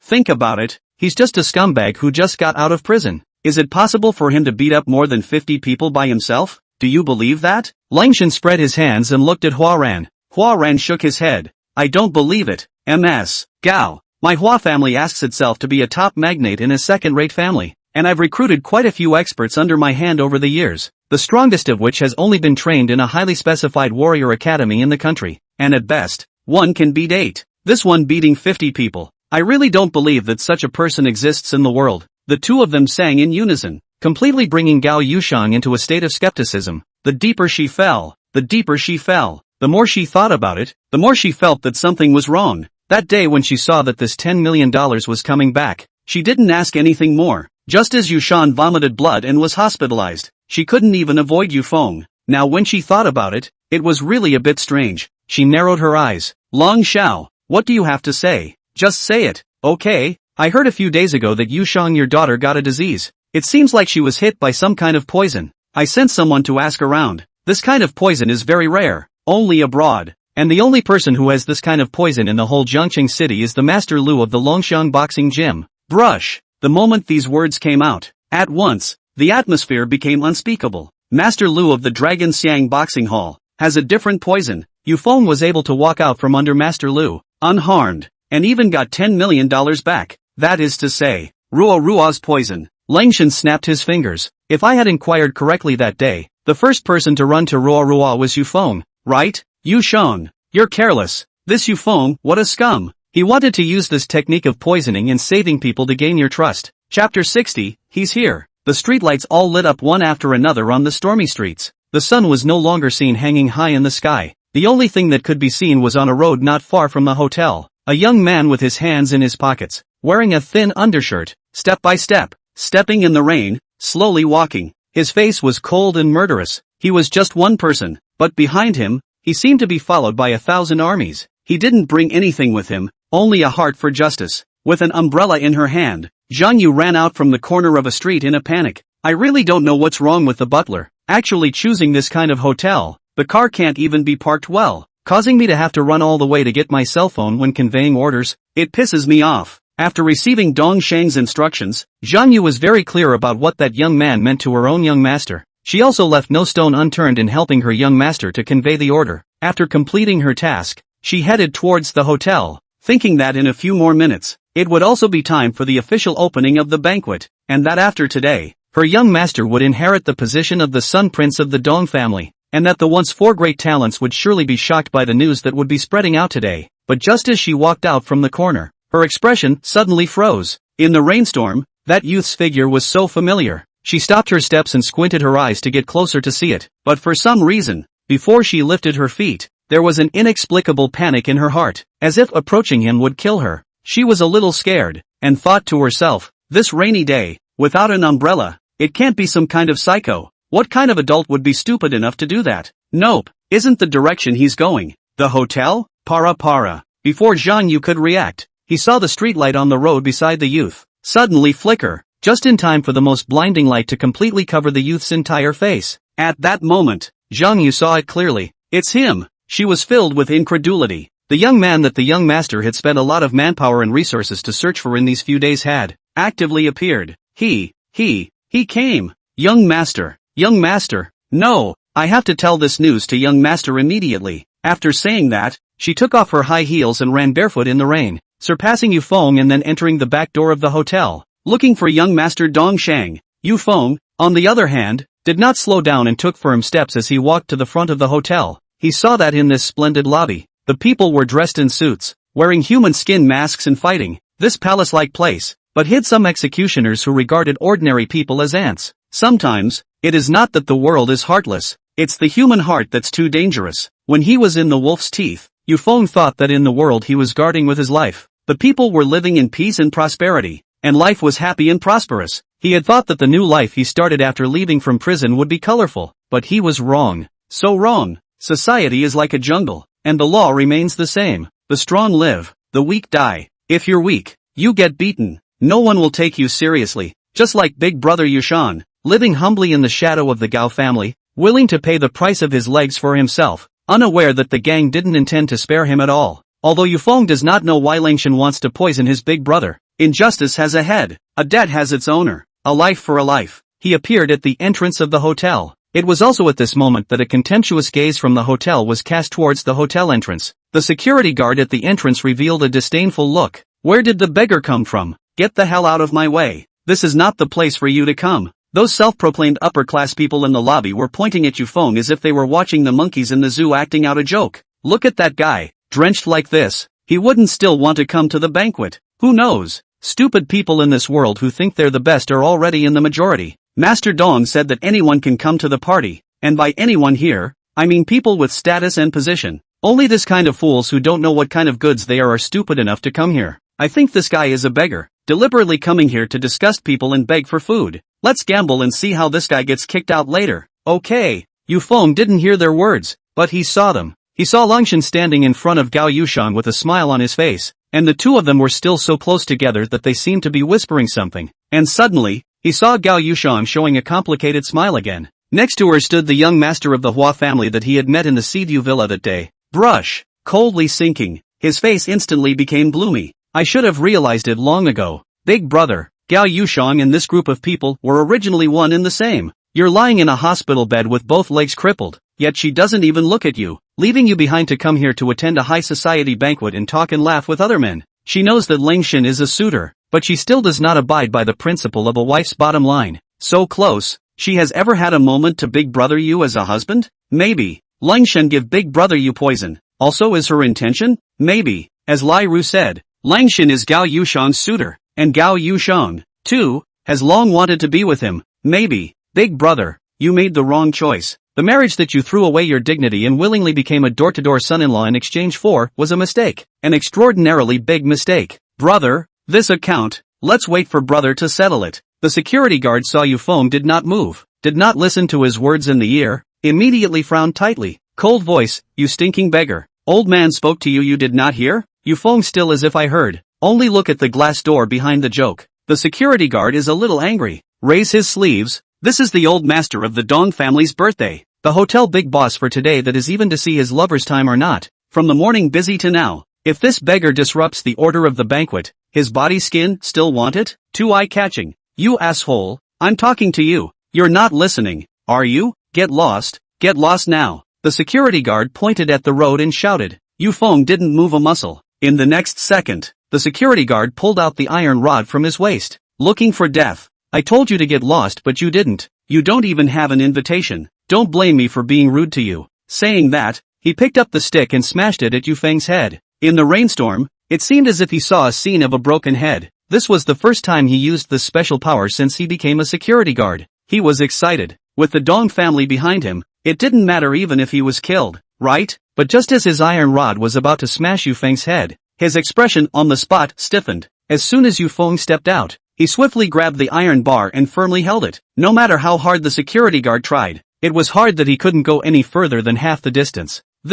Without waiting for him to open his mouth, Yufeng turned his head sideways, a pair of blood-red eyes, like a lone wolf in the dark night, and spoke coldly. Roll, open. Chapter 61, Tonight's Blood Rain Eye. When the Wolf King is angry, blood flows 100 paces. This was the praise that the top foreign mercenary community gave to one of the country's sharpest blades, the Wolf King. No one had truly seen the Wolf King's anger, because those who had seen it, had all died silently, and today, was the first time Yufeng had become angry following that battle 5 years ago. His eyes were full of killing energy, and with just that glance, the security guard was scared out of his wits. The arm that was firmly grasped suddenly went limp. He gulped, and the gurgling sound was so clear in the rainy night, that get out of the way. Even more in an instant converged countless pairs of eyes in the lobby. Gao Yushang, who was still immersed in Lingshan's words, looked at the door with shock. How is he here? Gao Yushang clearly remembered that he had told him to get lost. Why did he still follow him all the way here? Still have the face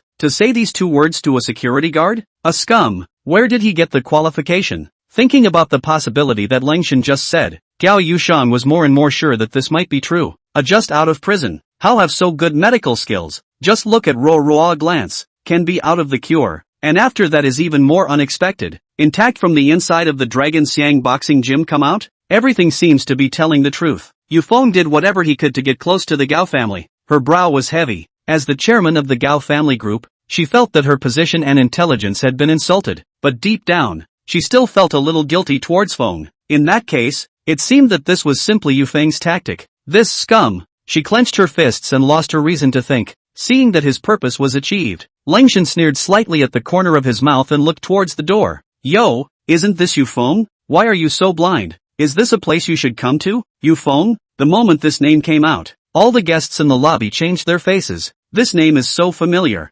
Isn't it the younger brother of that trashy door-to-door son-in-law of the Gao family? That kid who made a move on Chairman Su Chang at the Gao family's $1,000 banquet? That's right, that's him. I've seen him before. He also broke both legs of Governor Meng's son in the bar under the name of the old president of the Huame group. His behavior was so bad that he was practically a brutal and unscrupulous bastard. Is that so? Then why did he come here? It can't be that he's here to beat people up again. Is he crazy? Ghost knows, but if he dares to cause trouble at Master Dong's banquet, I'm afraid he's going to die in the Yellow Springs today. It seemed like every circle was calm these past few days, but in reality, the name Yufeng had long been rumored. The Gao family banquet assaulted Chairman Su Chang and was kicked out of the Gao group on the spot. The son of Meng Hai, the future chairman of the First Bank of Jiangqing City, had both his legs broken, and it was also this Yufeng who had done the deed. Now that they've seen him with their own eyes, they can only treat him with disdain. A guy who only uses violence to solve things. Need to be taken seriously? Outside the door,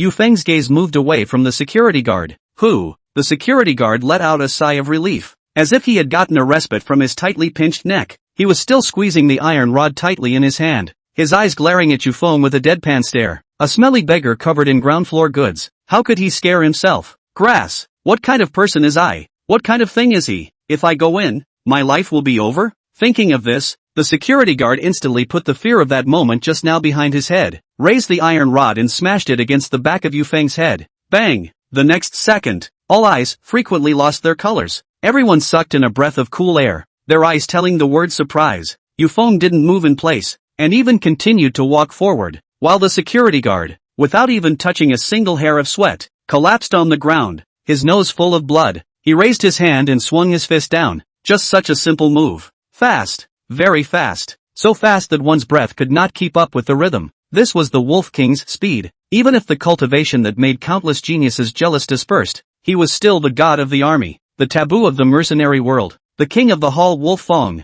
Gao Yushang was confused. Yufeng is so capable of fighting? Even if he was not a martial arts practitioner, Gao Yushang could see that this punch from Yufeng had at least 10 years of kung fu. It was too fast. Time seemed to have stopped at that moment. They did not react until the door of the lobby was pushed open by Yufeng. Brush! Almost at the same time, everyone took a step back. Quick! Call someone! Call someone! Someone is breaking into the lobby. When the manager of the second floor saw this scene, his face immediately turned pale and he took out his walkie-talkie and yelled desperately. Langshan raised an arrogant smile. He thought that this Yufeng would be killed by Wang Ning before he came. He didn't expect that he would be allowed to walk here. That's good too. Watching him get knocked down to the ground with his own eyes, this feeling seems to be not bad at all. But after a few seconds passed, his smile began to stiffen a bit. He realized that Yufeng was staring straight ahead, the blood in those eyes, red to the core. He was looking at himself, and walking towards himself. His footsteps were slow, yet somehow, in the blink of an eye,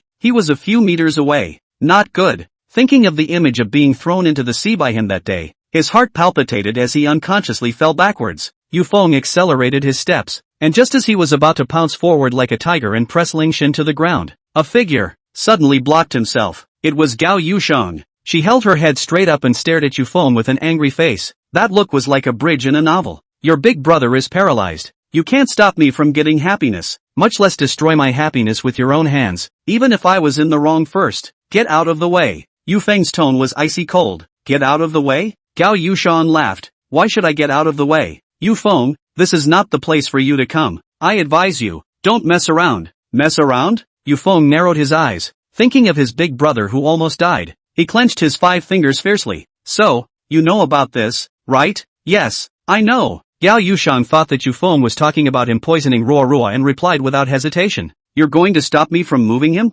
Yufeng pointed at Langshan. Today, you can't move anyone. If Langshan hadn't told her, she might have been blinded by the lies to this day, and she would never have been able to see the true face of Yufeng's scum. Had she known that Yushan's brother was such a piece of work, she probably wouldn't have married Yushan. He would do anything to get what he wanted. Being found out and still wanting to lay hands on people? What's the point of living for this kind of person? Yufeng also thought the same way. His eyes sank, cold as snow, and he muttered. So, you are this kind of person. I should have guessed it. Hurry up and get out you. Like you this kind of scum when you just got out of prison. I should have sent you away instead of attracting wolves into the house. If you don't want to die, you'd better hurry up and get out. Gao Yushang roared. Yu Feng's face was expressionless. His eyes raked over Gao Yushang. The word get lost. You've said it to me many times, but today, before I leave, I'm going to ask for justice. Chapter 62 Tonight's Blood Rain 2. As the words fell, electricity flashed and thundered outside the door.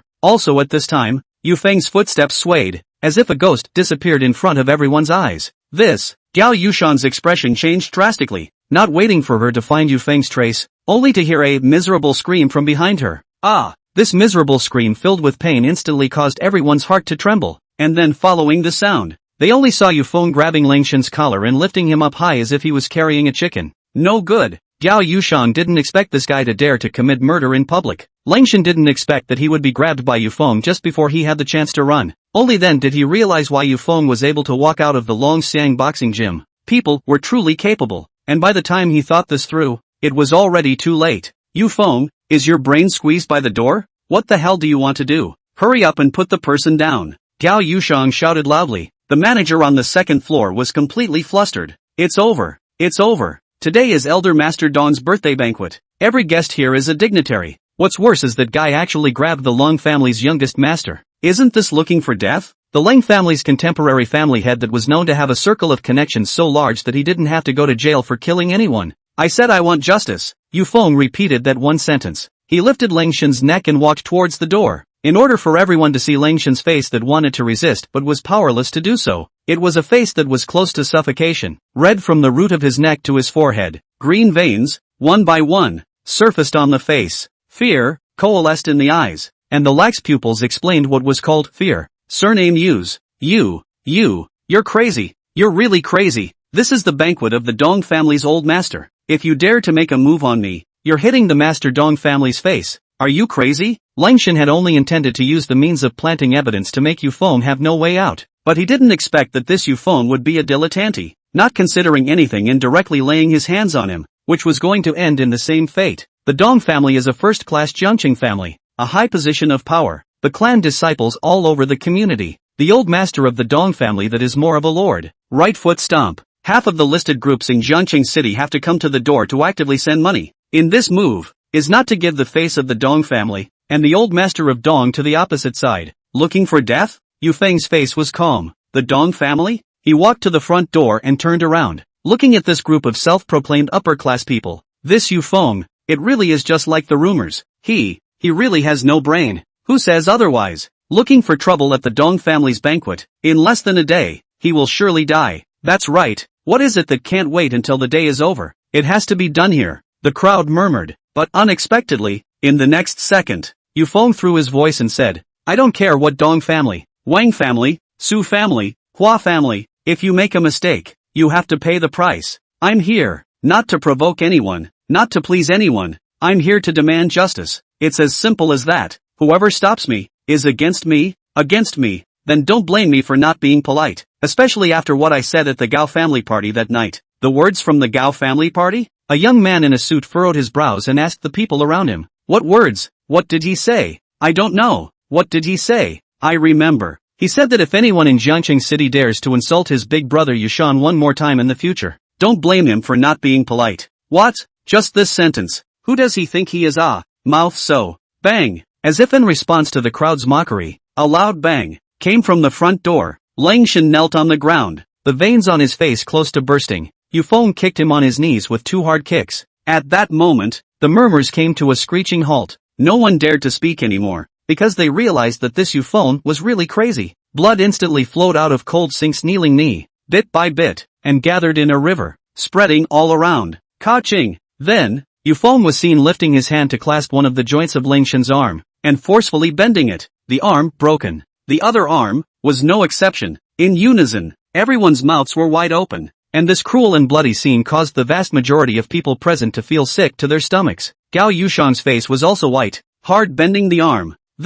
How ruthless this must be. You bastard, you dare. Ling Shen stared at his dangling arms in death, unable to believe that Yu Feng dared to do such a thing to him. Not only him, the others couldn't believe it either. This dreamlike image was real. Pa! Without waiting for Ling Shen to finish his sentence, a slap responded to him fiercely. Yu Feng, you are really crazy. Call the police. Call an ambulance. At this time, a middle-aged man with a dignified appearance in the crowd hurriedly walked out. Governor Meng, save me, quickly call the police, quickly arrest this crazy person. Longshan looked like he had grabbed a life-saving straw. The person who came was manhwa. Yufeng narrowed his eyes. My big brother's legs. You broke them, right? Yes, I'm the one who broke them. Why? Surnamed you. Your big brother used his own legs in exchange for me not laying my hands on you. I was going to let you off, but your behavior today dooms you to be finished. Manhwa was restraining himself on the surface, but in his heart, he was about to burst out in laughter. Spare Yufeng? How could that be possible? He couldn't wait for Yufeng to die, and breaking Yushan's legs was just a way to get back some interest. He just didn't expect that one of them would come to his door begging for his legs to be broken, and the other one would just come to his door to send him to his death. He made a scene at the Dong family's banquet. He broke the legs and arms of the Long family's young master in public. If this could still survive in Jiangqing City, he would die. Yufeng was stunned in his heart. You said that big brother is for my sake that he took the initiative to beg. Tears instantly welled up in Yufeng's heart. Yufeng, you are really a scum. Don't you understand by now? Your brother was reduced to a cripple for your sake. If not for your unforgiving and cruel hands in the Seaview Villa, to fall to today? If you had a little conscience, if you were a little kinder, if you were a little more normal, your big brother would not have given away the rest of his life for you. But what are you doing? You are failing what your big brother did. Gao Yushang seized the opportunity and shouted at Yufeng. Being reasonable is not forgiving? Yufeng's face cooled down. He stared at Gao Yushang and questioned. I'm unforgiving when I'm justified, isn't it? Gao Yushang asked back. Yufeng sneered coldly. If I'm being unreasonable, then I'd like to ask you if there's any justification for Governor Meng's son to take advantage of his drunkenness to make a move on a girl? Is there any justification for Governor Meng's son to enter Huame Group's Seaview Villa for a party without an invitation? Governor Meng's son, along with his Longshan, continued to humiliate my big brother in succession. Is there any justification? My big brother is in the hospital with both legs broken. No one to take care of him. He was drugged and almost poisoned by Longshan. Yet you were showing off your arrogant stance at this party, laughing and joking with this thief. Is there any truth to it? Say it. Chapter 63, There are gods in the 9-foot vault of heaven. The successive questioning was like a cannon fire that brought the whole atmosphere into a complicated scene. Longshan, poisoned, almost killed. Yushan. A wave called shock tumbled up in Gao Yushang's heart. There was also, Governor Meng's son drunkenly made a move on a girl? It was getting more and more confusing. Why was what came out of Yufeng's mouth and what came out of Longshan's mouth somewhat not quite the same? She froze in place, suddenly not knowing how to answer for a moment. Just at this time, Longshan used all his strength. His face grimly shouted, don't listen to his nonsense. I've always stayed here. How to go to the hospital to poison Yushan? He is discovering that Yushan has no use for him, and he wants to use Yushan's life to show his justice. Don't listen to him. Hurry up and call the police. Take this 10 evil thugs into prison. Slap. Another slap. Yufeng fiercely slapped on Longshan's face. Reasonably, I'll arrest the suspect for my brother and bring you to justice. Emotionally, Yufeng, am not ashamed of anyone. I said, what's there? Come at me. Don't do it to my relatives. This is my principle. But you touch my bottom line again and again. Abolishing your arms and legs is your cheap, reasonable, compassionate. I don't believe the world will let you go. Yufeng's words were powerful, like a thunderbolt to everyone's heart. Surname you fart. You're slandering me. Manhwa is also anxious. He is also the first time from Yufeng's mouth to hear the truth of that night. It turns out, his son is the initiative to provoke others, or on the girl's hands and feet. If the rumor is out, his reputation is not. No way. Manhwa followed and shouted. Yes, this Yufeng is lying. He's making excuses for his crime. I guess his big brother is dead in the hospital right now. He's just trying to plant evidence to frame Ling Xiao. Is that really true? Asterisk. Why am I getting more and more confused the more I hear? This Yufeng came here to find Longshan in trouble. But what's this Ling Xiao's big beef with him? As to kill someone with planted evidence? Yes, I also heard a little confused. What is this in the end? Crowd. Questioning sounds began to come from the crowd. Gao Yushang's face was a bit ugly. What the hell is going on? Unbeknownst to him, at this moment, Longshan's heart has already scolded that Wang Ning 1,000 times 10,000 times, is not said to be equal to the maple has arrived at the hospital. Then directly start? How to let him run here to make such a mess? This is not Manhwa. Yufeng said angrily, you don't have to rush to throw dirt on me. The person who made your son's legs wasted is me. If you look for me to take revenge, I don't have much to say, but this matter is that your son is at fault first. You are a father, not kind, not compassionate, not wise. You don't properly discipline your son. Instead, you intensify the situation. First, you put pressure on the Gao group, and then you find someone to break my big brother's legs. You are a human being, not loyal,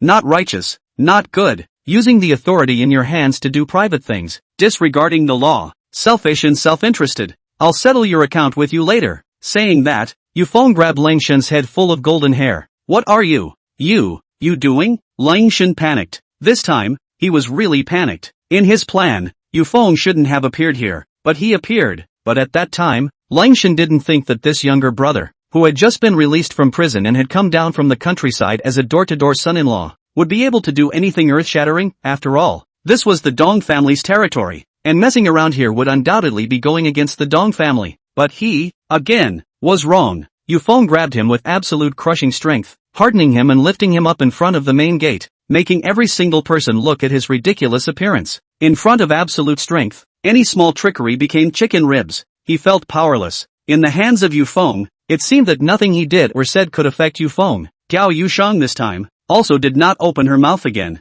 In a state of suspicion, she suddenly remembered Yufeng braving the rainstorm to inquire about the whereabouts of her big brother. A person who cares so much about his big brother, would he do that kind of thing? Bang! A heavy thud interrupted her memories. In front of the gate, two long doors unfolded to the sides. Heavy rain poured down, such as falling beads in front of the rain curtain. Lang Shen's knees are full of blood, which should have fainted, but under the fear given by Feng, he was too scared to faint. Surname Use. I will never let you go. As long as the old man does not die today, I want you to pay for your blood. Yes? Yufeng back hands. Looking at the gray sky, Yufeng never is a person who likes to abide by the rules. Before, for the country I willing to be restricted. I am willing, but from the beginning of my brother lost his life, I understand a truth. There is always something in the world that needs to break the bonds of self to fight for. This is not a figure of momentary pleasure, but the nature of being born as a human being, killing people to pay for their lives, heaven and earth. I know that it is still too difficult to let you actively admit it now, but so what? My big brother Yushan almost died in your hands. The poison was given by you. I know that the murderer is you. This is enough. There is a god in the 9-foot vault. Those who are evil for others are punished by poison. Kowtow to me. I don't kowtow, shouted Longshan, forcibly enduring the pain in his whole body. But just as he finished shouting, a slap slapped him hard on the back of his head, and the huge force was like a big hand pinching his head to kowtow toward the floor in front of him. Slap. If you don't kowtow, I'll kowtow for you. A wound appeared on his forehead and blood flowed out, and then he didn't control his body and straightened up again. The crowd took in a deep breath of cold air, their throats saying unknown tingling sensation. Too bloody. That sentence, domineering. People, are you killed? Although there is no evidence can be evidence in a short period of time. But I know you killed them, so I came to you. That's enough. What kind of confidence should this have to say such words? Meng Hai's expression changed greatly. This sentence is equivalent to defying the law. This Yufeng is really crazy. He completely does not consider the consequences of doing things. No, he was wrong. It is not that Yufeng does not consider the consequences, but he knows that the consequences will be that Ling Xin will be brought to justice and the truth will be revealed. So he dares to do this, because he was right. If he was right, why didn't he do it? Take a breath for Big Brother. To take a breath for himself. For the tens of thousands of people under the sky who have suffered from the same unfair treatment, to take a breath. If a man lives, if he doesn't take a breath, how can he swallow it when he dies? Doing all this, only for the sake of having an open heart. Yufeng looked at the sky. After a few breaths, he looked down. The Lingshan, who only had one breath left, was covered in blood. Brother, this first fair, brother got it back for you. Of course, this isn't finished. He turned around. The torrential rain formed a rain net behind him, completely enveloping the hotel. Lingshan turned his back to the crowd, kneeling on the floor, stiff, and stopped beside Yufeng. At that moment, this deep picture completely broke everyone's view of Feng. This guy is too crazy. Meng Hai gulped. His body's sweaty hairs stood up, and a thought suddenly popped up in his heart that he was wrong. From the moment he made the decision to put Feng to death, he was wrong. This person cannot be messed with. In the next second, he wanted to escape, but he didn't expect Yufeng's eyes to directly lock onto him. A voice then came from his ear. Governor Meng, now it's my turn to settle a score with you. Meng Hai, Chapter 64. Yang Liru is in danger. It's your turn. In an instant, a piercing chill surged up Meng Hai's spine to the back of his head. His body went cold, and his feet, which were about to flee, froze in place uncontrollably. Fear. He was shocked by Yufeng's coldness. In front of so many people, he had broken the hands and feet of the Lang family's young master, creating such a bloody scene. If he were in his place, would he end up better than him? No, no, don't come over. Manghai's forehead kept on dripping cold sweat, and his pale face almost swallowed his neck at the roots were engulfed. When he took a step back, he felt that he had spent all the strength in his body. In his line of sight, Yufeng took a step towards him. Not a single person in the crowd dared to stop him. 1. Was not daring. 2. They were powerless. In that instant, Yufeng was like a judge who descended from the sky. He didn't hold any weapons, and a single sharp look made people fearful. You, don't come over. Don't. Manghai was scared silly. Yufeng coldly said, I said, between you and me, there is a debt. Good and evil will be rewarded. It's not unrewarded. The time has not yet come. Your son's legs are broken. This is his fruit. This is the price he pays for his indecent behavior. But my big brother and you have no grievances. You made a move to break his legs. This is your fault. When people are at fault, they should be punished, no matter if you are anyone. As soon as the words fell, Yufeng appeared 5 meters away. The distance between them was only a few steps away. Snap! Without waiting for Feng to strike, Manghai went limp and sat down on the ground. The 3 words were like a judgment that firmly nailed a brand on his body. He realized that at this moment he would really take his turn to end up like Langshan in general. The grand young master of the Lung family had not been spared, and he, a bank president, could not resist. An extremely malodorous flavor vaguely drifted out from Manghai. Down, Mian. He was afraid to urinate, like a joke. No, don't come over. Manghai's face lost color. Early to know so, why did he run out to help Langshan? Peace of mind to hide up is not good? He was afraid. He is really afraid. Give him another chance. He will definitely choose to sneak away instead of standing up for Langshan. Don't come over? Yufeng clenched his fists. Then have you ever thought about how my big brother should live the rest of his life after you broke his legs? Have you ever thought about how you would live the rest of your life if your legs were broken? He didn't mess with you. I'm the one who broke your son's legs. Is it reasonable to put my fault on my big brother? Manghai, I'm asking you, does it make sense? After saying that, Yufeng came in front of him and stared at him condescendingly. That gloomy, watery face was cold and stern into the wood. Ah, don't. If you say don't. Yufeng lifted his foot, from top to bottom, and stepped down hard. Abruptly, bang! In the rainstorm, a hint of blue smoke from the barrel of the gun. A black van, opening its windows, stopped outside the lobby. Ah, murder! The lobby was in a panic, and everyone ran madly toward the corner as if they were disoriented rabbits. Manghai was bird again. Yufeng's foot was only a centimeter away from his knee. His leg was not broken, but the person almost collapsed. He panted heavily and suddenly realized that just a moment ago, there was a gunshot from outside the lobby. Someone shot? Was it someone from the Dong family? Yufeng narrowed his eyes and turned his head sideways, staring at the mark left by the bullet on the wall, just 1 millimeter short of leaving a long blood trail on his neck. If it wasn't for the reflexes he had honed over the years on the battlefield, at this moment, Yufeng would already be a corpse. He put down his feet and turned back towards the main door. In the van, a bald man hooked a disdainful smile and raised his middle finger towards him, while in the arms of the bald man was a woman who was covered in bandages and her mouth was taped shut. Yang Li-ru. His face changed. How is she? Yang Li-ru was tied up. He saw that Yang Li-ru had tears in her eyes and kept shaking her head at him, heart beating violently. It is like an important person, losing life. Drip. In his pocket, the cell phone then rang, and the bald man pointed to the phone in his ear, his eyes cold. Yufeng took out his cell phone. That shot just now, I remember it. Wang Ning sneered coldly. I'm here to kill you, kid. Let's play a game. If you can catch up with me in half an hour, the abandoned car lot in the suburbs, let's make an end of it. Otherwise, this MS Yang family, I'll play her hard and sell her abroad. What do you think? You're playing with fire. All things, as if by chance, gathered to arrive on the same day. At this moment, Yufeng was murderous. He wanted Yang Li as safe and sound. For some reason, that day when he saw Yang Li-ru trying to make herself laugh despite the risk of heatstroke, Yufeng felt that no matter how many times he protected this girl, it would be worth it. It had been a long time since he had genuinely laughed, like a child, and at the most critical time right now. But Yang Li-ru was captured again. He would not hesitate to make a choice, to go and save her.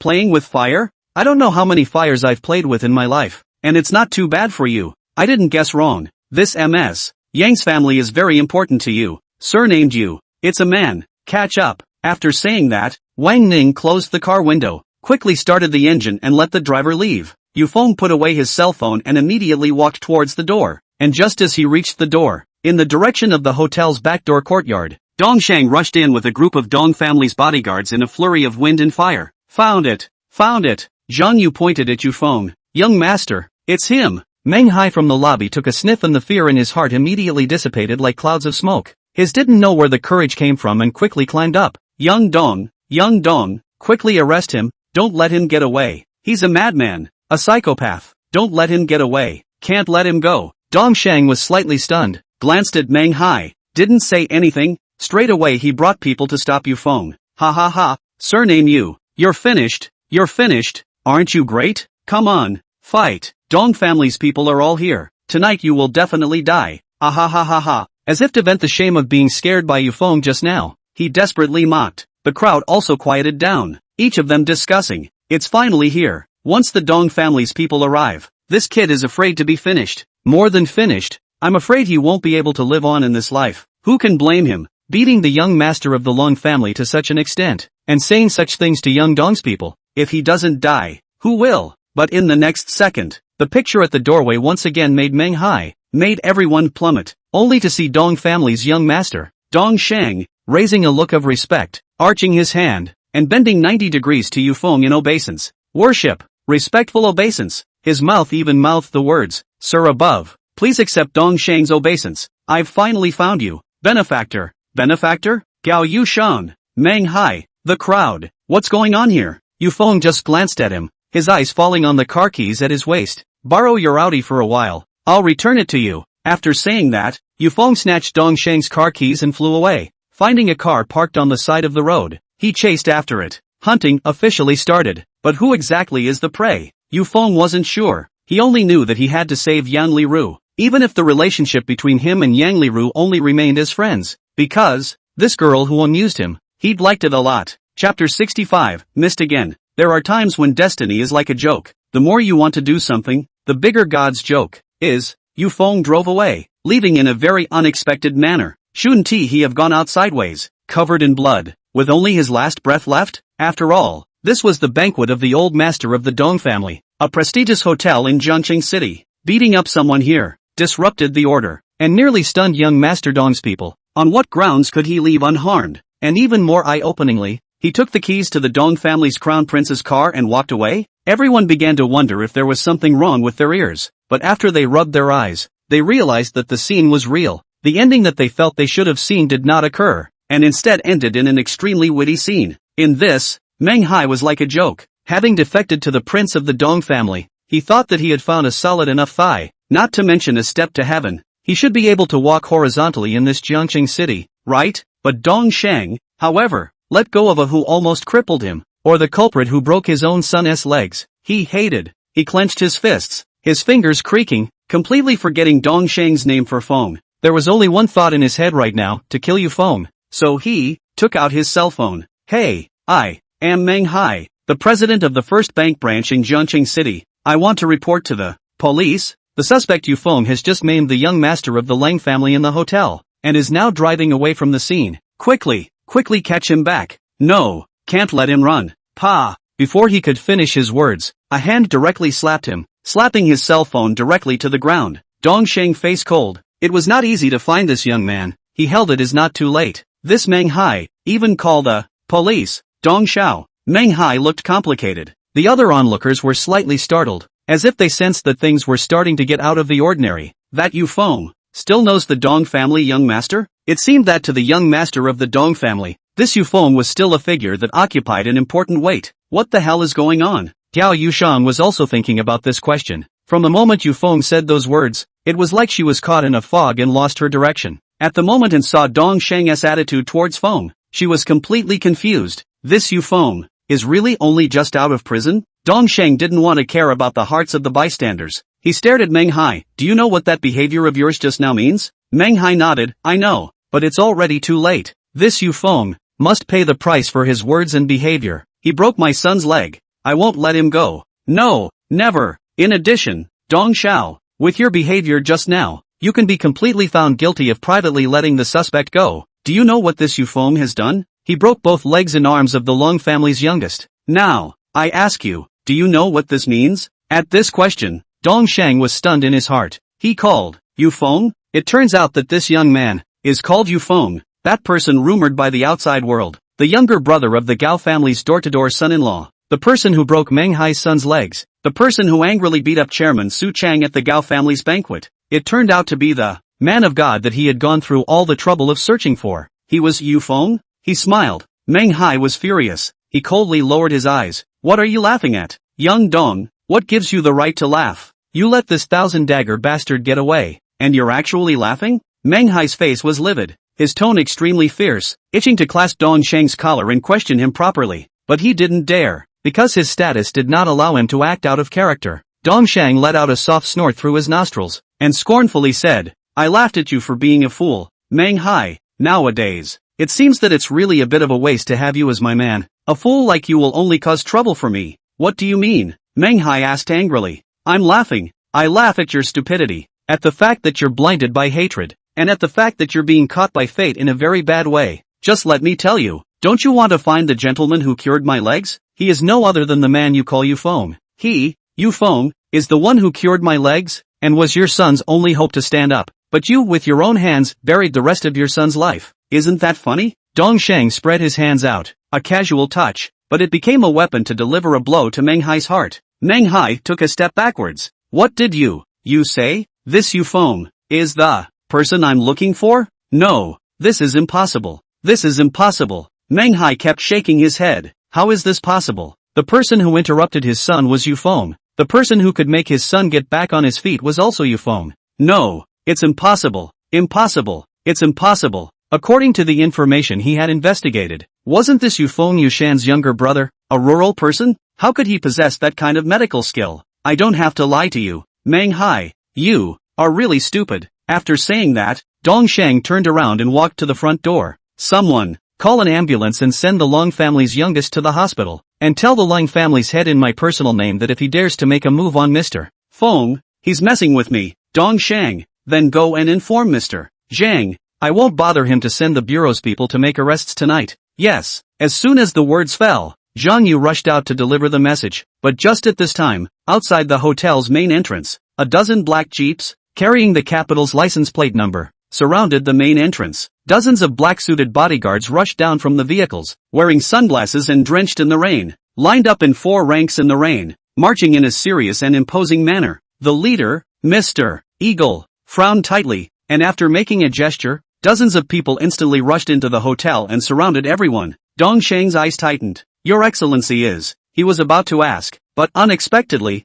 these people ignored him as if they were looking for something, rushing into the crowd to see one and grabbing one, then throwing them aside again. In a short while, these people showed a disappointed look and retreated to the gate, back behind Mr. Eagle. Report, no sign of Prince Sun's whereabouts has been found. Report, Prince Sun is not here. Report, no one found. Eagle arm trembled. Again. Lost? He fixed his eyes on Dong Sheng. His eyes under the sunglasses were cold and unimaginable. Your Excellency is. In the end, Dong Sheng's tone was icy cold. Searching people like this in the Dong family's territory, it is not too much to give face. But without waiting for him to finish, Eagle spoke sternly. You're the Dong family's brat, aren't you? Go, tell your family's old master to roll down and meet me. What? Dong Sheng sucked in a breath of cool air. I'll go. This guy is so crazy. He actually told old Master Dong to roll down and meet him? Look, their car is a capital city license plate. It can't be a big shot from the capital. The crowd murmured. Dong Sheng only felt funny. What kind of thing are you? Also worthy of my grandfather.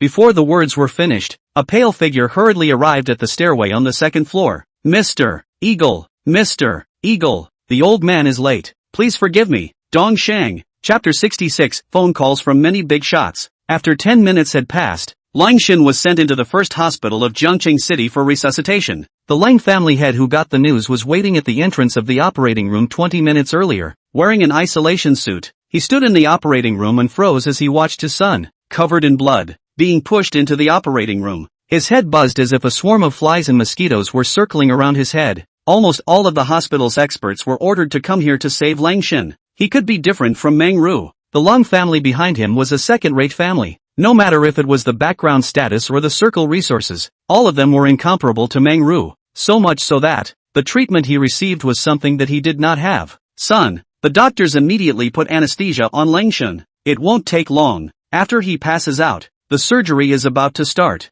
Perhaps the final ending of this surgery is amputation. Lung Shen's eyes are sinister. See his father. Tears clatter from the corner of his eyes. Dad, I'm here. I'm here. Don't worry. Dad will get you justice. Dad, I want that Yufeng to die. I want him to be broken into pieces. Dad, must not let that guy go. Let him run. I know. You do the surgery at ease. Dad, will never let that bastard leave easily. A few minutes later, Longshan fell into a coma, and the surgery began immediately. The head of the Lang family took out his phone and walked to a quiet corner to call Mr. Zhang, the highest-ranking person in the bureau.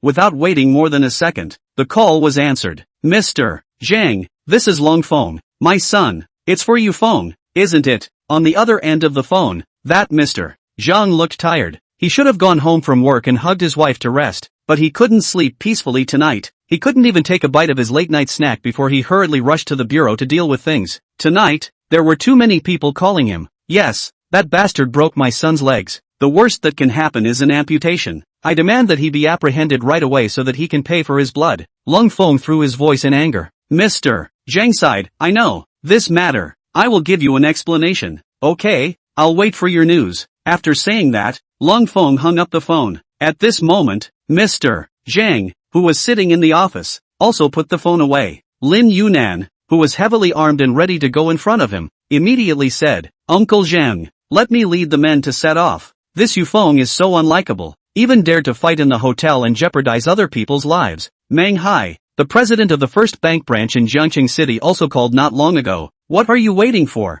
Give the order. Any later this is going to run away. Run? He will run? Zhang Ao took a deep breath, exhaled heavily, then pulled out a cigarette, lit it, stood in front of the window, said, disperse all the people. This matter is out of our hands. What? Lin Yunan's eyebrows tightened. Why don't we care? Why don't we care? Uncle Zhang, I know that this Yufeng comes from an unusual background, most likely from there, but so what? The Son of Heaven breaks the law and the common people share the same crime. He beat up a person. He should be punished. Besides, the nature of this matter is extremely bad. Lin Yunan, who came from the Red Court, was upright to the bone. Long ago to see this Yufeng is not simple. She could not wait to immediately arrest him and interrogate him properly. But, being upright does not mean being right. There are times when being upright without knowing the truth is, in turn, a liability. It's just that she didn't know. Zhang Ao also did not know that the reason he gave this order was because before he received the call from Ling Feng, he also received calls from several big names. A call from the old master of the Dong family, a first-class family in Jiangqing City. The call from that proud grandson of old master Dong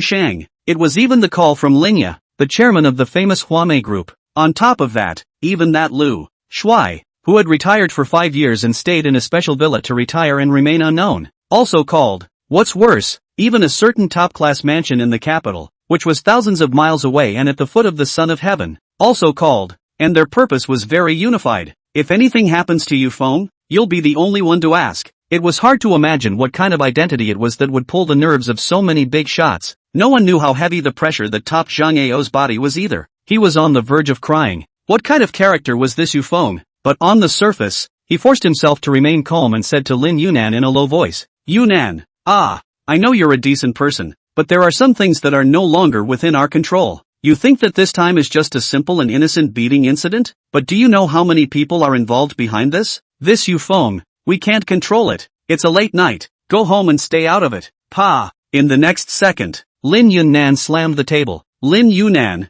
you're reckless, Zhang Ao angrily shouted. As a generation of lords, he also had his own temper. You, Lin Yunan, even if you have an extraordinary origin and a deep background, you are still working under me now. It's your turn to slap the table? Lin Yunan righteousness, yes, I am wanton. I also laugh at you as a timid and fearful goon. What kind of character is he Yufeng? Hit someone, can get away with it, break someone's legs, and still be all clean? I, Lin Yunan, from the day I wore my uniform, there is no longer the word might in my eyes. Anyone, as long as he breaks the law, I will arrest him, no matter who he is. You, Zhang Ao seemed to have sensed something and immediately ordered, I order you not to intervene in this matter, or else, resign and get out. No need for you to say that. I'll resign now. Lin Yunan did not hesitate to take off this jacket on her body and threw it in front of Zhang Ao's feet. Drinking, this Yufeng, I'm going to catch it. I'm taking off this layer of skin now. I'm not under your control. Goodbye.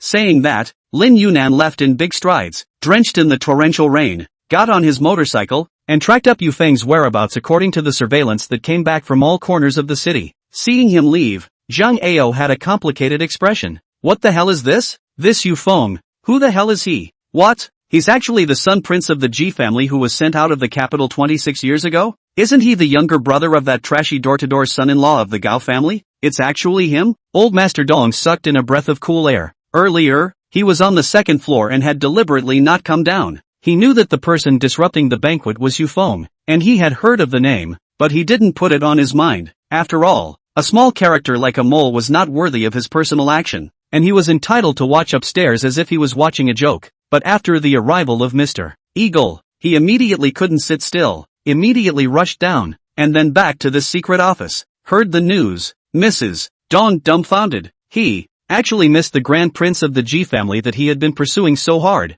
He missed the friendship of the Ji family. Mr. Eagle, I will definitely give you an explanation for this matter. I will immediately send people out to look for the whereabouts of the Sun Prince. Old Master Dong said anxiously. Mr. Eagle's face was icy cold. No need. You let Crown Prince Sun leave from your territory and encountered danger. I will keep this matter in mind. My people have already mobilized the entire city's surveillance to look for them. You should pray that the group of people Crown Prince Sun is tracking are not any dangerous people. If Prince Sun encounters any danger, I guarantee that your Dong family, including everyone who came to your Dong family's banquet tonight, will be subject to the wrath of the Ji family. The rest, you can see for yourself. The old master has instructed that he doesn't want anyone to know the identity of the Sun Prince. You should know what to do. Old Master Dong nodded repeatedly. I understand. I understand. Go down. I'm leaving as well. By the way, I have a recording here. You can forward it directly to Zhang Ao. I don't care if that Ling family brat is ruthless and evil, but if he harms Prince Sun's loved ones, he should fall into hell and never turn around.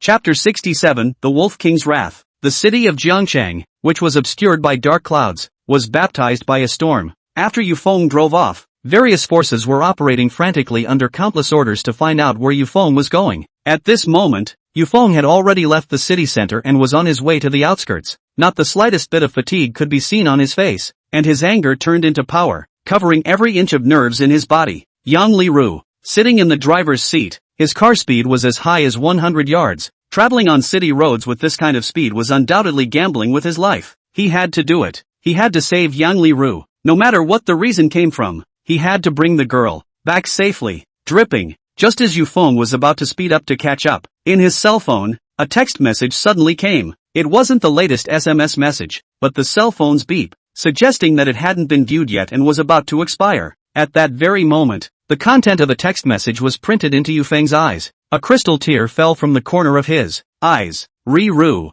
uncle, come out to watch a movie together? Uncle, do you not like watching movies? It's okay, why don't we go to the food court tomorrow? Uncle, you're so skinny, you must not have eaten anything good. How about I take you to eat the special snacks of Jiangcheng? Uncle, are you sleeping? Summer night is a bit cold. Remember the air conditioning temperature should not be turned on too high. Remember to cover the quilt. Oh, tomorrow I will wait for you at the old place. Uncle, you come, just call me. Uncle, good night. Oh, I will wait for you. Uncle, are you awake? I'm up. I'll wait for you at the catering store. Are you coming today? I found a good place to eat. There are really lots and lots of good food there. Uncle, today my treat. Uncle, you yesterday is something. Right, you today cannot miss the appointment. I really want to.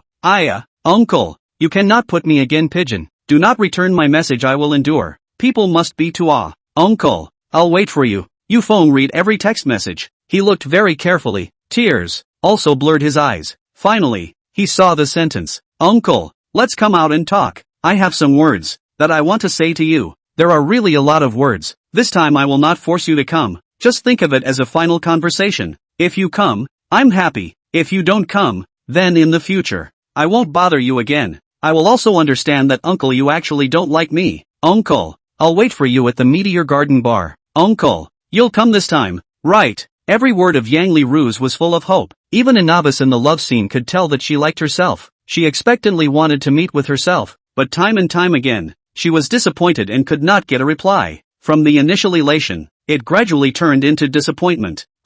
Yu Feng roared with force and fiercely slammed his fist on the steering wheel. So, she's been waiting for me. Yu Feng's heart immediately blamed himself. Had he been able to look at the text message, perhaps today's events would not have happened. She wouldn't have been disappointed enough to talk to her heart and make a final choice. Nor would she have gone to the bar alone and ended up being taken. What if? There are no what ifs. There is no medicine for regret in the world. All we can do is cherish the moment and move on. Yufeng put away his cell phone and wiped away his tears. Silly child. How could Uncle not like you? Uncle really has a lot of things these days. I am sorry. I am sorry. Don't worry. Uncle will definitely bring you back. Muttering with his mouth, Yufeng made an assurance and went up with a kick of the gas, advancing according to the address given by Wang Ning. Meanwhile, in a van about 2 kilometers ahead, 2 sharp-eyed youths stared at young Li Ru with blazing eyes, revealing lewd smiles. Boss, you don't say. This young family's daughter's body is really a great. The goods that our brothers and sisters have played with in the first half of their lives are not as good as half of this chick.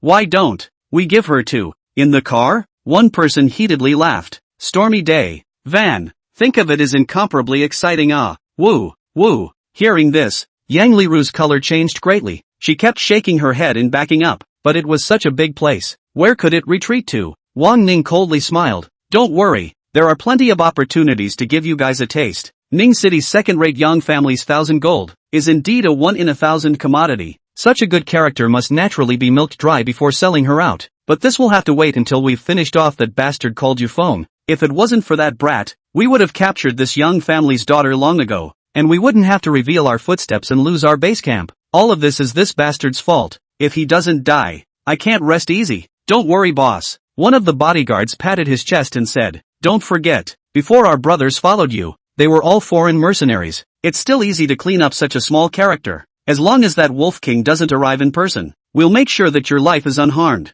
The ones sitting in the same car as Wang Ning were all mercenaries. Yang Liru's expression changed drastically when he heard this. Mercenaries? She knew about this profession. Most of them were professional veterans with very strong fighting abilities. Uncle was only one person. If he came, wouldn't he be sending himself to death? No way. No way. She wanted to break free. And just then, a voice came from the walkie-talkie on Wang Ning's waist. Boss, that bastard is catching up. He's only 2 kilometers away from us. Do you want you guys to go to the agreed location first and wait? We'll have some fun with this guy? The person who spoke was sitting in a sedan a few hundred meters away behind the van. There were a total of 2 people, one acting as the driver and one assuming the role of a sniper. Wang Ning thought for a moment. I didn't expect this guy to be quite fast. This is rushing to his death, and he is tired of living for too long. Also, you guys should play with him first. It's best if he can be captured alive, and if he can't be captured alive, he will be lured to the factory, and we will slowly get him killed. Yes. After saying that, the intercom was interrupted. At that moment, Yufeng also closed the distance between them. Only 1 kilometer left. Li Ru, wait for me. Uncle is coming to save you. Bang! Just as the words fell, a gunshot rang out violently, breaking the silence of this suburban highway. Yufeng's pupils shrunk. Dodging his head sideways, a 7-centimeter bullet pierced through the glass and embedded in the back of the seat. Brush! Instantly, Yufeng's face turned cold as he saw the sunroof being opened on a white sedan a few hundred meters ahead, a middle finger raised high as if it was mocking his incompetence. They were provoking. They didn't put Yufeng in their eyes. Unbeknownst to him, this behavior of theirs had already been judged in Yufeng's mind. Death. Chapter 68, sending you on your way. In the white sedan, Scarface Lu San in the driver's seat held the steering wheel with one hand, the other hand resting on the window, letting the torrential rain and gusty winds beat on his arm. Such stormy days were like going back to the old days when he was a mercenary. Lao Air, it seems like it's been a long time since we've played like this, Lu San said slowly as if lamenting,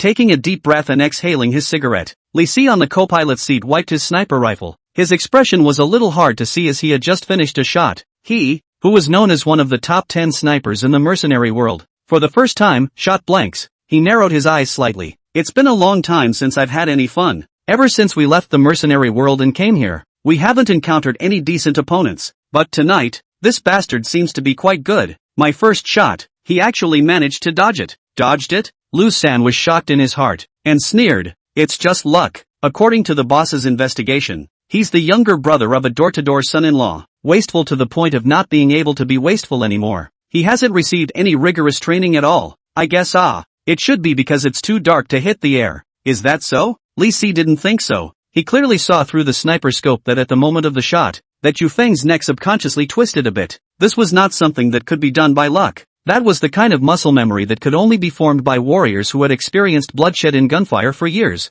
he began to wonder, was the information Wang Ning had investigated from really perfect? It's better to be cautious and speed up. First go and meet up with the boss, then slowly clean him up. With Miss Yang's family in hand, I'm not afraid that he won't follow me. Okay. After thinking about it, Lu San nodded in agreement. This was, after all, on a highway in the countryside, and it was still raining heavily. An inattention could cause a skid causing a car accident. Playing can be, but playing with your life? No. He stepped on the gas with one foot and controlled the steering wheel ready to throw Yufeng off. Unexpectedly, in the next second, in the rearview mirror, the shadow of a white Audi car appeared in Lu San's line of sight like a ghost. Not good. He's catching up? Li Si frowned and stood up in place, putting him out of the sunroof and looking towards the back. In the rainstorm, the white Audi struck two blinding white lights, constantly shrinking in distance. Asterisk asterisk asterisk asterisk, this is a madman, right? This car speed is at least about to soar to 102. Driving so fast on a stormy day, does he not want to die? Li Dasha's face changed. A strong uneasiness grew.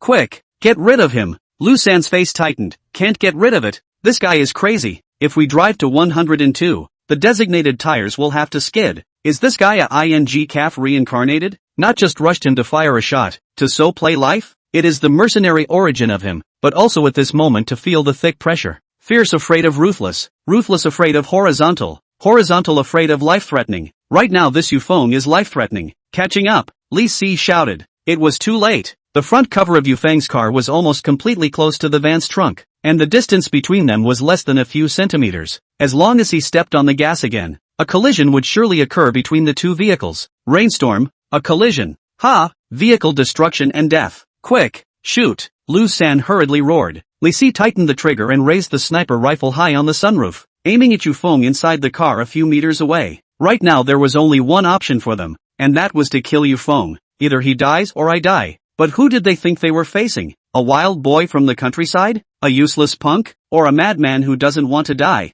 No, they were wrong. In the next second, Yufeng narrowed his eyes locked onto Li Si's head, and with one hand, he clutched a silver needle from his bosom and threw it with vigor. Whoosh! The speed at which the silver needle was flung out could be far faster than the speed at which the sniper rifle was aimed, only to see that in the rainstorm. Looking closely, the silver needle split a certain drop of rainwater into two, and at great speed, it pierced through Li Si's sniper scope, stabbed into his eyes, and went straight through his brain. Brush! Blood burst out. One person dead. Just one strike. Grass! Seeing the blood coming out of his companion's head, staining the seat below, Lu San cursed. Just now, he hadn't taken Yufeng seriously with a disdainful face, but now, he was beginning to regret it. Where was this a wild boy from the countryside? No wonder the first batch of people who were sent to arrest Yang Liru in Jiangqing City would be hung up and beaten by him alone. This guy is simply a devil. Without even a gun, he took out his own companions. Damn! He slammed on the gas. Whatever. Run away first, son of a. Grandpa will get you killed later. He wants to run. Where to run? The main road. Whoever is fast. Whoever goes first. ZZZ. With a fierce tiger-like engine sound roaring, Yufeng accelerated. The speed on the dashboard directly soared to 103. He buckled the steering wheel, his face cold, as if he was one with the car, feeling the anger of this car. Yes, he was furious, angry to the point that for a short second, Yufeng jerked the steering wheel to the left, and then drifted around a curve, traveling side by side with Lu San in a straight line. In that instant, the two men's eyes locked together. Lightning roared with a flash. Split. Inside the car window, the thunder light illuminated Yufeng's ice-cold face, and between his fingers, he did not know when he was holding another silver needle. Lu San's body was like being drained of strength. For a moment, he actually forgot to resist. Immediately afterward, the same tragedy happened to his body. Silver needles, flung out. A simple action. I don't know how many years of practice is needed. This was all horizontal practicing kung fu, even without cultivation. Yufeng's physical ability and explosive power practiced within Wolffawn was still among the top in the world. Blood, from the tiny wound on Lu San's forehead, flowed out. The car lost control, gradually slowed down, and finally crashed into the railing on the side of the road. Bang! Sparks rose in all directions, only to be quickly extinguished under the beating of the torrential rain. On the empty road, Yufeng parked the car on one side and stepped out of the car. He came to the front of the car, opened the door, and mentioned the two bodies to the side of the road, searching them. Two pistols with full magazines and a sharp dagger. Re-gripping the pistols in his hands, there was an internal flavor. It's like going back in time. Zip zip zip. At this time, Wang Ning's voice once again came from the intercom in the car. We've arrived at the abandoned factory. All positions are deployed. Have you guys come yet? Why are you so slow? Is that bastard Yufeng dead yet? Yufeng took out his walkie-talkie and put it to his ear. Hey, asking you guys, is Yufeng dead yet? Don't mess around.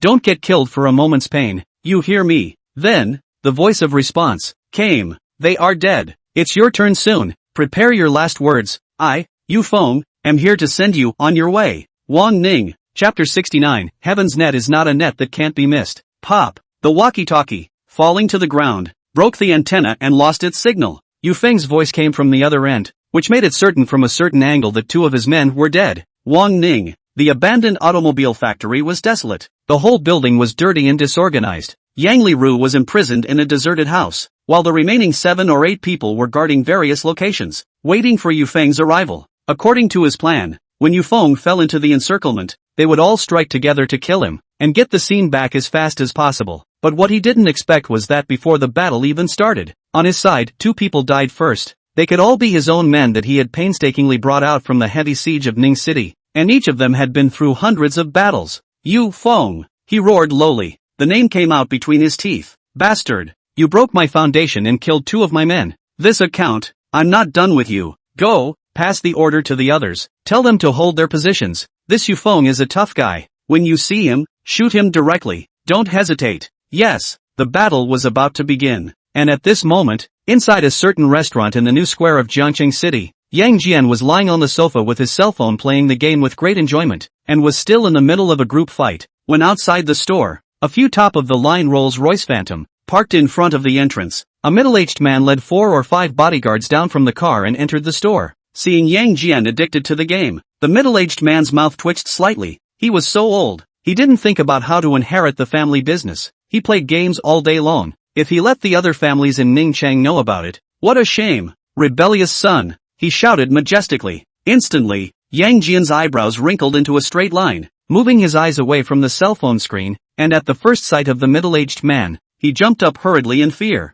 Dad, still know I'm your dad? After the Yang family head said in a cold voice, he looked around again, searching for Yang Liru, but the result made him very disappointed. Where is your sister? Why don't you see her here? Ru. Yang Jian then remembered. Today happens to be the 3rd day. It's the day that the Yang family sent someone to pick them up to go back. But not long ago, Yang Ruru left in order to establish a relationship between her and that Yufeng. It's over. Yang Jian scratched the back of his head. She has something. What's the matter? As a big brother, have you forgotten what I told you 3 days ago? Quickly, call her back to me. How dangerous is it outside now? Don't you have any idea? Dangerous? Yang Jian's heart trembled. Dad, where's the danger now? Didn't you say that Wang Ning was arrested? The Yang family head angrily said. Where did you hear the gossip? Who said Wang Ning was captured? After the Ning City operation that day, Wang Ning ran away with his people, and now there is not even a bit of news. If it wasn't for the fact that his whereabouts were uncertain,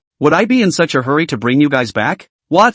This time, Yang Jian was completely shocked. Wang Ning, actually, wasn't captured? That local snake who hated the Yang family to the bone was still out there. According to that guy's nature, he still must not put his life in danger. Whoever gives him a knife, he must not return dozens of knives. If he came to Jiangqing City, that is to say, not good. The Yang family head's expression changed. What's going on? In the end, what happened? Dad, Li Ru, it might be dangerous. I'll make a call first. Saying that, Yang Jian hurriedly took out his cell phone and flipped out Yang Liru's phone to dial out. For several consecutive times, the phone was not answered. Yang Jia hung up the phone and continued to call, having to get through this call, but after several attempts, he gave up. The phone could not get through. That is to say, Dad, family master, there's urgent news. Just as Yang Jian was about to speak, a bodyguard quickly walked over. Speak. Half an hour ago, a few vans appeared outside the Dong family's banquet, found the whereabouts of the young lady through the nearby surveillance. The young lady was kidnapped. The ones who kidnapped them were Wang Ning and the others. They're now in an abandoned car factory in the outskirts of the countryside. A man named Yufeng drove after them. What should we do? What? At this moment, the atmosphere in the store went cold. Yang Liru was captured by Wang Ning. The ending that his old Zhang family didn't want to see the most had finally come. If you could hide the first day, you couldn't hide the 15th. The Yang family head's eyes went cold as he clenched his fists and stared deathly at Yang Jian. I asked you to take care of your sister, and that's how you took care of her? if anything happens to Riru, I'll see how you'll explain it to the whole clan. Dad, no need to say anything, Xiao Wu, the young family head shouted, and a bodyguard hurriedly walked up. Family head, go, bring him to the car for me. First send him back home to watch him firmly. If he dares to come out half a step without authorization, directly break his legs and send him to the hospital. Dad, I'm not going back. I'm going to save Li Ru. It's my negligence. I want to make up for it. Yang Jian was worried. Originally he was in order to let his sister and Yu Feng have a position of separation between them, which is why he agreed for her to leave. But who would have thought that something like this had happened? If Ri Ru got hurt, he would feel guilty for the rest of his life. Come on, just you still make up for it. Don't add trouble with the past is good. These years let you get away with it outside. Don't know what the hell you're mixing up. The most basic things to do are not good. You're too disappointing to me. Hurry up and get out of my way. After saying that, the young family head turned around and asked, how many people did we bring this time? Reporting to the family head, more than 10 people. Set off immediately. Head to the abandoned automobile factory. Notify Zhang Ao in Jiangcheng. Tell him about Wang Ning's news, and ask him to launch a joint operation in the name of Jiangcheng. Make sure to trap Wang Ning, and this time, don't ever let him escape. Yes, Jiangcheng City's first hospital. 20 minutes after Lang Feng had finished calling Zhang Ao, at the entrance of the hospital, a group of uniformed bureau men followed behind Zhang Ao and hurriedly arrived outside the operating room. He was holding a recording in his hand, and after listening to it, he didn't even dare to waste the time to take a sip of water, and left the bureau with his men to come here, especially since he was under the pressure of several bigwigs. He did his job with all due diligence. Mr. Lung, Zhang Ao's voice came from the end of the corridor. Long Feng, who was standing in front of the door of the operating room contemplating and waiting for the news of that bastard Yu Feng's capture, heard the voice. His face was elated, and he hurriedly turned his head. Mr. Zhang, has that bastard been apprehended yet? He broke both of my son's legs. I want him to be broken into pieces and destroyed. You, Mr. Lang, I came here to deliver a message to you, Zhang Ao said in a serious tone. What message? As soon as the words fell, only to see Zhang Ao take out an arrest warrant. According to the relevant evidence currently in our possession, we have determined that your son, Lang Shen, is suspected of murder, colluding with fugitives on the run, and behaving in an extremely egregious manner. This is an arrest warrant, and from now on, your son will be subject to our 24-hour all-around supervision. Please leave immediately and don't disturb our case. Murder? Long Feng angrily said. Are you mistaken? How could my son kill someone? Who did he kill? Who did he collude with? You tell me clearly. Zhang Ao threw his voice. He killed the Gao family's son-in-law. Yu Shan. The one who colluded with him was the #1 fugitive of the Ning City Sin Group, Wang Ning. Mr. Lang, do you hear me? Chapter 70. It's cloudy and rainy tonight. The night was approaching. Even though it was noon now, it didn't stop the darkness from shrouding the earth. And in the distance, a few minutes after Yu Feng had left, 2 silver blinding LD headlights were projected. That was a motorcycle, sold on the official website for about $1 to $2 million, and is currently one of the most expensive motorcycles in Jiangcheng City, with a speed that can soar to more than 150 yards. It was also through the high performance and non-slip of this motorcycle that Lin Yunan was able to catch up in the shortest possible time, and she parked the motorcycle next to the sedan that had crashed into the highway railing. The 2 corpses that had been swallowed by the rainstorm were very cold, and Im Yun Nam lowered her head and took out a flashlight, shining it on them. Brush! In the next second, her eyes suddenly sharpened. Mercenaries. She looked grave. Born in the Red Academy, she had a high military literacy since she was a child, and she knew the information of various top mercenary corps like the back of her hand, and the arms of these 2 corpses in front of her were engraved with the same kind of markings. That is a mercenary corps that has been wiped out. Unique mark. Thought that all the members inside are dead. Did not expect. Will appear in the city of Jiang. Also appeared in Yu Feng escape route. This Yu Feng really has a connection with the mercenary corps. I knew he wasn't simple. Lin Yunan snorted coldly when she thought of that guy saying that she had big boobs and no brain in the bureau, and then saying that she had no brain outside of the Longxiang boxing gym. She couldn't get rid of her anger. When had she been humiliated like this since she was a child who had always faced people with superior grades? Moreover, on this night, this guy had completely violated the supreme law in her mind. He broke someone's legs and arms in public, and fled the scene, simply ignoring the existence of the law. Surnamed you. You wait for me. I, Lin Yunan, still don't believe that I can't catch you. After saying that, she remounted the motorcycle and continued to track, heading towards the only building location in the suburbs, the abandoned automobile factory. After all, that was the only place this road led to. In the abandoned car factory, It was brightly lit. Countless silver lights shone at the entrance location. As long as Yufeng showed up, he would surely suffer the most serious blow. In the dilapidated toilet, the dim yellow light shone on the top of Yang Liru's head, which was full of cold sweat.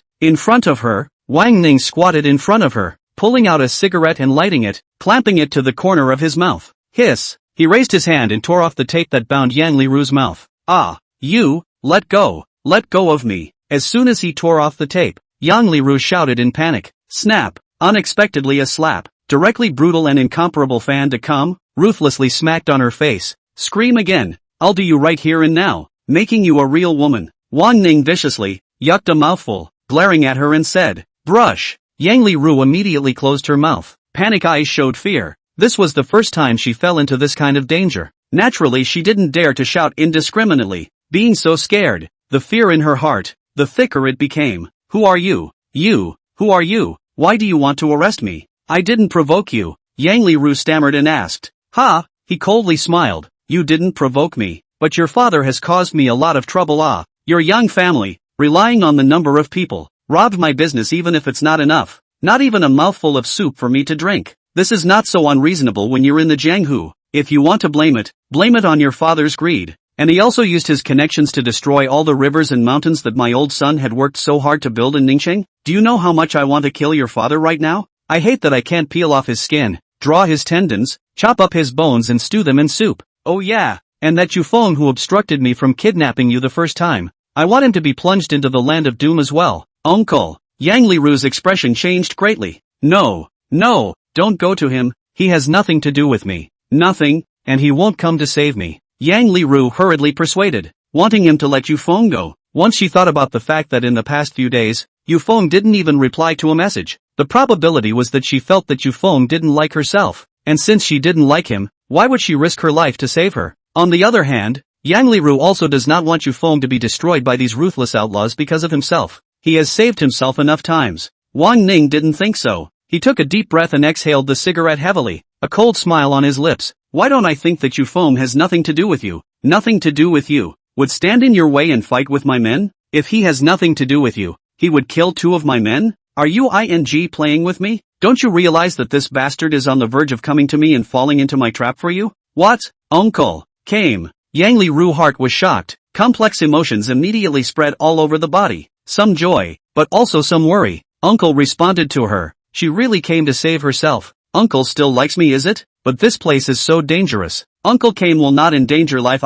No, do not. Uncle, you do not come. Her mind was torn and speechless. Look, your little face is all red, and you're still saying it doesn't matter. Don't worry, when this bastard falls into my trap, I'll let him watch you being educated by me. I'll let him taste all the pain, so he'll understand the consequences of offending me. Wang Ning, snap. Before the words could fall, the brightly lit abandoned automobile plaza suddenly, the power went out. The blinding lights hovering at the entrance dissipated as soon as they disappeared. The brightly lit corridor went pitch black, and everyone immediately lost the blinding light. What's going on? Wang Ning's sweaty hair stood on end as he immediately took out his walkie-talkie and roared. What's going on? How did the power go out? No, don't know. Hanley Knife replied. Well, quickly send 2 people to the power supply room on the first floor to check it out. Is there any news about that bastard so far? No. Then hurry up and get the electricity fixed. Yes. After giving the order, the 2 mercenaries who were originally guarding the doorway immediately turned around and headed to the power supply room on the first floor to check the situation.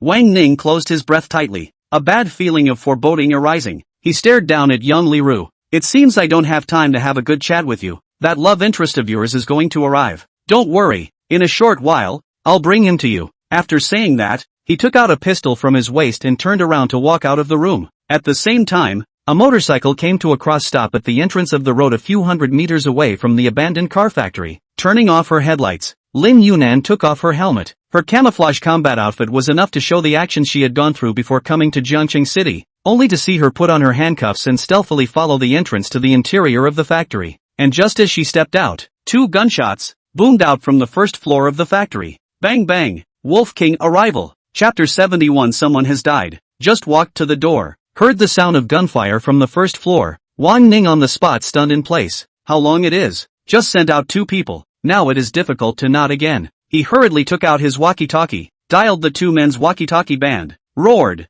Here please reply. Here please reply. those 2 gunshots are not you opened? Zip zip zip. On the intercom, only the current mic was responding to him. Then, his face went pale. 2 more mercenary henchmen gone. What the hell is this? When he spent more than $1 million to dig into this group of veteran mercenary core origin of the ruthless characters, these years rely on them. He Wang Ning step by step to do strong. On their strength Wang Ning is clear. How can die? This is just a few seconds? 10 seconds is less than it. This is beyond the scope of Wang Ning's acceptance. Under the cold night sky, the rainwater through the broken windows hit his resolute face, his legs unconsciously trembling up. In the hotel door of the first shot, he hit empty, not yet face-to-face fight. Their own side has died a total of 4 people. Is that guy really only a wild boy from the countryside? The brother of a door-to-door son-in-law? Really? Did not wait for him to speak. Walkie-talkie Canely nice voice, boss. Those 2 people are estimated to be sacrificed. Our side is still left with 6 people. There are 3 people guarding the stairway on the 2nd floor. Why don't we also go to the 2nd floor?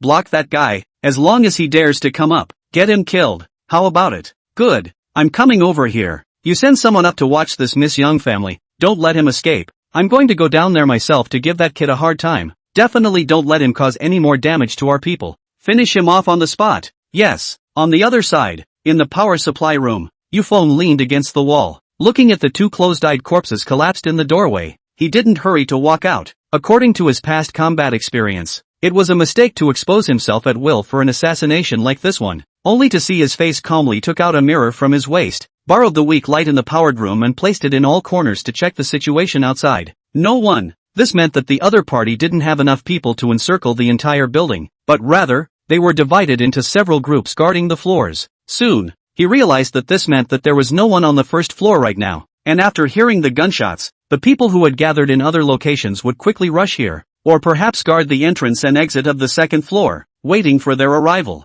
Thinking of this, Yufeng tensed his nerves. In order to pull his big brother back from the hands of King of Hell, he used up all his cultivation. Now he is just an ordinary person. But the name of the Wolf King is not for nothing. He did not choose to enter from the entrance, but when he came to the abandoned car factory 500 meters away, he dropped the car, hiked into the jungle, and then threw the river around to the back of the factory, to avoid their pursuit, which came to the power supply room, turning passive into active. Then next, it was time for him to perform. After a short rest, Yufeng dragged the 2 corpses into the power supply room, then replaced the guns and ammunition, updated his equipment, and then saw him open the window and jumped out to the outside of the factory. There was no light in the darkness. The sky with dense dark clouds was slightly translucent. Yufeng stood under the water pipe. He looked upwards, a total of 7 meters away from the 2nd floor. There were a few steps between the floors, coupled with the torrential rain. Trying to climb up in such a harsh environment would be very difficult for the vast majority of people. No one would have thought that he could come up from here. What they could not think of was what Yufeng was going to do. He used a hemp rope to tie his hands securely to increase the friction, and then leapt, grabbed the slippery water pipe and started to climb upwards. Climb, slowly climb, steadily and firmly, climb upwards. In the factory, at the stairway, 2 mercenaries wearing camouflage uniforms and holding submachine guns frowned and stared at the stairway. Damn, is that guy taking a? Why isn't he coming up yet? If I let me see that guy's head, I'll definitely shoot him in the head. Take out 4 of our brothers. He's finished. That's right. He'll understand what it means to be in real hell. The 4 people who had just died were their teammates who had been hired by Wang Ning to come here together. According to the intelligence they had received, that Yufeng was nothing more than the younger brother of a door-to-door son-in-law, with a lowly and impoverished background, and not a bit of orthodox training. So how could he have taken out 4 of his teammates at once? The Strong's deep-seated contempt for the weak made them feel deeply humiliated. A mercenary, beaten like this by a punk? Oh, suddenly, lightning flashed outside the window. The 2 men's pupils shrunk, and they glanced at each other as a voice came from the intercom. What's the situation now? Report, there is no news of that bastard. I think he is too scared to come up. A coward, a dead goon. Why don't we rush down and directly him to death? One person couldn't help but say. He could no longer hold back his heart to avenge his brother's death. No way, Li Dagger coldly said. No unauthorized action. That Yufeng may not be as simple as described in the intelligence. We can't be careless. The boss and I and the other 3 will arrive soon. Wait for me to arrive and then make the next plan. Like this? That's really suffocating. Another person clenched his fists. He killed 4 of our brothers. And now we have to be like a shrunken head turtle to hide here to shade him. Grass. Old man, this more than 10 years. Or the first time to suffer from this kind of wimpy gas. I do not serve. Yes, I also do not serve. Disobedience. then come in me ah. Bang! Just at this time, a gunshot came quickly. The black bullet instantly pierced through the mercenary holding the walkie-talkie. Pop! The walkie-talkie fell to the ground, and Li Dao and Wang Ning, who had hurriedly rushed towards the second floor, froze in place on the spot. He came. How was that possible? The other mercenary reacted quickly, immediately ducking behind the wall and pulling the trigger. The killing aura in that brief moment caused his body to shake. Without a little movement, without any greeting, danger descended around him. This feeling seems like the mercenary world is known as the forbidden place of the Chinese. Dragon Arrow. Is this guy from the Dragon Arrow? The region that created the famous Wolf Teeth team. He gulped, cold sweat sliding down from the corner of his face and dripping onto his submachine gun. Damn. Careless. Li Dagger's roar came from the intercom. What's going on? Aren't you not allowed to act without authorization? Get back to me right away. What's going on? The mercenary's fingers began to tremble. Report. Report. That guy didn't come up from the stairway. What? You're lying to hell. Did he fly in? Li Dagger cursed. He probably came in through the outside window, climbed in, the mercenary said in panic, and then added, Mr. Li, we may have met trouble this time. The other party is most likely from the Dragon Arrow. If I die, please evacuate quickly. The person of the Dragon Arrow is a taboo for us mercenaries. We must go. After saying that, he got up and rushed out in order to buy time for Wang Ning, aiming his gun at the window, and was about to shoot when a bullet came flying, punching through his eyes. Then fast? Then marksmanship? I'm sorry, you will never know exactly who you are facing. Chapter 72 Fierce, Dagon Brainless Lim Yu Nam, Dragon, Arrow, Intercom. Those two words were like silver needles piercing the ears. Li Dagger suddenly felt like his throat was being burned by flames, and a searing pain rolled over him. With that, the sound of gunfire that came immediately afterward also made him begin to doubt whether this operation would be able to return safely. 2 more people had died. The fight had already started. On his own side, 2 people had died. That was fine, but the point was that they couldn't feel the guy's position at all. Climbing up from the water pipe outside the window, this was simply a joke. The interval between the 2 floors was so long, and it was a stormy day. Trying to climb up from the water pipe, who could accomplish it? Could it really be someone from Dragon Arrow? Li Dagger was Wang Ning's very trusted henchman, also a mercenary by birth. He was very clear about the significance of the 2 words Dragon Arrow. He gripped the walkie-talkie and connected the remaining 3 people to Wang Ning's waveband and said, Boss, let's withdraw first. This guy might not be easy to mess with. What? Wang Ning roared. Retreat? Withdraw where? Jump off? Grass. Li Dagger, have you been scared silly? He's just a waste. A complete waste. The 5 of us still can't kill one of him? Li Dagger bitterly said. Boss, you don't understand. You don't understand what kind of monster the guy from Dragon Arrow is. I don't care. He killed 6 of my men, causing me to lose my family business in Ning City. I can't rest easy if I don't kill him. If you're scared, get lost. The remaining 3, follow me. I don't believe it. What kind of a storm can he make alone? Bang! And right at this moment, another gunshot came from the intercom. At the 3rd floor, those 3 mercenaries who arrived early were just about to go downstairs, when they encountered Yu Feng's blockade. 3 consecutive bullets, each grazed the skin of the 3. Report, that kid is at the stairway on the 2nd floor. He's probably already coming up. Over. What? So fast? Li Dagger's expression tightened. Just after killing 2 people, he quickly shifted his position and attacked. This kind of speed, he doesn't even rest? Wang Ning droned. We'll come over immediately to support you guys. Drag it out with him. Yes. After saying this, Wang Ning put down the walkie-talkie and accelerated his pace down from the 6th floor. Hearing this, Li Dagger also had no choice. Where else could he retreat? This was the 6th floor.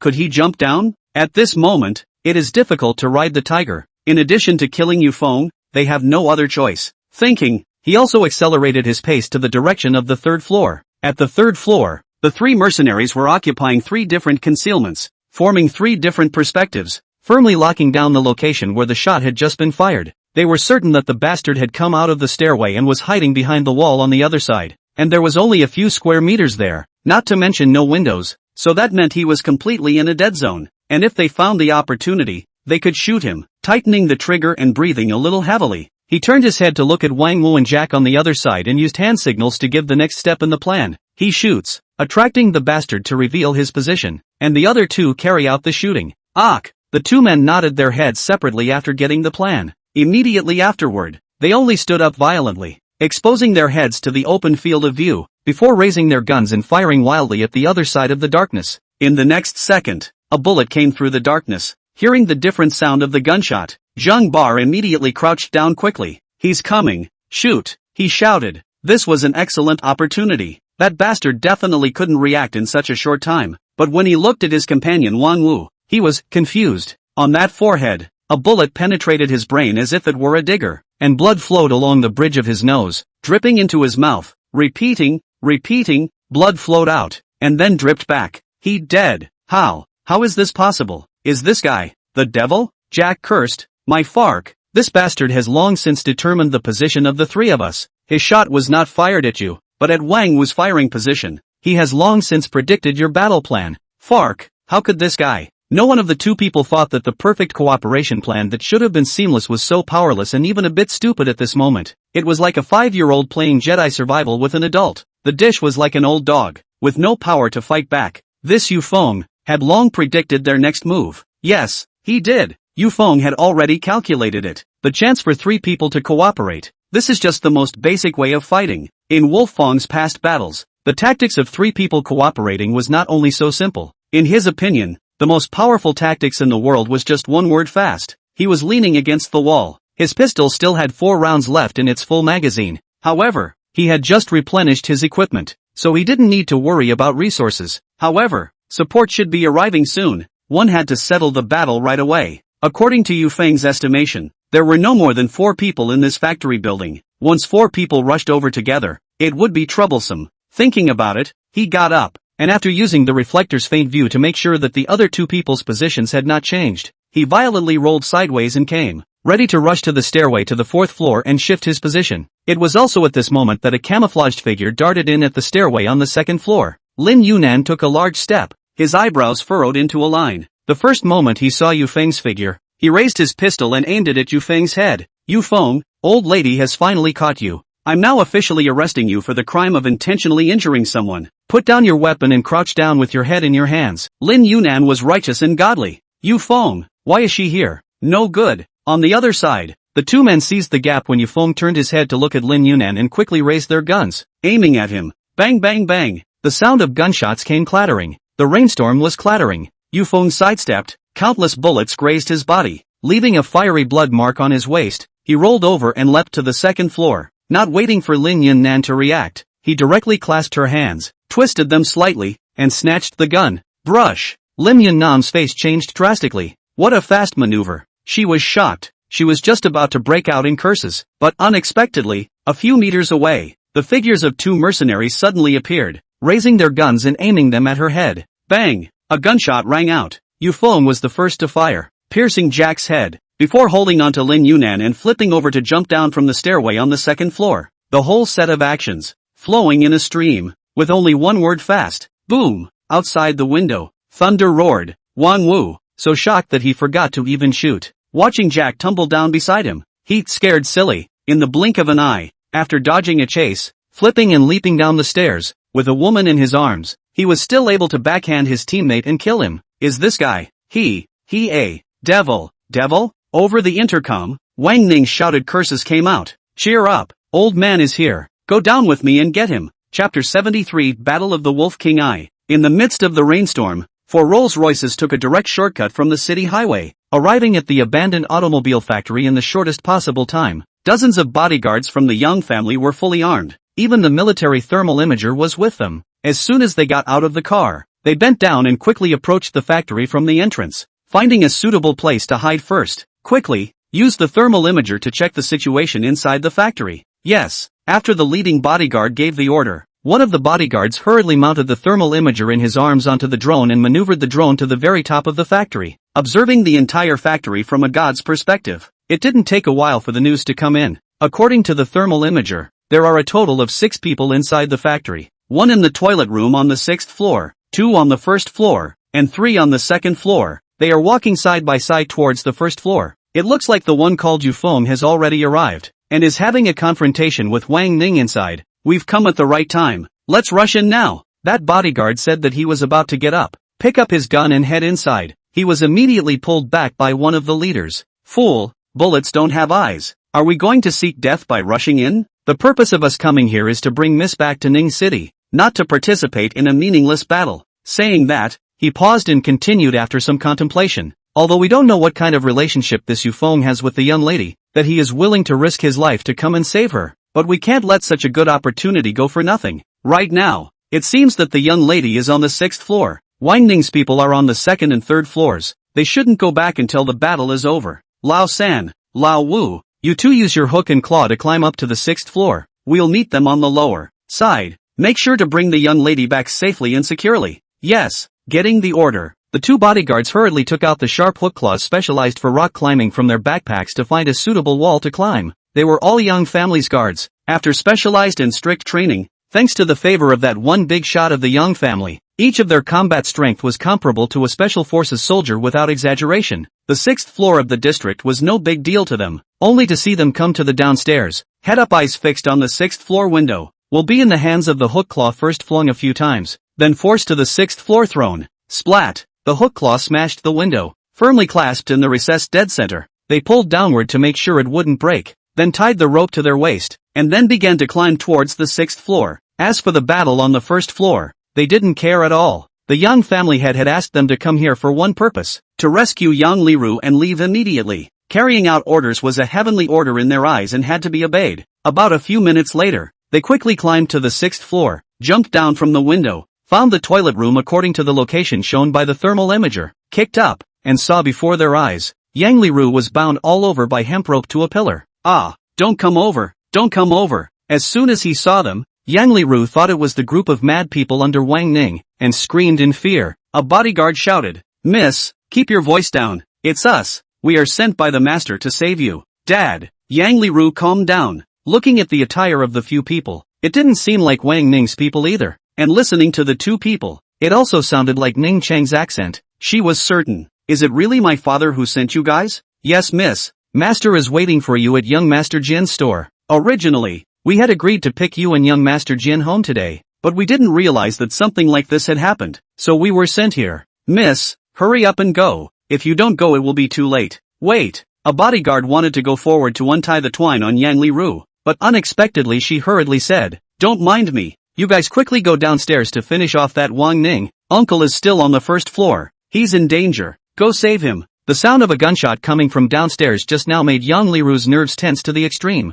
She was afraid, feared that something would really happen to Uncle because he was injured, so she prayed and feared at the same time. Right now, her own people had come, and Uncle was finally saved. But the next second, what the bodyguard said broke her heart. "I'm sorry, miss, I can't listen to you. The uncle you are talking about is not in our area of responsibility. Our goal is to take you away safely. Miss, don't make things difficult for us." What? Yang Liru's two eyes shook. "No, if you guys don't go to save him, won't that make me an ungrateful and bereft person? The uncle risked his life to come to the factory in order to save me. Am I going to leave him behind and leave alone?" She couldn't do it. Yang Liru was by no means the kind of person who was greedy and afraid of death. If she had to choose between her life and Yufeng's life, she would rather choose her own death than risking Yufeng's life. "Miss, this is Master's order. Please don't make things difficult for us." The two bodyguards knelt on one knee and said with incomparable respect, "Make things difficult? Do you guys still have a conscience? Uncle is in danger now, but you guys want me to be a coward and run away first. Do you guys know that he came here for me? And now that Wang Ning is going to kill him? Kill him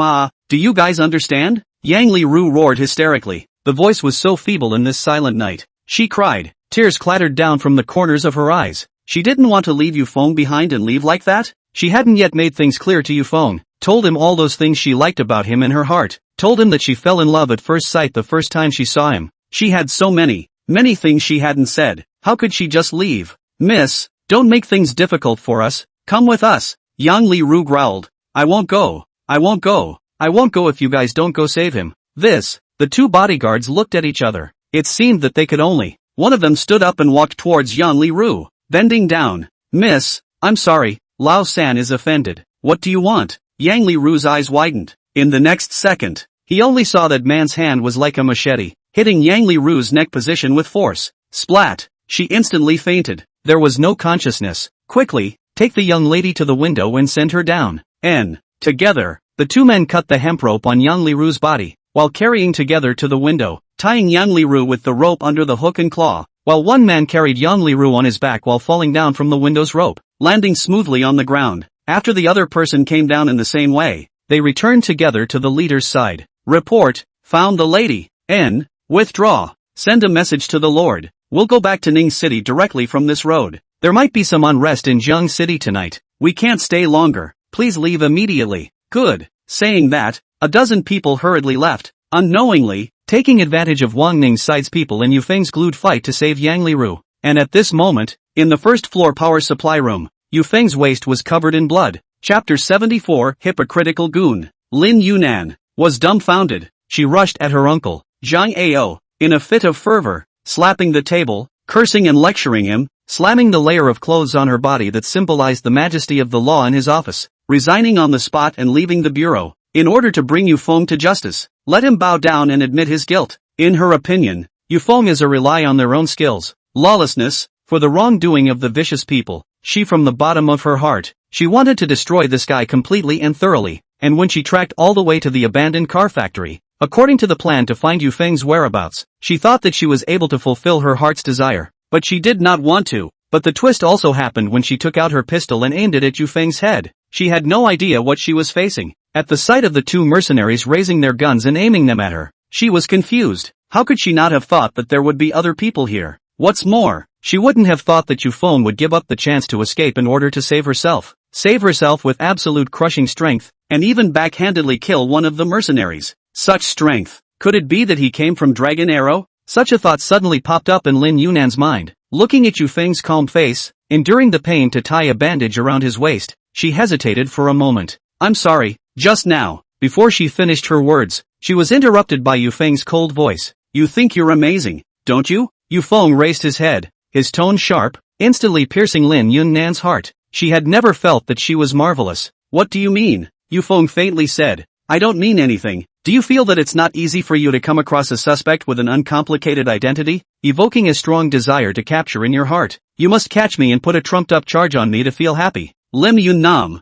After a brief moment of surprise, Lin Yunnan's eyebrows rose in anger. Yufeng, I'm warning you, don't talk nonsense. What do you mean by placing a trumped-up charge on me in order to be happy? I, Lin Yunnan, am not that kind of person. Lin Yunnan retorted. Isn't it? Yufeng smiled coldly as he tilted his head to stare at the woman and got up. The first time I saw you, instead of grasping at straws to track down the whereabouts of the missing Yang Liru, you came to check up on me. The second time I saw you, you were hostile to me without even getting to the bottom of things, acting like you wanted to take me in, and that Lu Sanjun was doing a lot of evil, but you didn't check up on anything before that. For the third time, oh yes, there is no third time. I guessed if it's not bad. There are a lot of people who told you not to come to investigate me this evening, right? But did you listen? You're wearing a camouflage uniform, which means you just resigned of your own accord, and even if you did, you're not going to leave me alone, and you've decided I'm a criminal. Saying that you are stupid, are insulting the word stupid. Professionalism you are not enough. Doing things you are not enough. Just now almost also caused me to be in danger. If not I reacted in time, you are already a corpse. You tell me instead, what kind of person are you? These three words, Yufeng suppressed the anger in his chest and did not explode.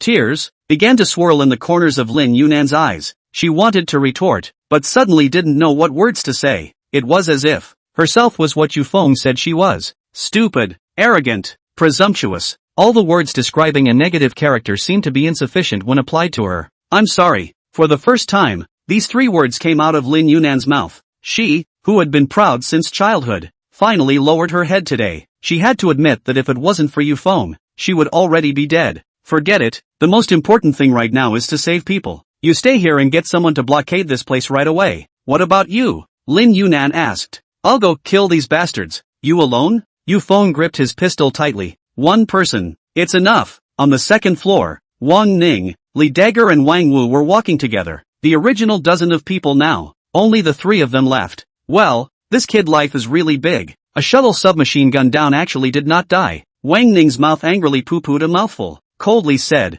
don't worry, he will die tonight. Li Dagger's eyes were ice cold. The manpower he personally brought over, died to death. The revenge of these brothers, he had to avenge. Wang Wu, who was following the two men, was still immersed in the battle just now, and the panic in his heart was like the dark clouds outside the window, shrouding his heart. A shuttle bullet, all failed to kill him, just with the three of them. Can it work? He asked himself, doubting his own strength. Perhaps, this is looking for death. But is there a back way to go? The three of them, with their guns, walked down from the second floor to the first floor, and just as they were about to walk in the direction of the power supply room, a black ghostly figure suddenly appeared in the corridor in front of them. Wow! Over there! Shoot! The three raised their guns at the same time and rushed at the figure. Bang bang bang! Dozens of bullets were swept away in a short moment. No one? Wang Ning's eyes were wide open. He didn't see anyone in the corridor. Not even a single hair. This was tricked. Grass. This bastard. Boss. Duck. Over there. Wang Ning was just about to curse, only to hear a burst of rapid footsteps behind him came quickly. Li Dagger reacted extremely quickly, turned around, was about to raise the gun. I did not expect that the black hole was already aimed at his head. Not good. He sidestepped and pulled Wang Ning towards the nearby stone table and crouched down, and Wang Wu subconsciously fell to the ground and found the nearest concealment. Bang! A bullet that cut through the air came. Ah! Then speed? Li Dagger was a step late. The bullet pierced through his ankle. Blood immediately flowed all over the floor. He cried out with a face full of pain. His face bruised. Quickly! Go! When did this guy appear back there? Wang Ning still hadn't figured out what was going on. Hadn't a silhouette just flashed by in the corridor just now? How did Yufeng appear behind him again? This devil-like pace caused him to instantly lose the will to fight on. Wang Wu sniffed and hurriedly picked up his gun and rushed to shoot at the location where the shot was fired. Bang bang bang! Hurry up! Li Dagger fought to climb up. He didn't want to die here, much less in a hometown that didn't belong to him. But just as he ventured up, a bullet hit. Bang! Yufeng stood behind the iron fence, his gun aimed at Li Dao, and calmly fired. One shot. One. Like a demon in the night, mercilessly reaping the lives of the guilty. Tonight you will die. Please witness the pain before you die. The bullet passed through Li Dagger's forehead. Again a headshot. His body stood straight in place, gradually, falling backwards. Ah! Wang Ning was stunned. This is a devil. Devil! Where is he? Where is he? Fong was still arrogant. At this moment, he was abashed. There is always a part of the world, before they have not seen any powerful things with their own eyes, are in line with their own sense of superiority to disparage, to belittle, to ridicule, but when they really see, the original powerful is just a kind of camouflage. A tier is broken. This kind of people, collectively known as hypocritical goons. Undoubtedly, Wang Ning was this kind of person. Before he actually fought with Yufeng, he thought, Yufeng is this waste, utter waste. But now, there was only one thought in his heart. Run, quickly run. Don't stop running even for a single step. This guy is not human. How did he so powerful? Chapter 75, another miss. But is it too late to run now? Wang Ning's whole body sweat hairs stood up, cold sweat drop after drop, from the corner of the face slipped down. As the boss of the group in the past, he will not participate in this form of firefight at all, just watch from afar. So when the monitor also feel nothing great, is not just move your fingers, eyes aiming at a person, shoot the thing? How simple. Once you learn, you'll be able to do it. But after the real hands, he realized that he simply did not have any power to fight back. And he didn't realize that what he was facing was the king who had single-handedly crossed the border and wiped out the top foreign mercenary group 5 years ago. The sharp blade of the nation, the king of the wolf pack. He gulped, and his gaze fell on the only surviving Wang Wu. You, go shoot. He pointed his pistol at Wang Wu. Me? Wang Wu's face turned white. Isn't shooting at this time a death sentence? He shook his head. No, this guy is a devil. He is a devil. I will die. If you don't do as you're told, I'll let you meet the king of hell now, said Wang Ning and pulled the trigger. Wang Wu wiped his cold sweat and gripped his submachine gun. Forget it, put up a fight. He pulled out a dagger from his waist and flung it out in front of him, before getting up and strafing everything in front of him. Taking this opportunity, Wang Ning immediately got up, turned around, and ran towards the second floor. The exit was out of the question, and he could only use the hostage to threaten him. Grass, selling me? Wang Wu cursed angrily. He was about to turn his head, only to see that directly in front of him, a black shadow swiftly flashed by in the torrential rain. He hurriedly sidestepped and hid behind the wall, panting heavily, just a breath away. He would have been killed. This Wang Ning, in the dying moment, actually thought of betraying him in exchange for his own life. Really vicious. In his heart, he greeted Wang Ning's ancestors 1,000 times, 1,000,000 times, but he also knew that it was useless. The urgent need of the moment. He could only choose and Yufeng to have a head-on fight. So, he took out a smoke bomb and threw it in the right direction. The mist drifted out instantly, and was about to cover the whole factory. Immediately after that, he gripped his submachine gun tightly and broke out in the left direction, utilizing the advantage of his field of vision to give confusion to his opponent. But when he had just stepped out, a bullet flew directly at him, hitting his finger. Bang! I'm sorry, but I've seen all your little tricks in my eyes. Yufeng stood just a few meters away, the blackened hole aimed at Wang Wu's head. Snap! The gun in his hand, along with a finger, fell to the ground. He covered the wound that kept gushing out blood. His face turned white, and he gulped. Where is he? Wang Wu pointed to the location on the second floor. Spare me and I'll sell you this life. Bang! Without much nonsense, Yu Feng directly shot him. Letting an uncertainty live was increasing the chances of danger. Kindness to the enemy was cruelty to oneself. Yu Feng could be kind, but when he was cold, the world would see how terrible he was. Settling the last person, Yu Feng started to walk towards the second floor. He was going to chase after Wang Ning. In the blink of an eye, Wang Ning ran to the sixth floor. He was gasping for breath. Behind him Yu Feng pressed step by step. Stopping would mean death. Soon, he came to the toilet, opened the door and walked in. He was going to take Yang Li Ru as a hostage, but the next second, the picture in front of his eyes caused him to change his face greatly. Yang Li Ru disappeared. Where is she? Wang Ning clearly remembered that before he left. He had checked that the rope on Yang Li Ru was tied tightly. Could it be that she had run away on her own? What the hell is going on here? It's over. Without Yang Li Ru, where did he get the hostages? And how could he live? He's not afraid of burning firewood, but he's running out of green hills. Just when he was anxious, outside the door, the sound of footsteps came to an abrupt end. Hiss! Wang Ning took a deep breath firmly held. His eyes whitened and raised his hand, aimed at the door. The pouring rain outside the window continued unceasingly. The sirens sounded lazily along the road, encircling the entire abandoned automobile factory. Here they come. They were coming.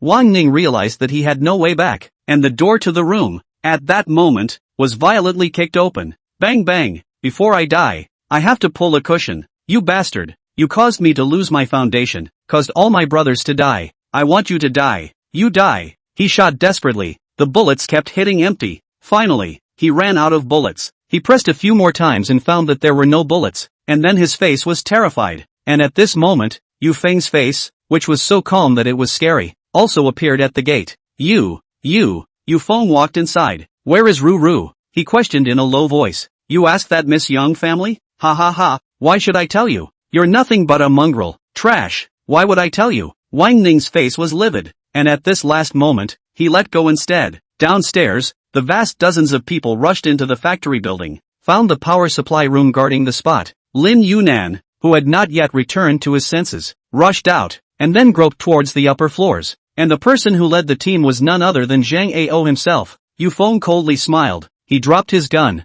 took out a dagger from his waist and walked to Wang Ning. What do you want? Pa! A kick came out and Wang Ning was kicked over on the ground. You bastard! How dare you! He was just in the middle of his sentence when he saw Yu Feng grip the dagger tightly and without mercy stabbed into his kneecap. Stabbing. 180 degrees rotated inside. Blood and flesh with tendons ripped into strips. Blood, gushing wildly. Ah! Wang Ning groaned. In pain. But that wasn't the end of it. Yu Feng drew out his dagger and used the same technique to stab his other leg. Bastard! Bastard! You have the ability to kill me? Kill me! Kill me! Kill you? It's too cheap for you. Yu Feng said in a cold voice. The knee belongs to the heart joints in Chinese medicine. Unbeknownst to me, on some level, it is also the position that can most torment people and save their lives. I have 1,000 ways to torment people, which is far more tragic than the 10 great tortures of antiquity. Tonight is a long time. We can try it one by one. What do you think? His voice, icy and chilling through. Wang Ning was afraid, really scared. Instead of falling into Yu Feng's hands, it would be better to be taken away by Jiang Cheng's people. At least there was a prison meal to eat. He changed his opinion of Feng from the bottom of his bones. Where is this as described in the information from the investigation? A wild boy from the countryside? His cruelty, his indifference, his hands, not an ordinary person at all. Tell me, Lai Ru, where is it? I don't know. I really don't know. He was on the verge of crying. Yu Feng narrowed his eyes, pulled out his dagger and stuck it in again, changing the angle to rip the other half of the flesh and blood apart. Ah, please, please, let me go, let me go. I really don't know. Really, I didn't see her here as soon as I came back. I remember very clearly. I really didn't lie to you. If you don't believe me, you can look for yourself. Wang Ning replied with a cry. Also at this time, outside the door, a burst of footsteps quickly came. Zhang Ao pushed open the door. Seeing the scene in front of him, his stomach openly burst rolled. Vomit. It was too bloody. Zhang Ao wiped his mouth and hurriedly looked at Yu Feng and said, You are Yu Feng, right? Elder Lu asked me to convey a message to you. Everything is clear to him, and he will give you justice for your brother's injustice. Have you found Yang Li Ru yet? Yu Feng asked. Who? Yang Li Ru? A girl. Yu Feng sounded anxious. No, the whole building we have searched. Only you and Wang Ning, and those corpses. By the way, This time I have to thank you for helping me catch Wang Ning, this guy, worthy of being the person Lu Lao valued. You." The words did not finish. Yufeng pushed Zhang Ao away and rushed downstairs. What Wang Ning said was not a lie. Yang Li Ru disappeared. Just like that time in Huame group. Bizarrely, disappeared. "Where are you going?" Zhang Ao inquired as his face changed drastically. Yufeng did not answer. He had come here, not to catch Wang Ning, but for Yang Li Ru, the girl he had let down. The girl who had waited for her painstakingly in the darkness of the night and stayed up until dawn. The only girl who had been willing to make Yufeng laugh since Yufeng had known better. Last time, Yufeng did not go to find, but this time, he is going to find, regardless of the end of the world, regardless of the mountain of fire, regardless of heaven or hell. Li Ru, wait for me, uncle will definitely find you. Chapter 76, Traveling to Ningchang. Where did Yang Li Ru go? Yufeng is not clear, but it is because it is not clear that you have to look for it. Not a clear answer. To think in order to solve it. Do not do anything. Stay put. Luck will not always patronize you. Human life is too short. The right person is even less. If you meet them, you should cherish them. When he was a child, he was just born due to being just a baby, abandoned by his parents in the wild. He could do nothing about it. In that mission in Wolf's Teeth, he was forced to be surrounded by the enemy, and failed to pull Wang San back in the critical moment, causing him to use his life to find a target for himself, which he failed to save. With his parents lost and his brother dead, he couldn't let another important loved one he cared about disappear. As soon as he left the factory, he returned to the Audi at a 100-meter sprint, returning to Jiangcheng City in 20 minutes at nearly the same speed as he came. He arrived at the Gao Group's employee dormitory, ignoring the security guards at the entrance, and rushed in to look for the person. He didn't find them. He drove to the bar mentioned in the text message again, wanting to see if she returned to the bar first to wait for herself, but still did not find it. Finally, he came to the square where he met with Yang Li Ru for the last time, drenched in the rain, standing alone in front of the closed restaurant. Yang Li Ru is not here. Ri Ru. Thunder echoed continuously in the sky. The torrential rain was still falling, and the sound of the rain like firecrackers seemed to be mocking him for coming a step too late. He clutched his cell phone with a death grip, and in the glowing screen, every text message that only belonged to Yang Li Ru was flipped through countless times. If I could have seen it earlier, how good it would have been. Is it really going to be this? Missed? Ri Ru. I'm sorry. I'm sorry. He squatted down, holding his head and opening his reddened eyes. The torrential raindrops hit him, and in his mind, a scene of memories flashed by as if it were a movie. Uncle, eat the bun while it's hot. Uncle, you saved me like this. Do you like me? Uncle. Young man, just then, a street sweeper held an umbrella and came from the side of the road with a worried face. This heavy rainstorm day, an adult squatting and crying in front of a restaurant. Did he encounter something? Yufeng did not respond. Auntie frowned for a moment, sighed, raised the umbrella over Feng's head, drenched himself in the rain and said, "Young man, the world there are many unfair things. People cannot always smooth sailing, suffer a little bit, but rather is the society of your training. Ordinary people like us, step into society in addition to struggle. There is really no other way to go. I understand your current situation is not very tired but then tired you have to understand. We are not rich second generation. We in addition to their own, there is no one else can rely on. Besides, rich second generation is also very difficult to be. For example, the boss of this store in front of you, what is called Yang Jian, just spent more than $1 million to buy this store a few days ago.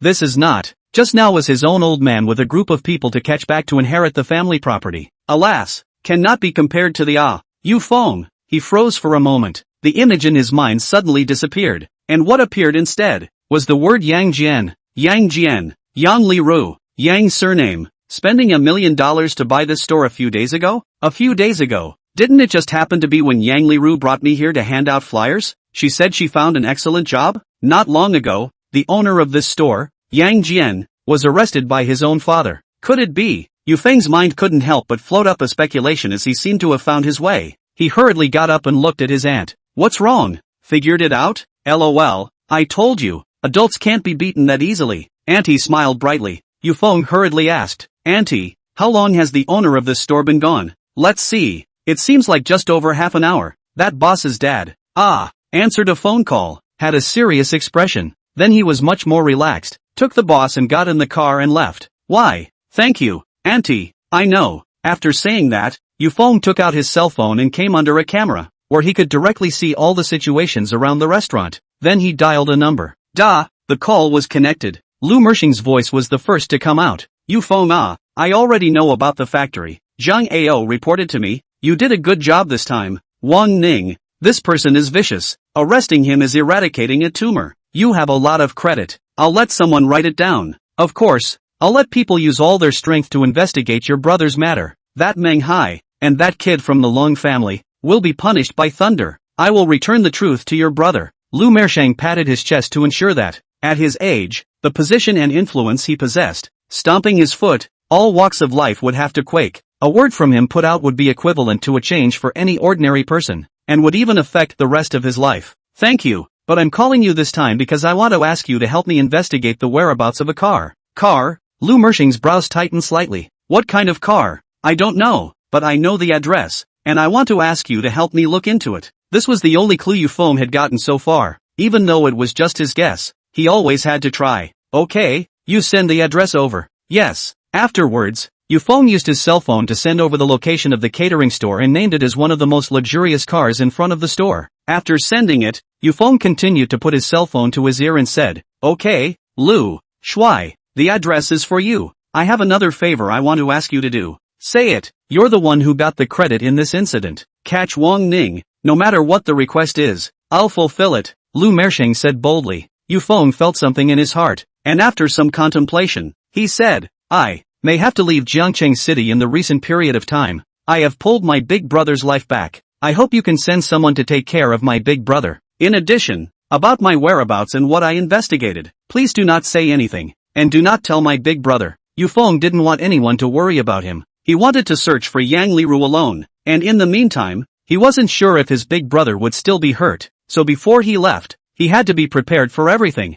Okay, I promise you, before you come back, no one in the entire Jiangcheng City will be able to touch a hair on your big brother's head. Thank you. Then, goodbye, Lu Shuai. Take care of your health. Goodbye, Wolf King. I'll wait for you to come back. Pa. The phone hung up. Yu Feng returned to the apartment. After packing up the luggage in the apartment, he got the information that Lu Mershing had sent someone to investigate, that the car entered Ning City. Then, he found a chauffeur online and had the Audi driven back to the original hotel, and after returning it to Dongshang, he set off on the road to the train station. Ning City. I'm coming. Lai Ru, you going to be there? Chapter 77 Not qualified to ask. Abandoned car factory. Countless staff put on white coats, neatly and orderly clean up the mess. The blood on the ground makes the surroundings filled with a bloody flavor. No one who enters here, do not feel uncomfortable. Each body is almost a gunshot to the head, but also in the factory power outage. Vision completely blurred situation encounter kill.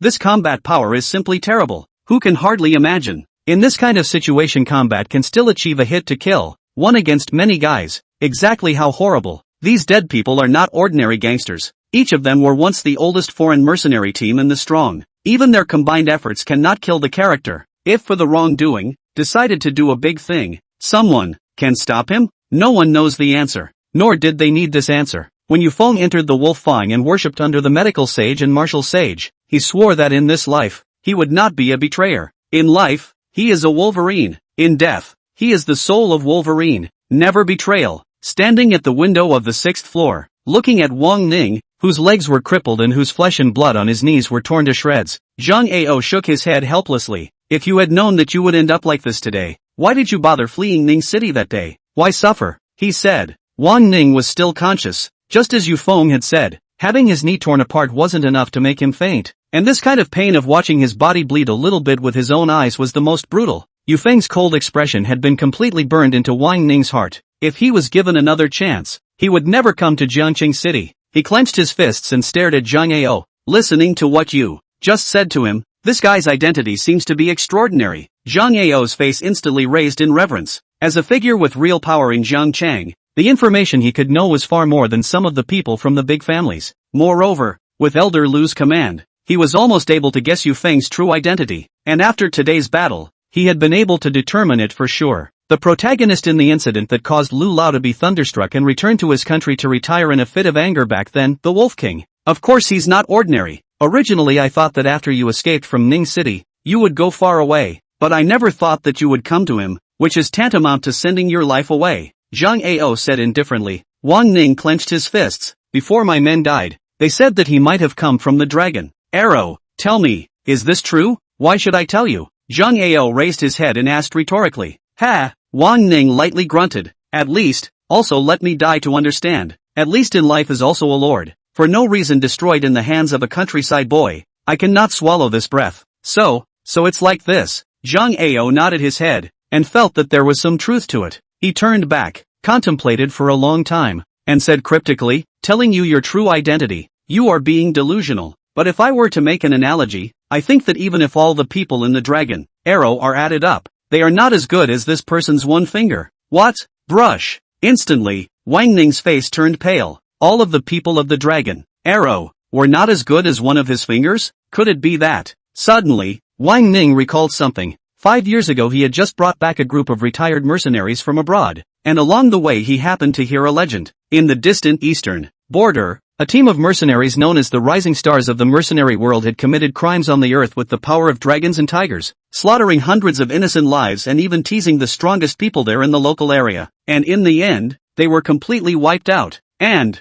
the location of their deaths was in the primitive forest 10 kilometers beyond the border. And there was only one person who wiped out this most audacious and at the same time most powerful mercenary army in history. That person, single-handedly, carrying a sniper rifle, stood under a blanket of snow and fired hundreds of shots into the sky. That man split a body in two, cut off their heads and brought them to the graves of their dead comrades, kneeling for 5 days. That man, after this incident, no more news. Is it really him? Single-handedly, the guy who exterminated more than 30 top mercenaries. At that moment, he was convinced, and his face was like ashes, and he finally realized what kind of role he had incurred. So, I've been looking for death, he murmured. His vision gradually blurred until he fainted. Looking at him, Zhang Ao shook his head and waved his hand at a staff member. Take him back. 24-hour custody. Contact Ning Cheng's people and take him away. Yes. After saying that, Zhang Ao turned around and walked towards the first floor. Just leave the rest to the others. Right now there was still a tricky matter that needed to be dealt with. And that was the Ling family. Although it was said that Ling Shen had been taken into custody, the capabilities of the Lung family were not to be underestimated. And just as he arrived at the main entrance, he was greeted by a young man wearing a black suit, sunglasses, and walking tigerishly. The jeep behind them was a capital city license plate. The eagle stopped directly in front of Zhang Ao. Your Excellency is? Zhang Ao asked solemnly. Eagle pulled his hand into his pocket, and with that, a document appeared in front of him. What? Zhang Ao's face lost color and almost didn't slow down. He took a step backwards, cold sweat breaking out. Secret Folding Division. The Secret Folding Division, which led intelligence organizations from all walks of life, and was known as the School of Espionage, was a network of classified information from all over the world. That's not true. Doesn't the Secret Folding Division only belong to the G family management? It's hard to believe that the call he received from the capital in his office earlier was sent by the G family. Is something wrong? Zhang Ao suppressed his shock and asked, where is Yu Feng? According to the intelligence, Eagle led his men to chase them here, but the weather on the road was too harsh, and their men were exhausted after tracking them for several days and nights in a row, so their speed was much slower than Zhang Ao. By the time they arrived here, the battle was already over. Zhang Ao froze for a moment. What do you guys want with him? Say, where is he? Eagle's patience was almost worn out. He was in a hurry. The old master of the G family was also in a hurry. That Mr. Nan, who was still in a coma, would be more anxious than everyone if he woke up and learned that his only son was still alive. Zhang Ao didn't immediately tell Yu Feng's whereabouts because of the identity of the secret stacking division, especially after receiving a call from Elder Lu a few minutes ago. He shook his head. I'm sorry, someone instructed me not to say anything. Who? Eagle narrowed his eyes. This person, with your authority, is not qualified to ask. None of us are qualified? Eagle began to be wary now. There were only a few dozen people around the globe who were not even qualified to ask the G family's secret folding division. Could it be that? Mr. Eagle, what now? The bodyguard at the side asked. Eagle thought for a moment and turned back. Go back and report the news to the old master. In addition, send someone to investigate the situation of the Sun Crown Prince in the past 10 years or so, and ask for it in the shortest possible time. Yes. Chapter 78, You've been dismissed. The news that Yu Feng, the younger brother of Yu Shan, the son-in-law of the third-rate family of the Gao family in Jiang City, had made a scene at the banquet of the first-rate family, the Dong family's old master, and had not only broken the legs and arms of the Lang family's youngest member at the banquet, he had also almost killed Meng Hai, the first bank's branch president, spread throughout the entire upper-class circle in just an hour. In an instant, almost everyone was talking about Yu Feng's stupidity, making a scene at the Dong family's banquet, Wasn't this looking for death? Everyone knew that after that young Master Dong's legs recovered, he would definitely inherit the throne of the Dong family, enter the core position, and take over the Dong family's business and resources step by step. And on the day of the banquet, it was the time when the young master of the Dong family announced that he would inherit the throne of the crown prince, making a scene at the banquet at this time, leaving aside the identities of the Long family's young master and manhwa. But this behavior was slapping the Dong family in the face. No one thought Yufeng would be able to survive until tomorrow. Even the Gao family would be implicated. And apart from these news, there was some information that didn't spread as if it had been deliberately concealed. For example, Yufeng had single-handedly exterminated 8 mercenaries and captured Wang Ning alive. For example, the news that Yufeng was the very same man of God who had cured the Dong family's crown prince's legs. For example, Yufeng's true identity. That night, all the people who came to the banquet were warned by the old master of the Dong family not to spread the word that Yufeng was Dong Sheng's benefactor. Even Dong Sheng himself was not allowed to reveal any information about Yufeng. Everyone was confused as to why Elder Master Dong would give such an order. Dong Sheng didn't understand. Manhwa didn't understand either. Gao Yushan didn't understand even more. At 7 o'clock in the evening, after everyone had signed the confidentiality agreement, they all dispersed. Manhwa sat on top of his sedan, and in his mind, Yufeng's murderous demonic appearance remained in his heart for a long time, unable to dissipate. There is a God in the 9-foot vault, and those who are evil for others are subject to poisonous punishment. These words, he repeated, his tone trembling. Gods? Poison punishment? He clenched his fists, his 10 fingers creaking. What the hell do you think you are? You think you are the judge? You think you can break my son's legs with your empty force? He understood that after tonight, the so-called master-servant relationship between him and the Dong family's young master Dong Sheng would be broken. The reason why the Dong family's old master had asked everyone to keep it a secret was also in his opinion for Dong Sheng's face. And secondly, to keep Yufeng's talent from being known by others and to pull it together in advance. As for the identity?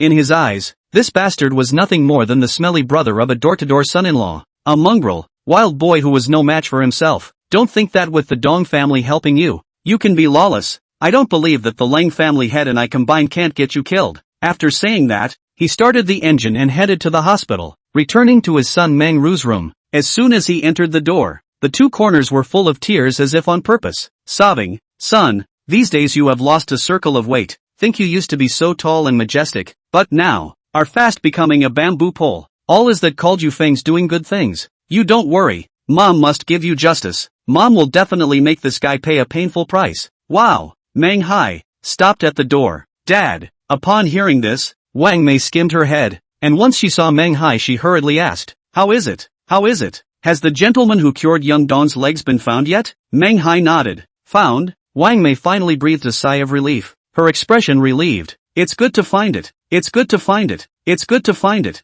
There's a cure for our son's legs. It's great. Where's the person? Why didn't you bring him here? Can't bring them here. Manhwa replied in a cold voice. What? Wang Mei was surprised. Why? Didn't you say you found him? Why can't you bring him over when you found him? You're teasing me. Do you know who he is? Manhwa asked rhetorically. Who? Yufeng. In an instant, the atmosphere in the room was oppressive and cold to the core. Yufeng. Surprisingly, it was him? Wang Mei's eyes instantly froze down, and Meng Ru, who was lying in the hospital bed, was disheartened and her face rose in disappointment. Is this heaven playing a joke on them? Or is it a matter of untying the bell? The person who caused Meng Ru's legs to be broken was Yufeng, and now the only person who could let Meng Ru get back on her feet was also Yufeng. Even if you're fooling people, you're not fooling them like this. On what grounds? Why?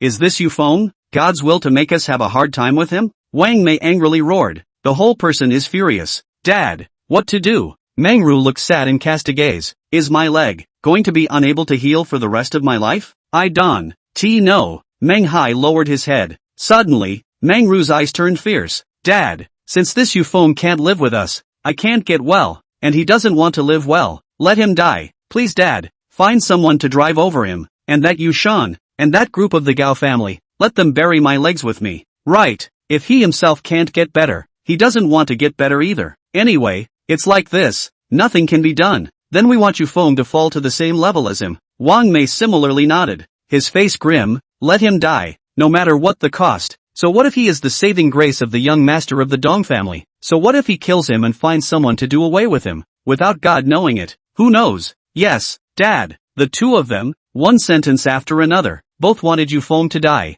Yeah, why wouldn't Manhwa want to? Of course he wanted to, and he understood that the young master of the Ling family, who had both his legs and arms broken, was undergoing emergency treatment in the operating room, and the head of the Long family was there as well. He alone is not enough. He had to work with the Long family's family head to get Yufeng killed. I know. After saying that, Meng Hai turned around and was about to go out the door, but just then, a phone call suddenly dinged from the distance. Hello? He took out his phone and put it to his ear. Say what you have to say and fart. I don't have time to waste with you here. Me, Li Ran. Chairman? Meng Hai immediately changed his tone and became fawning. Chairman, I didn't know it was you. Offended. I'm really sorry. Humph. You, Governor Meng, are so big, you can't even delay a bit of time. No wonder you can do so many ridiculous things. LOL. Meng Hai suddenly felt that something was wrong. The chairman, as the adult in the bank who had promoted himself the most, in the past, he would not have used this tone on the phone at all.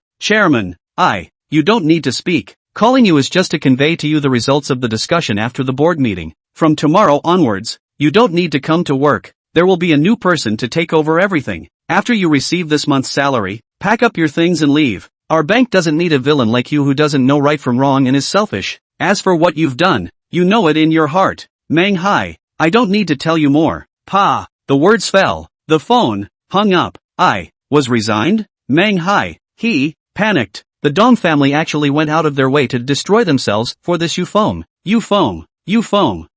Meng Hai, am not done with you. Chapter 79, your husband is fine. Similarly, Long Feng, the head of the Lang family who was filled with anger towards Feng at this very moment, also let out a roar at the same time. He stood on the balcony of Lang Shen's villa, the empty house cold and clear, as if the days ahead would also continue. Perhaps. It was indeed so. As the dynamics of Zhang Ao sending people to guard Langshan in all directions 24 hours a day passed, several fatal charges were laid before him along with strong evidence. It was a recording, a voice recorded by a special camera belonging to the entrance of Ward 502, poisoning and killing the Gao family's son-in-law, Yu Shan, and tried to plant evidence to frame Yufeng. Before that, poisoning the Gao family's granddaughter, Gao Yu Ruo, with the same chronic poison, a minor, a girl who hadn't grown up yet. The 3 charges were enough to make Langshan spend the rest of his life in prison. But he hated it. Lung Feng narrowed his eyes. The cigar at the corner of his mouth burned to the last cut without him realizing it. The smoke mixed with pungent smell drifted in the air until it disappeared, and he pinched off the cigar. Son, the grudge between that bastard Yufeng and you,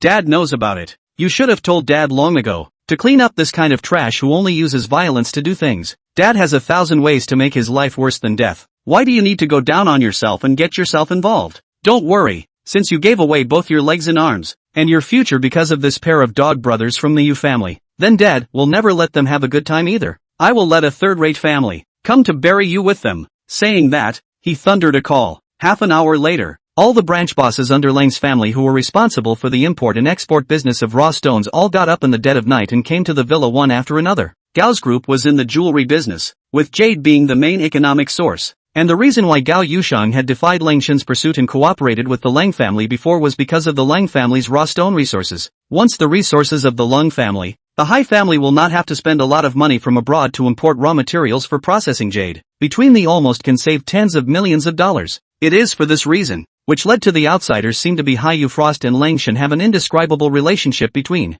But with the fall of Lang Shen, the Gao family, in the view of outsiders, will become the first force to be implicated after Yufeng's impulse tonight. On the first floor of the villa, the general manager in charge of the raw stone resources of the Lung family's regions sat on the sofa with a serious expression. Seeing Lang Feng walk down from the second floor, a dozen people stood up in unison and respectfully bent down to greet him. Good day, boss. You all know about what happened tonight. Lang Feng stood at the entrance with gloomy eyes. Yes, boss, that Gao family's son-in-law's younger brother Yufeng. He's too damn crazy. He broke both of the young master's legs and arms, and caused the young master to go to jail. This matter will never end so easily. Lang Shen was the only one who went to the Dong family's banquet tonight, and everyone at the banquet didn't dare to disclose the relationship between Yufeng and the Dong family's young master due to the confidentiality agreement. So this group of people didn't know that the benefactor that the Dong family was trying to find at great lengths was Yufeng. In their eyes, Yufeng was nothing more than a fool who could only use violence to solve things. A powerless, poor boy from the countryside. Right. We can't just let it go. Our young master has no future, and those two will have to pay a terrible price. Lang Feng nodded. Yushan's life and death is unknown now. Zhang Ao's side has sent a lot of people to take care of him. We can't move for the time being. that Yufeng's whereabouts are also unknown, but I've heard that Zhang Ao has since brought people to go chasing after him, so I guess it won't be too long before there's news. As long as he is in Zhongqing City for a day, I have a way to make him die quietly. But for now, we need to collect a little bit of interest back. Say boss, what do you want us to do? Everyone was ready. Notify down. Immediately terminate all cooperation between the Lang family and the Gao group. That Yufeng was brought by someone from the Gao family. My son ended up in this situation because of her. Gao Yusheng. Want to just wipe the slate clean? No way? Yes. After saying that, Lung Feng continued to give orders. In addition to that, Old Han, go and notify the jewelry companies abroad that work closely with us to take down all the Gao family's jewelry and terminate the contract. Yes, boss. Old Yu. Yes, boss. Go and contact those foreign raw stone mineral bosses who have cooperation with the Gao family, and release a message to them that within 1 day, if they don't dissolve their cooperation with the Gao family, from now on, the Long family, including all of the Long family's resources, will strongly suppress them until they are annexed, which is the lesser of the two. So let them see for themselves. Yes, boss. One order after another was all issued within a few minutes. If someone asked where exactly the gap between a third-rate family and a second-rate family was, then the answer would definitely be resources. Resources determine status. Resources determine wealth. Resources determine a family's future. If a second-rate family decided to suppress a third-rate family, then they would be facing not just a family, but a huge business resource. Half an hour after the order was issued, the Jade World set off a storm at 8 o'clock in the middle of the night. The owners of all the famous foreign raw stone mines issued, almost at the same time, the dissolution of their cooperation with the Gao family. On top of that, all of the region's prestigious jewelry stores released statements lifting their cooperation with the Gao family, taking down all of the Gao family's jewelry, and never working together again. As soon as the two messages alone came out, they caused an uproar. At this time, those who had the presence of mind associated it with what had happened at the Dong family's banquet today. They came to a conclusion. The Gao family was going to pay a terrible price because of Yufeng's behavior towards Langshan today, a terrible price. At this moment, Gao Yushan was walking home in the rain. She didn't drive. It was because all the things that had happened today had given him a great shock. The attitude of the crown prince of the Dong family towards Feng. There was also Yufeng's judge-like stance, a far cry from earlier, not the least bit like someone who had just gotten out of prison. On top of that, there was the news of Yushan was poisoned and killed? Really? If it is not true, how could Yufeng come to the banquet like crazy? Really? Yao Yusheng raised her head, and without realizing it, she arrived at the first hospital of Zhongqing City. In the next second, she dashed and rushed into the hospital towards Yushan's ward, but as soon as she reached the 6th floor, she found a group of people in uniform firmly guarding the entrance. Stop right there. And you are? A youth glared and stopped Gao Yusheng. I am Yushan's wife. How is he? How is he? Is he alright? Did that Ling family really poison him? Tell me, I want to know the truth. Gao Yusheng roared loudly, his face red. The two staff members looked at each other. You are Gao Yusheng, right? Go inside. Your husband is fine. Thankfully that brother of your husband saved him in time. Otherwise it would be over. It's fine. As soon as the words fell, Gao Yusheng directly rushed into the ward. Chapter 80, Prince Sun's file. Tears brushed from the corners of her eyes, covered the corners of both sides of her face. She came to the hospital bed and carefully surveyed Yushan's thinning face. The two staff members outside the door glanced at her and knowingly closed the door, slightly away from her, giving the two of them a private space. Yushan was still unconscious. Gao Yusheng sat by the bedside and gently stroked Yushan's face with one hand. The two people's past gradually came to mind. She cried and laughed, thinking of the things Yushan had done for herself. She was touched and amused, but as she laughed and laughed, her face suddenly fell with guilt. She lowered her head and muttered, I'm sorry, Yushan, all these years really made you suffer. I didn't mean it. I just want you to be more confident. There's really nothing between me and Langshan. I'm just using him. Don't think nonsense. I don't want to divorce you. I really don't want to. What I said to you in the group that day about your brother, I admit it was a bit too much, but I thought it was your brother's fault. But I realized after today that it was me who was wrong. I shouldn't have treated your brother like scum the first time he came and slapped him without apologizing. Nor should I have misunderstood him at Ruo's birthday party, and I shouldn't have said things like that. I'm sorry. Your brother is a good person. He's not scum. Yushan, can you hear me? This time, Gao Yusheng cried loudly. She tore all the pride she had always had to pieces. And it was only when Yufeng personally came to the Dong family banquet to seek justice for the sake of Yushan that she came to the full realization that she was like a joke. That Yufeng, who he treated as scum, saved his daughter Ruo twice, but he did not even have a thank you.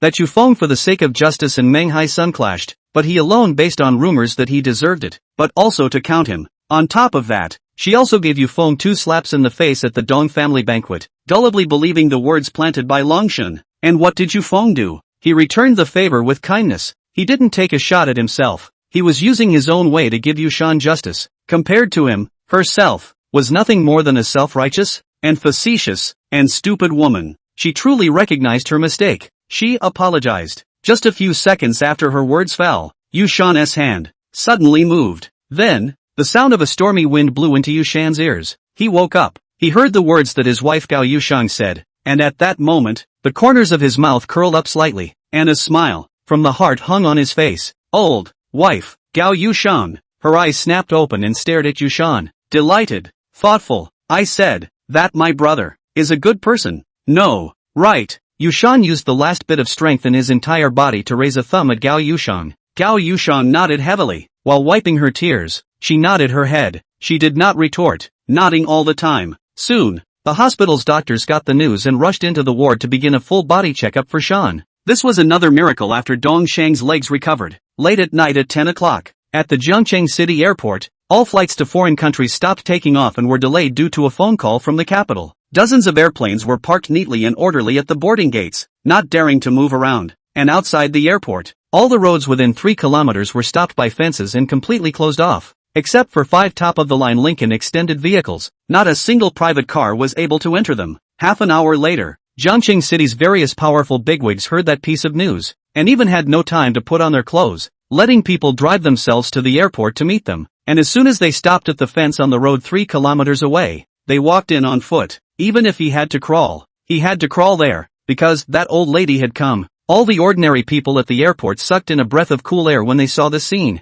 Did some big shot come today? These bigwigs that you usually only see on TV have personally come to pick them up, or on foot. I don't know. Keep your voice down. Did you see downstairs? It's all a bunch of heavily armed warriors. I'm afraid that the characters coming this time are not simple. Yes, such a big battle. Definitely not simple. And an hour after this, a private airplane coming from the capital landed at the airport in an eagle position. Soon after, an old man wearing a Zhongshan suit and walking with a tiger-like appearance walked out from the airport special channel under the protection of a group of suited bodyguards. As soon as he came out, the bigwigs from all walks of life who were firmly blocked by fences on both sides arched their hands in greeting. Old Master Ji, auspicious. The Ji family's old master had come in person. 10 minutes later, in a Lincoln Extended Edition business car, Old Master Ji was sitting on a leather sofa, staring majestically at the Dong family's old master. Even though he was the head of a first-class family in Jiangcheng, in front of Old Master Ji, he was still like a mole cricket, not daring to breathe a single breath. After listening to Eagle's report, Old Master Ji narrowed his eyes slightly. So, the order I had someone issue you is a pile of dog. In your eyes, is it? You're just going to let my Ji family's only grandson get out from under you and be lured away by a bunch of dangerous people? Boom! A short sentence, but filled with the invisible oppressive force of a superior. Elder Master Dong's face instantly turned pale, and the goosebumps all over his body felt like they were on fire. Unbearable.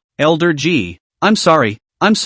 I really didn't think that the young man who came to disrupt the banquet was your grandson. If I had known that, not to mention being a dangerous person, even if a member of my Dong family dared to make a move on young Master Ji, I wouldn't have hesitated to break his dog's legs. Elder Ji. I really didn't mean to do it. Please, no need to say it. Elder Ji was too lazy to listen to nonsense. As soon as he received Eagle's news in the capital, he temporarily deployed an airplane and rushed here at fire speed. Eagle, what's the situation now? Eagle continued to report. Reporting to the family head, it has been determined that after the young master was sent out of the capital, he should have been rescued by a high-ranking person, and then adopted by the Yu family in the countryside of Jiangcheng, which means that Yu Feng, the younger brother of that door-to-door son-in-law Yushan of the third-rate family of the Gao family in Jiangcheng, is the grandson's crown prince now. Confirmed? Yes. Prince Sun's photo on the file was taken to the hospital nurse to confirm. It's exactly the same, except, Prince Sun's file is a bit strange. When Eagle said this, he deliberately paused for a moment before glancing at Elder Master Dong out of the corner of his eye.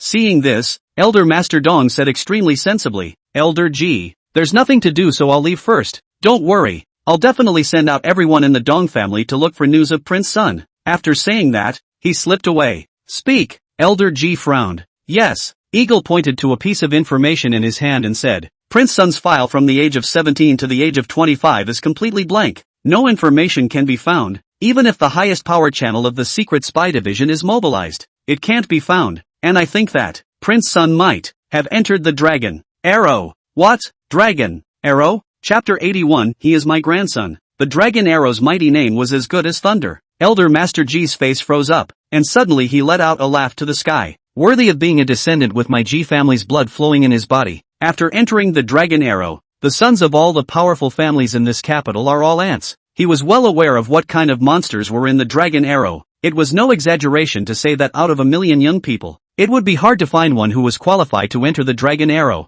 There were geniuses from all over the world, computer geniuses, espionage geniuses, and young people with unique talents in every field. And the files of every person who entered it would be treated as an absolute secret. Even the secret folding division was not qualified to access them. But in that case, it would be difficult to know information about Yufeng over the years. After a moment of contemplation, Elder Master G asked, the matter of the file, since he is not qualified to access it, there is no need to check. We just need to know that he is the grandson of my G family. What is the situation behind? Eagle said. Behind when we chased to the abandoned automobile factory, Prince Sun had already taken out the vast majority of the mercenaries from outside the country, leaving only Wang Ning alone with his legs crippled. I went to ask Zhang Ao in Jiangcheng, but he said that we weren't qualified to ask about it. I think that it should be a certain old figure who knew where Prince Sun was going and ordered not to let anyone say anything about it. Old figure? I know all those old men who live in Jiangcheng, but they don't seem to have much to do with Dragon Arrow. Go check and see what forces are also investigating while we are investigating that you families Yushan and my grandson.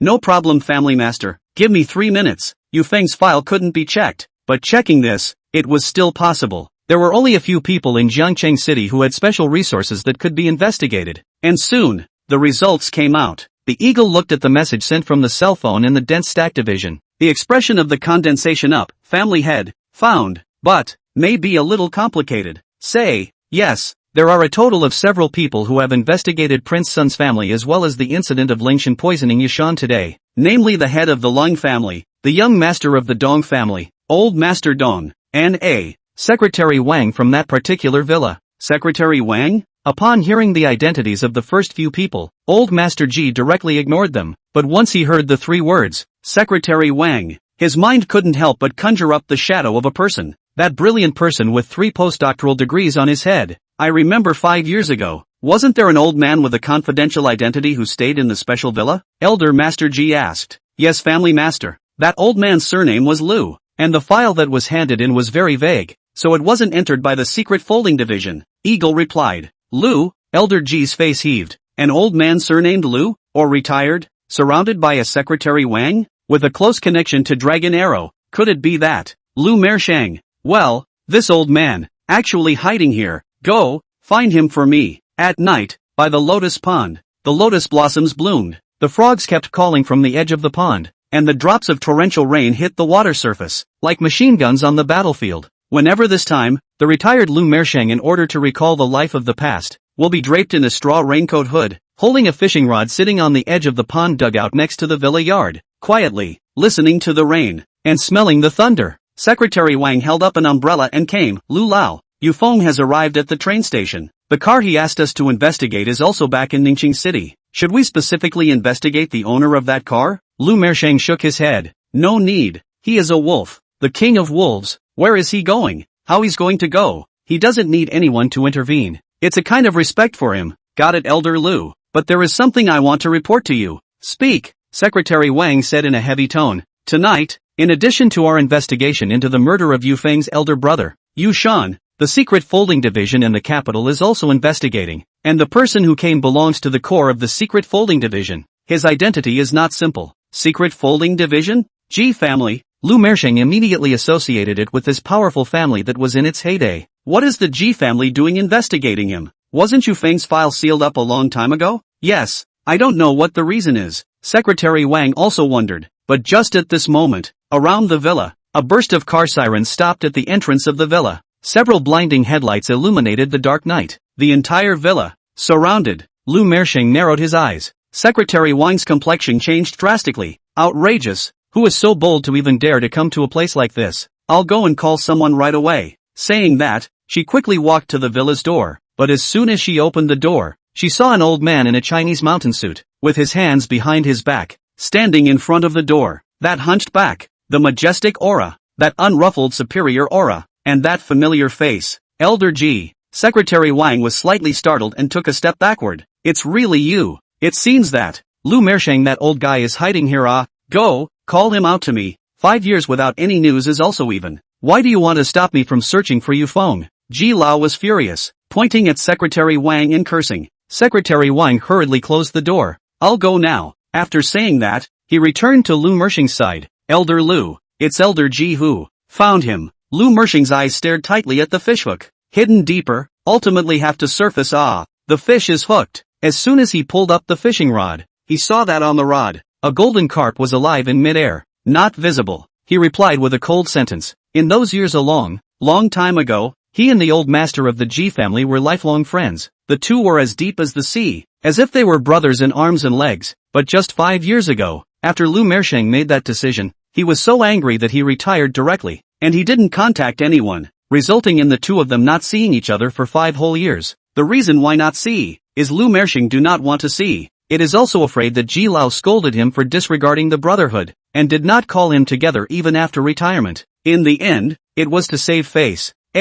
Secretary Wang that called it difficult. No way. Had no choice but to convey the response to Ji Lao. What? Don't see? Ji old master thundered. This old piker, not saying a word to hide even if, but also dare not see me. He has known me as a brother. I will go to find him now. Ji old man. Don't. Secretary Wang wanted to stop, but the old master Ji was determined. A push away from him and went to the pond, not caring about the people behind him to hold an umbrella, all the way to run in the rain. Came to the pond, saw Lu Mersheng leisurely fishing. Ji old master went up as a foot. Snap. Old piker, why don't you see me? Is it fun to hide and seek? A handful of years young or not childish? Old master Ji was furious. Lu Mersheng innocently twisted his fart. Ass. You come as you come. Bring a bunch of people with you aggressively, and send people to investigate my people. I can see you? Your people? Old master Ji glared cross-eyed. Fart your people. Do you know what you're delaying? Lu Mersheng bristled. I'm keeping him safe. That's my people. Although I don't know what you're investigating him for. You old piker. That Yu Feng isn't one of your people. He's the grandson of my old man, Lu Mersheng. His eyes widened. Shockful.